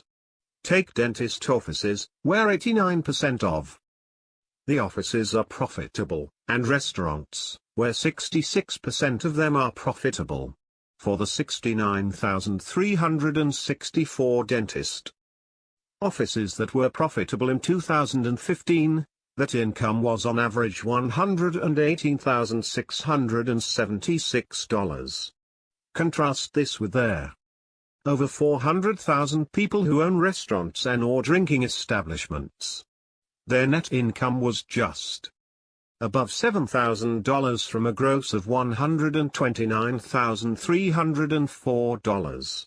Selecting the right business is a major factor in explaining profitability and ultimately wealth. Regardless of tools, technology, and smarts, business success still requires focus and creativity, hard work and discipline, and analysis and foresight. There are a great many businesses that begin, and few that actually succeed. My father often quoted fighter pilots and generals, citing the focus and awareness they require to become successful at their professions. He wrote, "A great fighter pilot once said about inexperienced combatants, they see but they do not see. In other words, despite having better than 20/20 vision, like being born with high analytic intellect, it does a combat pilot little good if he never looks in the right direction." The same is true in targeting market opportunities and selecting the right occupation. Those who are self-employed tend to be contrarians, as they think differently about business, generating revenue, and using creative intelligence to solve a market need. This helps to explain why many of them are in niche, backwater, low-status type businesses where competition is light or non-existent, offering them better chances of succeeding. In addition, as we saw in The Millionaire Mind, 4 out of 5, or 79%, of millionaire business owners indicated that they chose their specific business type because it gave them a high probability of becoming financially independent. 15. In both The Millionaire Next Door and The Millionaire Mind, my father listed the types of businesses owned by the millionaires surveyed. These businesses ran from the dull normal to the unique. For example, in The Millionaire Next Door under businesses of self-employed millionaires, you will find bovine semen distributor. 16.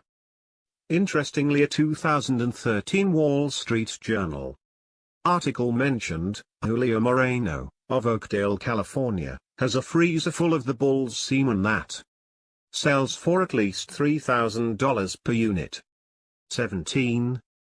If asked how he became wealthy, would Mr. Moreno say stocks or bull semen?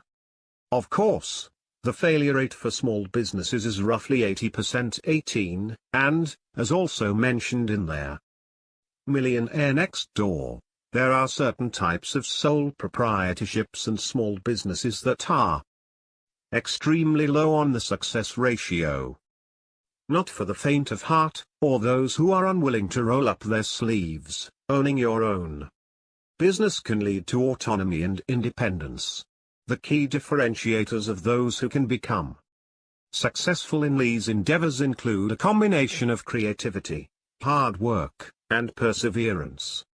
In their case of the latter, of the self-employed millionaires in our latest study, nearly 93% of them cited resiliency or perseverance as their top success factor, rating it very important or important, followed by being well-disciplined, 90%, and being honest with all people, 87%. Perseverance required. It's often said that a successful business becomes that way because the owner had two important ingredients, time and money. Often an individual must have the financial wherewithal to survive without a steady paycheck for many months and even years before his business takes off. Who do you work for? Who is really in charge when you have large chunks of your equity held by others? Do you really own it anymore? The glamour and glitz of venture capital companies and startups like the ones portrayed on the television series Shark Tank are intriguing. And maybe those lights are calling you. But being funded via debt is still working for others in some way. Consider this story regarding funding that my father wrote related to small business owners and ownership. In 2014, Davis is a millionaire business owner. Earlier in his career he was asked, "Where do you do your business banking?" He responded, "I bank at the Bank of Abuse." It seems that Davis encountered an ever-occurring change in loan officers who were constantly condescending and aloof. And no matter how often he repaid his business loans, he was required to update his financial data frequently. During this time Davis was dependent on credit to keep his business going. But more recently he made sacrifices and did a better job using the company's profits to further its growth. This was done shortly after Davis heard a speech given by Gene, an extraordinary millionaire next door type I profiled in The Millionaire Mind. Gene's revelations and contributions to my research placed him in the top 10 of all the millionaires I have interviewed. His main vocation was owner of a salvage business. He became extremely wealthy by purchasing or salvaging distressed real estate from a variety of financial institutions. But Gene was also a mentor to aspiring entrepreneurs. His fire and brimstone sermon warned against the heavy use of credit. Part of his sermon, which I understand was highly persuasive, details an experience that Gene had while cutting a deal with a large commercial bank. Immediately after the deal was signed, the senior credit officer of the institution signaled to Gene and walked him over to the large window in the officer's top floor office. They could see for miles, thousands of commercial buildings all around. The officer pointed to all the buildings and said the words that made a lasting impression on Gene: "We, their lenders, own it all of it. The business out there? You, borrowers, just run these businesses for us. You guys run them for us, the financial institutions."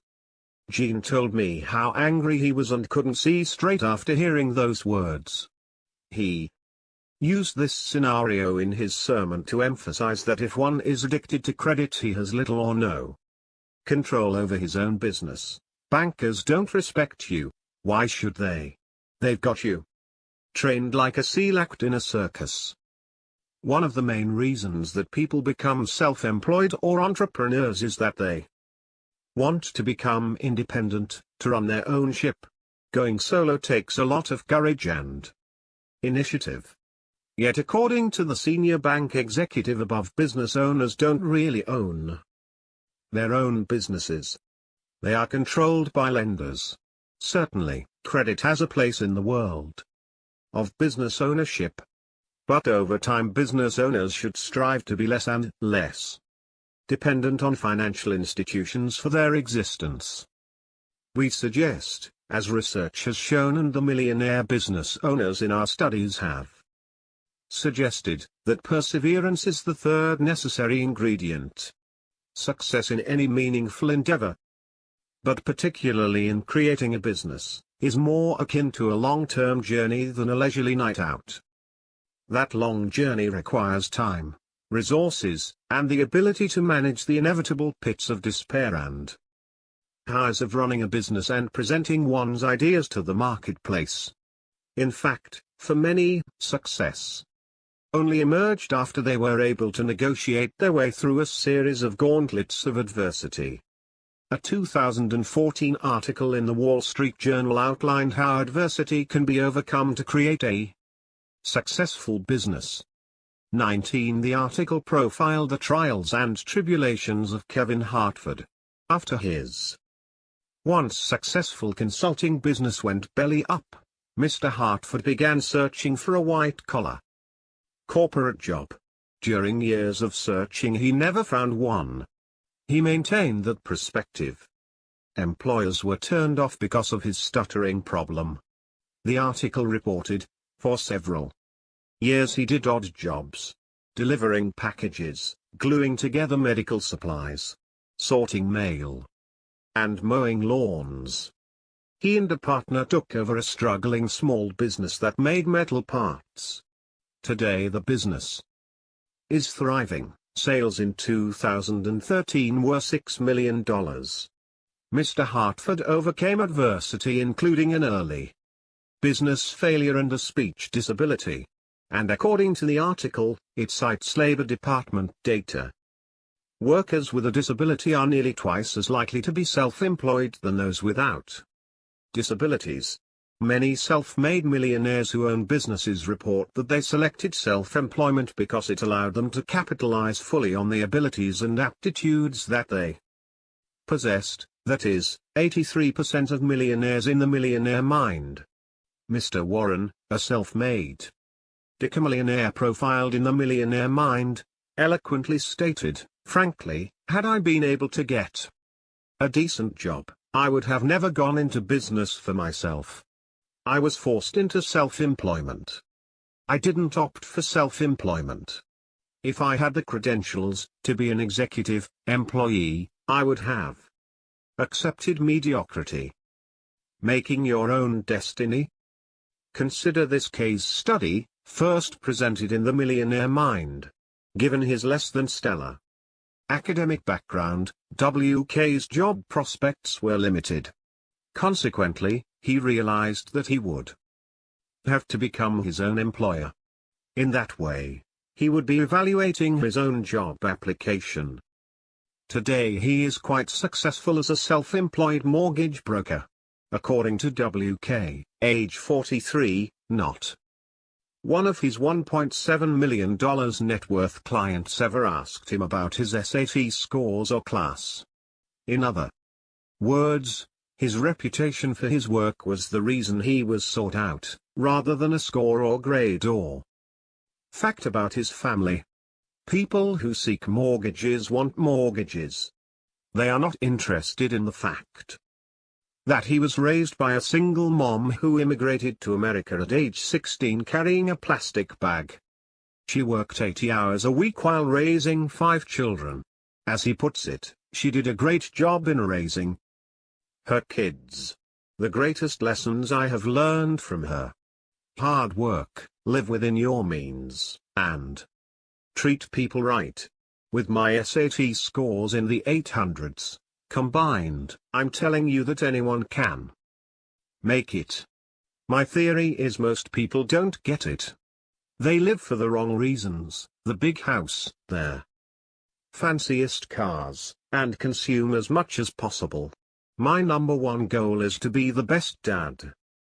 WK is yet another member of what my father called the 900 Club, as described in their Millionaire Mind. 20. Only those millionaires who scored below 1,000 on their SATs are admitted. Life is a marathon. How well you do in this race involves much more than grade point averages. Standardized testing cannot be substituted for actually running the race. People like WK never allowed academic odds makers to dictate their performance in life. They recognize that creativity, Hard work, discipline and certain social skills including leadership were more significant than grades and aptitude test results. These are the people who confound their teachers and other fans of aptitude and intelligence. Testing. So what if your resume, academic credentials, or what's on your job application are not outstanding? Be determined to move to the other side of the negotiating table. Change roles. Become the actor in the human resource drama that evaluates the applicant's credentials. Still required, sacrifice and hard work.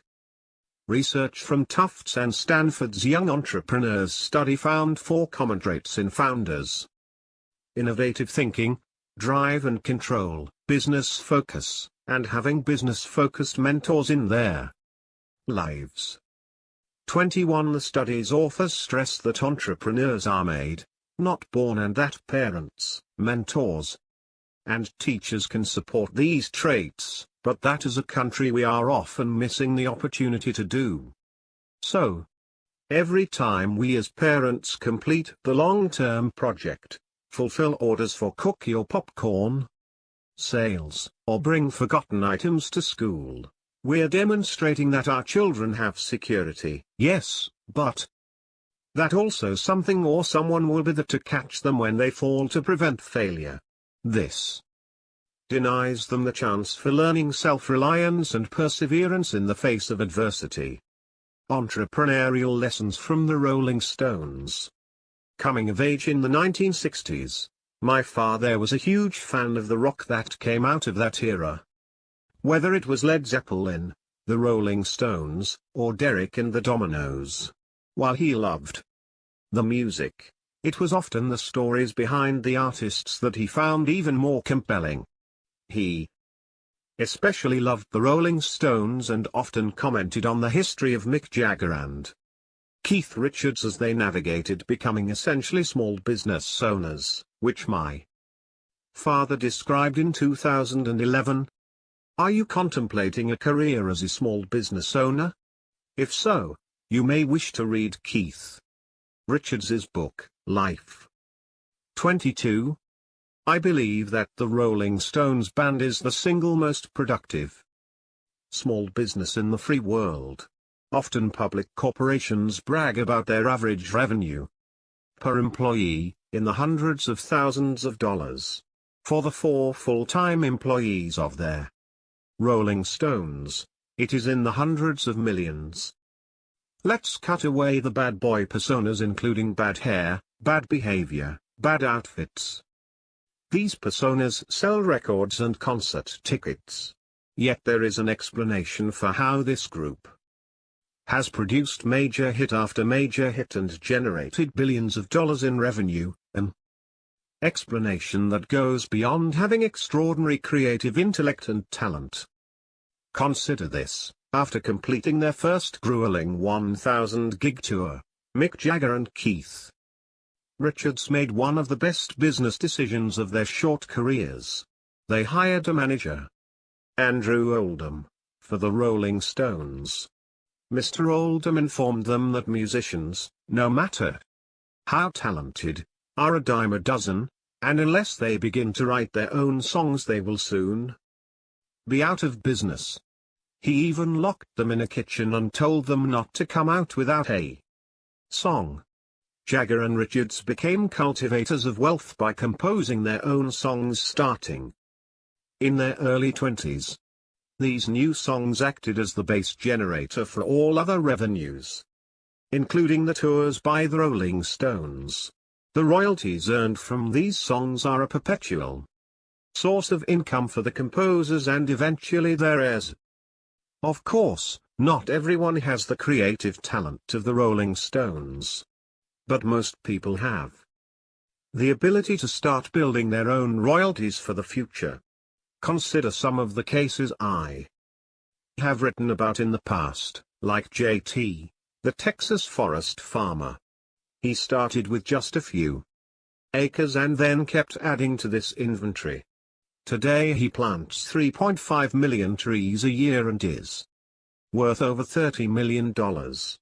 Take Brian, who was profiled on thomasstanley.com. He failed his high school equivalency exam several times. As he said, "If I can become a multi-millionaire, anybody can." Sold all my toys. And bought my first fourplex. Today he owns 7 of them. And finally, there's the moonlighting firefighter Malcolm, who realized early in his career that fighting fires is something that cannot be inventoried. He started with one fixer-upper house and rented it to students. And the constant student demand for housing is nearly a guaranteed source of wealth from his real estate holdings. 2 quotes from Keith Richards' life illustrate the amount of work that it takes to become successful, the amount of work that not everyone is willing to do. Every waking hour of every day, you collapsed on the floor with a guitar in your hand. That was it. You never stop learning an instrument. 23. The work was always intensely hard. The gig never finished just because you got off stage. We had to go back to the hotel and start honing down these songs. It was non-stop high-pressure work, which was probably good for us. 24. It is obvious to me after reading his memoir that Keith Richards also has high analytic intellect. Mr. Richards spent thousands of hours studying all the great blues artists and rock virtuosos and integrated this knowledge into his musical compositions. He even kept a diary of audience response to each new musical riff introduced by the Stones for future adjustments. In other words, he was collecting and analyzing market research information. His passion was to elicit the same deep emotional response that he felt from the Stones' music from his audiences. Like the Rolling Stones, almost all self-employed people are tested. Multiple early setbacks and seemingly lack of market response must be overcome. Richards especially had tremendous tenacity, focus, passion, physical stamina, and toughness. He writes, "For 3 years we played every day. Well over 1,000 gigs. Barely a break. 10 days off in that whole period." In one half of the 1,000 gigs in which the Stones performed prior to coming to the US, they netted nothing. How would you feel if only 2 people turned up in the audience? But they continued their musical mission despite their precarious financial situation, inhuman living conditions, and predatory advisors and managers. Richards explains why. "My idea has never been to make money. Originally it was, do we make enough to pay for guitar strings? Later, do we make enough to put on the kind of show we want to? Initially, the money was most of it plowed back into what we want to do." No doubt Mr. Richards helped sell millions of guitars to kids who thought they could easily match his success. But they quickly found out that it is much easier to buy a guitar and play their part by visual cues than it is to practice for thousands and thousands of hours while working for nothing. Determination for careers. As in the case of managing our financial lives, the way in which we approach work is influenced by our early experiences. Millionaires often share that having supportive caregivers or mentors made their difference in the way in which they became successful in their careers or built their businesses. And early experiences, particularly challenging ones or failures, can sharpen the way in which we approach the next opportunity and the next. And what if you find yourself trapped today? What does it take to begin again, to be able to leave a job for another, or to create one's own business? How have many made the transition from one career to the next, or from employment to self-employment? In the same way we approach managing our personal finances, building work-related resources in the forms of experience and reputation are critical. Continuing to seek out opportunities regardless of employment status, including moonlighting, builds knowledge and experience capital that can then be used to make a move or create your own opportunities. But perhaps more important is ensuring continued financial margin to make career changes when needed or wanted. In the past 20+ years, the world of work has changed, more so than my father suspected when we began work on this book several years ago. True, the concept of lifetime employment and pensions to take care of us in retirement had long disappeared. And the types of industries in which millionaires find themselves is expanding, continuing to view employers as a guarantee of safety and security is naive and can dampen your ability to build wealth on your own. The traditional notions of work are slowly disappearing, and the millionaires next door of tomorrow are embracing new concepts of generating revenue, both in terms of how they approach employment and how they generate experience and knowledge to make the next move. Chapter 7. Investing resources. Risk comes from not knowing what you are doing. Warren Buffett. Economic success is dependent upon effectively managing resources. Those who can transform their income into wealth allocate their time, energy, and money in ways that are conducive to long-term financial success. This finding hasn't changed in 20 years, and we suspect it won't change anytime soon. Economically successful Americans do not do this by following the crowd, and by this we mean the crowds that shop on Black Friday in person, the crowds that spend any and all free time ingesting and fuming over politics, or the crowds that spend more than 2 hours a day on social media. As we've seen throughout the years, and continuing today, most millionaire next door types are contrarians. They think and act differently than others when it comes to how they make purchases, how or whether they allow others to influence their spending and living habits, and indeed, how they invest. They are savers and investors in a population of hyper-consumers. They study their investments, including their own businesses and industries, and make educated and wise decisions about how to use the resources they have to invest and grow. The success factors listed in Chapter 5 not only impact our ability to determine ways to generate revenue, create jobs, and find careers, but also impact the way in which we manage the income we make. Generating revenue through a career we are passionate about, as we saw in Chapter 6, provides resources beyond the consumption areas in Chapter 4. How do economically successful individuals grow and utilize the wealth they bring in and accumulate over time? What, in the past 20 years, has impacted how they invest? At the time of writing, there were more than 1,000 financial technology companies that provided services for both financial professionals and individuals. Many of these companies offer consumers ways to manage their financial lives efficiently, with little to no help from a financial advisor or wealth manager, or, in the parlance of the millionaire next door, stockbrokers. For better or worse, we can save, buy options, and invest in exotic foreign stocks all from the comfort of our smartphones. We don't have to call our broker to make trades, although some still do, as there are approximately 631,000 stockbrokers in the United States. Two more sophisticated actions, such as tax loss harvesting, are also being automated thanks to robo-advisors, algorithms, and similar technologies.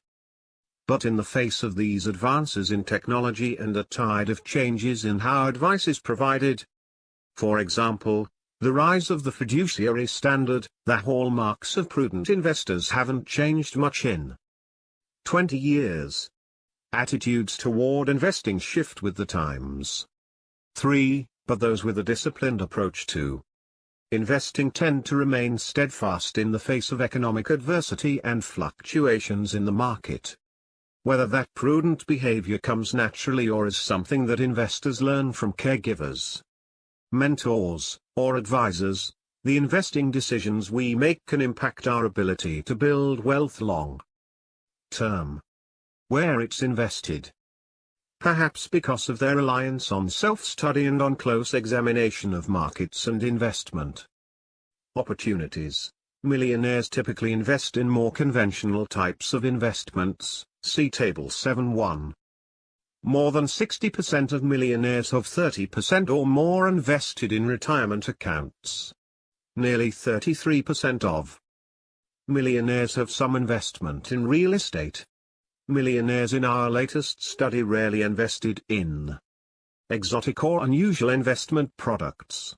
Approximately 6% of millionaires have any portion of their assets held in land use rights, for example, and very few millionaires, 4%, have intangibles, for example, copyrights or other intellectual property, as a portion of their portfolio.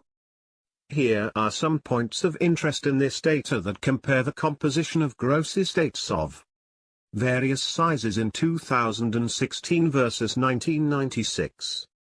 It appears that at a gross estate of $20 million or greater, both hedge funds and fine art become much more attractive as investments. In 2016, hedge fund composition jumps to 3.7% at $20 million, as compared to only 0.69% for estates between $10 and $20 million, and even less than that for smaller estates. Hedge fund, private equity data is not available for 1996. Similarly, art as an asset class comprises 1.83% and 2.56% of total gross estate value for estates north of $20 million in 2016 and 1996, respectively, and is almost non-existent in their smaller estates. These data points seem to support the notion that at a certain point of extremely high net worth, that is, $20 million or above, more exotic and complex investments become unavoidably attractive. In both the 2016 and 1996 datasets, the closely held stock composition of the estate jumps dramatically at an estate size of $20 million or more. Family-run businesses would fall into this category. Indeed, it's the exotic investments, hedge funds, and private equity that are at the bottom of their list, so to speak. One of the myths of the wealthy, a myth perpetuated by the media and lack of awareness, is that those with any wealth have exotic investments. Based on the IRS estate tax data highlighted above, it appears that this exotic investment phenomenon sets in at around a net worth of $20 million or more. That is, after you have made your fortune and can afford to pay more in fees for less return. Most individuals who are the millionaire next door types do not put money into these types of exotic investments. In his 2016 letter to Berkshire Hathaway shareholders, Warren Buffett explained this behavioral phenomenon to perfection. 4. Over the years, I've often been asked for investment advice, and in the process of answering I've learned a good deal about human behavior. My regular recommendation has been a low-cost S&P 500 index fund. To their credit, my friends who possess only modest means have usually followed my suggestion. I believe, however, that none of the mega-rich individuals, institutions or pension funds has followed that same advice when I've given it to them. Instead, these investors politely thank me for my thoughts and depart to listen to the siren song of a high-fee manager or, in the case of many institutions, to seek out another breed of hyper-helper called a consultant. That professional, however, faces a problem. Can you imagine an investment consultant telling clients, year after year, to keep adding to an index fund replicating the S&P 500? That would be career suicide. Large fees flow to these hyper-helpers, however, if they recommend small managerial shifts every year or so. That advice is delivered in esoteric gibberish that explains why fashionable investment styles or current economic trends make the shift appropriate. The wealthy are accustomed to feeling that it is their lot in life to get the best food, schooling, entertainment, housing, plastic surgery, sports ticket, you name it. Their money, they feel, should buy them something superior compared to what the masses receive. In many aspects of life, indeed, wealth does command top-grade products or services. For that reason, the financial elites, wealthy individuals, pension funds, college endowments and the like, have great trouble meekly signing up for a financial product or service that is available as well to people investing only a few $1,000s. This reluctance of the rich normally prevails even though the product at issue is, on an expectancy basis, clearly the best choice. My calculation, admittedly very rough, is that the search by the elite for superior investment advice has caused it, in aggregate, to waste more than $100 billion over the past decade. Human behavior won't change. Wealthy individuals, pension funds, endowments and the like will continue to feel they deserve something extra in investment advice.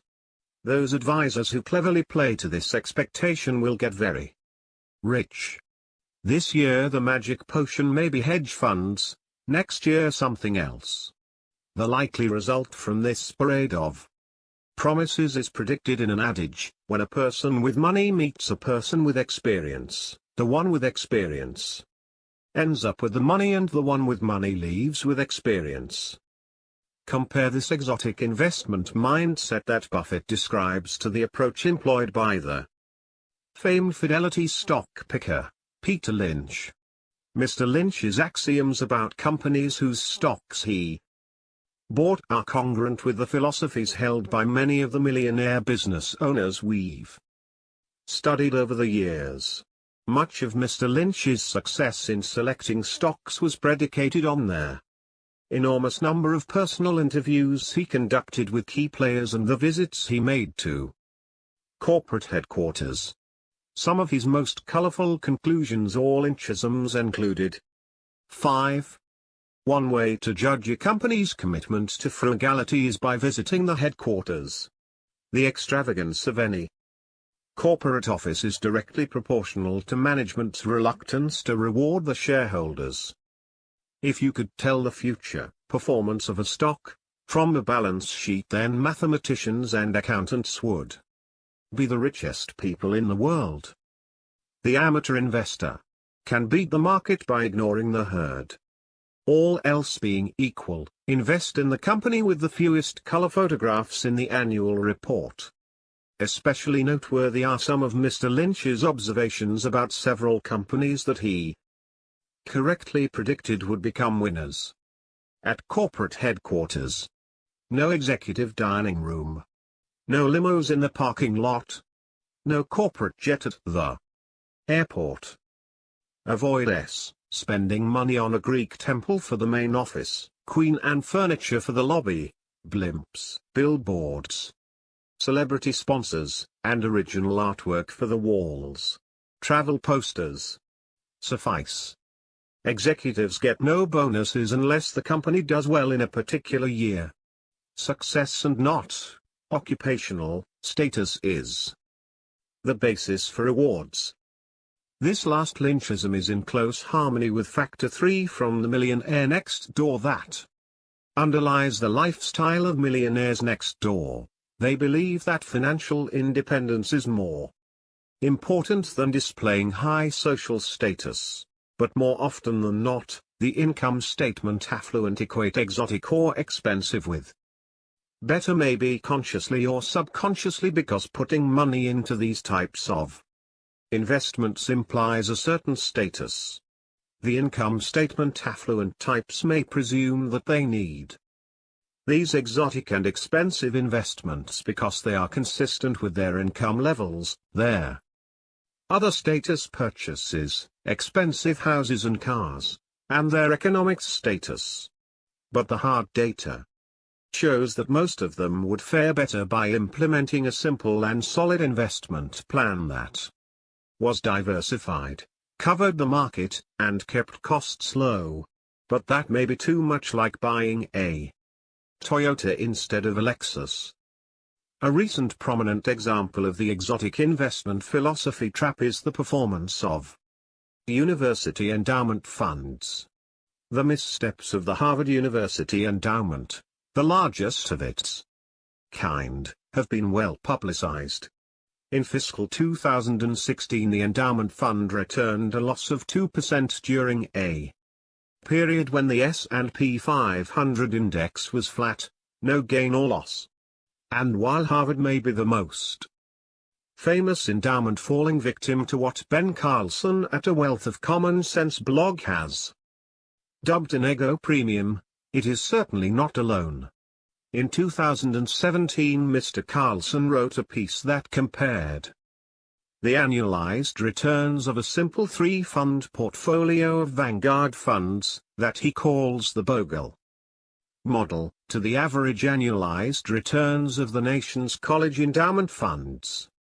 The 10-year returns of the Bogle model portfolio, 6.0%, ranked in the top 10% of the endowment returns, an annual return of 5.4% scored in the top decile. So to translate this data, if you sat at your computer and invested your portfolio in 3 of the most widely held Vanguard funds, or ETFs with a blended cost of somewhere around 10% per year, you would have fared better than 90% or more of the college endowment funds out there. And understand how these endowment funds operate. As Mr. Carlson wrote, these funds are invested in venture capital, private equity, infrastructure, private real estate, timber, the best hedge funds money can buy. They have access to the best stock and bond fund managers. They use leverage, they invest in complicated derivatives, they use the biggest and most connected consultants, and the vast majority of these funds still fail to beat a low-cost Vanguard index fund portfolio. 6. In sum, these status-seeking, exotic investment income statement affluent types end up paying more for less. But why? These are smart people. And yet they are willing to pay an ego premium even in the face of evidence that these investments often deliver less in value than a cheaper alternative. The psychoanalytical part of our team wonders whether it's possible that there is some complex, potentially subconscious, signaling taking place here, with the income statement affluent types sending a message, I have enough to burn. Most millionaires own no works of art. Many people in this country are ambitious, and they want to emulate those who are economically successful.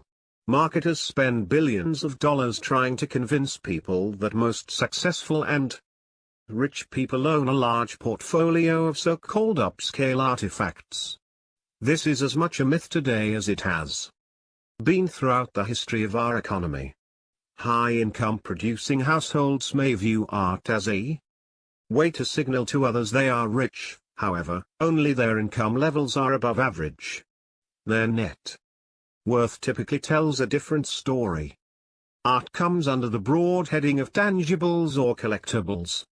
My father once wrote an article about this for American Demographics. In it he said, surprisingly under 6% of the typical millionaires' assets are held in such tangible or collectible forms such as antiques, coin and stamp collections, precious gems or works of art.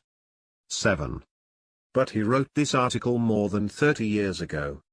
Have things changed since then? Not in our most recent survey, where most millionaires, nearly 78%, have 1% or less of their wealth in tangible collectibles. And not much has changed according to the recent IRS estate tax data. 8. Overall, among those millionaires with wealth of $2 million or more, only 1.3% of their wealth is held in tangible works of art. Even this small percentage may be overstated given that some very pricey art may likely be bogus. Art is just one more asset category to which a large number of millionaires we surveyed have said, don't own. Never owned. The same is true for a variety of other assets discussed in detail in Stop Acting Rich. Only a minority of millionaires has ever owned a vacation home, boat, plane, wine collection, prestigious make of motor vehicle, or expensive suit. Characteristics of successful investors. Consider the following description of individual investors. The investors who inhabit the real world and those who populate academic models are distant cousins. In theory, investors hold well-diversified portfolios and trade infrequently so as to minimize taxes and other investment costs. In practice, investors behave differently. They trade frequently and have perverse stock selection ability, incurring unnecessary investment costs and return losses. They tend to sell their winners and hold their losers, generating unnecessary tax liabilities. Many hold poorly diversified portfolios, resulting in unnecessarily high levels of diversifiable risk, and many are unduly influenced by media and past experience. Individual investors who ignore the prescriptive advice to buy and hold low-fee, well-diversified portfolios, generally do so to their detriment. 9. Action bias, or the propensity to take action as opposed to taking no action, can lead investors of any level of experience to take action when no action is required. These extreme investing doers end up buying and selling at the wrong time because they have a propensity toward taking action. Their other side, of course, includes those who are averse to taking any action, taking their time instead to create investment strategies that may be obsolete before they are even ever implemented. What makes a successful investor? One who is able to invest when the market is down and be comfortable with investments that have higher associated risks with them. Like the behaviors that distinguish high-potential household CFOs from those who are less able to build wealth, there are a few characteristics and behaviors that separate successful investors from others regardless of their economic times or governmental factors. We know that courage and a willingness to take risks are highly related to net worth. 10 millionaires throughout the past decades have shared that courage allowed them to weather storms not only in their own careers or businesses, but also in their investments. The courage to invest takes some level of confidence to make an investment-related decision as well as the personality to want to engage in investing in the first place. And we also know that financial knowledge and risk tolerance are related. 11. Knowledge, in particular, can be gained through self-study and research, and as has been the case over time, prodigious accumulators of wealth tend to spend more time researching and planning their investments than their accumulating counterparts. The data also tell us that those who are anxious and worried tend to engage in more short-term, potentially detrimental investing behaviors. 12. In our research in creating an experience and behavioral-based psychological test of risk tolerance, we found 5 distinguishing components of good investing. Good being defined as being generally comfortable with investing in the stock market and buying, versus selling, in a down market. 13. Personality for risk. Successful investors tend to be able to make investment decisions even when the exact outcome is not yet known. They tend to be comfortable making investments even without perfect certainty of what their future holds. High-risk preference. Those who prefer investments with greater risk, for example, stocks, that have a greater opportunity for return, and tend to make better investment-related decisions. Confidence in investing. While overconfidence can trick investors into making ill-advised decisions, some level of self-confidence and self-efficacy differentiates successful from unsuccessful investors. Without an effective dose of confidence, investing-related decisions may be second-guessed and ultimately changed, often with disadvantageous financial effects. Judgment. Knowledge regarding investments and investing. As quoted by Warren Buffett, risk comes from not knowing what you are doing. Those who build knowledge in how investing works, the potential up and downsides of investments, and the cyclical nature of the stock market are more likely to make better investment decisions overall. We know that prodigious accumulators of wealth spend time researching investments more so than their under-accumulating counterparts, and that investing knowledge relates to better investing decisions. 14. Composure. Composure typically refers to the ability to withstand changes, typically downturns but also boom times, in the market. Those investors who can remain calm and courageous in the face of a market crash tend to make better decisions than their anxious counterparts. Characteristics of millionaire investors. The successful investor profile above pertains to a broad sample of investors, including those in their mass affluent. And as in the case of building wealth in general, it is a combination of these characteristics and behaviors that can impact our ability to obtain success in investing. What, then, are the characteristics of millionaire investors? Are they similar to what we've found with broader samples of Americans? Millionaire investors tend to be a confident group. In our latest study, just over 70% of them believe that they know more about investing than others. We know that confidence in investing can be a double-edged sword, as overconfidence in investing can have detrimental effects on investment-related decision-making, for example, a belief that you can time the market. 15.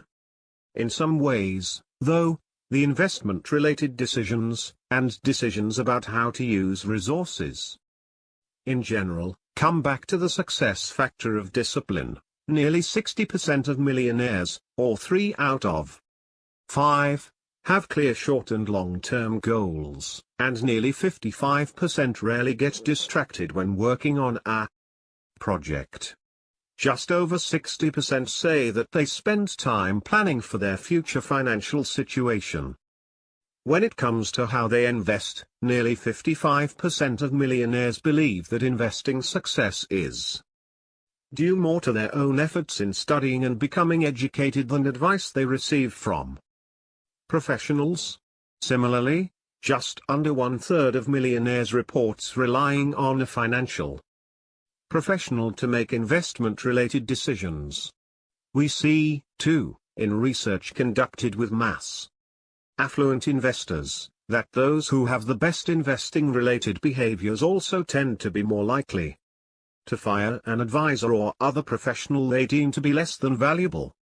16. The takeaway for financial professionals targeting millionaire investors is that they should be the best of the best and clearly convey that reality to their target audience. Millionaire investors spend time building knowledge and expertise in managing investments. They spend on average 10.5 hours per month studying and planning for future investments, and we see differences in prodigious accumulators of wealth versus under-accumulators of wealth in those hours. Specifically, 11.3 hours per month for prodigious accumulators compared to 8.7 hours per month for under-accumulators. They spend time researching investments and where to place their money, even if that means investing their money in their own businesses.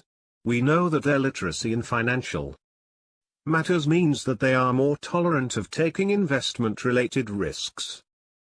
17. Future outlook and financial knowledge typically relate to taking greater financial risk. 18. So the time they spend in managing and researching investments helps in decision-making.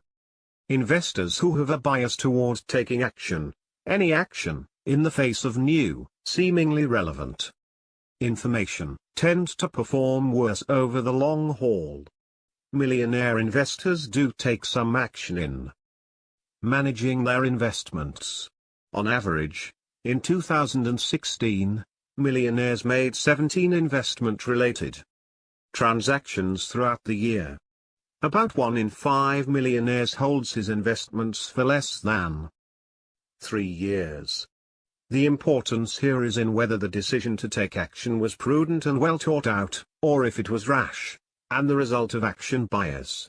Appropriate financial decision-making is a complex mix of knowledge, including financial literacy, future orientation, and remaining calming the maelstrom of environmental factors.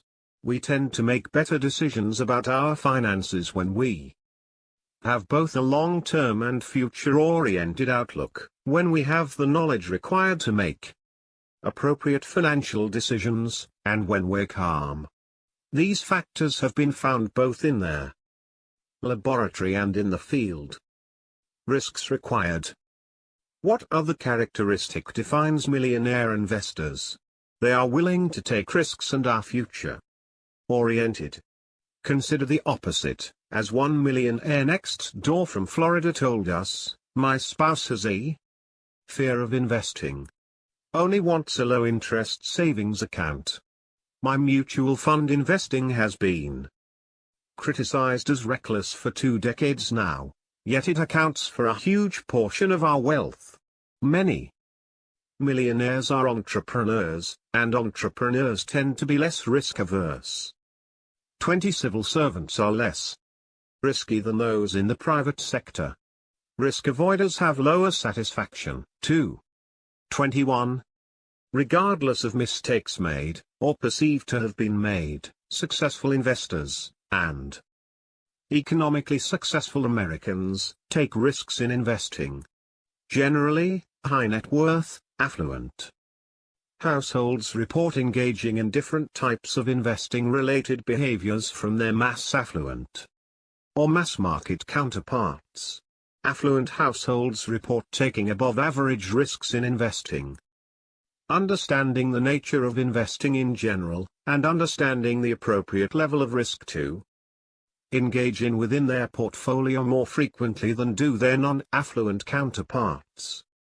22. While this isn't necessarily causal, it does highlight the importance and perhaps the necessity of a greater level of knowledge and risk-taking that is required of affluent households.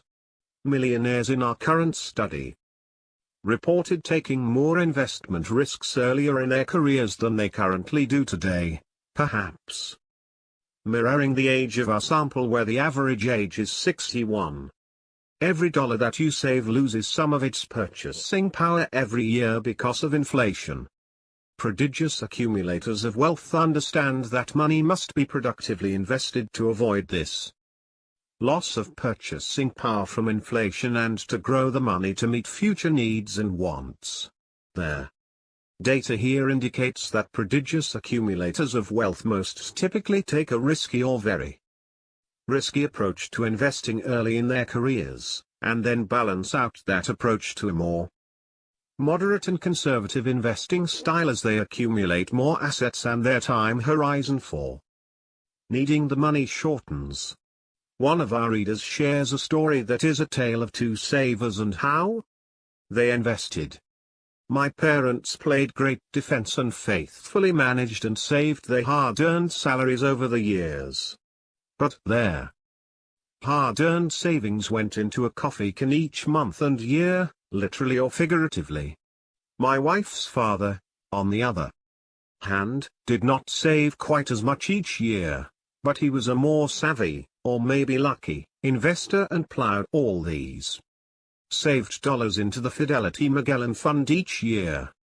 My father-in-law came out much farther ahead than my parents, who didn't achieve nearly the investment returns that he did.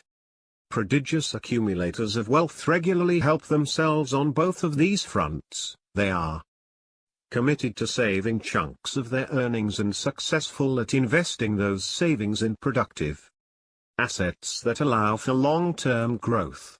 Imagine the power of increased annual savings of 143%, our calculated behavior savings alpha, then compounding with an additional 3% of investing alpha for portfolio returns each year, whether through reduced investing costs, so-called advisors alpha. Improved investing behaviors: buy low, sell high. Not the other way around, or all of the above.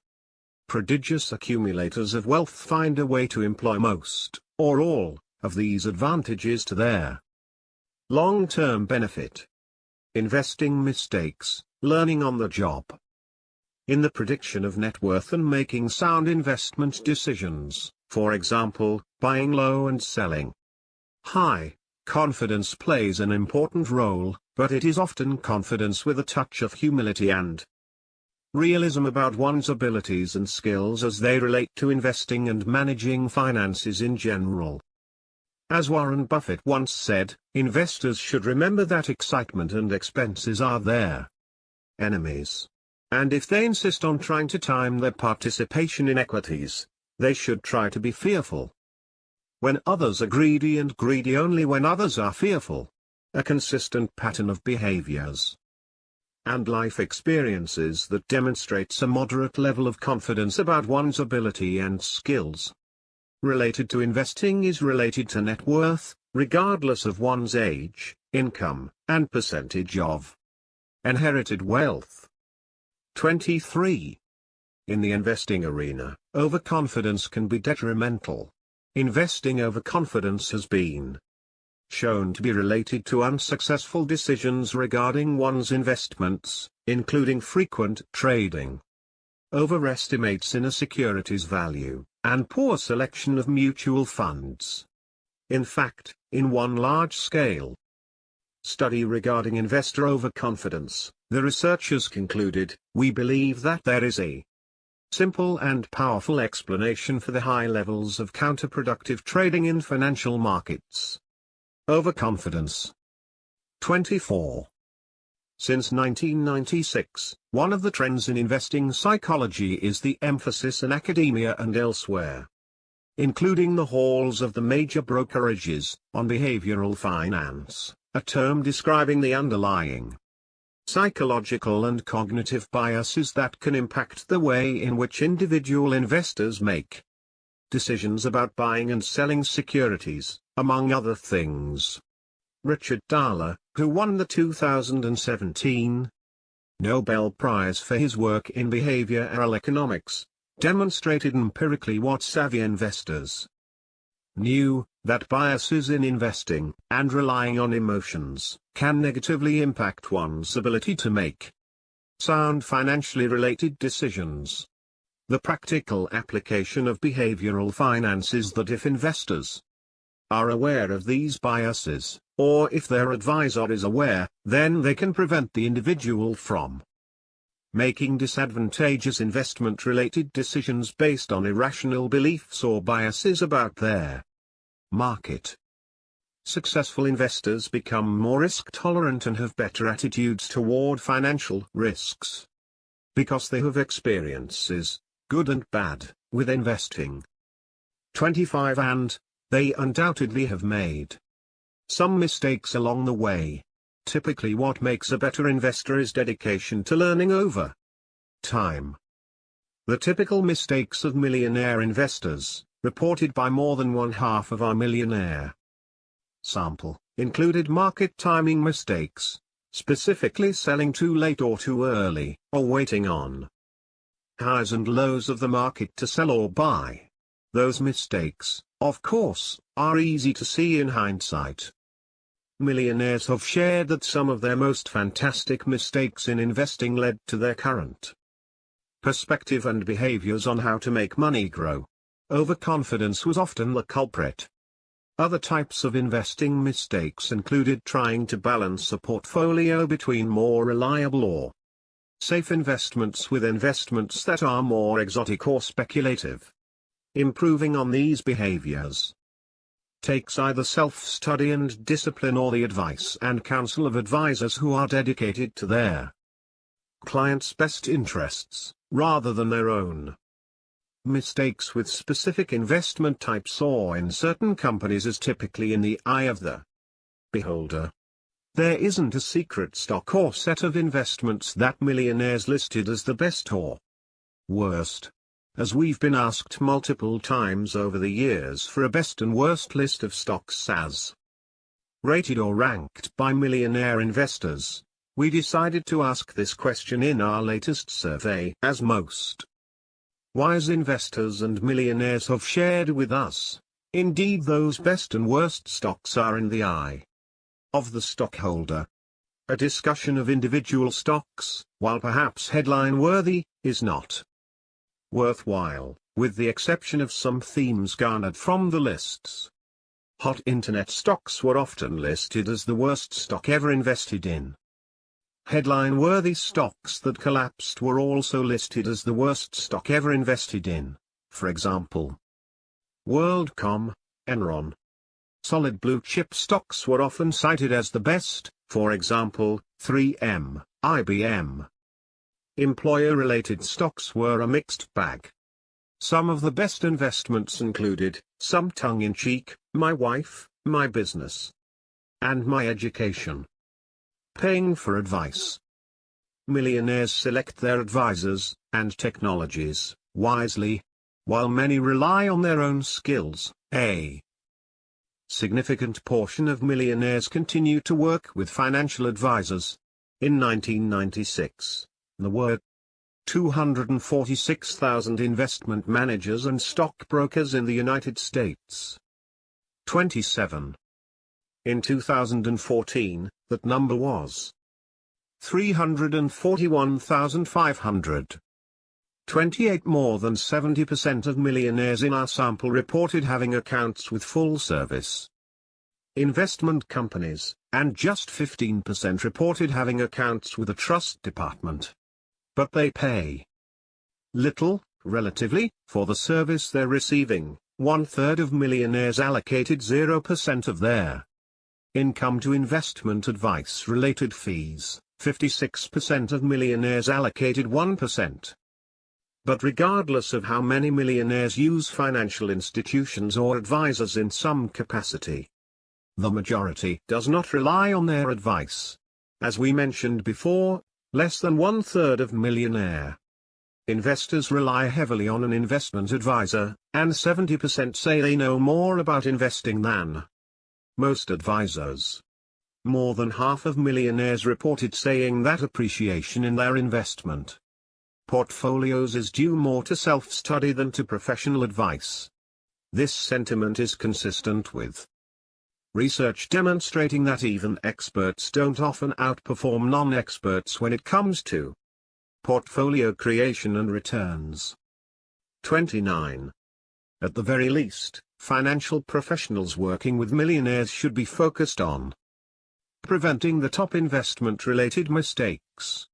The Vanguard Advisors Alpha Studies demonstrating the value of working with a financial professional attribute half of the gains of working with an advisor, that is, half of the 3% increase in portfolio performance from working with an advisor, to altering or improving investor-related behaviors. 30. Financial advisory services and fiduciaries. Mr. Jack, a full-service, commission-based wealth manager, told me recently that he is becoming frustrated with his job. He increasingly hears that the world as he knows it, which includes commission-based selling of financial services to affluent populations, is moving toward video rental Store status with the proliferation of do-it-yourself investment technology and a new emphasis on fiduciary advisors that are precluded from accepting commissions for the investment products they recommend to their clients. He's searching for ways to make money, through whatever means possible, in a new world of robo-advisors and reduced fees for his investment expertise. So, he figures he will reduce his minimums to include emerging millionaire next door types, hoping they will stick with him as they build wealth over time. Mr. Jack wants a map that will take him directly to these individuals. In this conversation, he has asked me, specifically, how I can help him find them. Surely, he thinks, because of my father's research and now mine, I can give him such a map. Yes, that map is available.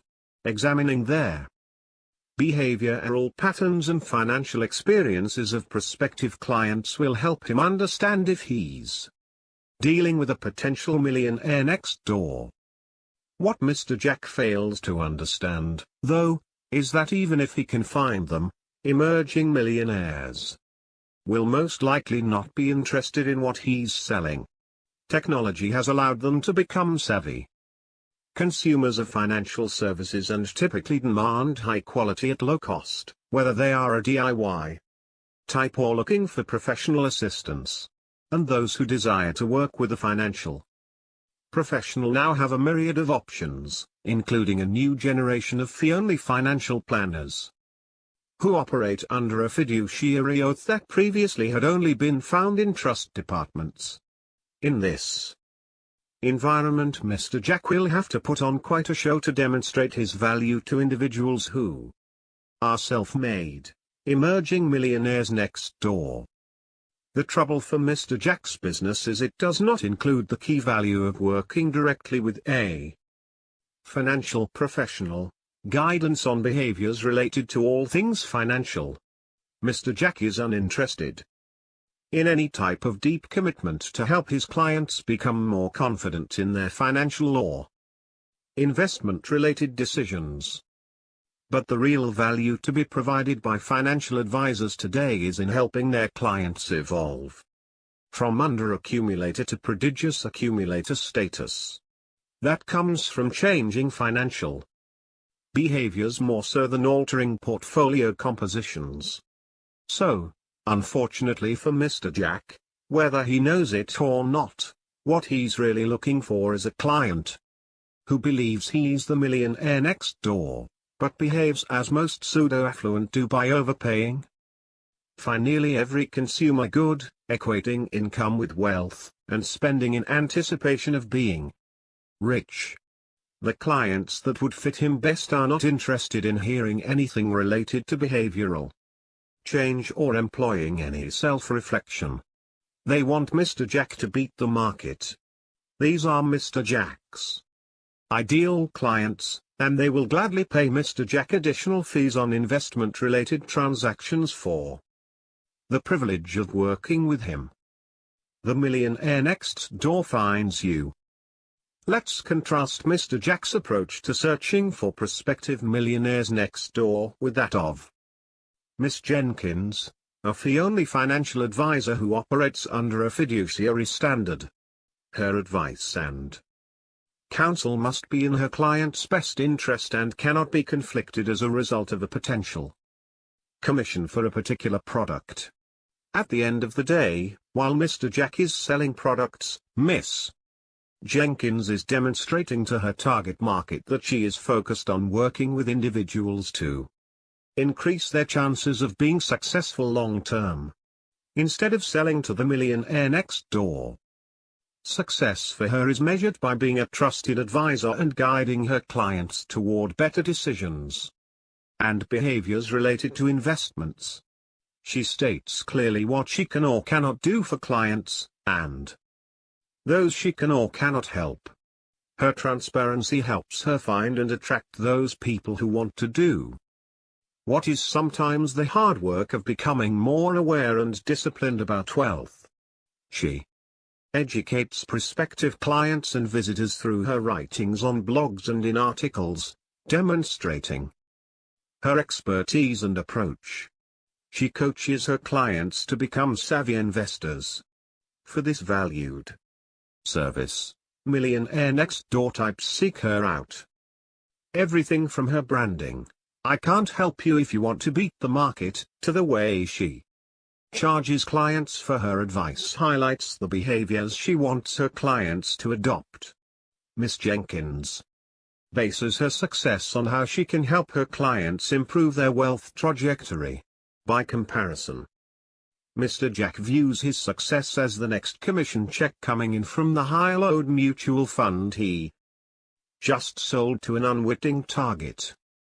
The financial professionals who will attract the next millionaire next door realize that it requires certain behaviors, not cars, accessories, or even job titles, to build wealth.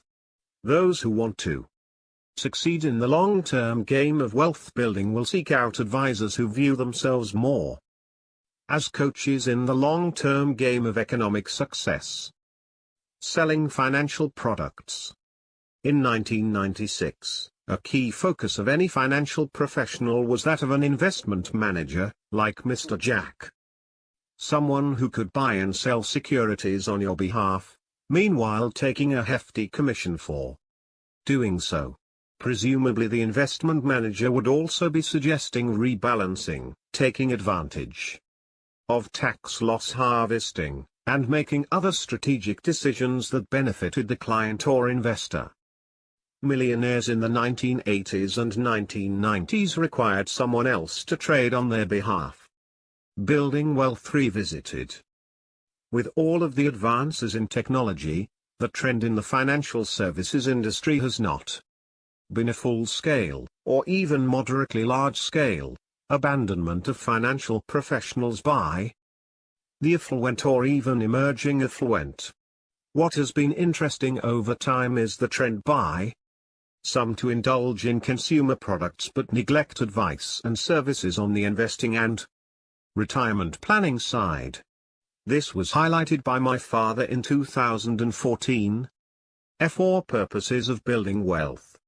Once you are in a high-income bracket, $100,000 or more, it matters less how much more you make than what you do with what you already have. The balance sheet affluent by definition are in the top 25% of the net worth distribution. The balance sheet affluent tend to put every dollar they can into investments, not into consumption. The balance sheet affluent spend an average of 100 hours a year researching and planning their investments. Their counterparts, the income statement affluents or, who are in the bottom 25% of the wealth distribution, spend about 50 hours a year in such activities. What is interesting is the significant correlation between time spent in studying, planning and net worth. My studies show that the balance sheet affluent have 6 to 10 times more net worth than do the income statement affluent. The balance sheet affluent also use that time more effectively by seeking professional advice in order to help them make important decisions themselves. They usually assemble a team of advisors from lawyers and accountants to brokers and bankers, trust officers, and are willing to pay handsomely for good advice.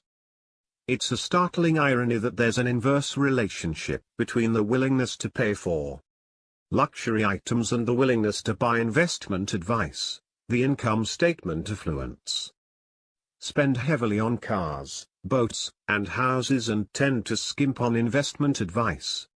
The balance sheet affluent however skimp on the luxuries and are usually more willing to pay top dollar for good legal and financial advice. Shortly after the publication of the Millionaire Next Door, online trading opened up a new world of trading to investors. Everyone, for better or worse, had direct access to buy and sell on a whim. No longer did investors even have to interact with stockbrokers if they didn't want to.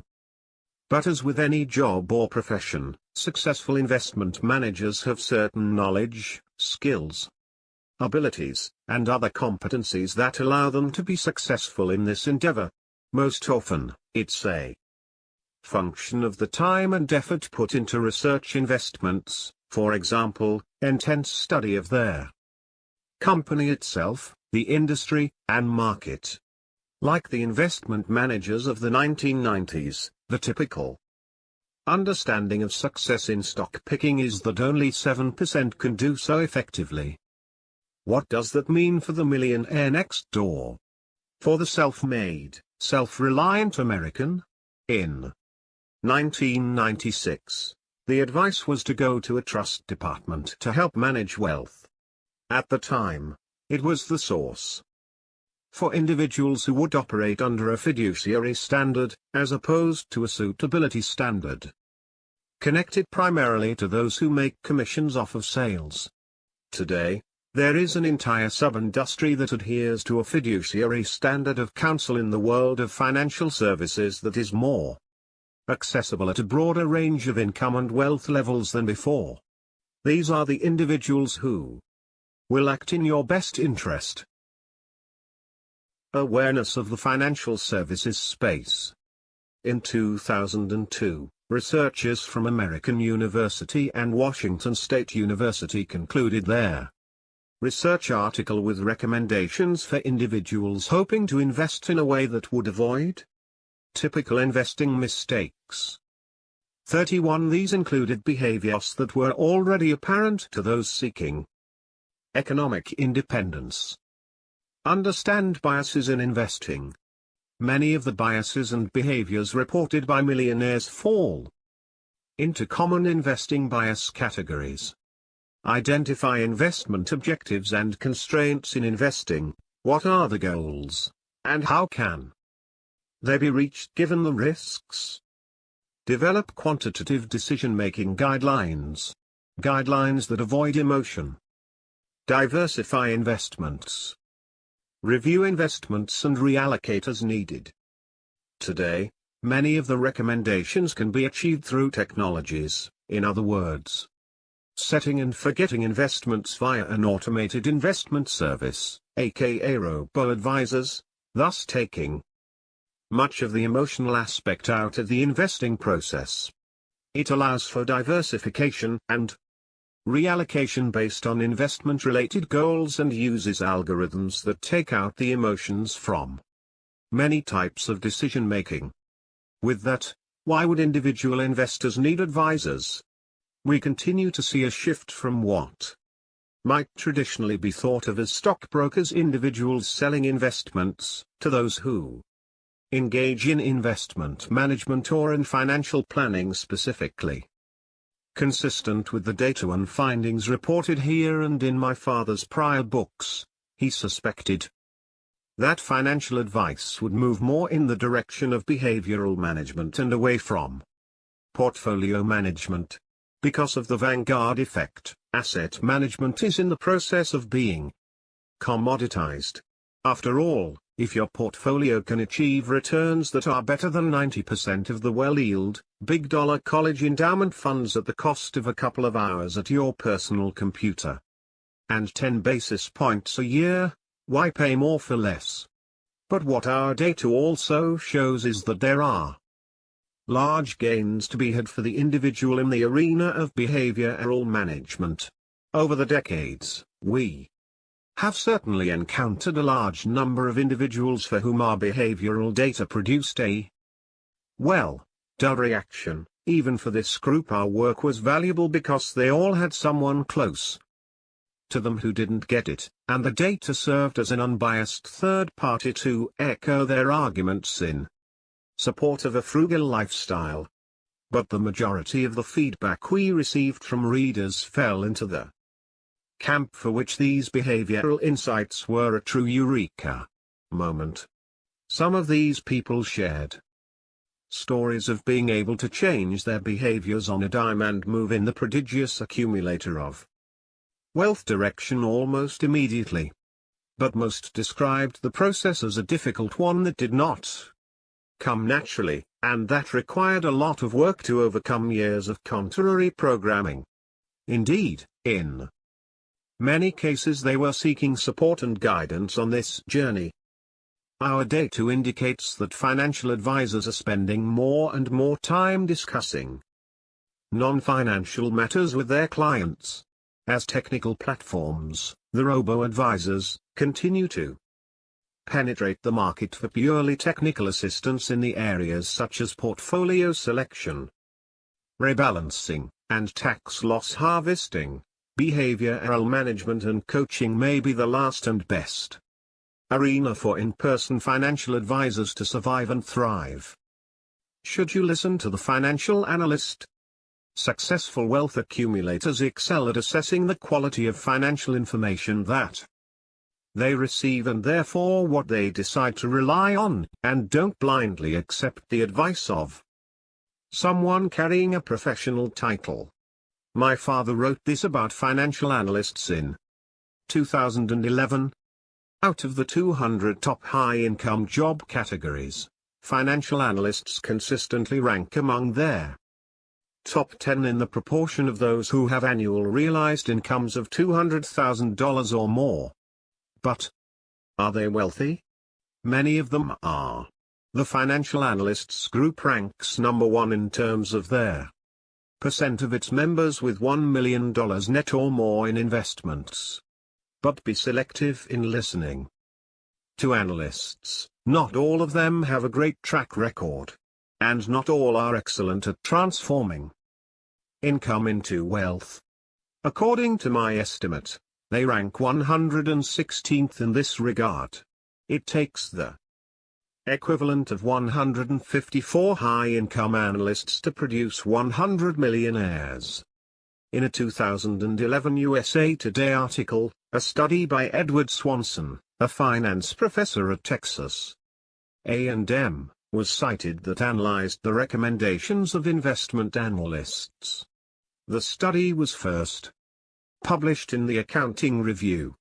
According to the article, you could add significant performance to your stock picks by combining information from analysts and short sellers. Specifically, buy stocks that have a sell recommendation by analysts yet have a very low amount of shorting activity. Sell stocks that have a buy recommendation by analysts yet have lots of shorting activity. 32. What is the meaning of lots of shorting activity? It means simply that there are a lot of sophisticated investment dollars wagered in anticipation of the stock declining. Clearly, this doesn't say much for analyst research, or maybe honesty and integrity. And it does give a great deal of credit to short sellers, not what they say but what they do. 33. In fairness, some financial analysts have an excellent batting average. Many of those who do are mentioned in the Wall Street Journal's annual profile of top analysts. Part of being a wise investor is to determine the reliability of the various sources of available information. Unfortunately, not all advisors are focused on the best interests of their clients. As Mr. Dennis P., a 60-year-old advisor working for one of the major financial services institutions in this country puts it, I want clients who lack confidence. He operates in the full service, full commission, broker-dealer model of financial advice. His clients tend to be the new executive type, high-income producing, status-seeking professionals who have little time to bother with researching their investments or those that provide investment-related advice.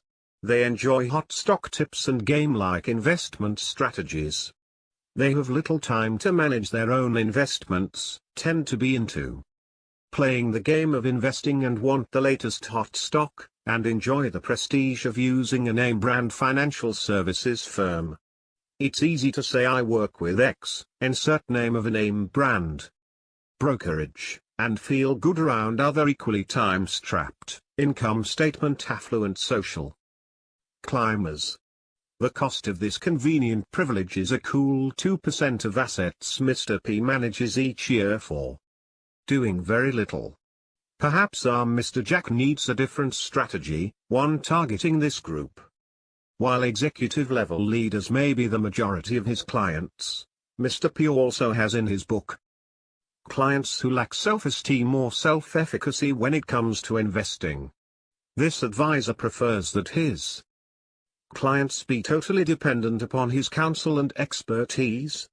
Indeed, we've encountered other professional service providers, lawyers, doctors, etc., who feel the same way. Clients who think they know more than the pros can be a real headache, or so we've been told. But to the extent that a financial advisor seeks out clients who lack confidence to take advantage of them by churning account assets and selling them unnecessary expensive financial products, it is no surprise that the industry as a whole has a tremendous PR problem. The waves of change both in regulations and popular culture about financial planners is leading to a slow adoption of the fiduciary standard, the advisor who provides recommendations solely in their best interest of her client. As discussed in the Millionaire Next Door related to teaching thrift, it is now somewhat common knowledge that if an advisor is unwilling to make that commitment, to sign a fiduciary oath, then millionaire beware. We believe and have seen in past research that being economically successful also requires picking the right team of trusted advisors. Many millionaires have shared with us that they want to be able to focus on their expertise, for example, running their business, while letting other experts, CPAs, financial planners, focus on theirs. With that in mind, what should an aspiring millionaire next door be looking for as he evaluates hiring professional expertise to manage finances? Here are the most fundamental questions to ask. 1. What specifically am I going to pay you? The days of paying a stockbroker a hefty commission for the privilege of buying a financial product that you may not have really needed, or if you did, could have been bought independently much cheaper, are over. The financial services industry and the general public at large just don't know it yet. It will take years or maybe decades for this big money industry to die a slow death, but it is underway. So-called fee-only financial advisors that don't take commissions, or any other form of kickback from large financial products companies, for the financial products they invest your money in, who've been a small but steadily growing segment of the industry for years now, and prodigious accumulators of wealth understand that this is the only way to pay for financial advisory services. Their fee can be a percentage of assets under management, or AUM in the lingo, or a more predictable and straightforward retainer or subscription fee per month or year. 2. What value am I getting from you? The value delivered by a financial advisor should be readily ascertainable, even if not obviously visible. For many years now, Vanguard has conducted a research study titled Advisors Alpha that catalogs and quantifies the additional value provided by professional financial advisors. Their Vanguard study calculates an incremental benefit of on average approximately 3% of additional portfolio return based on benefits from items such as portfolio rebalancing, portfolio construction, and improved investing behaviors, for example, not buying high and selling at the bottom. But this analysis quantifies only the benefit received from professional financial advisors in relation to the money already saved and invested. What about additional monies that are saved, and ultimately invested because of professional financial advisory services? Our market research conducted through data points indicates that individuals who are able to improve their wealth-building behaviors stand to benefit from an increased annual savings rate that is 143% more than their low-performing peers. 17% versus 7%. And note, these benefits can be achieved through improved financial behaviors. implemented either on a do-it-yourself basis or through the assistance of a professional financial advisor, in other words, individuals who consistently exhibit successful wealth-building behaviors in areas including frugality, social indifference, responsibility, and others, save on average 143% more each year than their low-scoring peers. If a financial advisor can help you boost your annual savings rate by even half this much, she will be worth her weight in gold. What still makes them different? When the good times roll on Wall Street, so, too, do they roll for the luxury retailers nearby. As you can see in this piece my father shared on his blog a few years ago. In a 2012 broadcast of Mad Money, Jim Cramer did an analysis of several retailers who cater to the affluent. One of these was Tiffany's. Jim indicated that the company's stock price, of course, was highly correlated with its sales and ultimately its profits.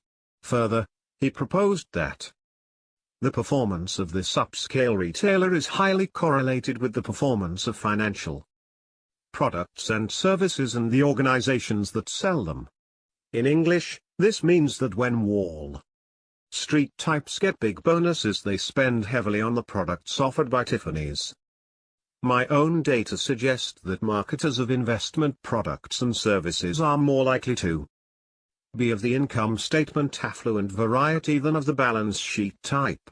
When incomes are high among this population of consumers, you are likely to find a series of newspaper articles which detail their prolific consumption habits.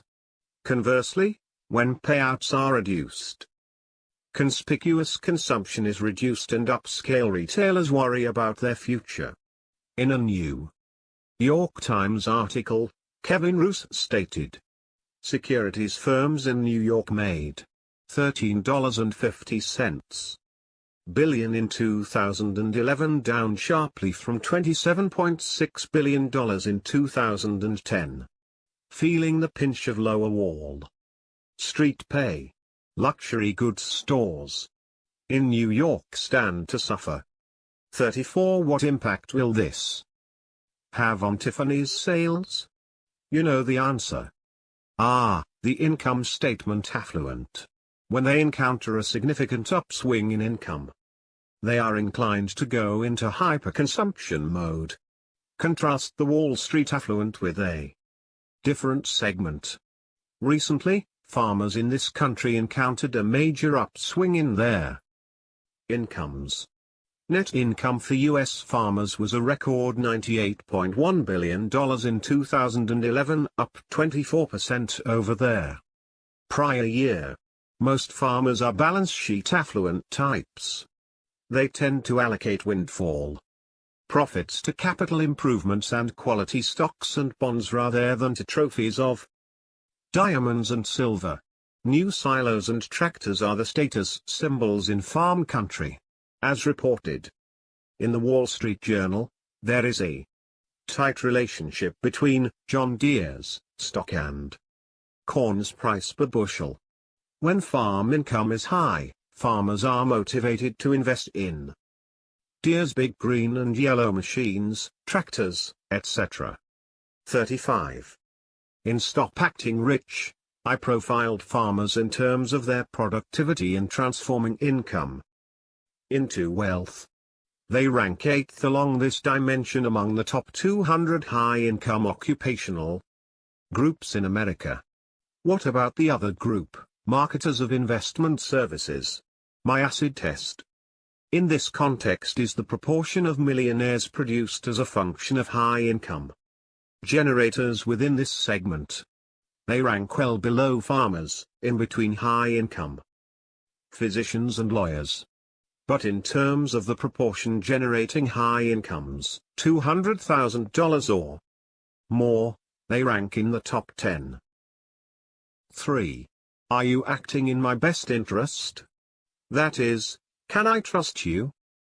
This should really be the first question in any professional services relationship, and financial advisors are no different.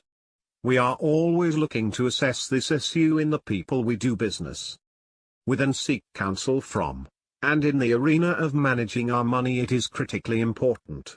For decades now, financial advisors operating under the stockbroker model of selling products for commission have made this question a difficult one to answer. But the fee-only financial advisors referenced above of today are typically operating under a fiduciary standard the same way that attorneys have operated under state bar rules, that demands and requires that they act in the best interest of their clients at all times. This is one of those areas where a new rule is unveiled and it's hard to imagine that it hasn't always been the rule. Advising on more than finances. Our financial responsibilities and behaviors are intertwined with the rest of our lives.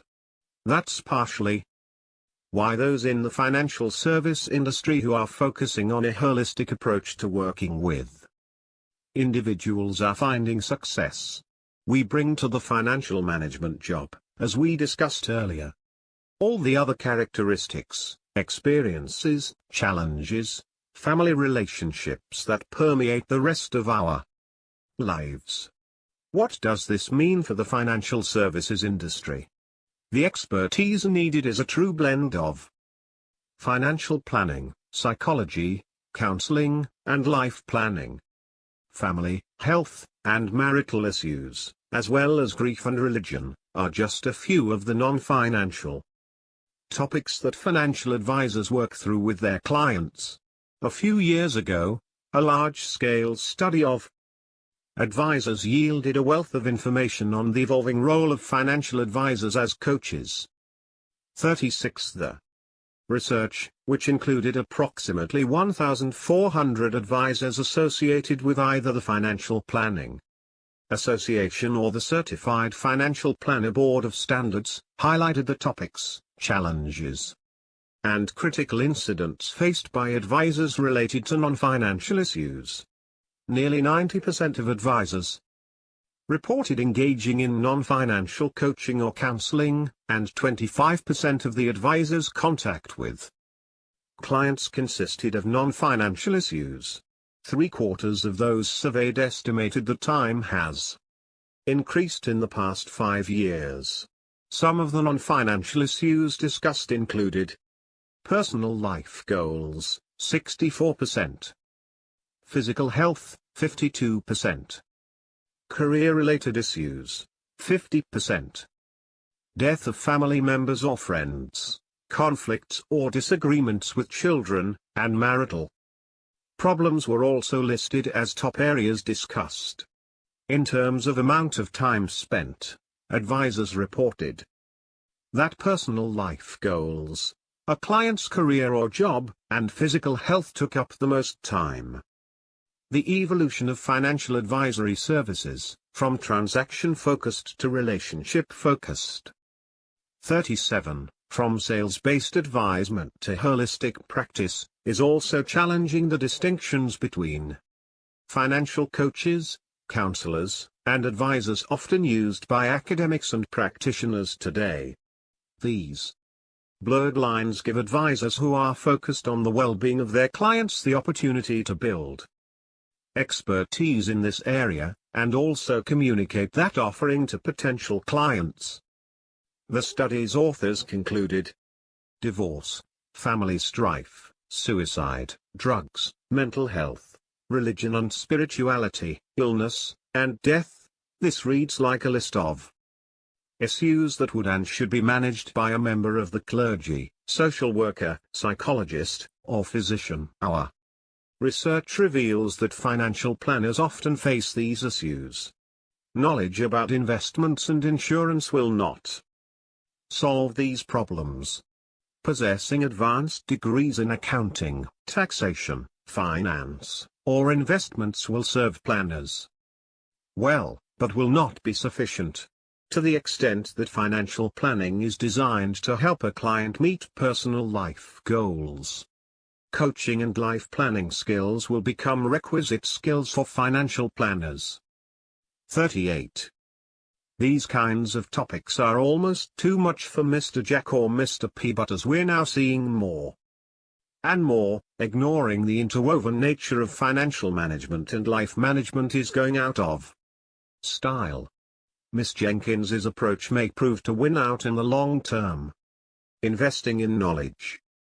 Less than 1/3 of millionaires in our latest sample rely heavily on an investment advisor. How? Then, are these economically successful individuals able to manage their investments? Part of building wealth is the allocation of time, a non-renewable resource, to manage what money comes in efficiently. This time is also spent building knowledge. Investing abilities are more reliant on nurture versus nature. The complexities and knowledge required take instruction, lessons that most of us don't receive from home. For example, in one of our studies with mass affluent investors, less than 1/5 of them reported that their parents taught them how to invest, whereas more than 55% of them said their parents taught them the importance of saving for the future. 39 as one millionaire from Alaska, a drill site petroleum engineer, explained to us, "I wish I had learned to invest when I was young. My parents didn't really understand, and I think their long-term plan was a pension and a hobby farm small business." In the early 90s, when oil prices crashed along with Alaska real estate values, we lost all of our net worth. It was a tough time for us. But that experience is a huge influence on our investing and financial management today. All that we have today has been grown since then.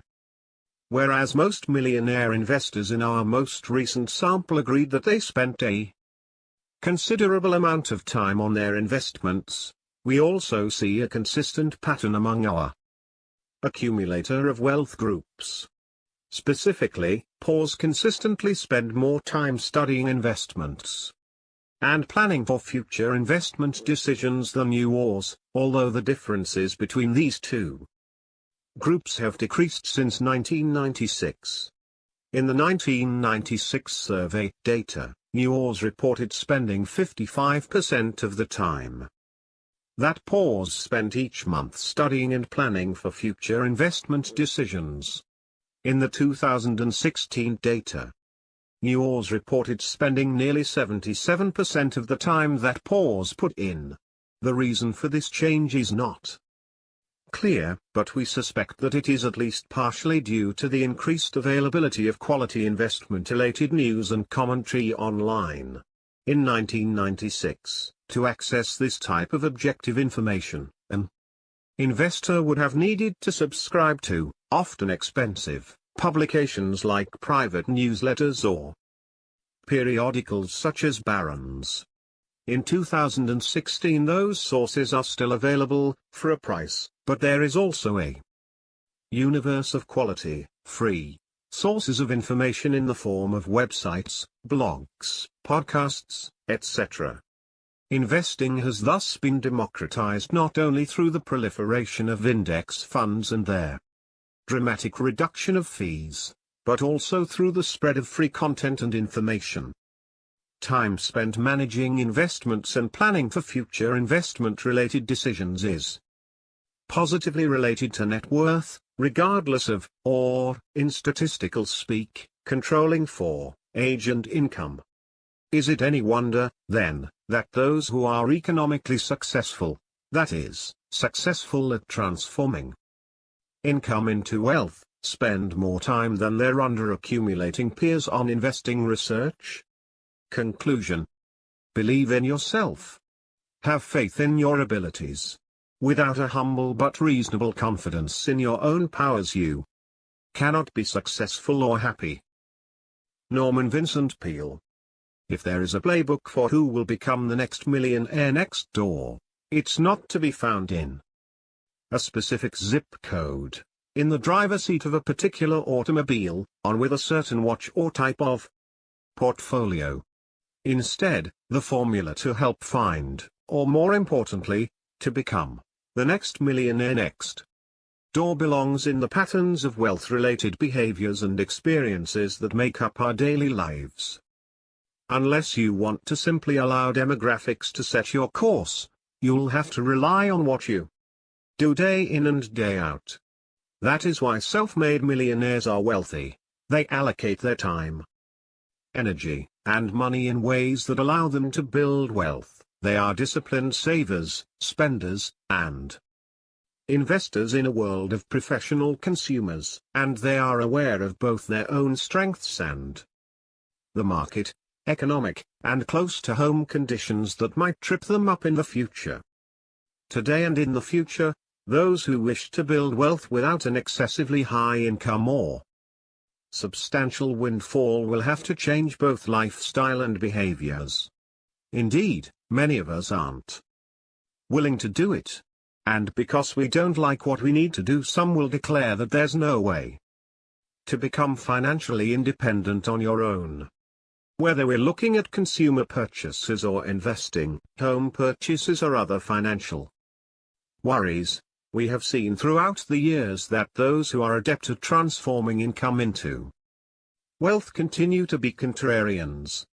They think and behave differently than what you might expect, and certainly differently than the norm. Those who want to excel at building wealth and becoming economically successful may have to give up on traditional versions of education, careers, and investing. Indeed, our lives and lifestyle may look very different from our parents', especially if our upbringing included heavy consumption. Anecdotes and findings regarding prices of jeans or investing mistakes to avoid are interesting and potentially moderately helpful, but they are not enough to create a pattern of behaviors conducive to building wealth long term. As we discussed in Chapter 5, the job of managing one's financial affairs requires certain competencies, certain sets of behavioral patterns that are consistent and effective in transforming income into wealth. It's not enough, or even barely sufficient, to be frugal one day of the year or make one wise car purchase. Instead, building wealth requires a combination of our ability and willingness to live below our means, to be confident in our financial decisions, and to ultimately take responsibility for the economic outcomes of our households. It requires us to ignore the incessant barrage of what others are doing, driving, and wearing, and be focused enough to monitor what's going on in our own financial lives. And it takes being intentional about our financial path, creating goals and plans based on how we want our lives to look and then setting a course to meet those goals. We find it interesting that a recent economic forecast report from Vanguard, a report designed, presumably, to help traders make short or even medium-term trading decisions, ultimately concluded by informing their reader that the greatest impact on one's ability to build wealth over time is saving. Even if we are not naturally confident in our money-related decisions, or if we prefer shopping as one of our pastimes, the good news for all of us is that each of these behavioral traits, to a varying extent, is a result of a combination of nature and nurture. To put it another way, no matter where you are right now, you can change your financial behaviors and your lifestyle. To put it one more way, high potential wealth accumulators are largely made, not born. This is the good news. Our financial behaviors can transcend any groups we may belong to, gender or otherwise. What happened in the past, although perhaps predictive to some extent of our future, isn't necessarily our future, especially if we focus and train for a better financial path. The good news is that there are resources, many of which are free and accessible, much more so than in 1996, to those who wish to grow, learn, and obtain the knowledge needed to manage their financial affairs. Used in a beneficial manner, technologies can spur us on to change for the better. How we behave with respect to our finances can change at any time, regardless of who is president of their United States or where our family came from. Satisfaction, enjoying the journey to wealth. What about those who don't have to change anything about their lifestyle because they have a substantial safety net? Those who receive ample doses of economic outpatient care, my father wrote in 2010, do not have the privilege of experiencing the pursuit of wealth, and therefore, perhaps take it all for granted. Yes, it is challenging today to build wealth on your own. It was also challenging in 1996. But, it is possible, and it is necessary if one wants to live in Independenceville. What about those who inherit their wealth? Perhaps they live on Easy Street. Even for those who inherit their wealth, there are considerable individual differences in what they ultimately do or make of that wealth. These inheritor achievers versus inheritor underachievers may be in your own family or neighborhood. How do I categorize millionaires who inherited all or most of their wealth? I do not consider them to be fortunate. Actually, I think of them as being deprived. They were deprived of the great pride and satisfaction derived from building one's own fortune.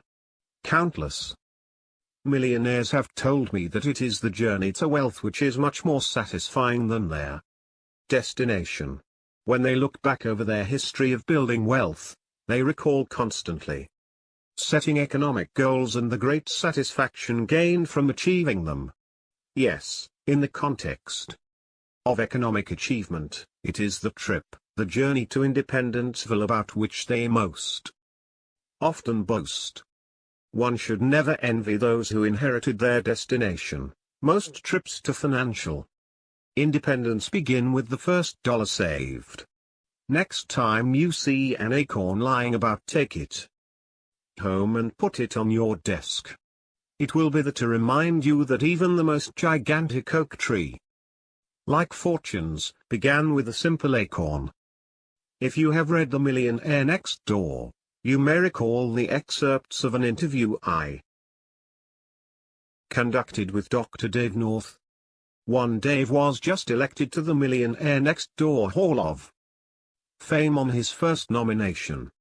He maintained that it was his journey to financial independence. His net worth was more than $7 million. That was much more satisfying and gave him much more pride than the condition of his current balance sheet. During my interview with Dave, he explained how he enhanced his self-esteem and satisfaction during his early years of building wealth. Even when I was 11 years old, I saved my first $50 from working in a grocery store. It's just like today. Only today the number of zeros change. More zeros, but it's the same rule. Same discipline. When I was going to school, my wife taught. We had a small income. Even then we always had a rule. To save, even then we saved. You can't invest without something. The first thing is to save. You must take advantage of investment opportunities.